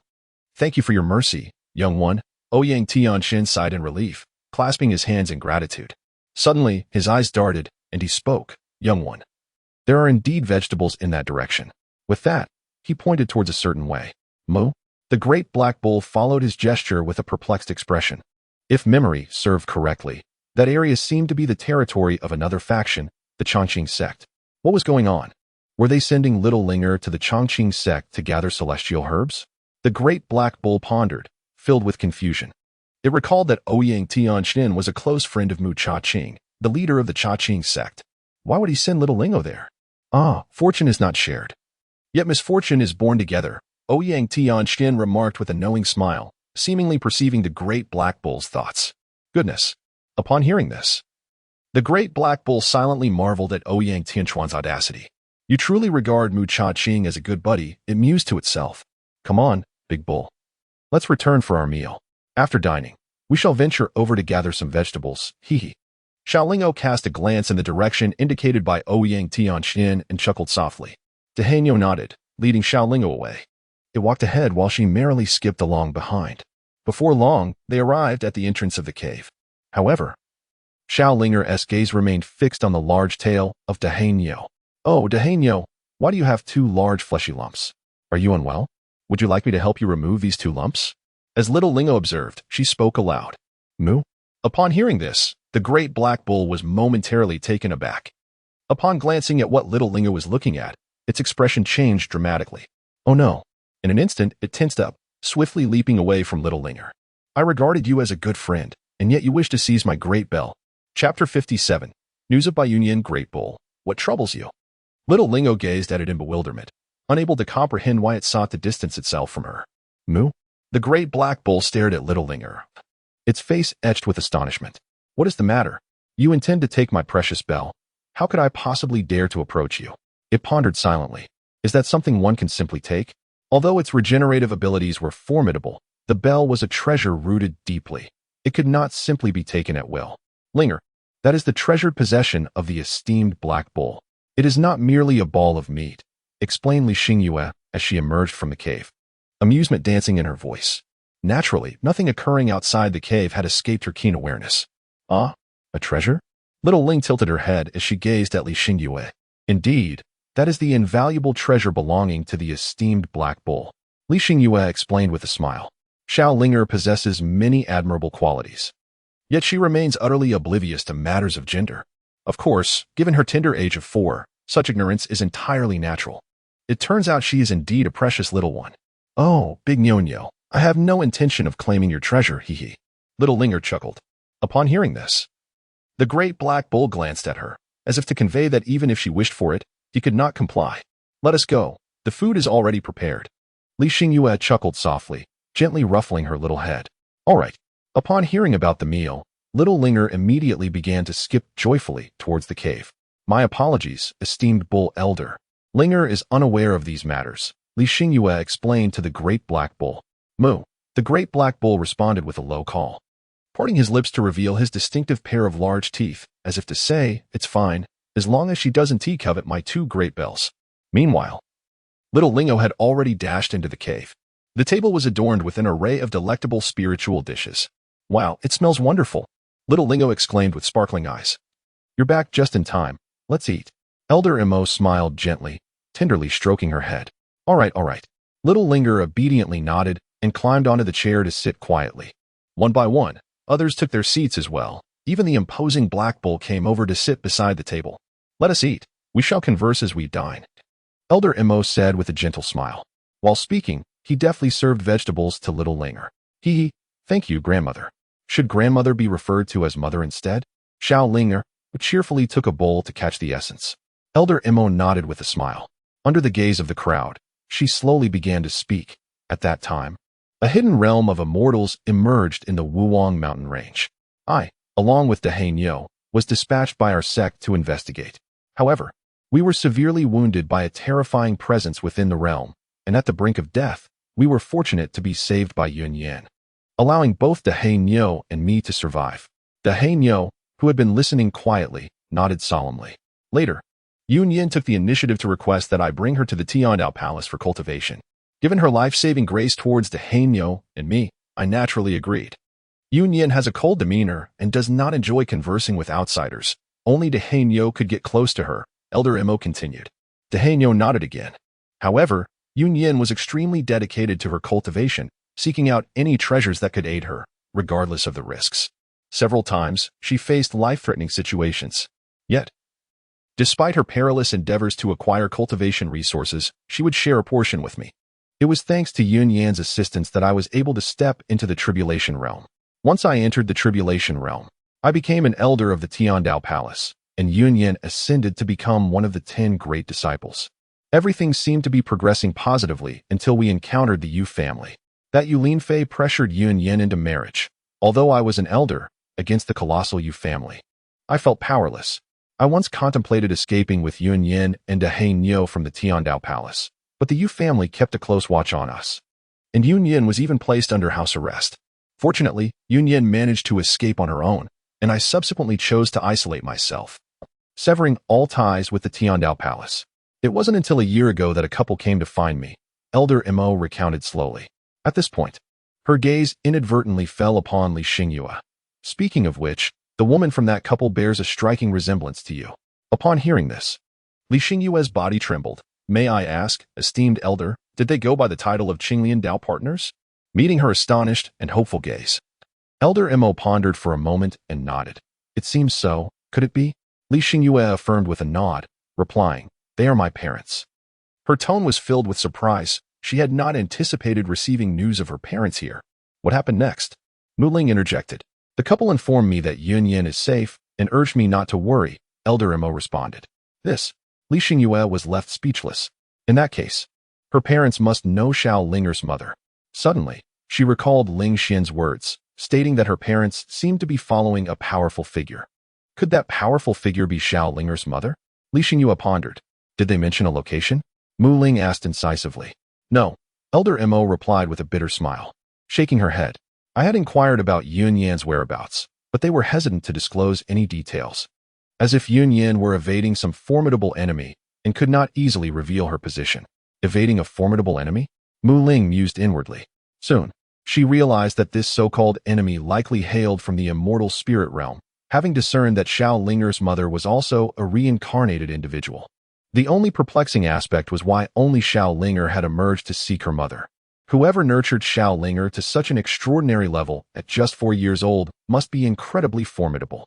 Why did that individual not come forth to assist Xiao Linger in her search for her mother? Mu Ling contemplated. It will be quite challenging for you to locate Yun unless she chooses to seek you out. Otherwise, you may remain here. Shall I have someone spread the word? Elder Mo continued. This prompted an unspoken understanding between Mu Ling and Li Xingyue as they exchanged glances. It is not safe. I may not fully understand the situation concerning the young Master-S family, but there appears to be a significant issue, especially regarding the enemies from whom the matriarch is hiding. Based on my conjecture, the matriarch is likely also a reincarnated being, and her enemies are very likely individuals from the immortal spirit realm. If we were to recklessly disseminate information, it would not be prudent. Mu Ling stated after a moment of reflection. Having lived for 100,000 years, she was undoubtedly astute. The ability to cultivate a mere 4-year-old Xiao Linger to the level of the immortal realm indicates that those behind her must possess exceptional power. Yet even so, that individual did not personally come to seek Xiao Linger's mother. The only explanation is that there is something to be wary of. Thus, Xiao Linger felt compelled to stealthily search for her mother. If news regarding Xiao Linger were to be leaked, and her enemies were to discover it, it could potentially become a danger. Elder Mo and Li Xingyue nodded in agreement. Indeed. Therefore, we can only use this girl as parents as a breakthrough point. Elder Mo remarked, her gaze resting on Li Xingyue. Your parents are aware of Yunyan's whereabouts. As long as we find your parents, we can surely locate Yunyan. Naturally, finding anyone would not be easy, and we could also split our efforts. I will search for the whereabouts of the Qinglian Dao partners here, while you head to the monster domain to seek clues. Chapter 58. The central region is about to explode. Mu Ling and Li Xingyue nodded in agreement. This is indeed a viable approach. One more thing. What is the force that rescued the matriarch back then? They could also serve as a breakthrough point, Mu Ling added. I do not know that either. In fact, no one knows. That force seemed to have appeared out of thin air in the true spirit realm, and no information can be found. The Yu family had previously made extensive efforts to investigate, but ultimately uncovered nothing. Elder Mo replied, shaking her head. Does the 100 Knowledge Pavilion not know? Mu Ling inquired, her brow slightly furrowed. The 100 Knowledge Pavilion is said to know everything under the heavens and beyond. It seems there is no secret in the true spirit realm that the 100 Knowledge Pavilion is unaware of. If the 100 Knowledge Pavilion knew, I believe Yunyan would have already fallen into the hands of the Yu family. Elder Mo chuckled. Indeed, Li Xingyue and Mu Ling nodded in agreement. If the 100 Knowledge Pavilion were aware, the Yu family would have long since traced the origins of Xiao Linger's mother. However, we could inquire with the 100 Knowledge Pavilion about your parents. Elder Mo shifted her focus to Li Xingyue. Upon hearing this, Mu Ling and Li Xingyue's eyes brightened. Yes, after all, the two of them were in the central region a year ago. We should be able to obtain information from the 100 Knowledge Pavilion. Ultimately, after further discussion, the three settled on a plan. Elder Mo would assist in searching for Li Xingyue's parents, while they would take Xiao Linger to the 100 Knowledge Pavilion to inquire about the Qinglian Dao partners. If that yielded no results, they would proceed to the monster domain to see if they could uncover any leads.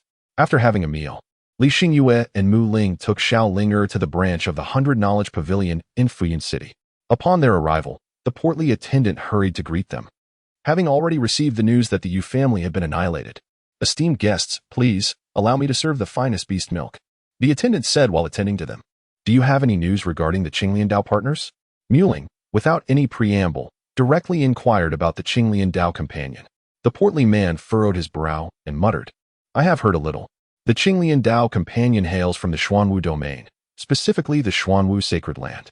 The two had once been pursued by the Shura sect, but later vanished without a trace. They were seen in Fuyan City a year ago." Upon hearing this, Li Xingyue's expression shifted dramatically. Her parents were being hunted? Do you know their current whereabouts? Mu Ling glanced at Li Xingyue before asking. "I haven't paid much attention, but give me some time, and I should be able to locate them," the portly man promptly replied. "Good, please assist us in finding these two. Why were they pursued by the Shura sect?" Mu Ling further inquired, evidently asking on behalf of Li Xingyue, who cast him a grateful glance. Meanwhile, Xiao Linger sat quietly at the side, sipping beast's milk. It is due to a secret technique they possess, a peculiar method for crafting spiritual bodies. The portly man reflected before responding. Hearing this, Li Xingyue's body trembled involuntarily. She had not forgotten the words of Lung Wu. Indeed, the Qinglian Dao companion is to be pitied, the portly man continued, oblivious to Li Xingyue's unease. Oh, Mu Ling regarded him with keen interest. According to the information we have at Baishao Pavilion, the Qinglian Dao companion was pursued by the Xuanwu sacred land for assisting their daughter in crafting a spiritual body, and they were unjustly accused of colluding with the Poison Spirit clan. The truth, however, is that they were ensnared in a scheme. The portly man chuckled. What scheme? Li Xingyue pressed eagerly. It pertains to the so-called secret technique for crafting spiritual bodies, an ancient yet incomplete malevolent art known as the flower transplantation technique. As the name suggests, it involves grafting another's essence onto oneself. This technique has long been under the control of the Shura sect. Unfortunately, due to its incompleteness, the Shura sect has been unable to execute the transplantation successfully. Yet, in a world teeming with extraordinary talents, there are always those who can achieve what others cannot. The portly man expounded confidently. Upon hearing this, Li Xingyue began to piece together the puzzle. So, the Shura sect entrusted this secret technique to the Xuanwu sacred land, which ultimately fell into my parents' hands. She posited. No, the portly man shook his head, taking his time before articulating. It was deliberately arranged for your parents to possess it. Deliberately arranged? Li Xingyue's brows knitted together. Your parents, recognized as the most formidable prodigies in the Xuanwu domain, endowed with exceptional talent and comprehension, unfortunately bore only one rather ordinary daughter. Thus, Wu Tianqi lent them a helping hand by delivering the flower transplantation technique. This Wu Tianqi is quite a character. Having exploited the weaknesses of parenthood, your parents lived up to expectations and indeed comprehended this technique, ultimately giving rise to you. This technique is extraordinary, particularly for forces lacking promising prospects. To prevent its leakage, your parents must perish. This is why, even after hundreds of years, the Xuanwu sacred land has not relinquished their pursuit of your parents. The portly man elucidated slowly. Is that so? After absorbing this information, Li Xingyue's expression became exceedingly complex. Well then, once we have news of them, we shall convene at Elder Mo's cave in the Tiandao Palace, Mu Ling stated. Understood, the portly man replied respectfully. Subsequently, the trio departed from Baishao Pavilion and returned to Elder Mo's cave. In that case, shall we bide our time here for a while? If there is no news, we can then proceed to the demon domain. For now, Yunyan should be safe, Elder Mo mused. Linger, what do you think? Li Xingyue did not take the initiative, but instead turned to Xiaolinger. Okay, The dishes made by Grandma are delicious. I want to eat them for a few more days, came Xiaolinger's cheerful response.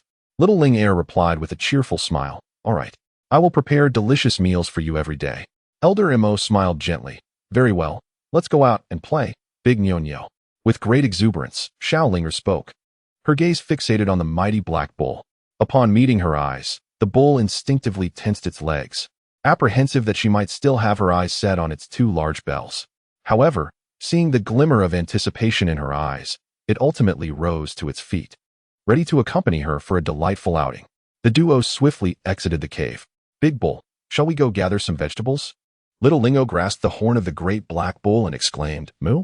Upon hearing this, the great black bull was taken aback. Is this what you call play? Without waiting for its reply, Xiaolinger grasped its horns and ventured into the void. Before long, a significant portion of the day had elapsed. Little Linger returned to the cave with Big Black Bull. Hee, there are so many vegetables here. It's so easy to gather them, she exclaimed, her face beaming with delight as she skipped joyfully in front of Big Black Bull. Meanwhile, Big Black Bull silently trailed behind, hesitant to speak. At that moment, a single thought consumed him. The Central Plains would undoubtedly be thrown into chaos. For within this half-day's time, Xiaolinger visited the medicinal gardens of all the major supernatural forces in Zhongzhou. Chapter 59, Found, a vast expanse, abundant and easy to collect. Observing the frolicking Xiaolinger ahead, the wise gaze of the great black bull sparkled with confusion. It was astonishing that no one came to impede her as she gathered spiritual herbs from the gardens of other factions. It felt as if those medicinal gardens were wild and untamed. However, what it did not comprehend was, when Xiaoling ventured to gather the spiritual herbs, Xiahula discreetly intervened, cloaking all perception. Naturally, the gathering of the celestial medicine could not be detected. Grandmother, sister, we have returned. Little Linger skipped joyfully into the cave, exclaiming with delight, I'm back. Where have you been? Elder Mo gazed at her tenderly, his face full of affection. I went with Nyo to gather vegetables. We collected a great many. Xiaolinger exclaimed with a cheerful smile, gathering vegetables?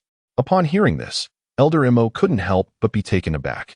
Li Xingyue exchanged a knowing glance with Mu Ling, and in their eyes, a singular thought emerged. The central continent was about to erupt in chaos. After all, Xiaolinger had been out for a considerable duration, a full half-day. That span of time was ample enough to visit numerous medicinal gardens. Yes, indeed, this is for Grandma. Xiaolinger nodded gently and produced a small gourd, tipping it towards Elder Mo. In an instant, a cascade of luminous light erupted, and a dozen exquisite elixirs tumbled forth, forming a small mound before Elder Mo hiss. Upon witnessing such an abundance of celestial medicines, Elder Mo instinctively inhaled sharply. Heavenly Star Grass. Isn't this a rare elixir unique to the Heavenly Star sect? In this Xinming bamboo, it appears to be a treasure exclusive to the Yin Spirit cult. The Azure Sky Mystic Ascension, a prized herb of the Evergreen sect. Soul-shaping flower, Ice Fire Sacred Lotus, Phoenix Dawn Grass. Hiss Linger. Where did you procure these extraordinary elixirs? He murmured, utterly astounded. Each elixir that Xiaolinger presented was a distinctive treasure belonging to the most powerful factions. These elixirs are scarcely available for public sale. Thus, they are virtually non-existent in the markets of Zhongzhou. Even if a wandering cultivator were to acquire them by chance, prominent factions would swiftly intervene to claim them for their own. How could Little Linger possess such an abundance of precious elixirs? She merely stumbled upon them. Teehee. Little Linger innocently remarked. After speaking, she approached Li Xingyue and said, Sister, this is for you. With that, she tilted a small gourd, and a bounty of precious elixirs poured forth. There is some for the puppy too. Under Elder Mo's astonished gaze, she poured a little more for Mu Ling, though the quantity was not as plentiful as that for Li Xingyue and Elder Mo. Thank you, young master, Mu Ling quickly expressed, recognizing the immense value of these elixirs, which could significantly elevate her cultivation. Linger, did you truly find these? Elder Mo inquired with a grave tone. Yes, they were quite easy to find. Just a vast expanse of them, she giggled. Little Linger nodded obediently. I was taken aback. Upon hearing this, Elder Mo nearly gasped for breath. Easily picked? And in large quantities? She was already certain of it. Xiaolingo has ventured to the medicinal gardens of the various powerful factions in Zhongzhou. Given the sheer volume of celestial herbs, it is evident that she has not refrained from plucking from each garden. Lao Hei, if Lingo is oblivious, how can you be any different? Elder Mo cast a glance at the great black bull. She recognized Xiao Linger's formidable prowess. Yet the top factions of Zhongzhou have endured through the ages. If they were to come seeking her, it would hardly be a jest. Upon hearing this, the great black bull's face was laden with grievance. It was not a matter of ignorance. Rather, it was utterly powerless against Xiao Linger's terrifying strength. It could only be led by the horns, following her from one medicinal garden to another. Just then, a voice called from outside, "Elder Mo. The palace master requests your presence for a meeting." Upon hearing this, Elder Mo's expression shifted dramatically. She had a premonition of the meeting's agenda. "Linger, I shall return shortly. Please remain here and do not wander off. I will prepare delicious food for you upon my return. All right?" Elder Mo spoke with a sense of resignation. All right, came the cheerful reply. Little Linger nodded happily. With a long sigh, Elder Mo left the cave and headed straight to the great hall of the heavenly Dao Palace. At this moment, the hall was already filled with people. At the top sat Ouyang Tianxian. "Elder Mo has arrived. Please take a seat," he said. "Yes, please, Elder Mo." Everyone smiled and spoke as they saw him arrive. By now, all the high-ranking officials of the heavenly Dao Palace were aware of the annihilation of the Yu family, and the ruthless individual responsible for it was in Elder Mo's cave. Thus, their demeanor towards him was naturally very respectful. Elder Mo calmly nodded and found a place to sit down. "The reason for gathering you all here is due to the theft of elixirs. All major factions have suffered losses in their elixir gardens, including our heavenly Dao Palace," Ouyang Tianxian announced after Elder Mo took his seat. Indeed, upon hearing his words, Elder Mo sighed inwardly. Yes, the entire central continent is currently in a state of panic. We must capture that murderer. That's right. Our heavenly Dao Palace's possessions are not so easily taken. Indeed, once we catch the culprit, we must announce it to the world and punish them. The elders of the heavenly Dao Palace chimed in. Ouyang Tianxian nearly fell from his chair upon hearing their words.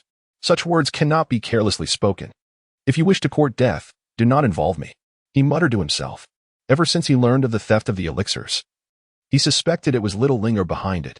In the entire central continent, only the mysterious and formidable Little Linger possessed the ability to stealthily enter the elixir gardens and take the elixirs without being detected. Now, these elders were calling for death and punishment. If such words reached Little Linger's ears, it would undoubtedly spell disaster for the heavenly Dao Palace. Silence. Ouyang Tianxian shot a discreet glance at Elder Mo and suddenly scolded. The moment he spoke, the scene fell into an eerie silence. As far as this matter is concerned, we at the heavenly Dao Palace will treat it as if nothing has happened. Do you all understand? Ouyang Tianxian scanned the crowd and spoke with utmost seriousness. What? The moment he finished, a series of question marks appeared in the minds of those present. They looked at Ouyang Tianxian, utterly bewildered, doubting whether they had misheard. The heavenly Dao Palace had lost a significant amount of elixirs. How could they act as if nothing occurred? Moreover, the thief had targeted the elixir gardens of all major factions. The number of elixirs in their possession must be vast. Such a plump prey. How could the heavenly Dao Palace let it slip away? Suppress your thoughts. I will say this. Anyone who dares to involve themselves in this matter or pursue it further will be expelled from the heavenly Dao Palace. This includes all blood relatives. Ouyang Tianxian warned coldly. That was a person who even a celestial king would treat with utmost respect. Even the combined might of Central Continent's top factions would be insufficient to confront them. To have such intentions? It would be akin to seeking death. What? Upon hearing this, everyone was shocked. They exchanged glances, their brows furrowed. In their memory, Ouyang Tianxian was a person willing to risk everything. How could he directly give up such a significant opportunity to obtain elixirs? Shouldn't he be fighting for it? Yet, now he not only refused to contest, but also insisted on pretending nothing happened and forbade anyone from participating. Palace Master, do you know who did it? After a moment of silence, an elder asked. We cannot afford to provoke her. Not even the combined might of all super factions in Central Continent can confront her. Do you understand? Ouyang Tianxian replied coldly. The elders were left in bewilderment. They looked at Ouyang Tianxian, all wearing expressions that seemed to question whether he was aware of what he was saying. Chapter 60. Cooking for Little Lingo? This is a significant matter. Elder Mo, please. The elders gazed at Ouyang Tianxian, their eyes filled with confusion. The heavenly Dao Palace, being a ninth-tier celestial estate, possessed 10 powerful figures at the 9th tribulation realm. Additionally, it housed a terrifying ancient formation. It could be said that even in the face of true celestial beings, the heavenly Dao Palace had the capital to fight. But what was Ouyang Tianxian saying? that they could not provoke her. Of course, it was one thing for the Heavenly Tao Palace to say they could not provoke her, but to add that the united super factions of Central Continent could not provoke her was baffling. Central Continent, being the anchor of the true spirit realm, had super factions with legacies spanning over 1,000,000 years. Their foundations were incredibly formidable. Some factions even had terrifying existences that had survived the 9 tribulations and descended but had not yet taken flight. If these factions united, no race in the true spirit realm could withstand them. Even the foreign realms could be annihilated. Now, facing a thief of elixirs, Ouyang Tianxin claimed that even the united super factions of Central Continent would not suffice. How could they not be astonished? How could they dare to believe it? Humph. A bunch of frogs at the bottom of a well. Ouyang Tianxin snorted coldly. If faced with an ordinary true celestial being, the Heavenly Tao Palace would not fear. After all, the Heavenly Tao Palace had a legacy spanning 1,000,000 years. Aside from its terrifying foundation, there were also several ancestors who had ascended to the celestial spirit realm. Against an ordinary true celestial being, the Heavenly Tao Palace had the confidence to fight. In fact, any long-standing 9th-tier celestial estate had the foundation to contend with true celestial beings. However, this was only the case when facing an ordinary true celestial without backing. But what about little Linga? She was a being that even a celestial king must treat with utmost respect. With a history of millions of years, the Heavenly Tao Palace, having several ancestors ascend to the celestial spirit realm, naturally had an understanding of the realm's divisions. True celestial, earth celestial, heaven celestial, gold celestial, celestial king, celestial lord, celestial sage, and the legendary celestial emperor. Ouyang Tianxin, as the palace master, was acutely aware of the immense value a celestial king held in the celestial spirit realm. If the Heavenly Tao Palace encountered a celestial king-level expert, even with their deep roots, they would face catastrophic consequences. Even the ancestors of the Heavenly Tao Palace, who had established a foothold in the celestial spirit realm, would be unable to withstand. Yet, the terrifying celestial king figures treat little Linger with utmost deference and respect. This illustrates the magnitude of her origin. Ouyang Tianxin estimated that even in the celestial spirit realm, few would dare to provoke little Linger. Such an existence, not to mention the combined might of the entire true spirit realm as super factions, even if you counted in the demon realm and those from foreign worlds, would likely be insignificant before little Linger. I have said enough. You will know how to act accordingly. Ouyang Tianxin cast a glance over the crowd and spoke.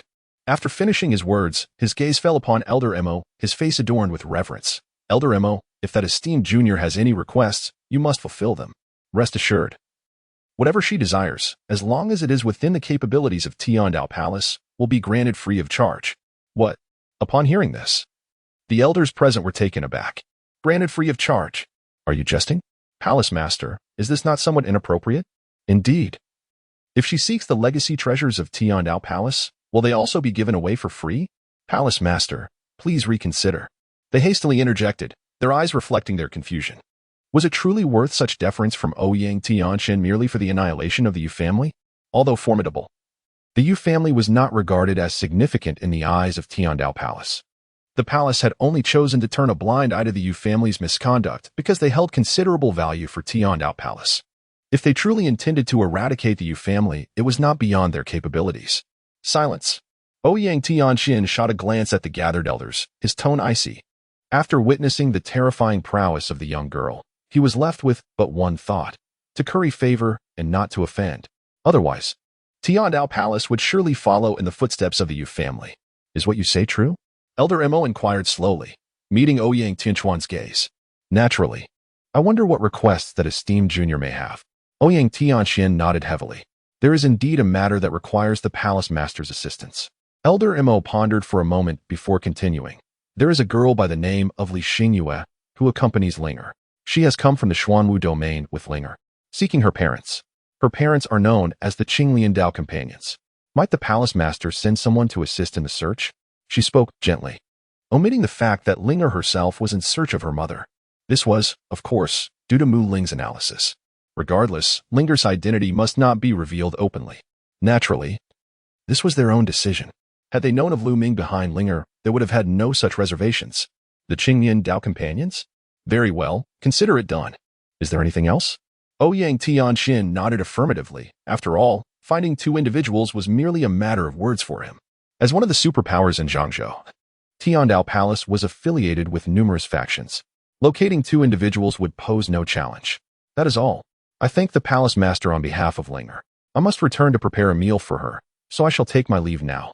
Elder Emo shook her head, seemingly reluctant to remain in the company of Tiandao Palace members. Indeed, this is a significant matter. Elder Emo, please. Ouyang Tianshin nodded eagerly. Upon hearing this, the other elders were left in a state of confusion. A significant matter? Is preparing a meal truly considered significant? They exchanged bewildered glances, all wearing expressions of disbelief. Palace Master, my little great-grandson has yet to eat. I must go prepare his meal as well. Suddenly, one elder stepped forward to speak. Palace Master, I too. So do I. Several other elders chimed in, clearly eager to depart. Is that so? Ouyang Tianshin surveyed the assembly, then waved his hand dismissively. If you haven't eaten, then you haven't eaten. If you're hungry, so be it. We have matters to discuss. Your little great-grandsons will not perish from hunger. What? The elders who had spoken were immediately struck with incredulity. What nonsense is he spouting? One elder, feeling somewhat disgruntled, voiced his discontent. Why should they be allowed to leave for meal preparations while we cannot? Elder Mo is going to prepare a meal for Linger. Even if I borrowed 100 bear's gall, I wouldn't dare to stop her. The other elders could only stare in disbelief at Ouyang Tianshin, their expressions conveying an air of palace master. You have changed. Very well. Let us discuss the matters concerning the Xianyan secret realm. The Xianyan secret realm is about to open. Are you not prepared to let your respective disciples participate? Ouyang Tianshin gestured. Chapter 61. Little Lingo, does this mean I will soon see my mother? The Xianyan secret realm? Upon hearing this, the crowd trembled. The Xianyan secret realm is one of the most precious realms in Zhangzhou, renowned for its abundance of celestial herbs. It is said that this realm was formed from a lineage of spiritual plants from the celestial spirit world. The secret realm opens once every 10,000 years. Within it lie countless celestial herbs, serving as a primary source for the superpowers of Zhangzhou. However, entry into the Xianyan secret realm is restricted. Only those at the Emperor's level and below are permitted to enter. Currently, all major factions are suffering severe shortages of celestial herbs, making the competition for this opening particularly fierce. Do not hold back. Bring forth your top talents. Do you understand? Ouyang Tianshin sighed deeply, a hint of resignation in his voice.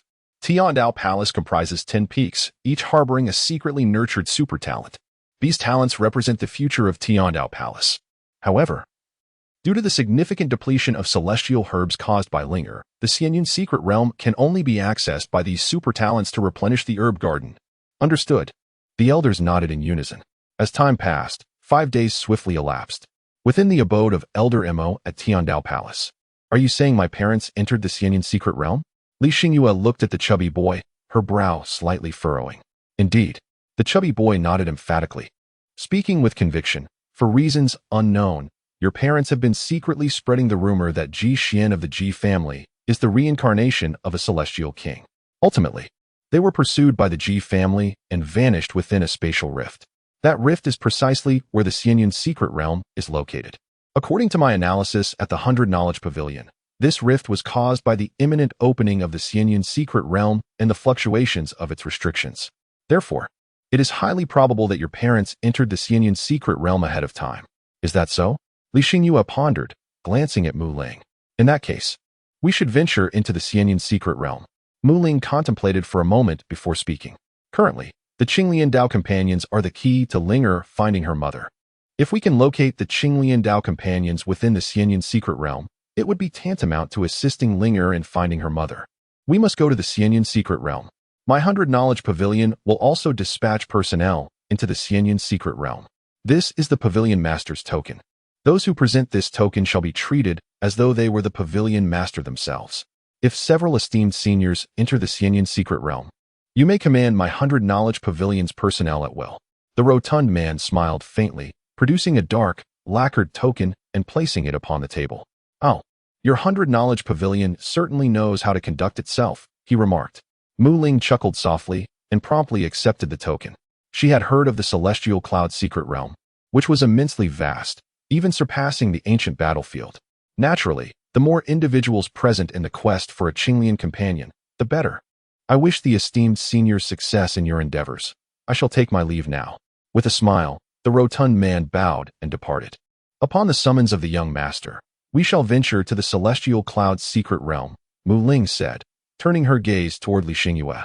For the past few days, Xiao Linger had been inseparable from the great black bull, taking an inordinate amount of time to return from each outing.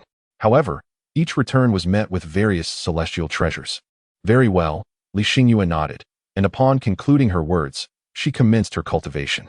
Under Xiao Linger's nurturing, her cultivation soared rapidly. Now reaching the late stage of the integration realm, Mu Ling cast her a glance before closing her eyes to meditate. Just as she settled in, Elder Imo hurriedly returned, her news mirroring that of the rotund man. The Qinglian companion was likely to have entered the celestial cloud's secret realm ahead of schedule. The palace master had stated that once within the realm, all members of the heavenly Dao Palace would assist in the search. Elder Imo sipped her tea as she spoke. Very well, Mu Ling replied with a calm nod. As the saying goes, one should seize opportunities when they arise. To forego such a chance would be foolish. Since the heavenly Dao Palace is willing to exert themselves, we shall allow them to do so. Free labor should not go to waste. At that moment, a cheerful voice rang out. Hee, Grandma, sister, I'm back. Xiao Linger bounced into the room, with the great black bull lumbering behind her. In its wise gaze lay a palpable fear of the little girl who had dared to venture deep into the territory of the Sea tribe, capturing their ancestor, a formidable being of the Nine Tribulations realm. Where have you been? Elder Imo gently stroked her little head, inquiring softly. We went fishing with the bull. Xiao Linger giggled. We caught a really big fish. Xiao Linger replied with a cheerful smile. Fishing? Both Elder Imo and Li Xingyue were momentarily taken aback. Yes. Little Linger nodded, and then took out a small gourd. With a swift motion, she removed the lid and poured its contents onto the ground. In an instant, a colossal giant fish manifested within the cave. Upon sighting the enormous fish, Elder Mo's expression changed dramatically. A six-eyed flying fish. And all six eyes were wide open. Mu Ling was equally astounded. The six-eyed flying fish is renowned among the oceanic tribes for its formidable prowess. The most remarkable aspect of this species lies within their eyes. It is said that with each eye that opens, a terrifying supernatural ability is bestowed. Having lived for hundreds of thousands of years, it had indeed encountered six-eyed flying fish before. However, the most powerful among them typically had only four eyes open. This was the first time it had ever witnessed one with all six eyes fully activated. Mu, the great black bull, let out a call. Are you suggesting that this is the ancestor of the six-eyed flying fish? Elder Imo inquired, somewhat dumbfounded. The ancestor of the six-eyed flying fish, in her memory, was a seven-tribulation celestial beast, a being equivalent to a seven-tribulation realm powerhouse among humans. Mu, the great black bull nodded and called out twice more. This. Upon hearing this, Elder Imo felt utterly bewildered. The great black bull explained that little Linger had captured the ancestor of the six-eyed flying fish because, while playing by the sea and collecting shells, a small six-eyed flying fish had splashed her with seawater. Consequently, little Lingo had chased after that little six-eyed flying fish across a vast expanse of ocean, ultimately reaching the lair of the six-eyed flying fish tribe and capturing its ancestor. This child, Elder Imo managed a wry smile, at a loss for words. Only little Lingo would dare to venture into the lair of the six-eyed flying fish tribe to seize its ancestor. Li Xingyue and Mu Ling could hardly contain their laughter. The ancestor of the six-eyed flying fish must have died without closing its eyes, all because of a splash of seawater from a little creature of its own kind. Granny, shall we have roasted fish for dinner today? Little Lingo smiled cheerfully and said, All right, let's eat grilled fish. Elder Imo nodded with a smile. This is a seven-tribulation immortal beast. Even consuming it can enhance one's cultivation. Linger, we are about to enter the Xianyan secret realm, Li Xingyue interjected. My parents have already ventured into the Xianyan secret realm. As long as we locate them, we shall find your mother. Wow, really? Does that mean I will soon be able to see my mother? Upon hearing this, Xiaolinger's round eyes seemed to sparkle with newfound brilliance. Chapter 62. The Anticipation of Meeting Mother. Indeed, Li Xingyue nodded with a gentle smile. Once they entered the mystic realm of Xianyun and located her parents, they would surely reveal the whereabouts of Bai Yunyun. At that moment, it would naturally be the occasion for Xiao Linger to reunite with Bai Yunyun. Wow, that's wonderful. I am going to see Mother. Upon hearing the news, the little Linger leaped joyfully within the confines of the cave. Nyo, I am going to see Mother. She exclaimed, Grandmother, I am going to see Mother. Hee. Little puppy, I am going to see Mother. She dashed between Dehei Nyo and Elder Imo, exuberantly expressing her excitement. Observing her lively little figure, Both Elder Mo and Li Xingyue, as well as Mu Ling, were all subtly enchanted by the joyous Linger, their faces breaking into smiles. Even the seemingly sagacious Dahe Nyo could not resist, his mouth stretching into a broad grin that revealed his characteristic large tusks, adding a touch of adorableness to his demeanor. Linger, first have your meal, Elder Mo said with a face full of affection, though deep within his murky gaze lay a hint of reluctance. He understood that the moment of parting was drawing near. The departure of Xiao Linger leaves one to ponder whether she shall ever return. Though their interactions spanned merely 2 or 3 fleeting days, the lively and charming Xiaoling, with a touch of adorably awkward demeanor, illuminated the somber corners of her heart like a radiant beacon. If only she could, she would earnestly wish for Xiao Linger to remain by her side a little longer. Yet, she understands the futility of such desires. Life, after all, is a continuous journey of farewells. She cannot hold on to Xiao Linger, nor can Xiao Linger linger in her presence. All she can do is prepare a sumptuous meal with her cherished ingredients for Xiao Linger on the eve of their parting. This sentiment is not exclusive to Elder Mo. The great black bull shares the same sorrow. Its large, bell-like eyes brim with reluctance as it gazes at Xiao Ling. If Elder Mo embodies the role of a grandmother, then the bull serves as an affectionate uncle, especially during these past few days. Each day, it has taken Xiao Linger on delightful adventures, treating her to candied hawthorns, guiding her in fish-catching escapades, and introducing her to the enchanting world of shadow puppetry. These seemingly trivial moments have become poignant reminders, piercing the depths of the great black bull's heart as they approached their bittersweet farewell. Xiao Linger nodded earnestly, as Elder Mo busily worked in the kitchen. A grand table soon filled with an array of delectable dishes, each enticing the senses with their aroma and presentation. Wow, it smells so delightful and looks so sumptuous. Little Linger gazed at the lavish spread of delicacies before her, her mouth watering in anticipation. Then I shall indulge, she declared. Elder Mo, seated beside her, smiled gently as he served her some dishes. Meanwhile, the stoic black bull remained quietly squatting to her left. All right, thank you, dear grandmother. Little Linger tilted her head and smiled, as if she were a joyful sprite, seemingly untouched by sorrow. Moo, the great black bull, witnessing Elder Mo serving vegetables to Little Linger, steadied the chopsticks with its hoof and frantically scooped food into her bowl. Thank you, dear bull. Xiao Linger smiled back at them. Time slipped away as Elder Mo and Big Black Ox continuously served her food. Soon, the meal quietly came to an end.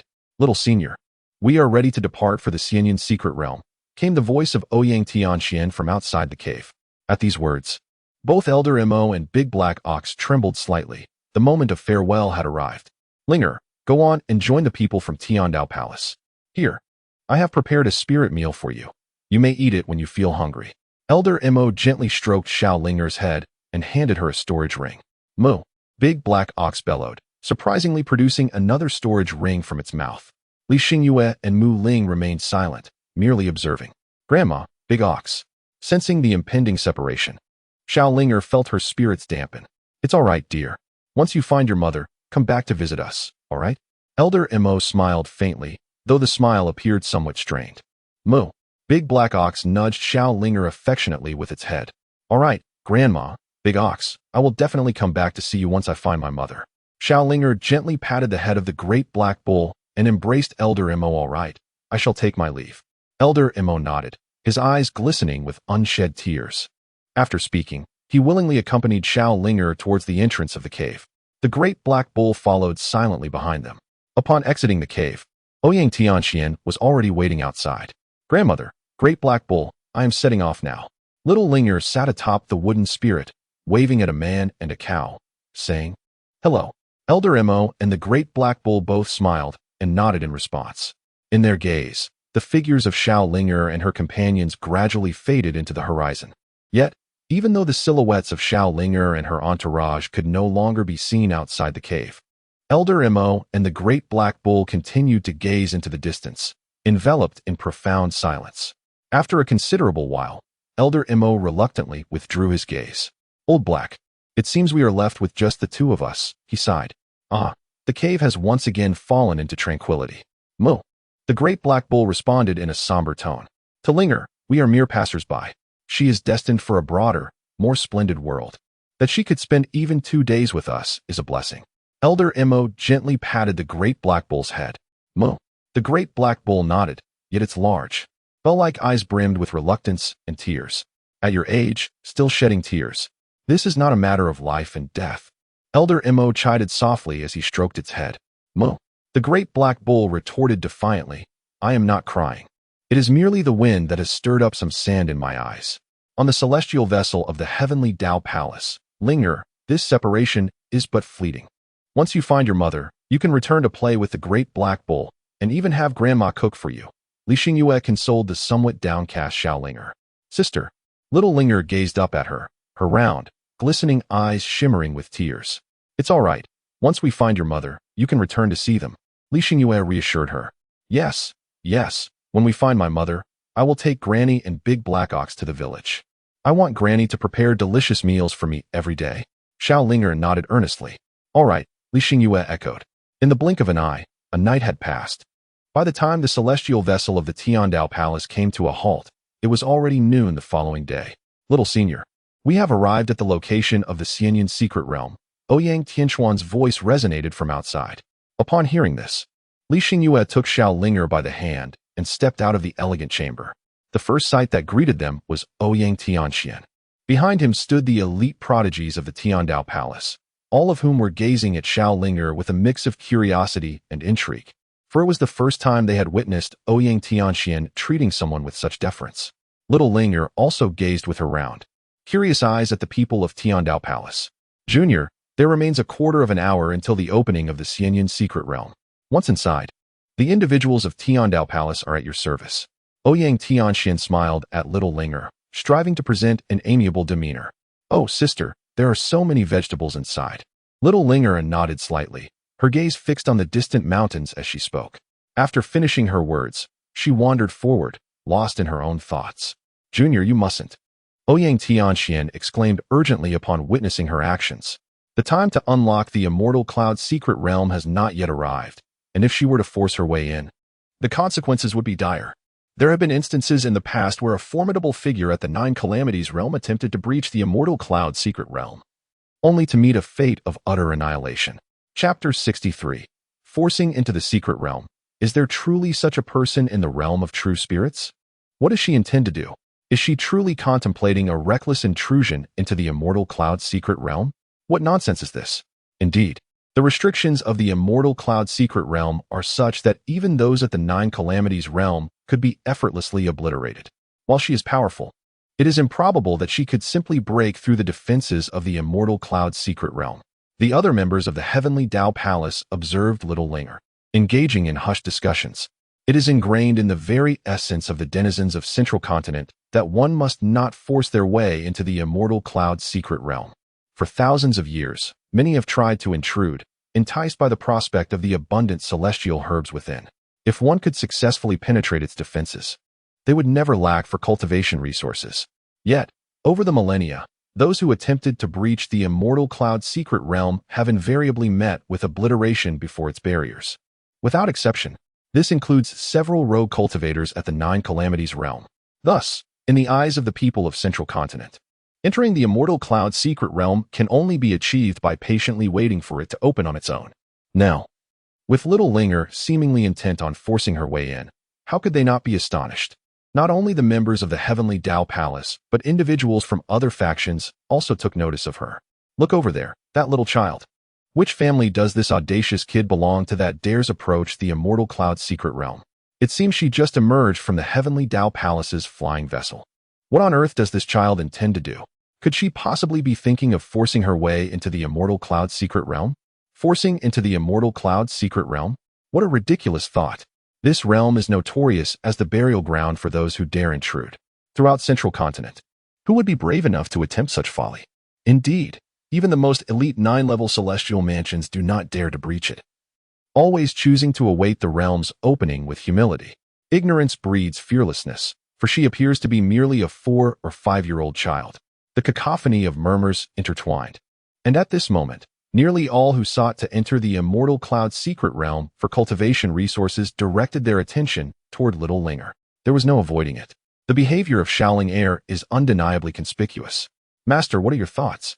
On the warship of the Baishao Pavilion, the portly man cast a glance at Xiaoling Air and turned to his middle-aged companion, seeking counsel.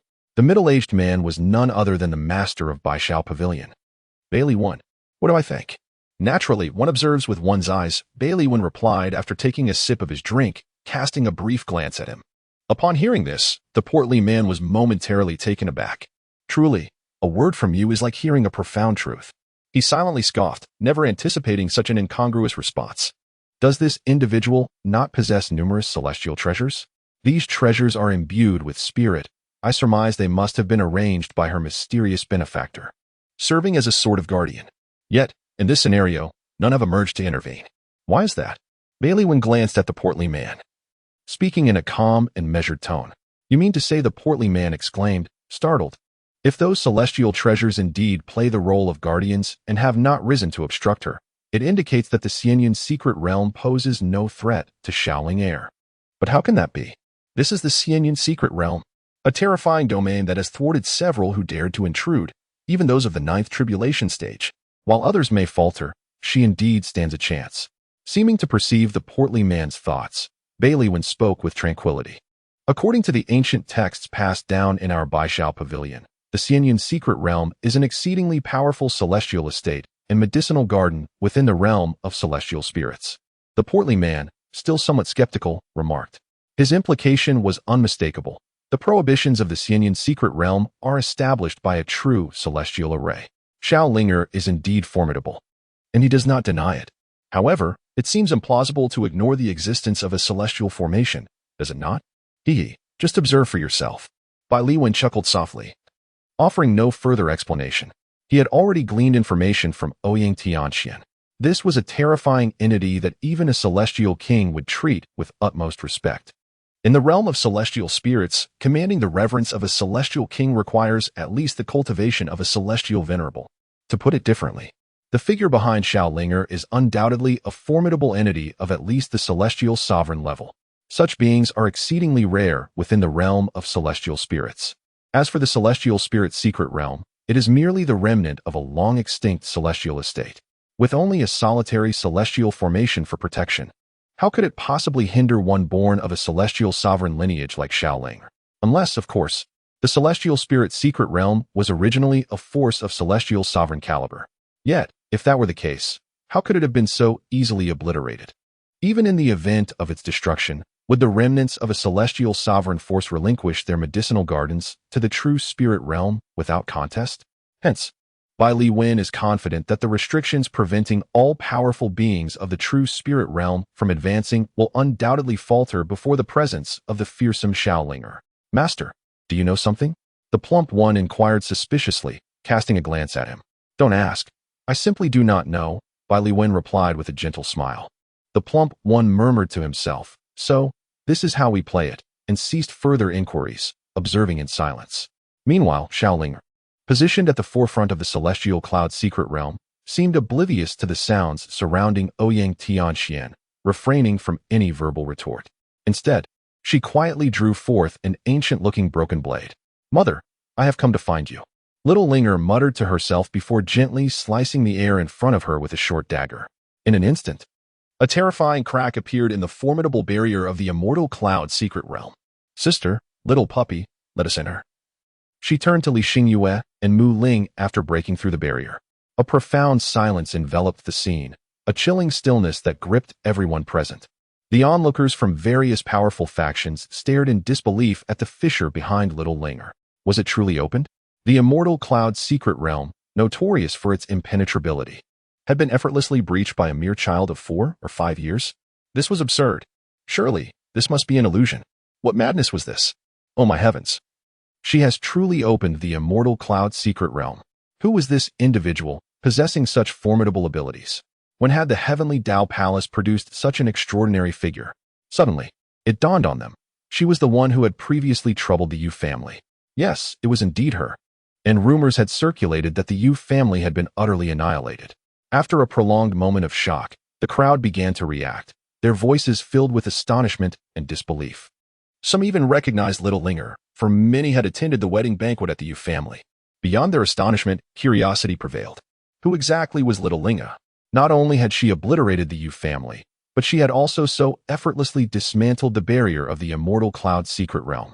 Was she truly a being meant to exist in the realm of true spirits? In the midst of their frustration, the various factions lamented. It was worth noting that little Linger appeared to be merely 4 or 5 years old, an age when most children were still playing in the mud. Even among the great celestial estates, such children were typically only taught to read and write or encouraged to cultivate interests for future endeavors. Yet here was little Ling, emerging suddenly in the central continent, not only obliterating the prestigious Yu family with her thunderous might, but now, in front of so many powerful factions, effortlessly opening the barrier of the Immortal Cloud's secret realm. Both feats, destroying the Yu family and breaching the Immortal Cloud's secret realm, were considered unthinkable within the realm of true spirits. Even ancient beings of the Nine Tribulations realm, who had lived for millennia, could not accomplish such things. Yet here was this mere 4-year-old, seemingly unfazed by her extraordinary achievements. Who would not be astonished? Who would not tremble at the sheer audacity of it all? Even Ouyang Tianxian, who had earlier cautioned little Linger, stood in a daze. Unable to comprehend the spectacle before him, he gazed at the entrance behind little Linger, rubbing his eyes, as if to confirm that he was not mistaken in what he was witnessing. The most formidable aspect of Xiao Linger lies in her terrifying origins. As for her abilities, they appear to be rather ordinary. However, it now seems that Ouyang Tianxian realizes he may have misjudged her. Xiao Linger possesses not only a terrifying origin but also an equally formidable essence.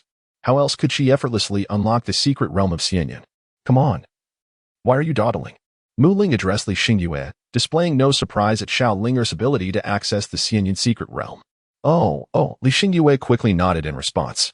The duo, one person and one dog, soon found themselves behind Xiao Linger. Sister, little puppy, let us enter and find mother. Xiao Linger beamed as she sheathed her knife. All right, let us proceed, Li Xingyue replied with a gentle smile. Thus, under the gaze of countless eyes, the trio, 2 individuals and a dog, stepped into the Xianyan secret realm, leaving the onlookers of the central continent in a state of shock. After a prolonged silence, the various factions gradually regained their composure. Hiss, they truly entered?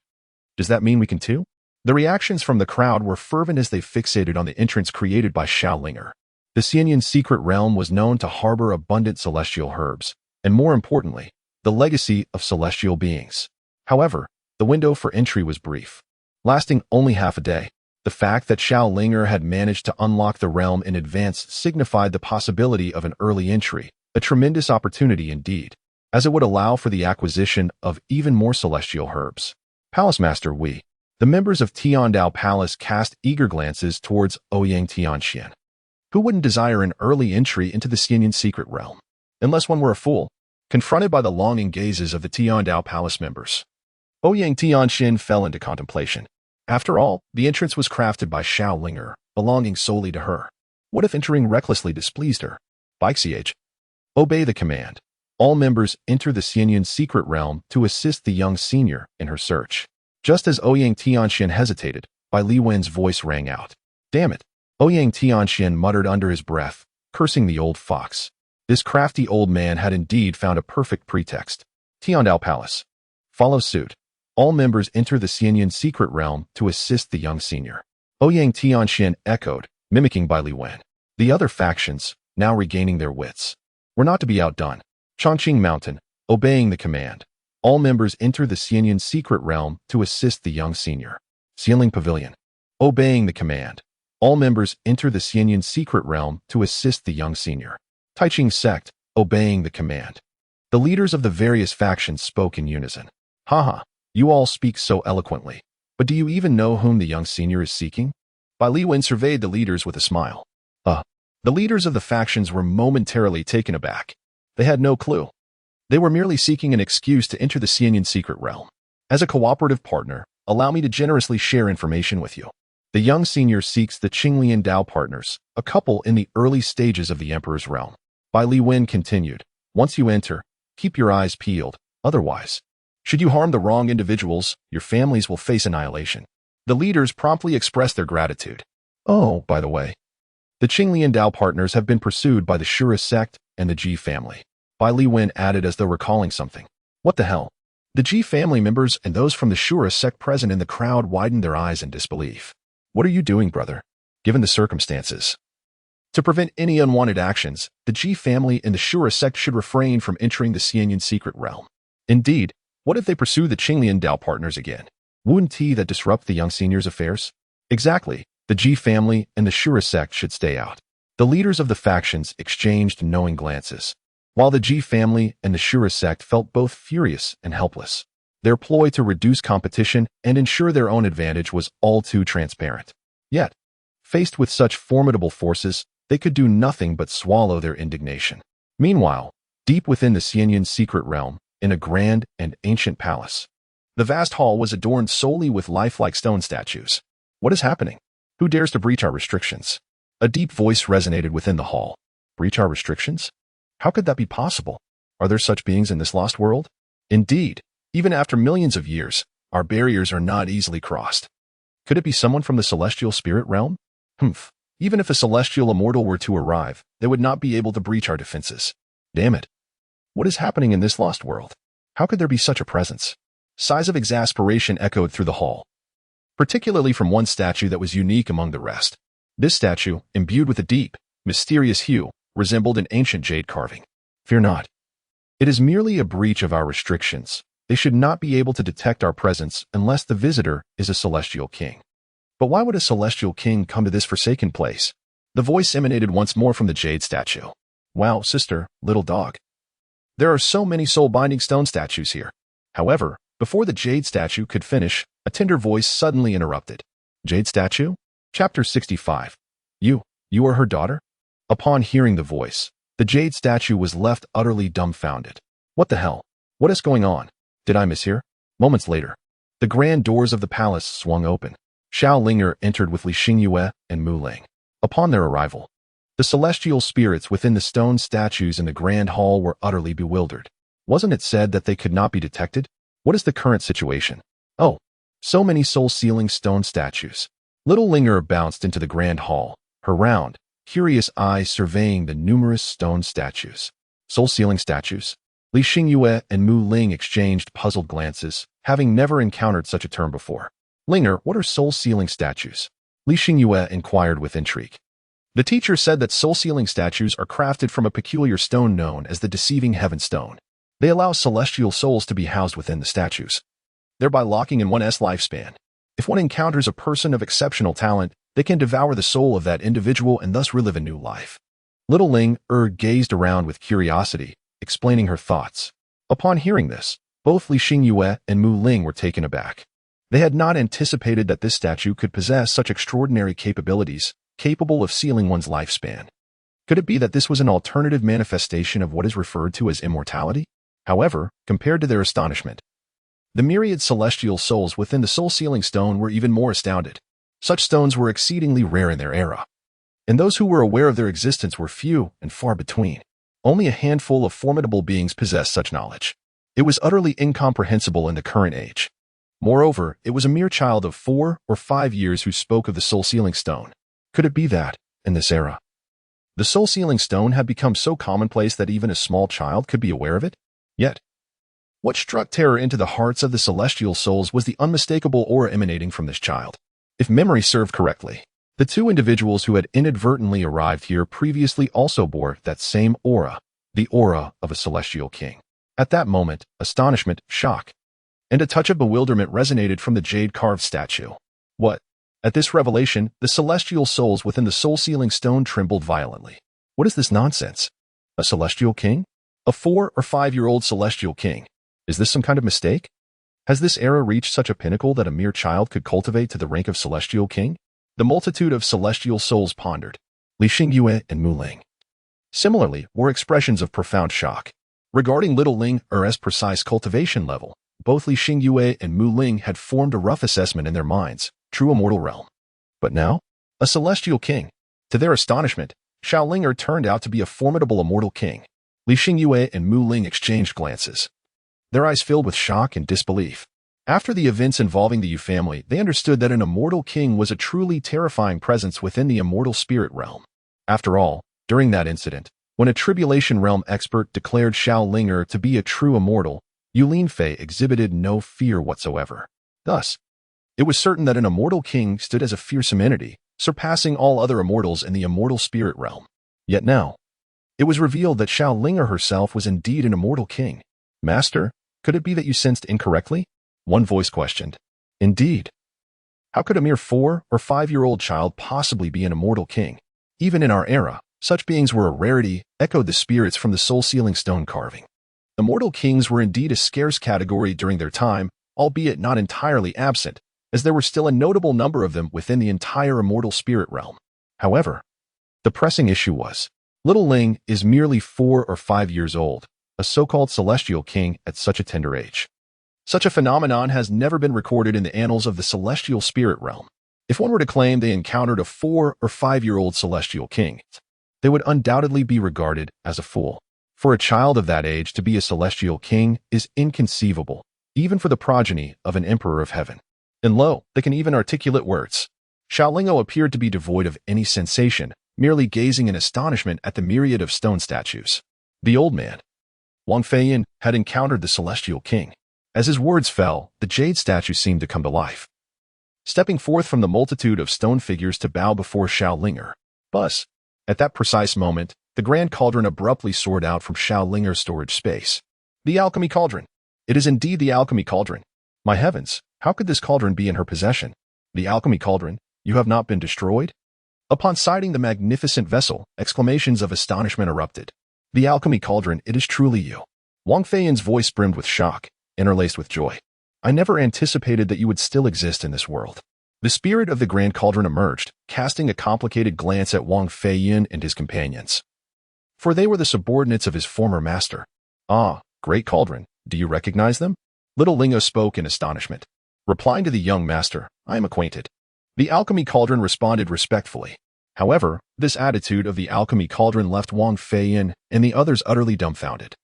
It is essential to note that although the alchemy cauldron was once a divine artifact of their master, the relationship was primarily one of collaboration. Their master utilized the cauldron to concoct elixirs while simultaneously nurturing it with the essence of the 5 elements. It was truly a symbiotic relationship. Yet now, the alchemy cauldron treated an individual with such reverence. Alchemy cauldron, you? Wang Feiyin uttered in disbelief. How proud the alchemy cauldron had once been. How could it now exhibit such servility? The spirit of the alchemy cauldron cast him a sidelong glance and offered no explanation. Enough. What transpired back then? The alchemy cauldron inquired, perplexed. At that time, I was absorbing the essence of the 5 elements, completely unaware. When I finally awakened, the immortal herb garden had vanished. Sigh. Wang Feiyin sighed deeply, his gaze settling contemplatively upon little Linger. It is connected to her. The alchemy cauldron was momentarily taken aback. How could it possibly relate to little Ling? To be precise, it pertains to those connected to her, Wang Feiyin reiterated. What nonsense is this? Are you speaking in riddles? The alchemy cauldron rolled its eyes at him. How did you come to this place? Wang Feiyin did not respond directly, but instead countered with a question. We came to find our mother. Xiaolingo immediately responded, Mother? Wang Feiyin felt a tremendous shock in his heart. Goodness! Could this little girl be the daughter of that esteemed individual? Who is your mother? He pressed, suppressing the surprise within him. Mother is simply mother, she replied. Little Linga spoke innocently. Wang Feiyin replied, Well, that was an excellent response. He felt somewhat speechless within. Do you know something? The alchemy cauldron gazed intently at Wang Feiyin and said in a deep voice, The mother of Xiaolingo remains an enigma to all. Perhaps only she knows the truth. I am uncertain. Do you possess a portrait? Or perhaps a name? Wang Feiyin sighed as he spoke. Senior, here is the portrait, Li Xingyue replied, stepping forward to reveal the drawing. It truly is her. You are indeed her daughter. How is that possible? How can it be? Upon seeing the image, Wang Feiyin was utterly stunned, rendered speechless in his disbelief. Chapter 66, Is Xiaolingo's mother the Immortal Emperor? Wang Feiyin mumbled incoherently, his voice filled with incredulity. The alchemy cauldron and Li Xingyue, along with the wooden spirit, looked on in confusion. Whose daughter? How could it be impossible? What do you know? Speak. The alchemy cauldron stated solemnly. Both it and the little gourd were brought back by Lu Ming later, leaving them utterly ignorant of Bai Yunyan. Are you aware of the 2 great titans of the immortal spirit realm from years past? Wang Feiyin gazed deeply at Xiaolingo before slowly continuing. The 2 titans of the immortal spirit realm? The alchemy cauldron pondered, lost in thought for a moment. After a while, it finally spoke, the Emperor of the Dark Sky and Yunyan. As it spoke, it suddenly paused, its entire form trembling violently. Are you implying that? The alchemy cauldron looked at Xiaolingo in disbelief, feeling a dryness in its throat. If that were indeed the case, The true identity of Xiao Linger is utterly terrifying, isn't it? Indeed, she is none other than the daughter of the esteemed Yunyan Immortal Emperor, one of the two great powers of the immortal spirit realm. Wang Feiyun gazed at Xiao Linger with profound intensity and spoke. What? Upon hearing these words, both Li Xingyue and Mu Ling trembled violently. Little Lingo is actually the offspring of an immortal emperor. Yunyan Immortal Emperor, by Yunyan. How astonishing, how revealing. The alchemy cauldron of immortals couldn't help but exclaim in wonder. In this moment, it finally comprehended why that figure chose not to personally assist little Linger in searching for her mother. Instead, he prepared to undergo the true god tribulation and consolidate his divine status before embarking on the quest. It turns out that the identity of little Lingo's mother is far too formidable, a revelation that even it had not anticipated. To everyone's astonishment, Xiao Linger's mother is none other than one of the two supreme emperors of the immortal spirit realm, the celestial Emperor Yunyan. In this moment, even the immortal refining cauldron seems to envy Xiao Linger's noble lineage. Her father is an emperor currently undergoing the true god tribulation, and her mother is also a formidable emperor in her own right. As the daughter of these two terrifyingly powerful beings, she is indeed a remarkable figure. Xiao Lingo can truly be regarded as the epitome of the most formidable second generation. But what is the current state of the matriarch? Has she been reincarnated? After a brief moment, the alchemy cauldron emerged from its astonishment and inquired further. Indeed, many years ago, the Dark Emperor and the Cloud Smoke Immortal Emperor, for reasons unknown, clashed in a fierce battle. That confrontation involved countless celestial courts, leaving the immortal spirit realm in ruins. Ultimately, the Dark Emperor gained a slight advantage, relying on a genuine divine artifact. Our immortal plant garden was also ensnared in the chaos, resulting in its current state. However, what astonishes me the most is that the Cloud Smoke Immortal Emperor actually has a daughter. She is the beloved of countless powerful beings in the immortal spirit realm. Who would have imagined that after her reincarnation, she would marry and bear a daughter? If the denizens of the immortal spirit realm were to learn of this, it would surely cause an uproar. After all, the current Cloud Smoke Immortal Emperor is no longer the same as she was in the past. Do you presume that the master is inadequate? The alchemy cauldron shot him a glance and retorted mockingly. That individual possesses strength that undoubtedly ranks as the most formidable in existence today, without exception. Not even the Dark Emperor can compare. Alchemy cauldron. This is indeed the true spirit realm. What formidable beings could possibly arise from a mere lost world? Wang Feiyun shot him a glance and interjected. It seems you have forgotten that the young master is an immortal king. At merely 4 years of age, he is already an immortal king. No one in your era could achieve such a feat. The alchemy cauldron chuckled coldly in response. Wang Feiyun's eyes instantly narrowed. Are you suggesting? He fixed his gaze on the alchemy cauldron, speaking in a serious tone. It is all thanks to the master's guidance. The young master's attainment of immortal king at the age of 4 is entirely due to the master's nurturing. Do you believe the Dark Emperor could accomplish such a thing? The alchemy cauldron smiled faintly. Hiss. Upon hearing this, Wang Feiyun was left utterly dumbfounded. Cultivating a 4-year-old child into an immortal king is something no one in the immortal spirit realm could achieve. Not even the current dominator of the immortal spirit realm, the Dark Emperor, can do so. Otherwise, how could there possibly be only 2 immortal emperors in the immortal spirit realm? Yet, who in the world could accomplish such a feat? Who is her father? Wang Feiyun asked in a hushed tone. I do not know. The alchemy cauldron replied immediately. What nonsense is this? Wang Feiyun exclaimed, bewildered. You refer to someone as your master, yet you claim to be unaware of their identity? I truly do not know. In the immortal spirit realm, I have never heard of him. The alchemy cauldron sighed in resignation. This is the truth. Had it not been for Lu Ming's proactive emergence to capture me, I would not have known that such a terrifying figure exists in the world today. Then what do you know? Wang Feiyun spoke, somewhat exasperated. You call him master yet seem to know nothing about him? What a joke. I only know that he is immensely powerful. Even the Dark Emperor cannot rival him. He will be the first to shatter the shackles of the immortal spirit realm. The alchemy cauldron spoke slowly, meeting Wang Feiyun's gaze. What? Wang Feiyun gasped in astonishment. He cannot be surpassed even by the Dark Emperor? What kind of absurdity is this? It must be noted that with the reincarnation of the Cloud Smoke Immortal Emperor, the immortal spirit realm is currently dominated by the Dark Emperor. To say that the Dark Emperor reigns supreme across all realms is no exaggeration. How could this child's father be more formidable than the Dark Emperor? Of course, what left him most shaken was the final statement. Shattering the shackles of the immortal spirit realm. Wang Feiyun was acutely aware of what these so-called shackles referred to. Li Xingyue and Mu Ling also shared in the profound astonishment. The father of Xiao Ling'o is unexpectedly a being more formidable than an immortal emperor? What kind of existence could that possibly be? The two exchanged glances, unable to suppress their astonishment. Setting aside the immortal emperor, even the realm of true immortals seemed an unattainable level for them in this lifetime. Yet, what of Xiao Ling'o?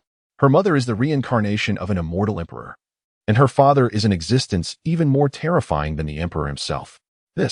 These matters bear little relevance to you. Allow me to inquire, before our arrival, were there others who entered? The alchemy cauldron initiated the discussion. The paramount concern now is to assist Xiao Ling'o in locating her mother. You refer to that couple, do you not? Wang Feiyun did not press further.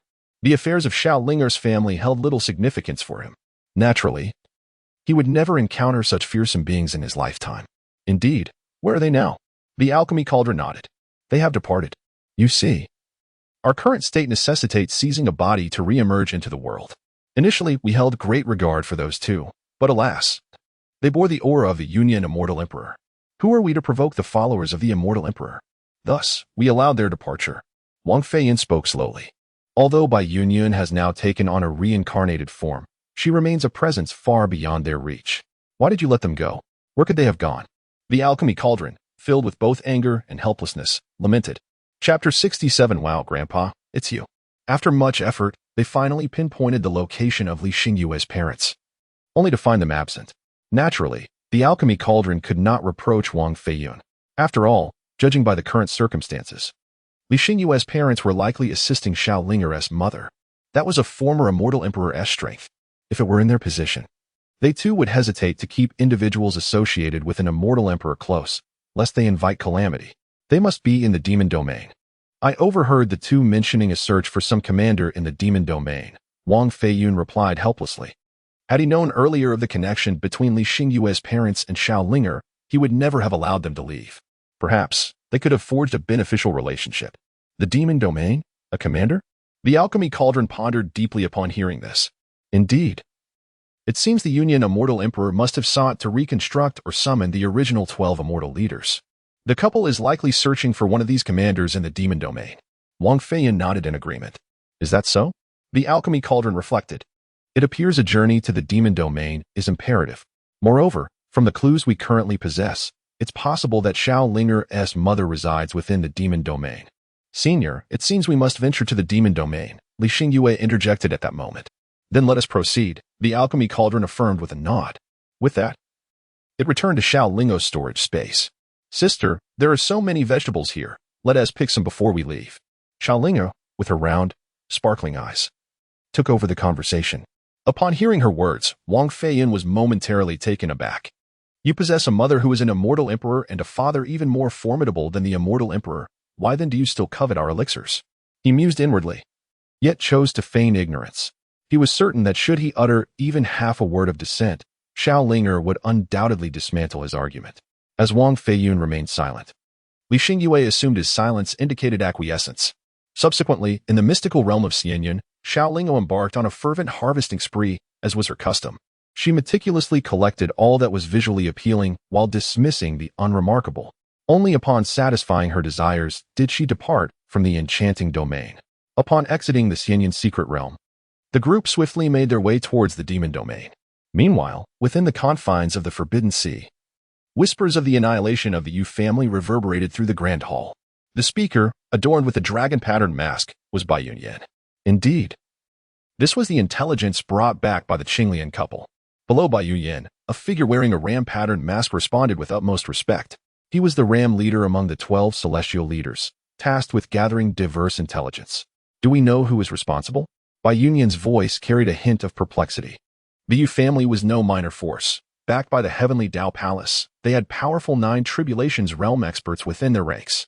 It seemed implausible that any faction from the true spirit realm could obliterate the Yu family. We are uncertain. They were being pursued by the Shura sect and the Ji family at the time. The information we could gather was quite limited. But it appears to involve a little girl, the ram leader pondered aloud. A little girl? Bai Yunyan's confusion deepened. How could a mere child possibly bring about the downfall of the Yu family? Could it be someone from the immortal spirit realm? She speculated after a brief pause. If it were indeed someone from the immortal spirit realm, they would possess the capability to annihilate the Yu family. It is quite plausible. As news from Ding District also mentioned a little girl, the Ram leader replied. Then why would she target the Yu family? Bai Yunyan's bewilderment intensified. Although the true spirit realm was merely a lost world, it served as one of the new sources of blood for the immortal spirit realm. To her knowledge, several powerful figures from the immortal spirit realm hailed from the true spirit realm. Logically, individuals from the immortal spirit realm would not strike against the forces of the true spirit realm. Is it possible that the attack was aimed at you? The Ram leader contemplated after a moment, recalling how the Yu family had previously pressured this individual into marriage. It was conceivable that someone from the immortal spirit realm had sensed something amiss and approached the Yu family for inquiries, leading to a conflict that resulted in their destruction. Let us investigate their circumstances, Bai Yunyan interjected, neglecting any thoughts of Xiao Linger. After all, in her recollection, Xiao Linger and her father were mere common folk. Even if the girl possessed cultivation aptitude, it would be impossible for them to traverse from such a remote region to this place, let alone annihilate the Jade family. Yes, Yang Tongling replied deferentially before bowing and departing. In the blink of an eye, Bai Yunyan was the sole occupant of the Grand Hall. Alas, only restored to the celestial immortal realm. To return to the Immortal Emperor realm, it is far too arduous. Will he still be waiting for me by then? Bai Yunyan reclined upon the dragon throne, his gaze distant, as brimming with melancholy. Meanwhile, upon a coastal shore within the demon domain. Ah, this is the life. Should have come here sooner to indulge in such pleasures, muttered the flaxen-robed elder as he lounged upon a recliner, fishing rod in hand, basking in the golden sunlight. Flanking him stood two maidens with human forms yet adorned with velvety animal ears, one massaging his shoulders while the other attended to his legs. Exquisite, the elder murmured. Eyes closed in contentment as he savored their skilled ministrations. Since arriving in the demon domain, he had claimed a modest mountain peak through his imperial sovereign cultivation, establishing himself as its ruler. His days now consisted of being waited upon hand and foot, a life of pure hedonism and unbridled joy. Eh? Why does my eyelid keep twitching? The elder frowned, rubbing his left lid. Could it be old age? Suddenly, his fishing rod jerked violently forward. Ah, a bite. Instantly revitalized, he gripped the rod firmly, channeling terrifying law energy as he hauled his catch from the waves, a resplendent, multicolored fish. A 5-element spirit fish. Splendid. The demon domain truly abounds with cultivation resources.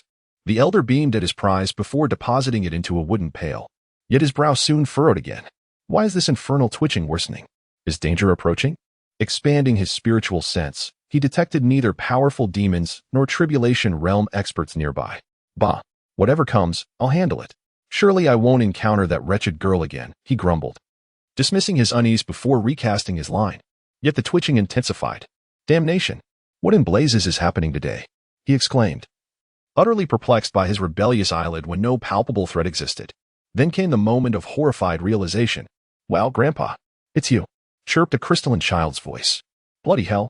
The elder nearly toppled from his chair at the terrifyingly familiar tones. Chapter 68. Madam, I beg you, will prostrating myself suffice? I must be hearing things. That little demon should be in Central Continent, not the demon domain. He desperately reassured himself. Grandpa, are you fishing here? Xiao Linger's voice rang out again as she. Li Xingyue and Mu Ling materialized from the void. Li Xingyue and Mu Ling were identical expressions of awe. Astonishing, utterly astonishing. The journey from Central Continent spanned millions of kilometers. Even Tribulation Realm experts required weeks to traverse it conventionally, let alone Li Xingyue at the Unity Realm. Yet Xiao Linger had brought them through the void in under half a day. Li Xingyue realized with certainty, had they known the route during their escape from the ancient battlefield, Xiao Linger could have crossed it in mere incense-burning time at this speed. While the duo marveled, the flaxen-robed elder was drowning in despair. Not her again. Bloody hell, not again. His entire relocation to the human forbidden demon domain had been to evade this child. That he could still encounter her here defied all logic, since when had the true spirit world become so confoundingly small? Grandpa, what's wrong? Your face keeps twitching, are you ill? Xiao Linger inquired innocently. Little Lingo gazed at the old man in the coarse robe with the curiosity of a child. The old man thought to himself, why am I feeling this way? Is it not simply because I have encountered you? Meanwhile, Li Xingyue remarked with a smile, Senior. It appears we are truly fated to meet. Little Lingo couldn't discern the situation of the hemp-robed elder, but she could. That utterly dejected expression of his made her inwardly chuckle with amusement. Naturally, encountering the hemp-robed elder here was an extremely unexpected surprise for her as well. Honored elder ladies. Won't you spare me? Would it suffice if I kowtowed you both? The hemp-robed elder spoke with a mixture of speechlessness and frustration. When it came to little Linger, he was genuinely afraid. During their first encounter, the celestial pure lotus he had painstakingly guarded for tens of thousands of years was plucked away. The second time, he was forced to surrender all the rare spiritual herbs he had arduously collected. And that 9 heavens mystic bamboo, originally intended to be forged into an immortal artifact, was chopped down by little Lingo's mother. Thus, he truly dreaded little Linger. In fact, he wished to avoid anyone even remotely connected to her. Yet, as fate would have it, the very thing he feared most had come to pass. Now, the hemp-robed elder couldn't help but suspect whether little Linger had planted some tracking method on him. Otherwise, how could they possibly cross paths again? Even after he had fled all the way to the demonic realm? Grandfather, can we consider ourselves friends now? The teacher says that when friends visit, one must bring out fine treasures to entertain them. Little Lingo chuckled brightly, her gaze fixed intently on the 5 spirit fish contained within the old man's barrel. To his utter dismay, the old man nearly lost his composure upon hearing her words. Here it comes again. He cursed silently in his heart, feeling utterly helpless against the little girl. He could neither defeat her nor escape. After all, he had ventured into the demon realm only to encounter her once more. At that moment, he fully grasped the meaning of being unable to provoke or evade her presence. Of course, esteemed Junior, please. He managed to force a smile that was more pitiable than a frown. With no means to retaliate or flee, he resigned himself to his fate. Hiki, Grandpa. You are truly kind, Xiaolingo said with a cheerful smile. The old man in the coarse robe twitched the corner of his mouth slightly but remained silent. Very well. If I were not at a disadvantage, I would certainly make you understand why the flowers are so radiant, he thought to himself. As he lifted the 5 spirit fish and headed towards his designated location, the 3 of them, Xiaolinger and her companions, followed at a leisurely pace. Soon, a grand table laden with exquisite spirit cuisine was set before them, all crafted by the hands of the old man in the patched robe. It was evident that these dishes were prepared with great effort and a touch of sorrow, as he had painstakingly gathered his meager savings to create them. What brings you to the demon realm? The old man inquired curiously between bites. This was the question that perplexed him the most. He understood that Xiaolingo was searching for her mother. Logically, she should have been in the central continent at this time. How could she have ventured into the demon realm? Because mother has come here, she replied. Xiaolingo voraciously devoured the 5 spirit fish and replied, What? The old man in the patched robe, upon hearing this, was nearly driven to despair. Could it possibly be such a coincidence? We discovered clues in Zhangzhou. And now all signs point to the demon realm, which is why we have come here, Li Xingyue chimed in. Damn it, the old man muttered, struggling to suppress the urge to slap himself. How had he been so inexplicably compelled to venture into the demon realm? Now, the precious cultivation resources he had painstakingly acquired were gone. Sighing deeply, he asked in confusion, Are you certain it is the demon realm? This place is notoriously known as a forbidden zone for humanity. Even I, with my imperial cultivation, dare not delve into the demon realm. Though his words were veiled and diplomatic, their underlying meaning did not escape Mu Ling. The prowess of the young master's mother is beyond the comprehension of a mere insect like you, Mu Ling retorted sharply. The old man's implication was clear. Xiaolinger's mother could not possibly be within the demon realm. And who do you refer to as an insect? Upon hearing Mu Ling's words, the old man's displeasure was palpable. While he harbored fears for Xiaolinger, it did not extend to everyone around her. What? You disagree? Mu Ling's cold laughter was accompanied by a terrifying aura that began to envelop the old man. Under the weight of this presence, the old man wilted like a frostbitten eggplant. I concede, he stammered, expressing the most cowardly sentiments in the most arrogant tone. Mu Ling huffed dismissively, choosing not to pursue the matter further. Senior, how long have you been in the demon realm? Li Xingyue interjected, redirecting the conversation. Just a few days. The old man replied candidly. Have you heard of any human inhabitants here? Or perhaps encountered anyone? Li Xingyue pressed on. None. The old man pondered for a moment before shaking his head. None? Li Xingyue's brow furrowed instantly. If that is the case, does it not sever our leads? In this vast demon realm, where shall we search for individuals? Why not simply inquire with the demon lord of the demon race? Mu Ling interjected. Do not forget the master's strength, she added, casting a glance at Li Xingyue. Indeed, Li Xingyue's eyes sparkled with newfound hope. Xiaolingo possesses the cultivation of a celestial sovereign. Such power could effortlessly suppress the entire demon race. With such formidable strength, it is entirely plausible to seek an audience with the demon lord, who, as the ruler of the demon domain, must possess extensive knowledge of its affairs. However, the demon domain is currently devoid of a demon lord. Suddenly, the elder in the coarse robe interjected. Really? What shall we do then? Summon the father? Li Xingyue and Mu Ling immediately turned their gaze towards him. No demon lord? What does that imply? In the most literal sense. The former ruler of the demon domain was a Tianfeng, a being closely aligned with the divine phoenix bloodline. Yet, for reasons unknown, this demon lord inexplicably passed away 3 years ago, as the elder in the coarse robe explained in response to their questioning stares. Passed away inexplicably? Li Xingyue and Mu Ling exchanged glances. Are you certain? Every generation of demon lords has been a semi-divine beast. Mu Ling inquired with a serious tone. The term semi-divine beast refers to those who have endured 9 ascension tribulations, yet have not ascended to the realm of the celestials. Such beings are stronger than those in the 9 tribulations realm, but weaker than true celestials. Their diminished strength stems from the constraints of the heavenly Tao laws of the true spirit realm, which prevent them from manifesting their full potential. In truth, the true spirit realm lacks sufficient celestial energy for their exertion. Thus, they are dubbed semi-divine. In human vernacular, they are referred to as semi-divines, while the demon race calls them semi-divine beasts. Although these semi-divines cannot unleash their full might, they still pose a significant threat to those from the true spirit realm.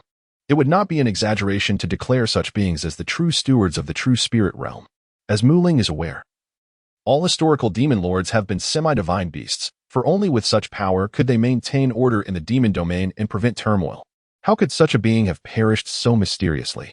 Unknown to Mu Ling, the alchemy cauldron bore a peculiar expression upon hearing the elder's words. It vividly recalled that 3 years prior, the phoenix from the village had inadvertently trampled Xiaolinger. What followed was the near annihilation of the entire Phoenix clan. And now, the demon lord of the demon domain was also a Tianfeng. I find it hard to believe, yet that is the rumor circulating within the demon domain, the elder continued. What is the current state of the demon domain? Mu Ling pressed for clarification. The 5 royal clans have divided the demon domain, each claiming a territory. The area we are in is under the jurisdiction of the 9-tailed spirit fox clan, the elder replied honestly. Then we shall subdue them one by one and inquire. Mu Ling declared with great authority. Senior, such an action may be ill-advised, Li Xingyue interjected urgently. Why is that? Mu Ling questioned her, perplexed by her concern. Has the senior forgotten the grievances of Lingo's mother? I believe Lingo's mother has concealed herself not due to the Yu clan, Li Xingyue reminded him. Meeting his gaze. You are correct, Mu Ling acknowledged with a nod. From the insights gained in the celestial cloud secret realm, they had already uncovered the true identity of Xiaolinger's mother and comprehended the implications therein. The enemies of Xiaolinger's mother are exceedingly formidable. They are none other than a celestial emperor of immense power. Should Xiaolingo create too much of a commotion and attract the attention of that celestial emperor, it would undoubtedly spell great trouble. Although Xiaolingo is formidable, she is utterly incapable of self-preservation in the presence of the celestial emperor. You speak the truth. This matter must not escalate too much. There are those above who are observing the true spirit realm. If the identity of the young master were to be disclosed, the consequences would be dire. At that moment, the immortal refining cauldron flew out from Xiaolingo's storage space. It is acutely aware that Lu Ming is currently in seclusion, striving to break through to the true god realm. Under such circumstances, no one can withstand the celestial emperor, not even the likes of the little gourd group. After all, while they are indeed artifacts of great power, without a formidable wielder, their might remains limited. At the very least, they cannot confront a being as powerful as a celestial emperor head-on. In other words, none among them can stand against the celestial emperor at this juncture. If Xiaolinger were to be discovered by the celestial emperor, the ramifications would be unthinkable. What shall we do then? Summoned father. Xiaolinger, cradling the small ba, interjected. Young master, this is unwise. Our master is in a critical moment and must not be disturbed. The alchemy cauldron quickly chimed in. Disruption during the breakthrough phase is most detrimental, for it can unsettle one's mind. The consequences may range from minor madness to the utter loss of life and path. This is an unwavering principle in the realm of cultivation. Moreover, it is imperative to note that Lu Ming is not merely attempting to breach a trivial boundary. He is striving for the true god realm. But, elder, regarding the fall of the Yu family, Li Xingyue's expression shifted slightly as she cautioned. That is of little consequence. It is merely the Yu family, hardly significant enough to warrant the attention of the celestial spirit realm. However, should we recklessly seek the matriarch, the danger escalates considerably, the alchemy cauldron elucidated. To the denizens of the celestial spirit realm, the Yu family is akin to an ant's nest, easily crushed. and such occurrences are commonplace across the 3,000 worlds. Additionally, it must be noted that Yu Linfei had previously coerced many into marriage, which serves to muddle perceptions. Yet, if Xiaolinga were to brazenly confront the demon domain in search of Bai Yunin, the situation would transform dramatically. Bai Yunin's identity is exceedingly sensitive. If the celestial spirit realm has yet to take notice, we are fortunate. However, should they become aware, the repercussions could be dire. This risk cannot be taken lightly. It appears that our only recourse is to proceed covertly, sneaking into the palaces of those leaders and interrogating them for information about the girl's parents. After a moment's contemplation, Mu Ling responded, "This plan is feasible." The alchemy cauldron concurred. This would effectively serve to shield Li Xingyue's parents. "And what of Zhongzhou?" Li Xingyue inquired, her brow furrowed. "Many along the way are already aware that Xiaolinga is searching for her mother. Fear not, those in Zhongzhou are only cognizant that the young master seeks the matriarch, unaware of her true identity. As for the celestial spirit realm, they likely have yet to notice the true spirit realm. Therefore, we must exercise discretion in our actions. Given enough time, we shall see who ultimately prevails," the alchemy cauldron stated thoughtfully. For now, they were in dire need of time. Once Lu Ming successfully navigates the true god tribulation, he would no longer fear the Emperor of the Dark Sky. If feasible, the best course of action would be to have Xiaolinga return and wait patiently.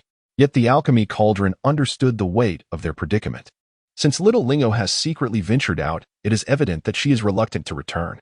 Therefore, their current course of action is to devise strategies to assist little Linger in her quest to find her mother without attracting the attention of the celestial spirit realm. Finding her mother would be ideal, but even if they are unsuccessful, once Lu Ming emerges from his seclusion, their family can still reunite. Li Xingyue and Mu Ling nodded in agreement. They were now acutely aware of the stakes involved and understood the necessity of acting discreetly. Are you really planning to take action against the leaders of the 5 great royal families? What a jest! Is that even feasible? The elder in a tattered robe, who had been silently listening, suddenly interjected. Each leader of the 5 great royal families in the demon domain is a 9 tribulations false immortal beast, comparable to a 9 tribulations realm powerhouse among humans. Moreover, the demon race is inherently more formidable than the human race. He acknowledged little Lingo's strength. But she was merely a child facing the pinnacle of the true spirit realm. How could she possibly possess such power? Why is that impossible? They are merely a few 9 tribulations false immortal beasts. Our master is a celestial king-level powerhouse, Mu Ling replied with a sidelong glance at him, speaking indifferently. The elder in a tattered robe was left utterly bewildered. Although he was only at the emperor's sovereign level as a solitary cultivator, he had grand aspirations. His ambitions were lofty, reaching towards the pinnacle of the world. Thus, he had delved deeply into the realms of cultivation, especially those beyond the emperor's sovereign level. While the true spirit realm may be a minor world, it is insignificant compared to the celestial spirit realm. Nonetheless, many from the true spirit realm have ascended to the celestial spirit realm over the millennia, and conversely. Countless beings from the celestial spirit realm have descended to or reincarnated within the true spirit realm.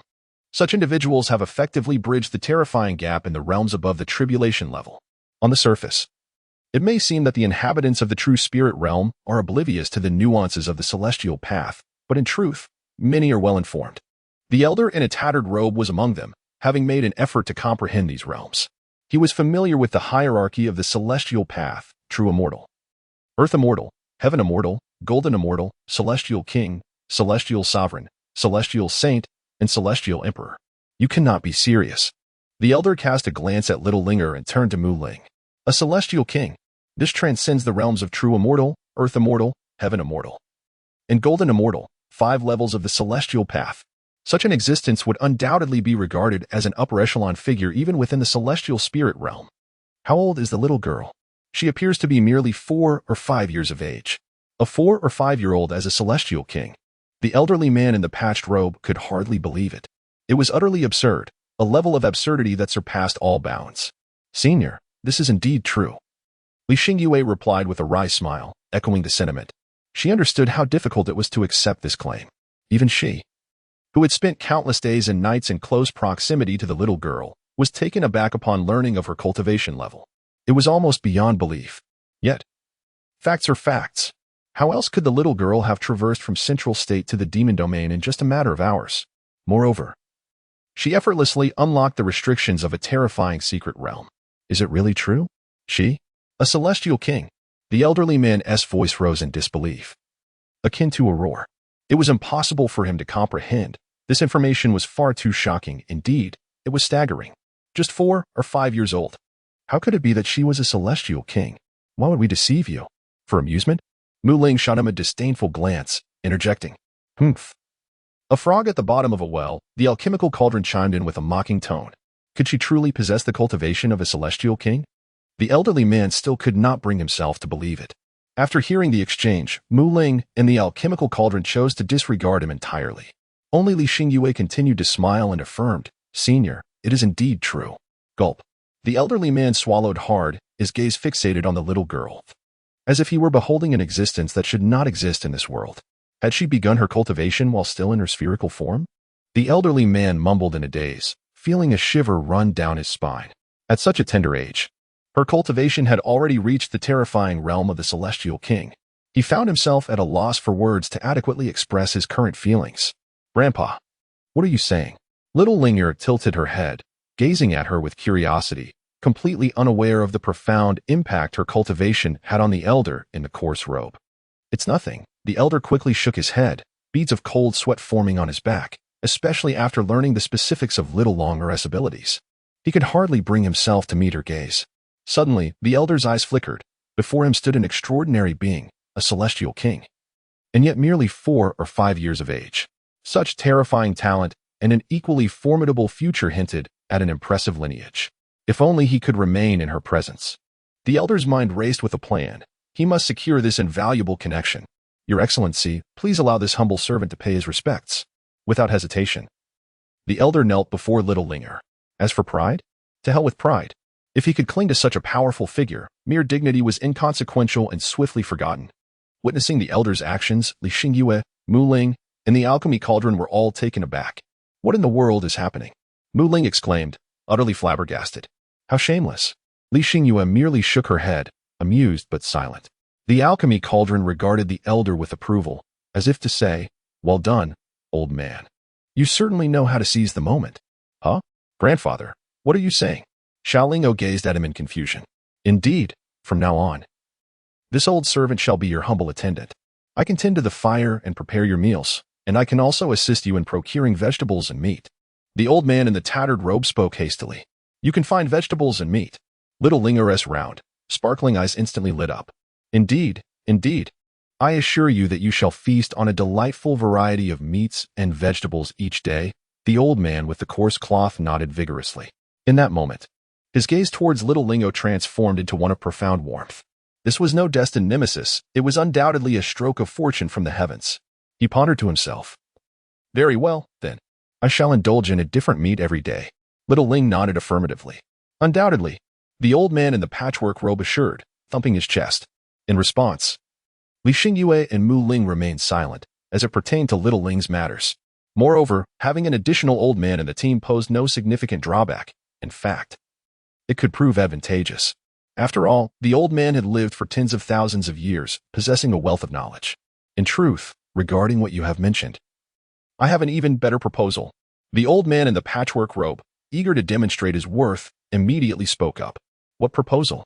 The alchemist glanced at him, speaking in a subdued tone. "As I understand it, the current leaders of the 5 major clans of the demon race are, in fact, the most capable subordinates of the former demon lord. There is the Yao Tianhu clan, known for their prowess in combat and warfare, the Jiwei Fox clan, responsible for resource collection and management, the Ming Haya clan, specializing in assassination and ambush, and the Chanwei Lingho clan, which focuses on researching human cultivation techniques. Lastly, we have the Shirling Ant clan, which excels in information gathering and reconnaissance. If we seek someone, the Shirling Ant clan is undoubtedly our best choice, as they command all the ants in the demon realm, making them omnipresent and all-seeing.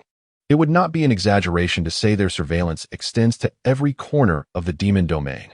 The old man smiled slightly, speaking with great respect. He was aware of the alchemist's significance, for it was an object that Little Ling could utilize at any time, far surpassing his own status as a newcomer to the team. "Do you mean to say that we simply need to find the Shirling clan?" The alchemist pondered. "That is indeed the case, for they have spies in every region of the demon realm. If we wish to locate someone or something, they're undoubtedly our best option. I suggest we first visit this clan, and if we find no leads, we can then turn to the other royal clans." The old man in the patchwork robe nodded earnestly. You old rascals still have your uses. Let us first investigate the Shirling Ant clan, the alchemist declared. Since he had spoken, Li Xingyue and Mu Ling naturally had no objections. Xiaoling remained silent, her attention solely fixated on the delectable dishes spread across the table. Once she had indulged to her heart's content, the group rose and made their way towards the leader of the devouring spirit ant tribe. Chapter 71. Leader Yang? The territory of the devouring spirit ants was not far from that of the nine-tailed fox clan. With Xiaoling's formidable cultivation, they arrived at the ant tribe's domain in mere moments. There were numerous peculiar ants, one of which was particularly enormous. Upon entering the territory of the devouring spirit ants, Xiaoling scanned her surroundings, ultimately directing her gaze to the left. Li Xingyue and Mu Ling were no strangers to this behavior, fully aware of the terrifying prowess of Xiaoling's spiritual sense. Even formations designed to obstruct such senses could not deter her. Especially Mu Ling, who had once been in a location fortified with a remarkably powerful spiritual isolation formations. An ancient array acquired at great cost. Even a cultivator at the 9th tribulation stage would have confidence in remaining undetected. Yet, not only had they failed to evade Xiaoling's keen perception, but even her mother's vigilance proved to be equally discerning. In that moment, Mu Ling questioned whether the individual who had traded the formation to her had been misleading her, while they remained unfazed. The elder in the tattered robe looked on with evident confusion.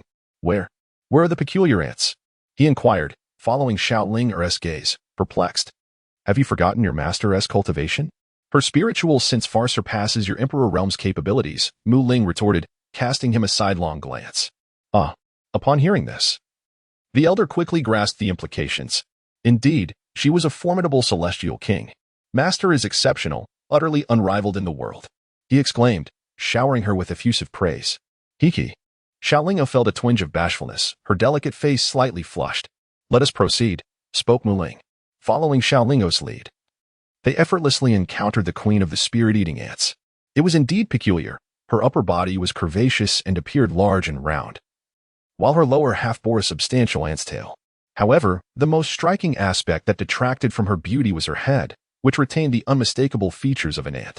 I have met the esteemed junior before, as well as all of you. The queen greeted the arriving Xiaolinger and her companions, displaying no hint of anger, but rather welcoming them with a smile. Wow, just like Big Nyonyo, you have a hefty meatball too. Shall I assist you in trimming it? Little Lingo gazed in astonishment at the upper half of the ant queen's body, her expression filled with wonder. The ant queen, upon hearing these words, was evidently taken aback. She looked at little Linger, displaying an expression of wanting to speak but hesitating. Mu Ling and the others were left in a state of shock, their mouths agape.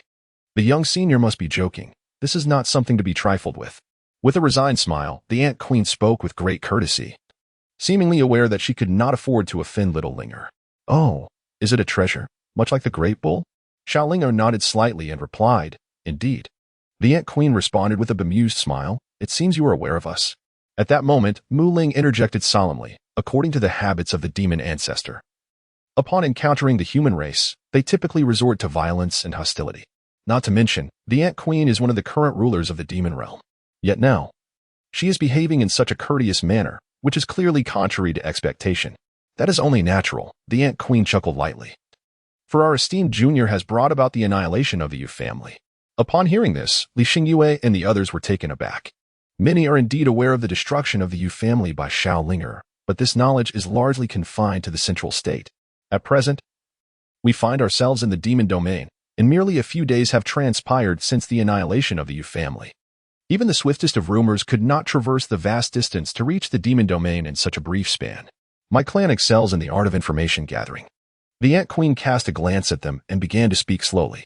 Li Xingyue, hailing from the Xuanwu domain, associated with the Linglong Pavilion. The Xuanwu sacred land has seemingly vanished, a matter possibly linked to our esteemed junior. The Mai Daoist, Chen Hui, originates from the now-destroyed Lingyuan sect, possessing considerable expertise in spiritual plant cultivation. Mu Ling, a celestial spirit born in the White Tiger domain, narrowly escaped being captured by the White Tiger Saint to be refined into a Dao device. Her gaze swept across all present as she continued to disclose their identities. Upon hearing this, the expressions of Mu Ling, the Mai Elder, and Li Xingyue darkened. The Ant Queen, residing far in the demon domain, was acutely aware of each of their backgrounds. Terrifying. Truly terrifying. It seems we have indeed found the right person. Mu Ling spoke slowly. She possesses an intimate understanding of our backgrounds. Perhaps we might directly obtain information regarding Xiao Linger's mother from the Ant Queen. What is it that our esteemed junior seeks to know? The Ant Queen inquired with a smile, her gaze fixed upon Xiao Linger. I wish to find my mother. Do you know where she is? Xiao Linger responded cheerfully, meeting her gaze with a smile. Dare I ask who the esteemed junior's mother is? The Ant Queen paused briefly, seemingly unaware of whom Xiao Linger was searching for.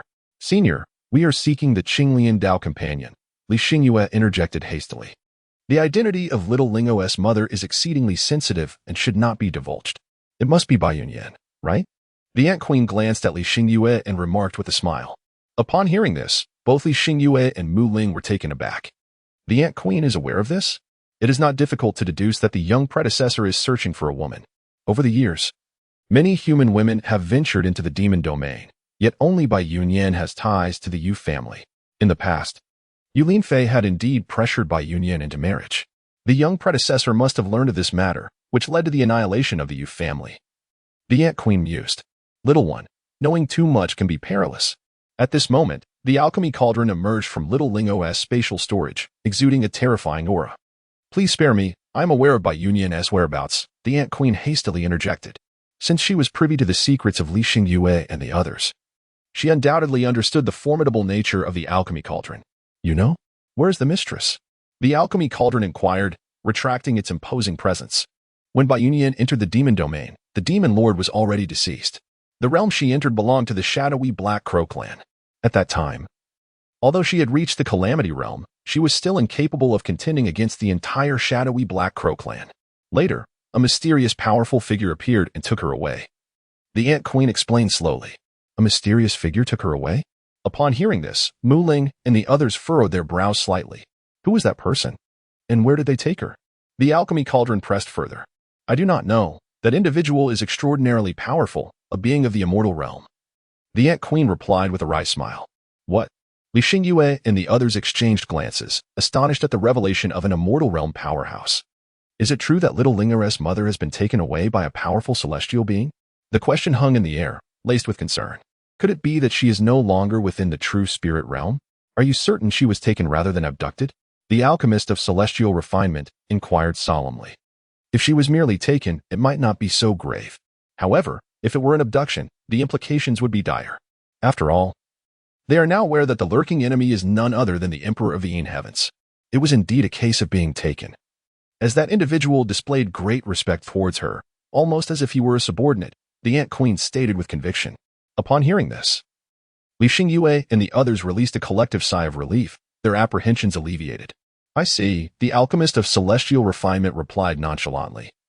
Recognizing that the one who had taken Bai Yunyan must have been an old subordinate, given her past as a powerful celestial emperor.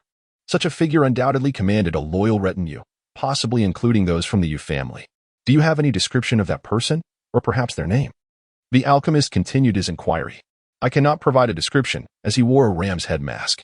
However, his title seemed to be Commander of Rams, the Ant Queen reflected after a moment of contemplation. Chapter 72, A Fitting Reward Commander of Rams? Li Xingyue and her companions exchanged glances, a flicker of recognition crossing their faces. Previously, within the Celestial Cloud's secret realm, Wang Feiyan had mentioned that the Dao partner of Qinglian was to meet a commander in the demon domain. Could it be that this commander is indeed the so-called Commander of Rams? The little spirit's mother is one of the subordinates of the 12 Immortals. Several individuals pondered this. Where shall we search for the leader of sheep? Elder sister, could you enlighten us? I can offer you delightful fruits in return. Suddenly, Xiaolinger interjected. Upon hearing her words, the Ant Queen was instantly flooded with a cascade of question marks. A good fruit to eat? Isn't that a warning among the human race? She pondered, bewildered. I have provided you all the information, yet you still speak of a good fruit to consume. The Ant Queen felt rather perplexed. However, upon listening to her, Li Xingyue and the others could not help but wear expressions of envy, for they understood precisely what Xiaolinger referred to as the good fruit. It was the miraculous peach capable of extending one's lifespan by 10,000 years. All three had partaken of it before, although its effects could only be amplified once. It was an exceptionally precious resource for cultivation. Even a being of the wood spirit's caliber, who had reached the realm of tribulation, could significantly enhance their abilities after refining it. Given that the Ant Queen was a pseudo-immortal beast of the 9 tribulations, should she consume Xiaolinger's good fruit, it might very well enable her to break through to the celestial realm and become a true immortal beast. Little Senior. I truly do not know where to find Commander Yang, the Ant Queen lamented. His power is simply terrifying. Someone of my standing cannot hope to locate him if he wishes to remain concealed. Therefore, let us forego the good fruit. The Ant Queen spoke with a distressed expression. Her greatest fear was Xiaolinger taking action against her. After all, even the esteemed Xiaolinger from the Yu family could bring about annihilation. How could her own kind, the soul-eating ants, hope for survival? However, upon hearing the Ant Queen's words, Li Xingyue and the others widened their eyes in astonishment. Good heavens! Is the Ant Queen truly so affluent that she would refuse such a celestial treasure? They mused. Very well then. Little Lingo spoke up with a hint of disappointment. Upon hearing this, the Ant Queen let out a long sigh of relief. What about the girl's parents? Are you aware of their whereabouts? At this moment, Mu Ling pointed at Li Xingyue and inquired. Since we cannot locate Leader Yang, we shall settle for second best. If we can find Li Xingyue's parents, we can still achieve our goal. Understood. Meeting the gazes of the others, the Ant Queen nodded. Where are they? Mu Ling pressed on eagerly. After all, given their inability to find this elusive Leader Yang, Li Xingyue's parents became all the more crucial. Discovering her parents would be tantamount to assisting little Linger in finding her mother. In our demon domain, there exists a place known as the burial ground of immortals. Upon entering the demon domain, her parents proceeded there, the Ant Queen revealed without any concealment. The burial ground of immortals? Upon hearing this, Li Xingyue and the others slightly furrowed their brows. What kind of place dares to call itself the burial ground of immortals? This burial ground is a highly terrifying forbidden zone. That area has separated from the true spirit realm, existing within the crevice between the immortal spirit realm and the true spirit realm. It is rumored that an immortal realm lies within, the Ant Queen stated, glancing at the group as she spoke slowly. An immortal realm exists? The group exhibited little reaction to this revelation. After all, Little Linga was a bona fide immortal king, possessing those formidable immortal treasures. What significance did the existence of an immortal realm within the burial ground hold? If that is the case, why is it called the burial ground of immortals? Mu Ling questioned, perplexed. The name burial ground of immortals suggests it is a place where the existence of the immortal realm is buried. Now, it seems there is indeed an immortal realm within. Is this not contradictory? I cannot say. The Ant Queen shook her head. The immortal realm has transcended the limits of the true spirit realm. She is merely at the 9 tribulation stage. How could she dare to probe into the matters concerning the powerful beings of the immortal realm? After listening, Li Xingyue and her companions turned their gaze toward the refined immortal cauldron. Then let us venture there, the refined immortal cauldron remarked nonchalantly, setting aside Little Lingo's own cultivation level. The little gourd and its array of divine artifacts are not to be underestimated. It is no exaggeration to assert that, as long as the Immortal Emperor refrains from intervening, there exists no entity in this world capable of posing a threat to Xiaolinger. Merely a small region situated between the true spirit realm and the immortal spirit realm, it is inconceivable to her that a formidable Immortal Emperor could exist within. Location. The alchemy cauldron glanced at the Ant Queen and inquired. To the south until the very end, the Ant Queen replied obediently. Subsequently, the group fell silent and turned to depart. However, Mu Ling lingered at the back, unable to suppress her feelings, exclaiming, "You don't want a precious fruit that grants a lifespan of 10,000 years? How affluent." What? The Ant Queen stood there in shock. What did you say? She gazed at Mu Ling in disbelief, her expression vacant. The precious fruit, as the master mentioned, is a type of peach. It should be a celestial object that can extend life by 10,000 years. If you were to obtain it, perhaps you could ascend to the immortal realm. I never expected you to refuse it, Mu Ling chuckled, providing an explanation. Upon hearing this, the Ant Queen stood frozen in place. 10,000 years of life. And the chance to reach the immortal realm. After a considerable pause, she finally regained her senses, feeling a sense of despair. It turns out this precious fruit was indeed extraordinary. Watching Xiaolingo's small figure gradually recede, she felt an overwhelming urge to rush forward and seize the fruit from her. Yet, in the end, she restrained herself, fearing it would incite Xiaolinger's animosity. Such a remarkable treasure, and you chose to refuse it, Mu Ling lamented, extending her paw to give the Ant Queen a thumbs up. The Ant Queen, upon hearing this, felt a deep sense of sorrow and a sense of disillusionment. Had she known that this so-called precious fruit could extend her life by 10,000 years and enable her to ascend to the immortal realm, who in their right mind would refuse it? She chastised herself internally, wishing she could slap herself for letting such fortune slip away so carelessly. Unbeknownst to the Ant Queen, Xiaolinger and her companions continued their journey southward after leaving the territory of the devouring spirit ants. Before long, they arrived at the location indicated by the Ant Queen. Along the way, they encountered several oblivious demon tribes, all of whom ultimately became reserves for Xiaolinger as provisions.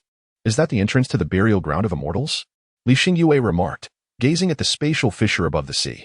No, that is a one-way teleportation array. The elder in the patched robe corrected after observing the fissure for a moment. A one-way teleportation array? Li Xingyue and Mu Ling looked at him with confusion. Indeed. It is a one-way teleportation array, imbued with the essence of void stones. Such stones are typically used to construct teleportation arrays or refine storage treasures. Meeting their inquisitive gazes, the elder nodded affirmatively. This spatial fissure is indeed a teleportation array, and it is one way. Entry is permitted, but exit is not. Only entry, no exit? Li Xingyue and Mu Ling furrowed their brows upon hearing this. If that is the case, then why did the Qinglian Taoist enter? Chapter 73, The Emergence of Captain Yang. After all, a place that only allows entry and not exit is akin to a prison. What difference does it make to step into a cage? Wow, what a huge bowl! Suddenly, Xiaolinger's voice rang out. Bowl? The gazes of Mu Ling and the others instantly fixated on her. Lingo, what bowl are you talking about? Li Xingyue inquired, puzzled. That one. It's such a gigantic bowl. Xiaolingo pointed towards the entrance of the burial immortals realm. Li Xingyue and the others exchanged glances, their brows slightly furrowed. The burial immortals realm is a bowl? How intriguing. It turns out to be a fragment of a sacred grade immortal artifact. At that moment, the alchemy cauldron suddenly emerged. Sacred grade immortal artifact? What level of treasure is this? Li Xingyue and her companions appeared utterly bewildered. The life-bound treasure of an immortal saint is classified as a sacred grade immortal artifact. The alchemy cauldron elucidated. Immortal saint? The old man in tattered robes trembled at the revelation. Such formidable beings rank just below the Immortal Emperor. In other words, as long as the Immortal Emperor does not intervene, the Immortal Saint is the most powerful existence. The burial Immortals realm is, unexpectedly, an Immortal Saint's treasure, even as a fragment. It is an exceedingly terrifying entity for cultivators of their level. Let us venture inside, the alchemy cauldron's voice resonated once more. Subsequently, the group stepped into the burial Immortals realm. As their vision shifted, they found themselves in an utterly unfamiliar environment. At a glance, it appeared completely barren, apart from the porcelain-like floor beneath their feet. There was naught else. No edifices, no mountains, nor trees. It felt as though they had entered a void filled solely with a porcelain floor. Welcome, esteemed guests. Just as they were curiously surveying their surroundings, a voice unexpectedly echoed from all directions. It seemed as if the speaker was omnipresent, making it difficult to discern the source of the sound. Who? Mu Ling scanned the area, speaking in a low tone. Li Xingyue and the old man in tattered robes also regarded their surroundings warily. Grandfather, is that you? Suddenly, Xiaolingo exclaimed, her round, sparkling eyes fixed intently in one direction. Grandfather? Hearing this, Li Xingyue and the others exchanged glances, their brows knitting slightly. It appeared that the hidden figure had been encountered by Xiaolinger before. Hiki, it is indeed I. The voice resounded once more. And then a figure gradually emerged from ahead. He stood tall, clad in a white robe seemingly inscribed with countless characters, and wore a ram's head mask. Captain Yang? The brows of Mu Ling and the others furrowed slightly, sensing that something was amiss. Grandfather, what are you doing here? Do you know where Mother is? Xiaolingo stared intently at Captain Yang and inquired, Linger, do you know him? Li Xingyue furrowed her brow slightly. Yes, he is the old gentleman from the Dinyonyo family. Little Linga nodded and said, What? Li Xingyue and Mu Ling, upon hearing this, were taken aback in shock. Ouyang Tianxian. Mu Ling spoke in a grave tone. Indeed, the enigmatic Captain Yang replied with a strange smile, removing his mask. Beneath the mask was the face of Ouyang Tianxian. How can you be you? Mu Ling exclaimed, disbelief etched across her face. He never imagined that Ouyang Tianxian was the so-called Captain Yang. This is bad. We have likely fallen into a trap, Mu Ling suddenly realized. Only now do you recognize it? I apologize, everyone, but it is too late, Ouyang Tianxian said with a warm smile. As he spoke, his gaze fell upon little Linger. I never expected it, truly surprising. She has a daughter. The faces of Li Xingyue and the others darkened at this revelation. This man harbored ill intentions. So, It was you guiding us here all along? The alchemy cauldron inquired. Indeed, alchemy cauldron, I never imagined I would see you again, Ouyang Tianshin replied cheerfully. You recognize me? Who are you? The alchemy cauldron asked, full of confusion. Hee, that is of little importance now. What matters is that you have entered this place. With this little girl here, I trust she will be obedient, Ouyang Tianshin said, his gaze filled with affection for little Linger. What do you mean? Li Xingyue asked him sternly. Oh, I almost forgot. You are also searching for your parents. Your parents have helped me greatly. So it is only right that you meet them, Ouyang Tianshin replied kindly, casting a glance at her. With that, he waved his hand, and a couple materialized. Father, mother. Upon seeing them, Li Xingyue cried out, as she felt the familiar aura of her bloodline. Xingyue, run, flee quickly. He has betrayed the master. Her father urged urgently. Hee. That is futile. This is a celestial sacred artifact, albeit incomplete. It can easily trap you, Ouyang Tianshin chuckled. Interesting. I believe I know who you are now. The alchemy cauldron suddenly spoke. Oh, Ouyang Tianshin looked at it. In my era, there was a peculiar celestial sage in the celestial spirit realm. He enjoyed disguising himself as a beggar while wandering about. Some received great fortune from him for a mere act of charity, soaring to greatness, while others were exterminated for insults. The peculiar sage's treasure was a bowl. Tianqi Xing, Ouyang Xian. Am I correct? The alchemy cauldron gradually revealed. What? Li Xingyue and the others gasped in astonishment. This individual was a celestial sage. However, your cultivation is merely that of an earth immortal. And you are not even a spirit body, but reincarnated, correct? The alchemy cauldron continued. Hee, surprising indeed that you still remember me. Your master established the immortal garden thanks to my gift. Even your very existence owes some of its origins to the celestial minerals I provided. Alchemy cauldron. Shouldn't you express some gratitude to me? Ouyang Tianshin said with a grin. I am curious as to why the true spirit realm warrants such attention from you all. The matriarch reincarnated into the true spirit realm, and you did as well. Along the way, I have encountered other reincarnated beings. What significance does this lost world hold for you? The alchemy cauldron did not respond, but instead posed a question. It is no trouble to tell you. Back in the day, the yin-yang turtle ancestor prophesied that someone would obtain the great opportunity to break the shackles of the celestial spirit realm. That fortunate individual is the cloud smoke Immortal Emperor. Naturally, the Yin heavenly emperor could not remain idle, thus a great battle ensued. Ultimately, the cloud smoke Immortal Emperor miscalculated and faced defeat. Who would have thought she did not perish but rather reincarnated into the true spirit realm? Yet, she remains unaware of the multitude of exceptional individuals in the world. The Yin heavenly emperor, as a heavenly emperor, wields terrifying power. After the cloud smoke Immortal Emperor successfully reincarnated, he became aware of her presence in the true spirit realm. However, opportunities are peculiar. They cannot be forcibly sought. Thus, he discreetly arranged for others to reincarnate into the true spirit realm to investigate. I am one of them. Once the opportunity presents itself, the Yin heavenly emperor will make his move, Ouyang Tianshin explained slowly. Upon hearing this, the alchemy cauldron was left in a daze. To break the shackles of the celestial spirit realm is to attain true divinity. Yet now, Ming is already striving for that very realm. Could it be that this so-called opportunity is none other than their own master? It pondered. Chapter 74. The bewildered Ouyang Tianshin, who possesses a true divine artifact. As a sentient celestial treasure, specifically a celestial king artifact, the alchemy cauldron possessed considerable knowledge, having existed for over 1,000,000 years. Regarding this so-called opportunity, it understood that generally it is the descendants who benefit from the trees planted by their predecessors. What does this mean? It indicates that a powerful individual leaves behind a legacy for another to seize the opportunity, altering their inherent conditions to pursue a higher realm. Such individuals abound in the realm of cultivation. However, to allow someone to break through to true divinity, in the alchemy cauldron's understanding, only the mysterious and formidable Ming possesses such capability. After all, Ming is already on the verge of true divinity. Once successful, he would become a pioneer for higher cultivation in the celestial spirit realm. Thus, the alchemy cauldron could ascertain that the opportunity for breaking through to true divinity is indeed Ming. Moreover, Ouyang Tianshin also mentioned that Bai Yunyan is the fortunate one. Given that Bai Yunyan and Ming are now husband and wife, does this not perfectly align? Well then, you shall remain here in peace. Once the opportunity arises. With her present, I believe Bai Yunyan will willingly relinquish it, Ouyang Tianshin stated, his gaze fixed on little Linger. Clearly, he intended to leverage little Linger to manipulate Bai Yunyan. Do you truly believe you can confine us? The alchemy cauldron laughed out loud. A mere incomplete celestial sacred artifact. How can it compare to Brother Gord? Even if it were complete, a celestial sacred artifact would not withstand Brother Gord.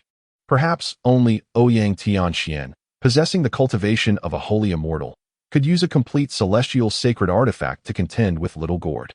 Unfortunately, Ouyang Tianxian is not a holy immortal now. He is merely an earth immortal, and this sacred artifact is already incomplete. What does he possess to withstand Little Gord? Or perhaps not. I know you are a celestial king artifact, but that is all, Ouyang Tianxian said with a confident smile. What? However, his words startled Li Xingyue and the others. The refiner's cauldron is actually a celestial king artifact. All along, they had presumed that the refiner's cauldron was merely a celestial treasure, yet unexpectedly, it is indeed a celestial king artifact. Little Linger uses a celestial king artifact as a cooking pot. The three couldn't help but exchange glances. They were aware of Little Lingo's extravagance and her vast collection of treasures. However, is this truly extravagance? To utilize a celestial king artifact as a mere pot? Suddenly, Li Xingyue recalled other celestial treasures possessed by Little Linger. Surely, those celestial treasures could not all be celestial king artifacts, could they? The more she pondered, the more astonished she became. If that were the case, did it mean that everything Little Linger used and wore was composed of celestial king artifacts? Is it so? It appears that you remain woefully uninformed about your young master. Your calculations are astute, yet you have greatly underestimated her profound background. The voice of the alchemical celestial cauldron mocked. Its words caused Ouyang Tianxian to furrow his brow slightly. Are you referring to the other celestial treasures? Those treasures are indeed remarkable, yet my sky-covering bowl is a sacred artifact. Even in its incomplete state, it remains a top-tier treasure. Unless a sacred being personally intervenes or a celestial emperor artifact is wielded, it cannot be shattered. Soon, he realized and smiled broadly. Sacred beings are exceedingly rare in the celestial spirit realm. He could not believe that Little Linger possessed such prowess at merely 4 or 5 years of age. As for celestial emperor artifacts, they are even scarcer than sacred beings. Even in the celestial spirit realm, there are no more than 5 such artifacts. This is because a celestial emperor artifact requires a celestial spirit of the celestial emperor realm as its spirit. Only a celestial spirit of that caliber can withstand the celestial energy of an emperor. In other words, to forge a celestial emperor artifact, one must capture a celestial spirit of the celestial emperor realm alive. The difficulty of capturing such an entity, aside from its rarity, is immense. He could not fathom that Little Linger would possess a celestial emperor artifact. Please, dear brother. The alchemical celestial cauldron scoffed and spoke. As soon as its words fell, the little gourd soared into the air. Upon seeing this small gourd, Ouyang Tianxian furrowed his brow slightly. Gourd, I desire this bowl. Xiao Linger smiled cheerfully as she spoke to the little gourd. The little gourd vibrated gently, as if nodding in affirmation. How naive. Heaven's bowl suppress. Ouyang Tianxian scoffed. As he spoke, his fingers danced in intricate gestures, unleashing a terrifying celestial power that emanated from within him, infusing the void. In the next moment, fluctuations appeared in the space above Little Spirit and her companions, revealing dark, gaping apertures. Subsequently, ghostly light descended, bearing down upon Little Spirit and her group. In that instant, the little gourd stirred.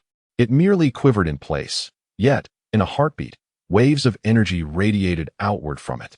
Where the energy waves passed, the very fabric of space twisted visibly.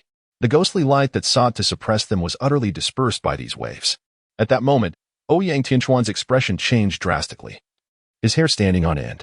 He sensed the pressure of an immortal emperor emanating from the little gourd. Not merely the presence of a semi-immortal emperor, but an authentic immortal emperor's might. It was as though the little gourd were a true immortal emperor. But how could this be possible? The gourd was being autonomously activated by its spirit, without the celestial power of its master as a source of strength. Typically, autonomously activated treasures could only exert half their potential. This applied even to immortal emperor artifacts. Yet, what was the situation with this little gourd? How could an autonomously activated spirit possess power comparable to a true immortal emperor? What kind of artifact was capable of such a feat? Ouyang Tianxian was simultaneously astonished, bewildered, and terrified. A genuine artifact. Is it truly a genuine artifact? How could this be? How could there exist a flawless genuine artifact in this world? He exclaimed in horror, as if witnessing a ghost. An autonomously activated treasure could only unleash half its power. Yet now, this little gourd, through its own activation, could rival an Immortal Emperor. Only a legendary genuine artifact could achieve such a thing. But for countless millennia, no genuine artifact had appeared in the celestial spirit realm. There was only one semi-defunct artifact, held by the Emperor Vane. Now, a genuine artifact was manifesting from Little Spirit. How could he not be astonished? A genuine artifact? Upon hearing this, Li Xingyue and her companions exchanged incredulous glances. What level of treasure was this? It completely surpassed their understanding. Nothing is impossible. I have told you. You are too unaware of the Little Master's depth, the alchemical cauldron chuckled. And this is merely one artifact. If those utensils were to appear, you would surely be frightened to death, especially that red robe which even the little gourd refers to as Big Sister. Chapter 75. So, where is the mistress? It was inconceivable that a genuine artifact could exist in this world. In the entire celestial spirit realm, there was not a single genuine artifact. Even the Emperor of Een possessed only a semi-artifact. How could she have a genuine artifact? Ouyang Tianshin spoke as if possessed, struggling to accept such a reality. Truly miraculous. Even within the celestial spirit realm, it was but a legend. Now, it appeared on the person of a mere 4 or 5-year-old girl. Who would dare to believe such a tale? What? His words sent a tremor through Li Xingyue and her companions. A genuine artifact. A terrifying treasure that did not exist in the entire celestial spirit realm. They exchanged glances, unable to suppress a gulp, particularly Mu Ling and Li Xingyue. For when they had considered taking action against the Yu family, it was not just the little gourd that had appeared. There were also the utensils that Little Spirit typically used. Those were entities that could stand shoulder to shoulder with the little gourd. Even the alchemical cauldron displayed a respectful demeanor in the presence of those items. The little gourd is indeed a miraculous artifact. Could it be that the various utensils used by Little Spirit are also extraordinary treasures? As Mu Ling and Li Xingyue pondered this, their astonishment deepened. Such terrifying treasures, not even found in the fairy spirit realm, left them in awe. Xiaolinger, however, utilizes it as an everyday tool. What manner of being is her father, after all? They are all aware of it. From a young age, Xiaolinger had always been by her father's side. Thus, it was evident that those remarkable items must have been bestowed upon her by him. What manner of father could possibly provide his daughter with genuine divine artifacts? Items that were non-existent even in the immortal spirit realm, for her daily use? The elder in the tattered robes beside them was brimming with excitement. Indeed. How fortunate it was to have attached oneself to such a formidable ally. Xiaolingo possessed treasures that even the immortal spirit realm lacked. The implications of such a lineage were undoubtedly profound. This connection was far more substantial than that of even an immortal emperor. The elder contemplated this in his heart, resolutely deciding that he must cling to Xiaolinger's leg with unwavering determination, even if it meant using a stick to ensure she would not escape. Senior, if I am not mistaken, the esteemed gourd once mentioned the eldest sister? Suddenly, Li Xingyue realized, glancing at the resplendent crimson robe draped over Xiaolinger. Her throat suddenly dry. Oh my. With her reminder, Mu Ling also recalled. Indeed, back at the Baishao Pavilion branch, during a moment of sorrow for Xiaolinger, not only did the gourd appear, but there was also that splendid red robe. Furthermore, in the presence of that magnificent robe, even the gourd had to take a back seat. What did this signify? It indicated that the crimson robe was even more extraordinary than the gourd. The gourd itself was a treasure that never existed in the immortal spirit realm. As Mu Ling pondered this, her excitement was almost overwhelming. What could this mean? Was there an existence even more formidable than the gourd on her master? Beside them, the elder in tattered robes was taken aback. Meeting his gaze, Mu Ling and Li Xingyue exchanged knowing looks at the dazzling crimson robe worn by Xiaolinger and nodded in agreement. Hiss.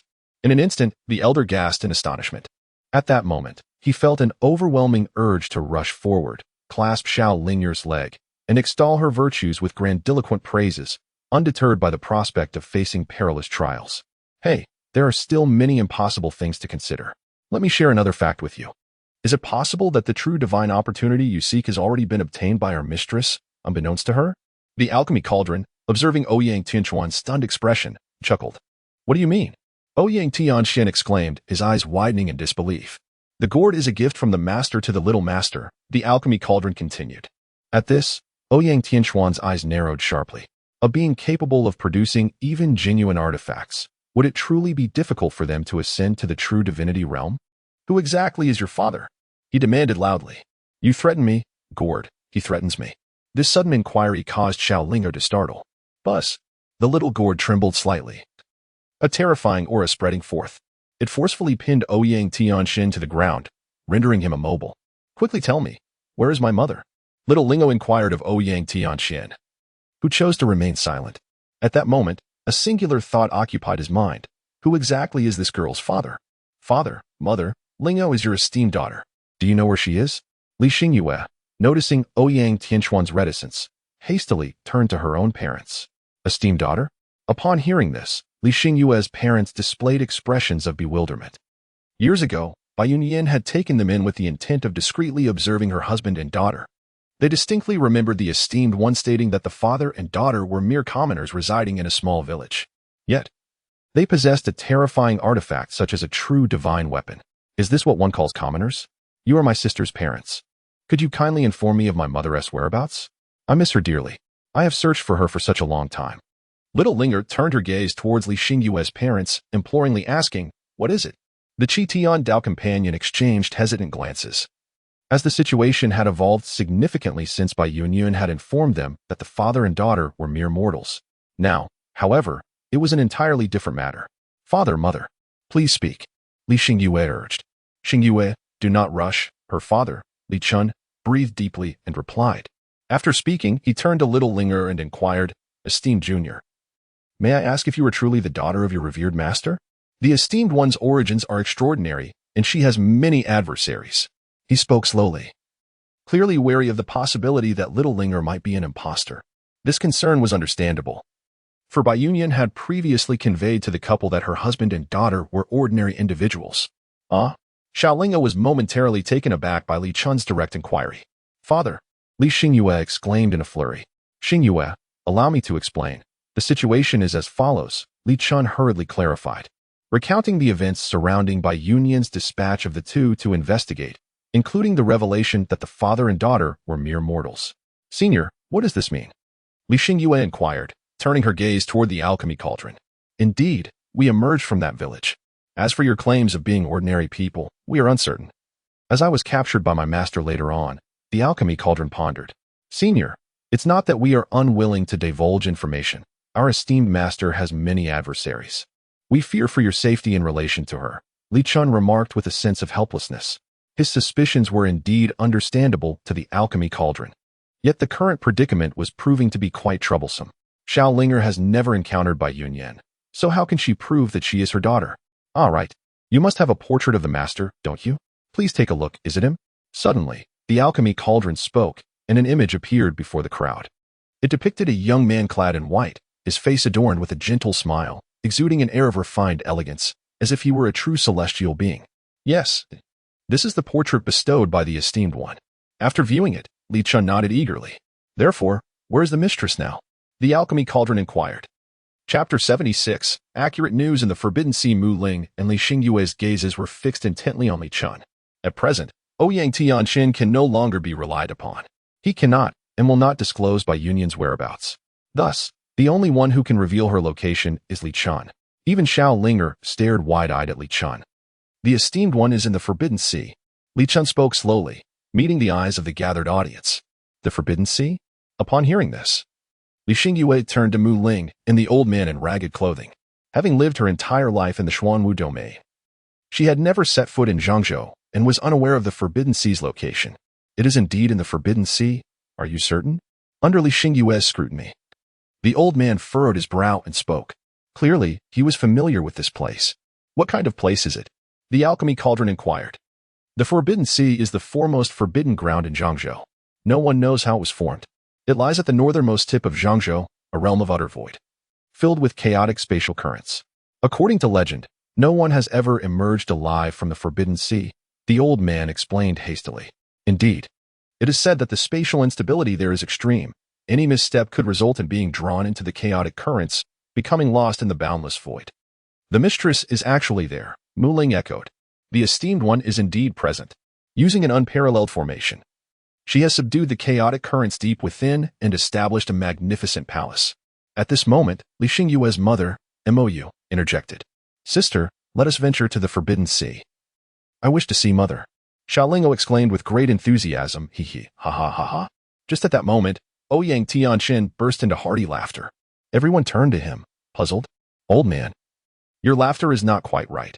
It should be Kik instead. Xiaolinger directed her gaze towards Ouyang Tianxin, a mischievous smile adorning her face. Her playful demeanor elicited a series of chuckles from Li Xingyue. Ha, little girl, you shall never locate her, Ouyang Tianxin remarked with a cold sneer, dripping with sarcasm. Why not? Xiaolingo gazed at him in confusion, while the others furrowed their brows in worry. They had already discerned the precise location. It was merely a matter of heading to the Forbidden Sea. How could it be that they would not find it? Ha ha. Ouyang Tianxin merely chuckled mockingly, his face adorned with a playful smirk, offering no explanation. Humph, such theatrics. Brother, let us subdue him first. We shall see the truth upon reaching the Forbidden Sea. The alchemy immortal cauldron snorted coldly and spoke. The small gourd trembled slightly. The lid opened, and it directly absorbed Ouyang Tianxin. Subsequently, the little gourd trembled violently in the void. The entire space quaked fiercely. Subsequently, Li Xingyue and the others noticed that the sky above them suddenly brightened. It was as if they had been enveloped in darkness, only to have dawn break forth, gradually dispelling the shadows. In the blink of an eye, they found themselves beneath a brilliant azure sky. Their surroundings lay upon an endless expanse of ocean. Above Xiaolinger, a bowl, seemingly carved from white jade, emerged. Hee hee. What a beautiful bowl. Xiaolinger chuckled softly and promptly stowed away the white jade bowl. The little gourd and the alchemical cauldron returned to her storage space. Sister, shall we go to the Forbidden Sea to see Mother? Little Linger cheerfully suggested as she put away the small bowl. All right, Li Xingyue replied with a smile. And then the group headed straight for the Forbidden Sea. During the journey, Li Xingyue learned about past events from Li Chun and Mou. It turned out that initially, the couple found it somewhat difficult to accept Li Xingyue's ordinary nature. However, over time, they came to terms with it. The world of cultivation is fraught with deception and chaos. Embarking on the path of cultivation is not necessarily a blessing. Thus, they embraced Li Xingyue's ordinariness, wishing only to provide her with a carefree life. But Cold Wu said you killed the children of the demon suppression team for my sake. Li Xingyue inquired while on the road. Mu Ling, and the elder in ragged clothes listened in silence, refraining from interjecting. Meanwhile, little Lingo gazed curiously at Li Chun and his wife, resembling a cat brimming with curiosity. Alas, is it or isn't it? Li Chun exchanged a glance with Mou, letting out a resigned sigh. Is it or isn't it? Li Xingyue asked, her expression filled with confusion. It is what it is, and it isn't what it isn't, but what does it mean to be both? In the past, when your mother and I first became parents, we naturally understood the feelings of parenthood. We knew the pain of losing a child. Yet, the Xuanwu saint threatened your life, compelling us to carry out that ancient secret technique of flower and wood substitution. Although your mother and I could join forces to contend against a saint-level expert, that was only if we lacked a sacred artifact. The Xuanwu saint, a renowned powerhouse in the Xuanwu domain, was a rare genius with the immense backing of the Xuanwu sacred land. How could your mother and I possibly be his match? On one side was your life, and on the other, morality. Ultimately, we chose you. Li Chun sighed helplessly, his face full of shame. At that time, he possessed only the cultivation of the Great Ascension stage and had no power to choose in the face of the Xuanwu saint. Xingyue, you may blame us for our ruthlessness, but we had to protect you. Mou comforted as she gently patted Li Chun's shoulder. Upon hearing this, Li Xingyue fell into silence. What does it matter? The world of cultivation is one of the survival of the fittest. If a friend dies, a poor Taoist will not. Mu Ling interjected nonchalantly. In the realm of cultivation, the rules are unforgiving. Weakness is the greatest sin. Just as in the mundane world, poverty is the original sin. The little dog is right, another voice chimed in. As the saying goes, the good are ridden by horses, and even the horses are ridden by others. Little Linger gazed with her round, sparkling eyes, and said, Puffed. As soon as the words escaped her lips, Li Xingyue was instantly amused. Linger, a kind-hearted person is often taken advantage of, just as a gentle horse is frequently ridden, she corrected, her spirits evidently lifted. Hee. Xiao Linger blushed, smiling shyly. That innocent and adorable smile seemed to possess a magical charm, effortlessly enchanting Li Xingyue and her companions, who found smiles gracing their faces as well. Father, mother. Master mentioned that you are following a remarkable individual. Could it be that it is Linger's mother? Li Xingyue inquired, steering the conversation. Indeed, many years ago, we were pursued by the Xuanwu sacred land and ultimately sought refuge in the ancient battlefield to survive. Initially, we intended to settle there. But then we encountered our revered master. Perhaps it was the shared experience of being parents yet unable to live with our own children that led her to take us in. It is precisely because of our master that we have achieved our current cultivation at the Emperor's realm. Li Chun nodded in agreement. Yes. What surprised us the most is that Xingyue, you are acquainted with the young master. Perhaps this is what they call fate. Imoyu reflected with a sense of wonder. Sister, father, mother, could you share with me stories about my mother? I am so eager to hear, Xiao Linger pleaded. Xiao Linger gazed at the couple, Li Chun, with great anticipation as she spoke. Chapter 77. Was it all just a misunderstanding? The esteemed one is within the palace. Upon hearing this, Mu Ling and the elder in the hemp robe also turned their attention. Very well. Mou smiled gently, nodding as she began to speak. To outsiders, the esteemed one appears to be quite aloof. However, in truth, her heart is kind, particularly towards those she considers her own. Xingyue, do you recall the incident when the seal of the evil spirit clan was broken? Li Xingyue nodded in acknowledgement, still puzzled. She indeed remembered. At that time, Ling Xin had made a pact with the evil spirit clan to protect her, intending to use herself as bait in a scheme of deception. Unfortunately, it was ultimately uncovered by Long Wu, who captured her, and she nearly fell into their hands as well. Had it not been for Xiao Linger's intervention, Li Xingyue feared she might never have seen her parents again in this lifetime. However, she was bewildered as to why Li Chun and his wife would suddenly bring this matter up. We were extremely anxious when we received the news.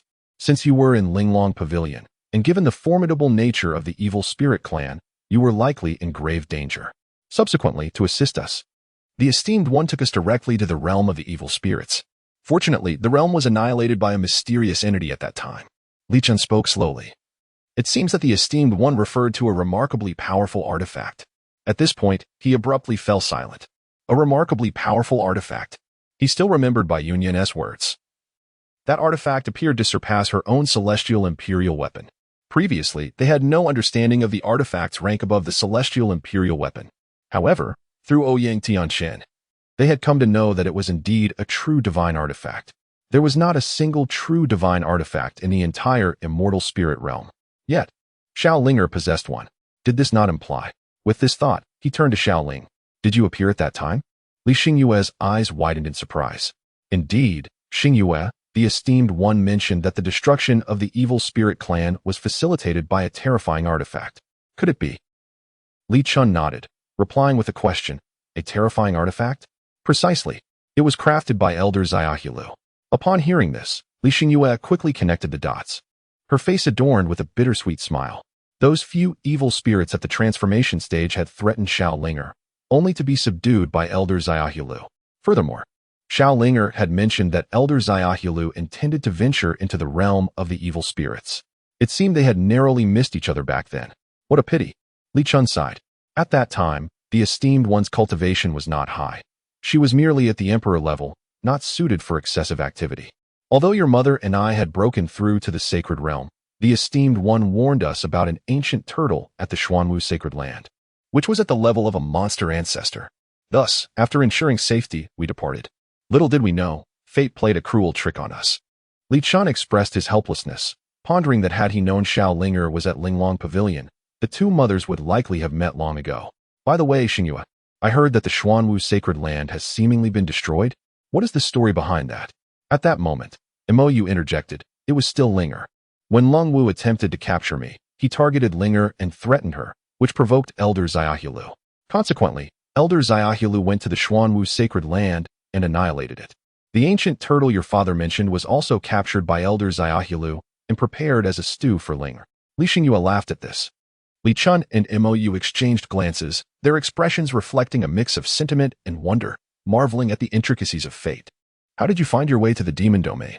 Li Chun asked once more, his curiosity piqued. In response to his gaze, Li Xingyue recounted the events that had transpired on their journey. Upon finishing, Li Chun and Mou were left in a state of disbelief. The ancient battlefield. The shifting sands in Mu Ling, the Yu family. It was you, Li Chun expressed, his emotions swirling within him. He could hardly fathom that the individuals from the immortal spirit realm who had appeared at the ancient battlefield were none other than Xiao Linger. Moreover, the Yu family's downfall was also orchestrated by her father? Li Xingyue looked at him, perplexed. Xingyue, we have inadvertently missed each other several times.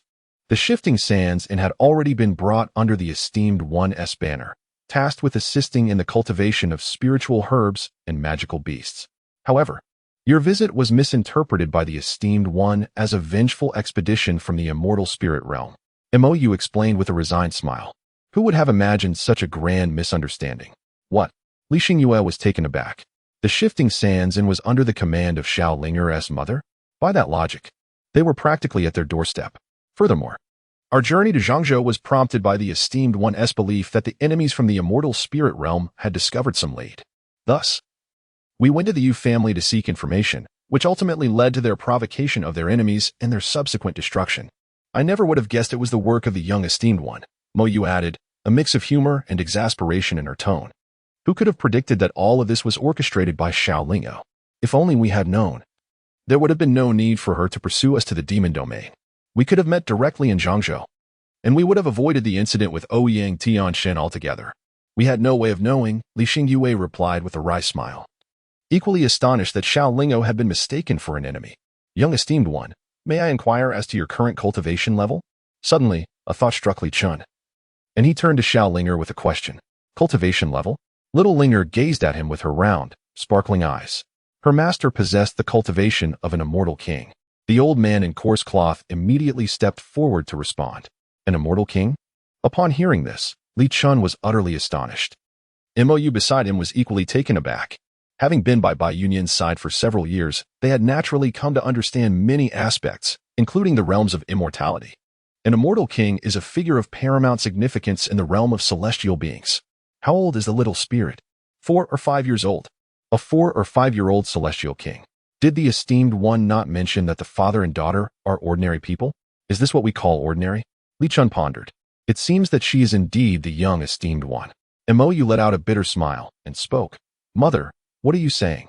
Li Xingyue looked at her in confusion. Before the demise of the Yu family, the esteemed one sensed the presence of a celestial king in the true spirit realm. Thus, he dispatched us to investigate. It appears that this celestial king is the young esteemed one. Mou sighed helplessly. They had been on high alert regarding this matter, not anticipating that it was the daughter of the esteemed one who had stirred up such commotion. If the esteemed one were to know, one could only imagine his gratitude. Mou thought, suddenly feeling eager to witness the little spirit's reaction upon meeting Bai Yunyan in the Forbidden Sea. It would surely be a splendid spectacle. Sister, mother is inside, isn't she?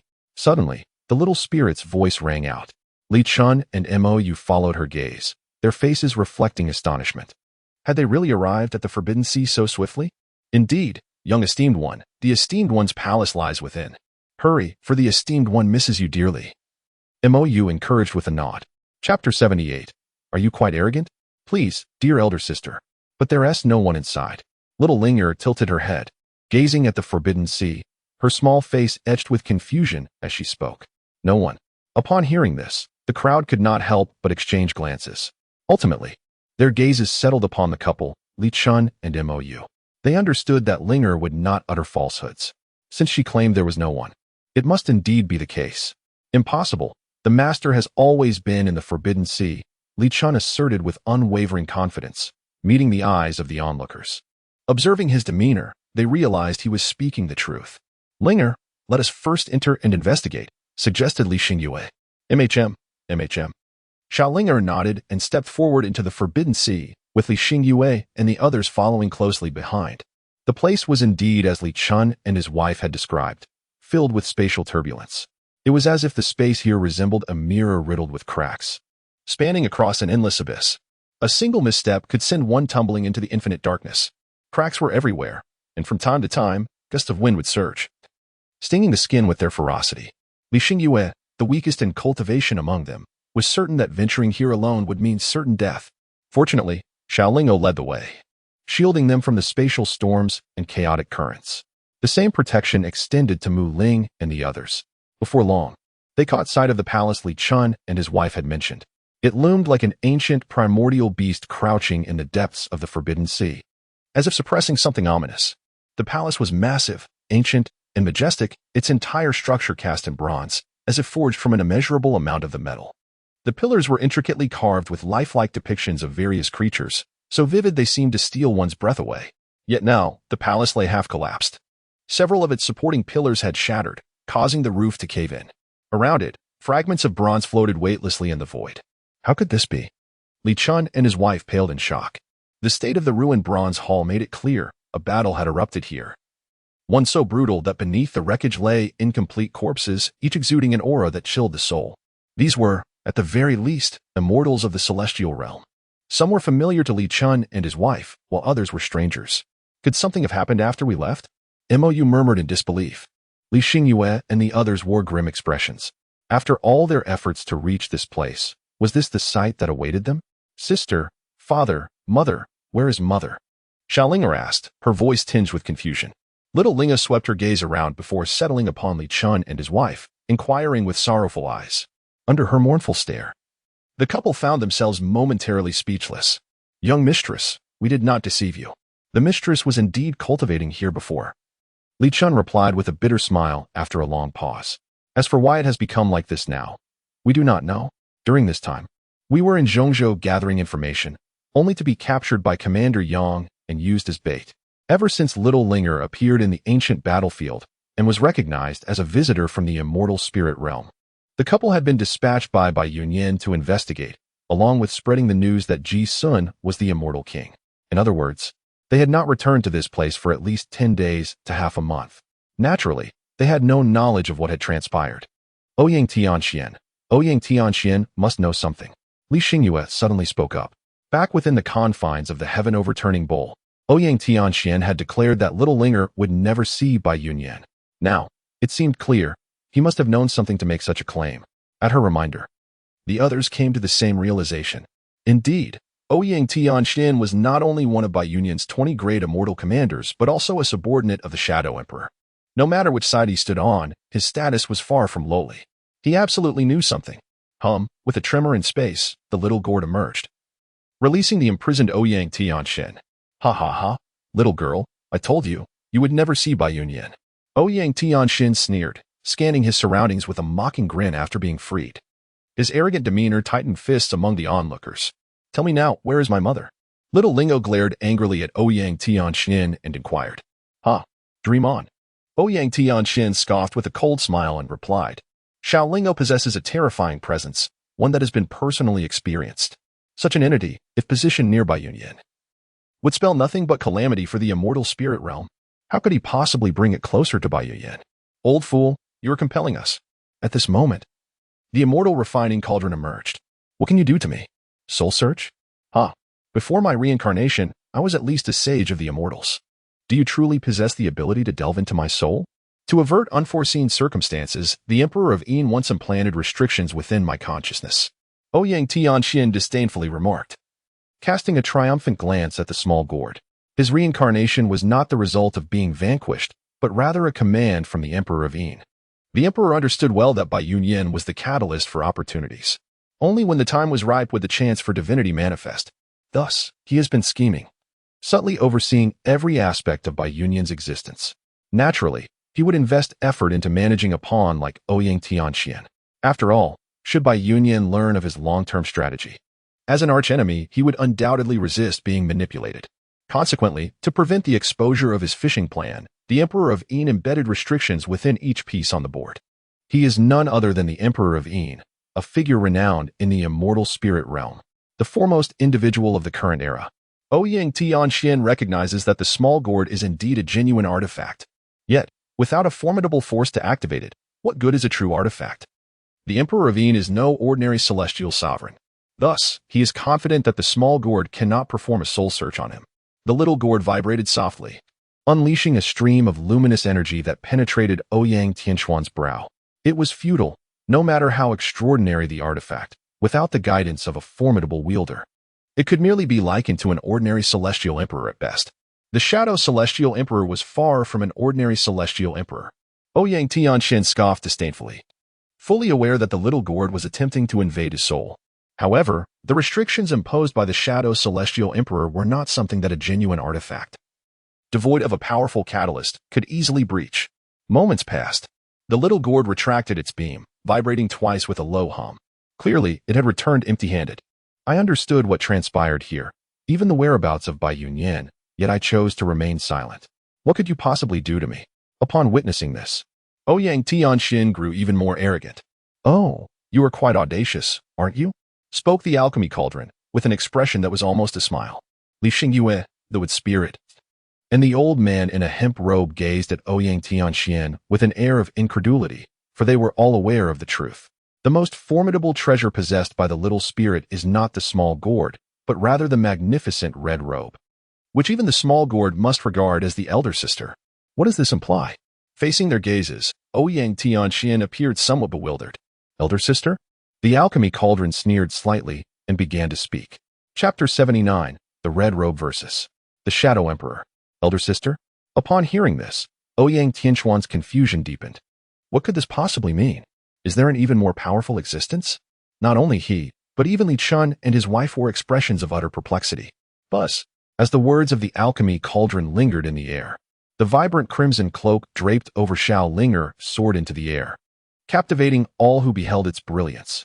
The little gourd quietly retreated to the side like a humble attendant, while Ouyang Tianxin stood utterly dumbfounded. The terrifying aura emanating from the great red robe left him in a state of shock. What level of magical artifact is this? The aura it exudes is not in the slightest inferior to that of the renowned and deeply rooted existence of the Emperor of Yin. How could this be? Who are you? Truly, Ouyang Tianxin felt as though he might lose his mind. This is utterly absurd. Not only does this person possess a true divine artifact, but now another horrifying magical tool has emerged. At this moment, Ouyang Tianxin began to doubt whether the little Ling hailed from a realm even more advanced than the immortal spirit world. Otherwise, how could a mere 4- or 5-year-old child possess such an array of terrifying artifacts? Even the offspring of the Emperor of Yin does not have such things. Still arrogant, are we? Show me your arrogance once more. The alchemy cauldron chuckled, feeling an immense satisfaction as if everything around it belonged to it. Impossible. How could such an existence exist in this world? I refuse to believe it. Ouyang Tianxin, seemingly struck down, muttered to himself as if plagued by inner demons.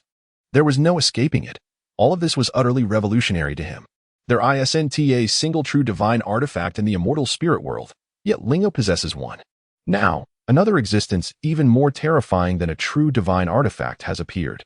One could say that the entirety of Linger's heritage could dominate the immortal spirit world. Of course, the most terrifying aspect lies in the fact that she is the daughter of Bai Yunyun.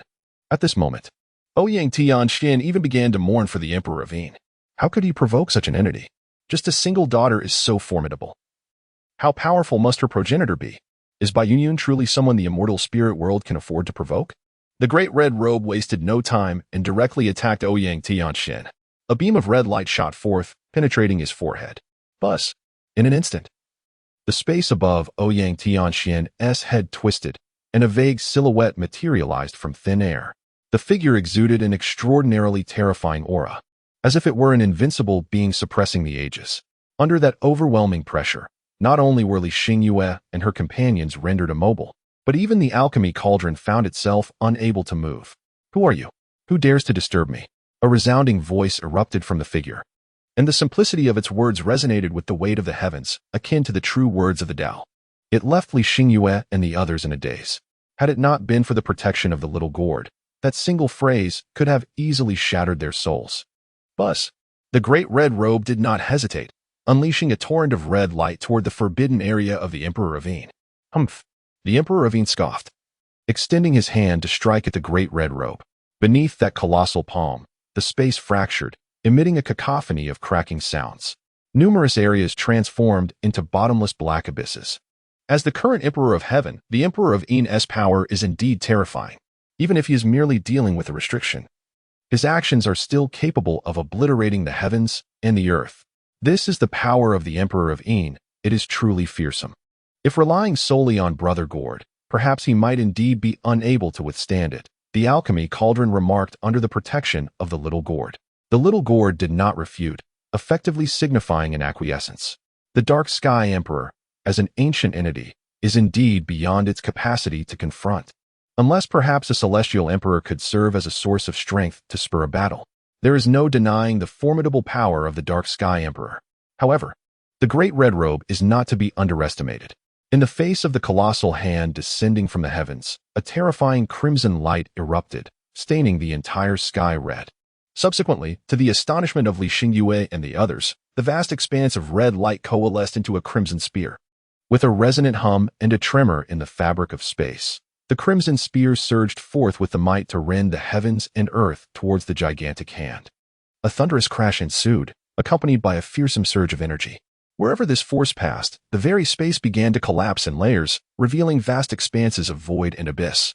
The little gourd radiated a divine light, fiercely protecting Xiao Linger and her companions. For a considerable time, the terrifying wave of energy gradually dissipated. The surroundings of Xiao Linger and her group underwent a dramatic transformation. The grand hall was reduced to dust, and vast expanses of void appeared, resembling a black abyss.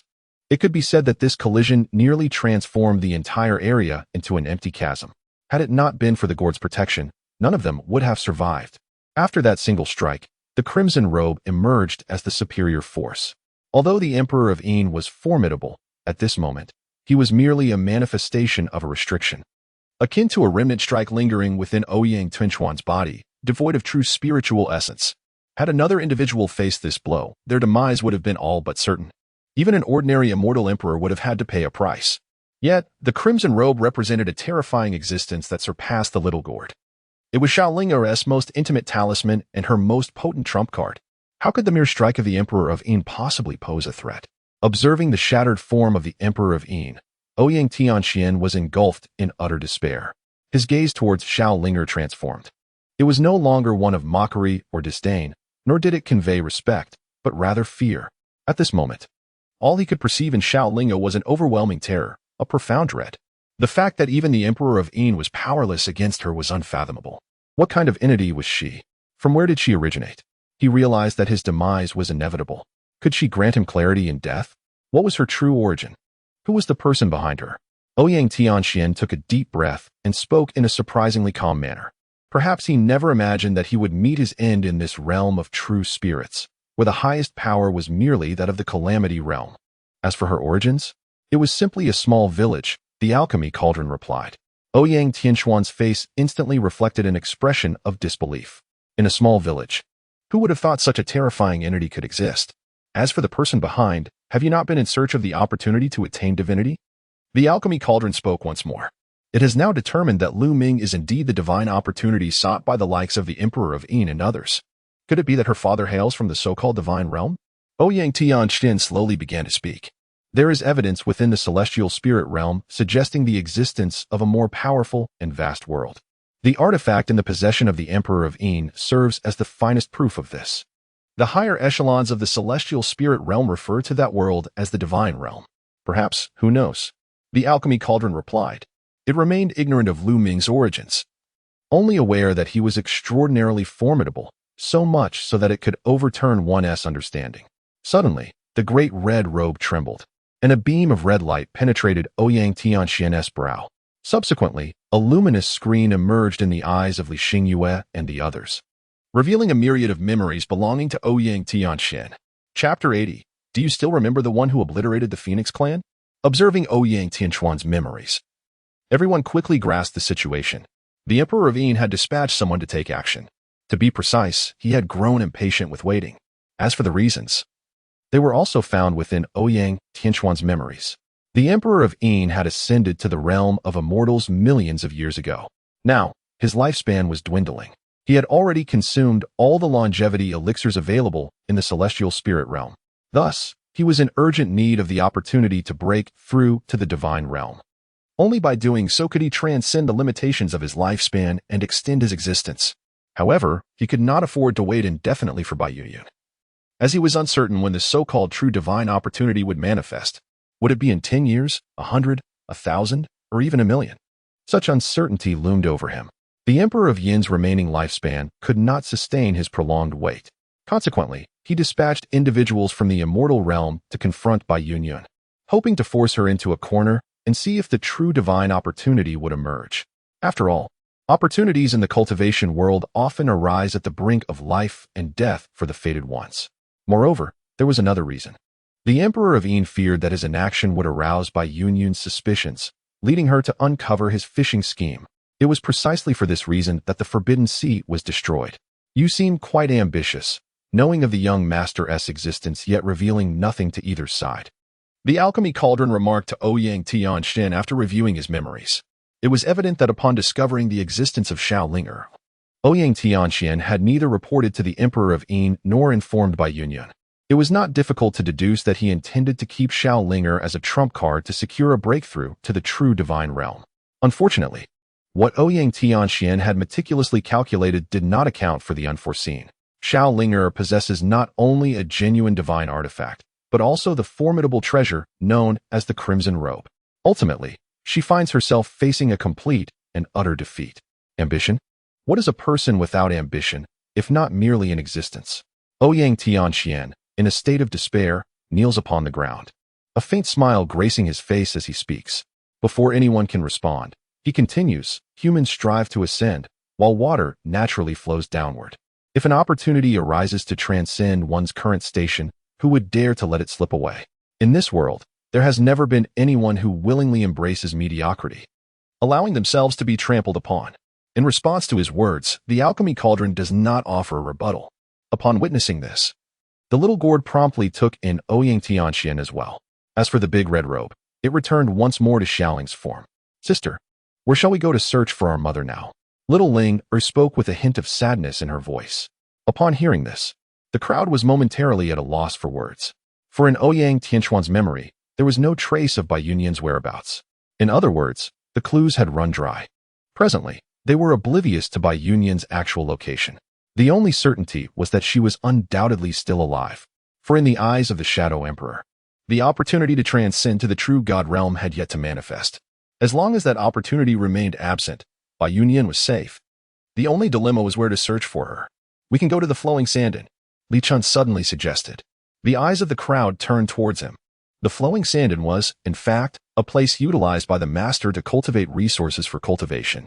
It belonged to another governing authority. As long as the Flowing Sandin remained intact, they should be able to establish contact with the master.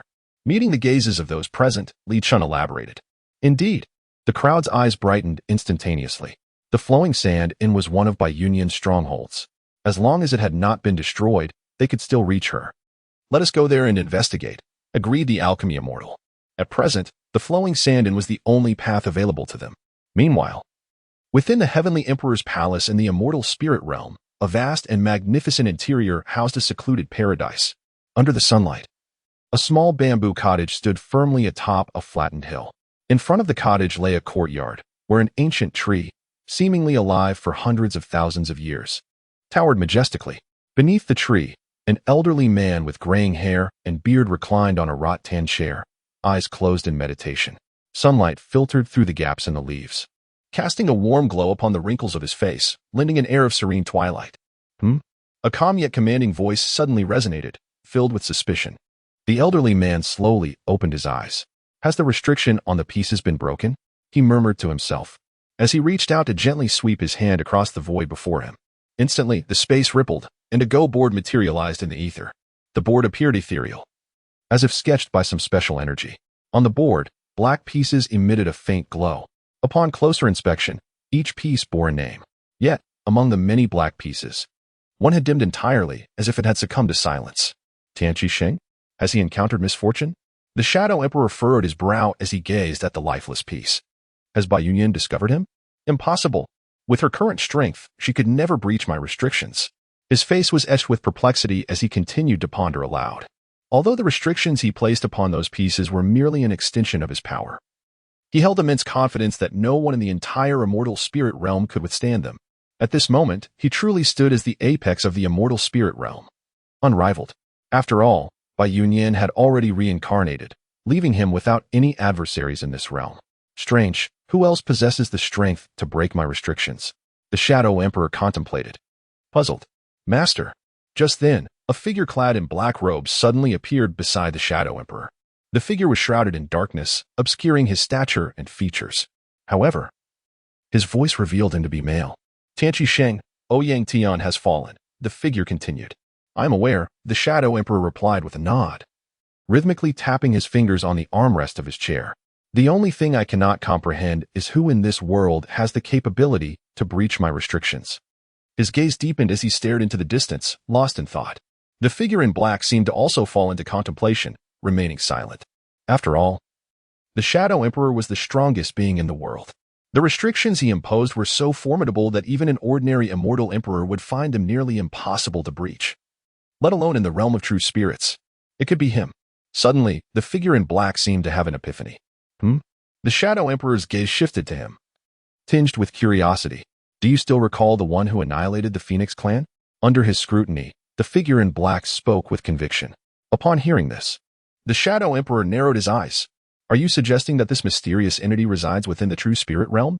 The Shadow Emperor inquired, his voice steady.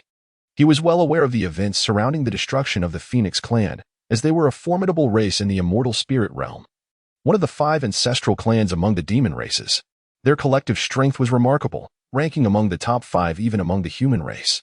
Particularly, the ancestor of the Phoenix clan, although only at the half-step Immortal Emperor stage, possessed terrifying nirvana flames that could contend with even ordinary Immortal Emperors.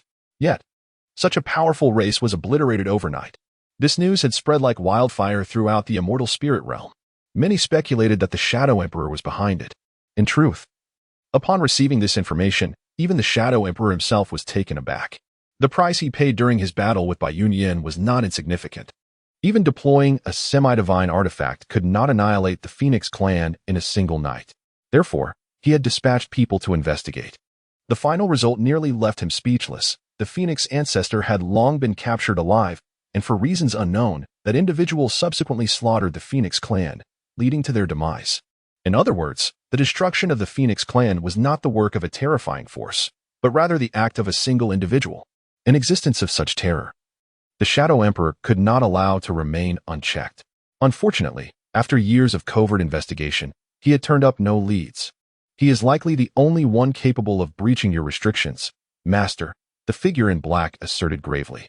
Upon hearing this, the Shadow Emperor's expression grew somber.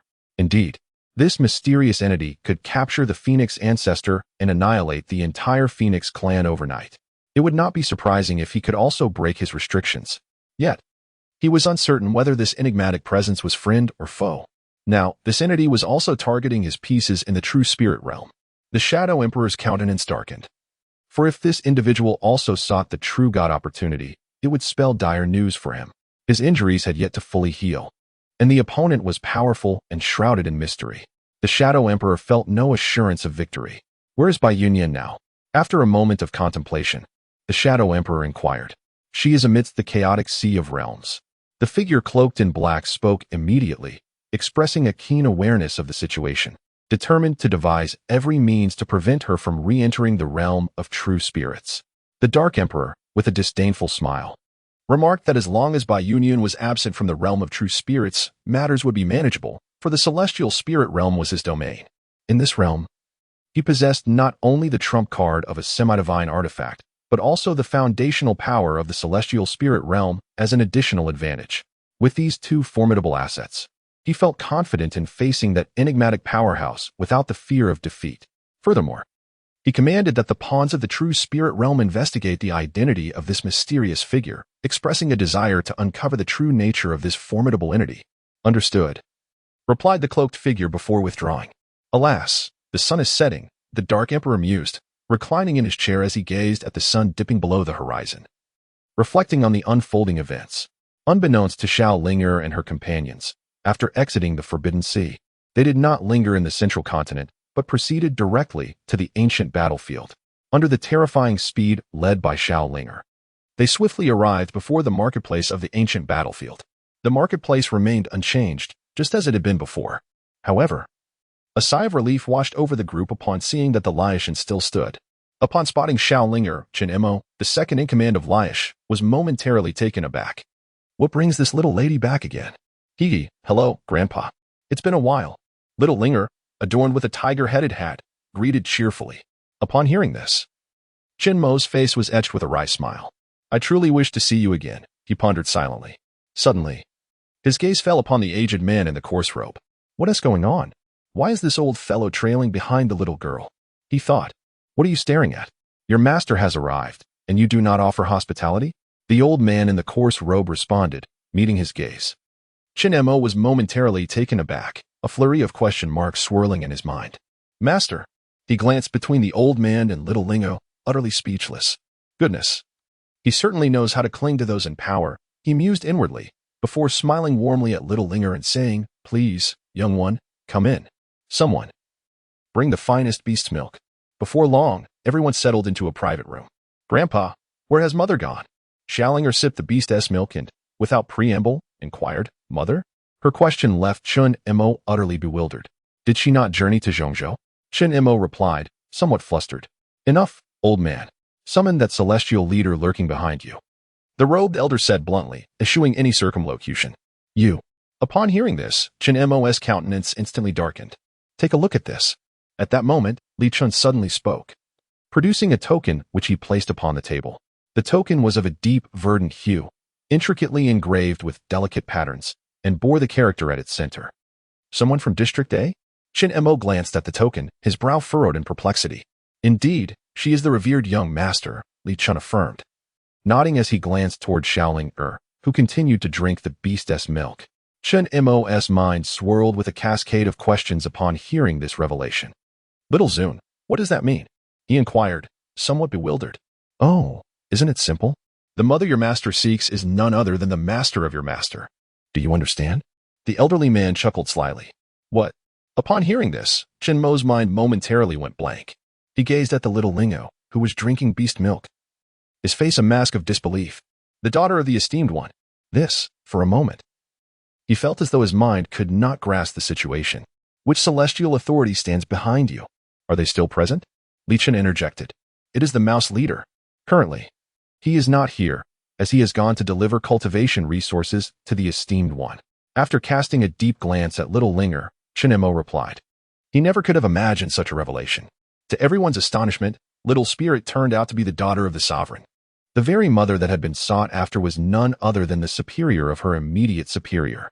This implies that the rat commander has maintained contact with the matron and is aware of her whereabouts. Upon hearing this, Mu Ling's eyes sparkled as she spoke. Upon hearing her, Chen Mo finally directed his attention toward her. Goodness. Upon closer inspection, he was struck with a sudden realization. Wasn't this the terrifying presence from the depths of the ancient battlefield? How could this be? His thoughts became a whirlwind. "Speak," Mu Ling urged when he remained silent, prompting him to snap back to reality, nodding vigorously. Witnessing this, the others exhaled in relief. At present, the flowing sand inn was their only lead. Should this connection sever, they would truly be at a loss on how to assist little spirit in finding her mother. "The commander has returned," Chen Mo suddenly announced. "Returned?" Mu Ling and the others' eyes lit up at the remark. Currently, the rat commander was the only individual they knew capable of contacting Bai Yunyan. In other words, the rat commander was pivotal to their search for Bai Yunyan. They turned their gazes towards the rear, yet found no one, not even a single animal in sight. "Commander, this is the sovereign's daughter," Chen Mo stated, his gaze falling upon the shadow of the old man in the ragged clothes. In response, astonishment swept across the faces of the crowd, their eyes involuntarily drawn to the shadow of the old man. "Oh, the sovereign's daughter?" A somewhat murky voice emerged.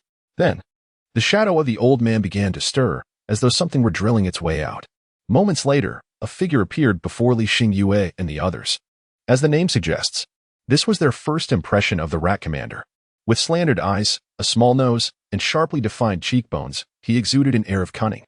His stature was short and thin, standing a head taller than little spirit. Of course, appearances can be deceiving. Li Xingyue and the others did not dare to underestimate the rat commander. Setting aside other considerations, the ability to conceal oneself within another's shadow was indeed formidable. They believed that if the rat commander were to attempt an assassination, aside from little spirit, none present would survive. Wow, what a little old man. Little Lingo gazed with her round, curious eyes at the mouse leader, who towered over her by a mere head. Her expression resembled that of one who had just stumbled upon a new continent. Upon hearing her words, the mouse leader remained silent. Drawing closer to little Linger and sniffing her intently, his brow furrowing in concentration. Could it truly be that she possessed the bloodline essence of the sovereign? He stroked his sparse goatee, a mix of astonishment and bewilderment crossing his features as he inquired, "Leader, is she truly the daughter of the sovereign?" Chen Mo cast a disbelieving glance at little Linger, his voice trembling with shock. Indeed, there was a palpable aura of the sovereign's lineage about her. The mouse leader nodded, his gaze fixed upon little Linger, disbelief etched across his face. The revelation that the sovereign had a daughter was a monumental bombshell for anyone, especially for those aligned with Bai Yunyan. This left Chen Mo utterly astounded. Could it be that she was indeed the young sovereign? Hee, you are a sky-thieving mouse, aren't you? Little Linger gazed at the mouse commander with a cheerful smile and spoke, Upon hearing her words, the mouse commander was simultaneously bewildered and astonished, his expression reflecting an incredulous disbelief. How could she discern his true form at a glance? A stealing sky mouse? Li Xingyue instinctively interjected, yes, indeed, a stealing sky mouse. The master mentioned that the stealing sky mouse is an extraordinarily mysterious being. It possesses a peculiar ability known as heaven's concealment, allowing it to vanish into shadows and conceal itself in any darkened space. The master also recounted that the stealing sky mouse was once immensely powerful, yet its entire clan was annihilated for having stolen something that should not have been taken. Little Linger, adorned with a tiger-headed hat, nodded and elaborated. Upon hearing this, the mouse commander's facial muscles twitched slightly. Xiaoling'o is absolutely correct. Their clan was indeed exterminated for having stolen what should not have been stolen. The perpetrator was none other than Bai Yunyan. Had it not been for the blood oath sworn by the Heavenly Mouse clan, pledging that their descendants would serve Bai Yunyan for eternity, this clan would have long ceased to exist. Of course, what surprised her most was that Xiaoling'o was aware of her clan's history. After all, that event occurred several 100,000 years ago, and very few in the immortal spirit realm were privy to it, let alone in the true spirit realm. Do you truly consider yourself the daughter of the sovereign? Do not blame my skepticism. The sovereign's situation is quite precarious, the mouse commander mused. Did you not sense the matriarch's bloodline within the young master? Is that not authentic? The voice of the alchemy cauldron resounded. As it spoke, it had already settled upon Xiaolinger's shoulder. The sovereign's artifact. The mouse commander's expression darkened immediately. As one of the 12 great leaders under Bai Yunyan, his knowledge far surpassed that of others, thus he discerned the grade of the alchemy cauldron at a glance. Speak. Where is the matriarch now? The alchemy cauldron was disinclined to engage in idle chatter, cutting straight to the point. Upon hearing this, the mouse commander fell into deep contemplation. He glanced at the alchemy cauldron, then at Xiaolinger, seemingly weighing his options. What? Do you doubt the young master's identity? The alchemy cauldron, noticing his prolonged silence, admonished him. Speak quickly, where is my mother? If you do not divulge, I shall. Xiaolinger, hands on her hips, spoke with a fierce demeanor. At this juncture, she seemed at a loss for any more cutting remarks. After a prolonged silence, she defiantly declared, if you don't speak, I'll pluck your whiskers. This statement elicited suppressed laughter from the crowd, as they had anticipated something far more menacing from her, only to be met with the rather innocuous threat of whisker plucking. Upon hearing this, Captain Mouse was momentarily taken aback. It was not that he was unwilling to speak, but rather that the current predicament of the Esteemed One was precarious. Being the daughter of the Esteemed One, her search for him would draw unwanted attention, possibly rendering her a vulnerability. He smiled wryly and explained. In response, the crowd nodded in understanding. No matter, just inform us of our matriarch's whereabouts, or take the young master to meet her, suggested the alchemy cauldron nonchalantly. With the presence of the little gourd and the others, Xiaoling'o could practically roam the immortal spirit realm unimpeded. The only concern was the ominous Emperor of Darkness. However, with the might of that scarlet robe, the alchemy cauldron estimated that even if they could not defeat the Emperor, safeguarding Xiaolinger would be manageable. Furthermore, they merely intended to escort Xiaoling'o to meet Bai Yunyan. As long as they evaded the keen eyes of the Emperor's spies and concealed Xiaolinger's true identity, it was unlikely the Emperor would take the initiative to strike. Avoiding the spies was not an insurmountable challenge for the Little Gourds group. The Esteemed One is currently in the Chaos Sea. As for accompanying you, I find myself unable to do so. As a provider of the Esteemed One's cultivation resources, I have long been a thorn in the side of the Emperor of Darkness. If I were to join you, it would only exacerbate matters. Bringing you firmly into the Emperor's sights, Captain Mouse contemplated for a moment before speaking. Upon hearing this, Li Xingyue and the others nodded in agreement. This sentiment was indeed accurate. At present, apart from their small group, no one else knew that Xiaolinga was the daughter of Bai Yunyan. In other words, even if they strolled boldly before the Emperor's subordinates, they would merely be perceived as bystanders. Bringing along Captain Mouse would only complicate matters further. In the Chaos Sea, the alchemy cauldron's tone turned serious. Senior, is there something amiss in this place? Li Xingyue pressed for clarification. The others also turned their attention to the alchemy cauldron. Aside from Captain Mouse, the rest were inhabitants of the true spirit realm, naturally filled with curiosity about the affairs of the immortal spirit realm. The Chaos Sea, a gathering place for scattered immortals, is situated at the confluence of several realms. It is replete with peril and bloodshed, inhabited solely by the most nefarious of beings. The Chaos Sea has existed since my time. There are rumors that it might be a shard of a world even more powerful than the immortal spirit realm. The alchemy cauldron explained slowly. A shard of a world even more powerful than the immortal spirit realm? Li Xingyue and the others were taken aback by this revelation. The immortal spirit realm was already an unattainable realm for them, let alone one that surpassed it. Since you are familiar with the Chaos Sea, you must know the way. I shall not accompany you, Captain Mouse stated, effectively issuing an invitation for them to depart. It seemed he was eager for Xiao Linger and her companions to leave the quicksand in. Such a mouse-like temperament, the alchemy cauldron remarked disdainfully. The reason for Captain Mouse's insistence on their swift departure was likely his fear that Xiao Linger's identity would be uncovered by the Emperor's minions, prompting them to descend upon this place. Indeed, Captain Mouse's cautious demeanor aptly reflected the adage of being as timid as a mouse. Nevertheless, the alchemy cauldron had no intention of lingering any longer. Let us proceed to the Chaos Sea, it said. With that, it vanished from the sight of the crowd. Let us go to find Mother. Xiao Lingo chuckled cheerfully as she spoke, already skipping towards the entrance of the flowing sand. The others followed closely behind. Soon, only the Mouse Commander and Chen Imo remained in the spacious private room. Could that little girl truly be the young sovereign? Chen Imo gazed in the direction of the departing crowd, still somewhat incredulous. There could be no mistake. She was indeed the daughter of the sovereign. The potent aura of sovereign blood coursed through her, a trait only the offspring of the sovereign could possess. The Mouse Commander nodded in acknowledgement. However, what was most alarming was the young sovereign's cultivation level. Do you know what level of cultivation the young sovereign possesses?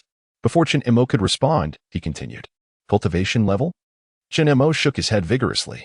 He had no knowledge of Xiao Linger's cultivation, only that there seemed to be no one she could not defeat. The level of a celestial king. The Mouse Commander declared solemnly. What the hell? Upon hearing this, Chen Mo's eyes widened in shock, his face instantly reflecting disbelief. Having worked under the Mouse Commander for several years, he was certainly aware of the celestial realms. A celestial king was an incredibly formidable entity within the realm of celestial beings. To think that Xiao Lingo is actually a formidable immortal king. Surely, you jest. An immortal king at such a tender age? Chen Mo swallowed hard and remarked. Little Lingo was merely 4 or 5 years old. A 4 or 5-year-old celestial king. If this were spoken to a dog, it would surely roll its eyes in disbelief. He mused to himself. Unable to accept that such a young child could possess the cultivation of a celestial king, as it was utterly astonishing. Yet, it was indeed true. She possessed the cultivation of a celestial king. Not just you. Even my worldview has been completely overturned. Commander Mouse cast a glance at Chen Mo and spoke. What Chen Mo did not realize was the extent of his own shock upon sensing little Lingo's cultivation. A celestial king at the age of 4 or 5. Such a phenomenon had never been recorded in the annals of the human race within the celestial spirit realm. And yet, here he was, witnessing it. The feeling of astonishment was akin to encountering one's great ancestor in broad daylight. Upon receiving confirmation yet again, Chen Mo fell into a silence that mirrored his name. Had he not known the true nature of Commander Mouse, he might have uttered a curse of foolishness. There was an even more terrifying aspect. Commander Mouse spoke again. An even more terrifying aspect? Chen Mo looked at him in confusion. The father of the little sovereign. Under his puzzled gaze, Commander Mouse continued slowly. The sovereign has never mentioned anything about his daughter. It seems that the little sovereign has always lived with her father. In other words, the cultivation of the little sovereign as a celestial king is inseparable from her father's support. Otherwise, even if the little sovereign possessed extraordinary talent, without sufficient strength and ample cultivation resources, it would be impossible to achieve such a level at such a young age. After listening in silence, Chen Mo's eyes widened in realization. As the saying goes, a capable woman cannot cook without rice. For cultivators, while innate talent is undoubtedly important, it is the availability of cultivation resources that determines future accomplishments.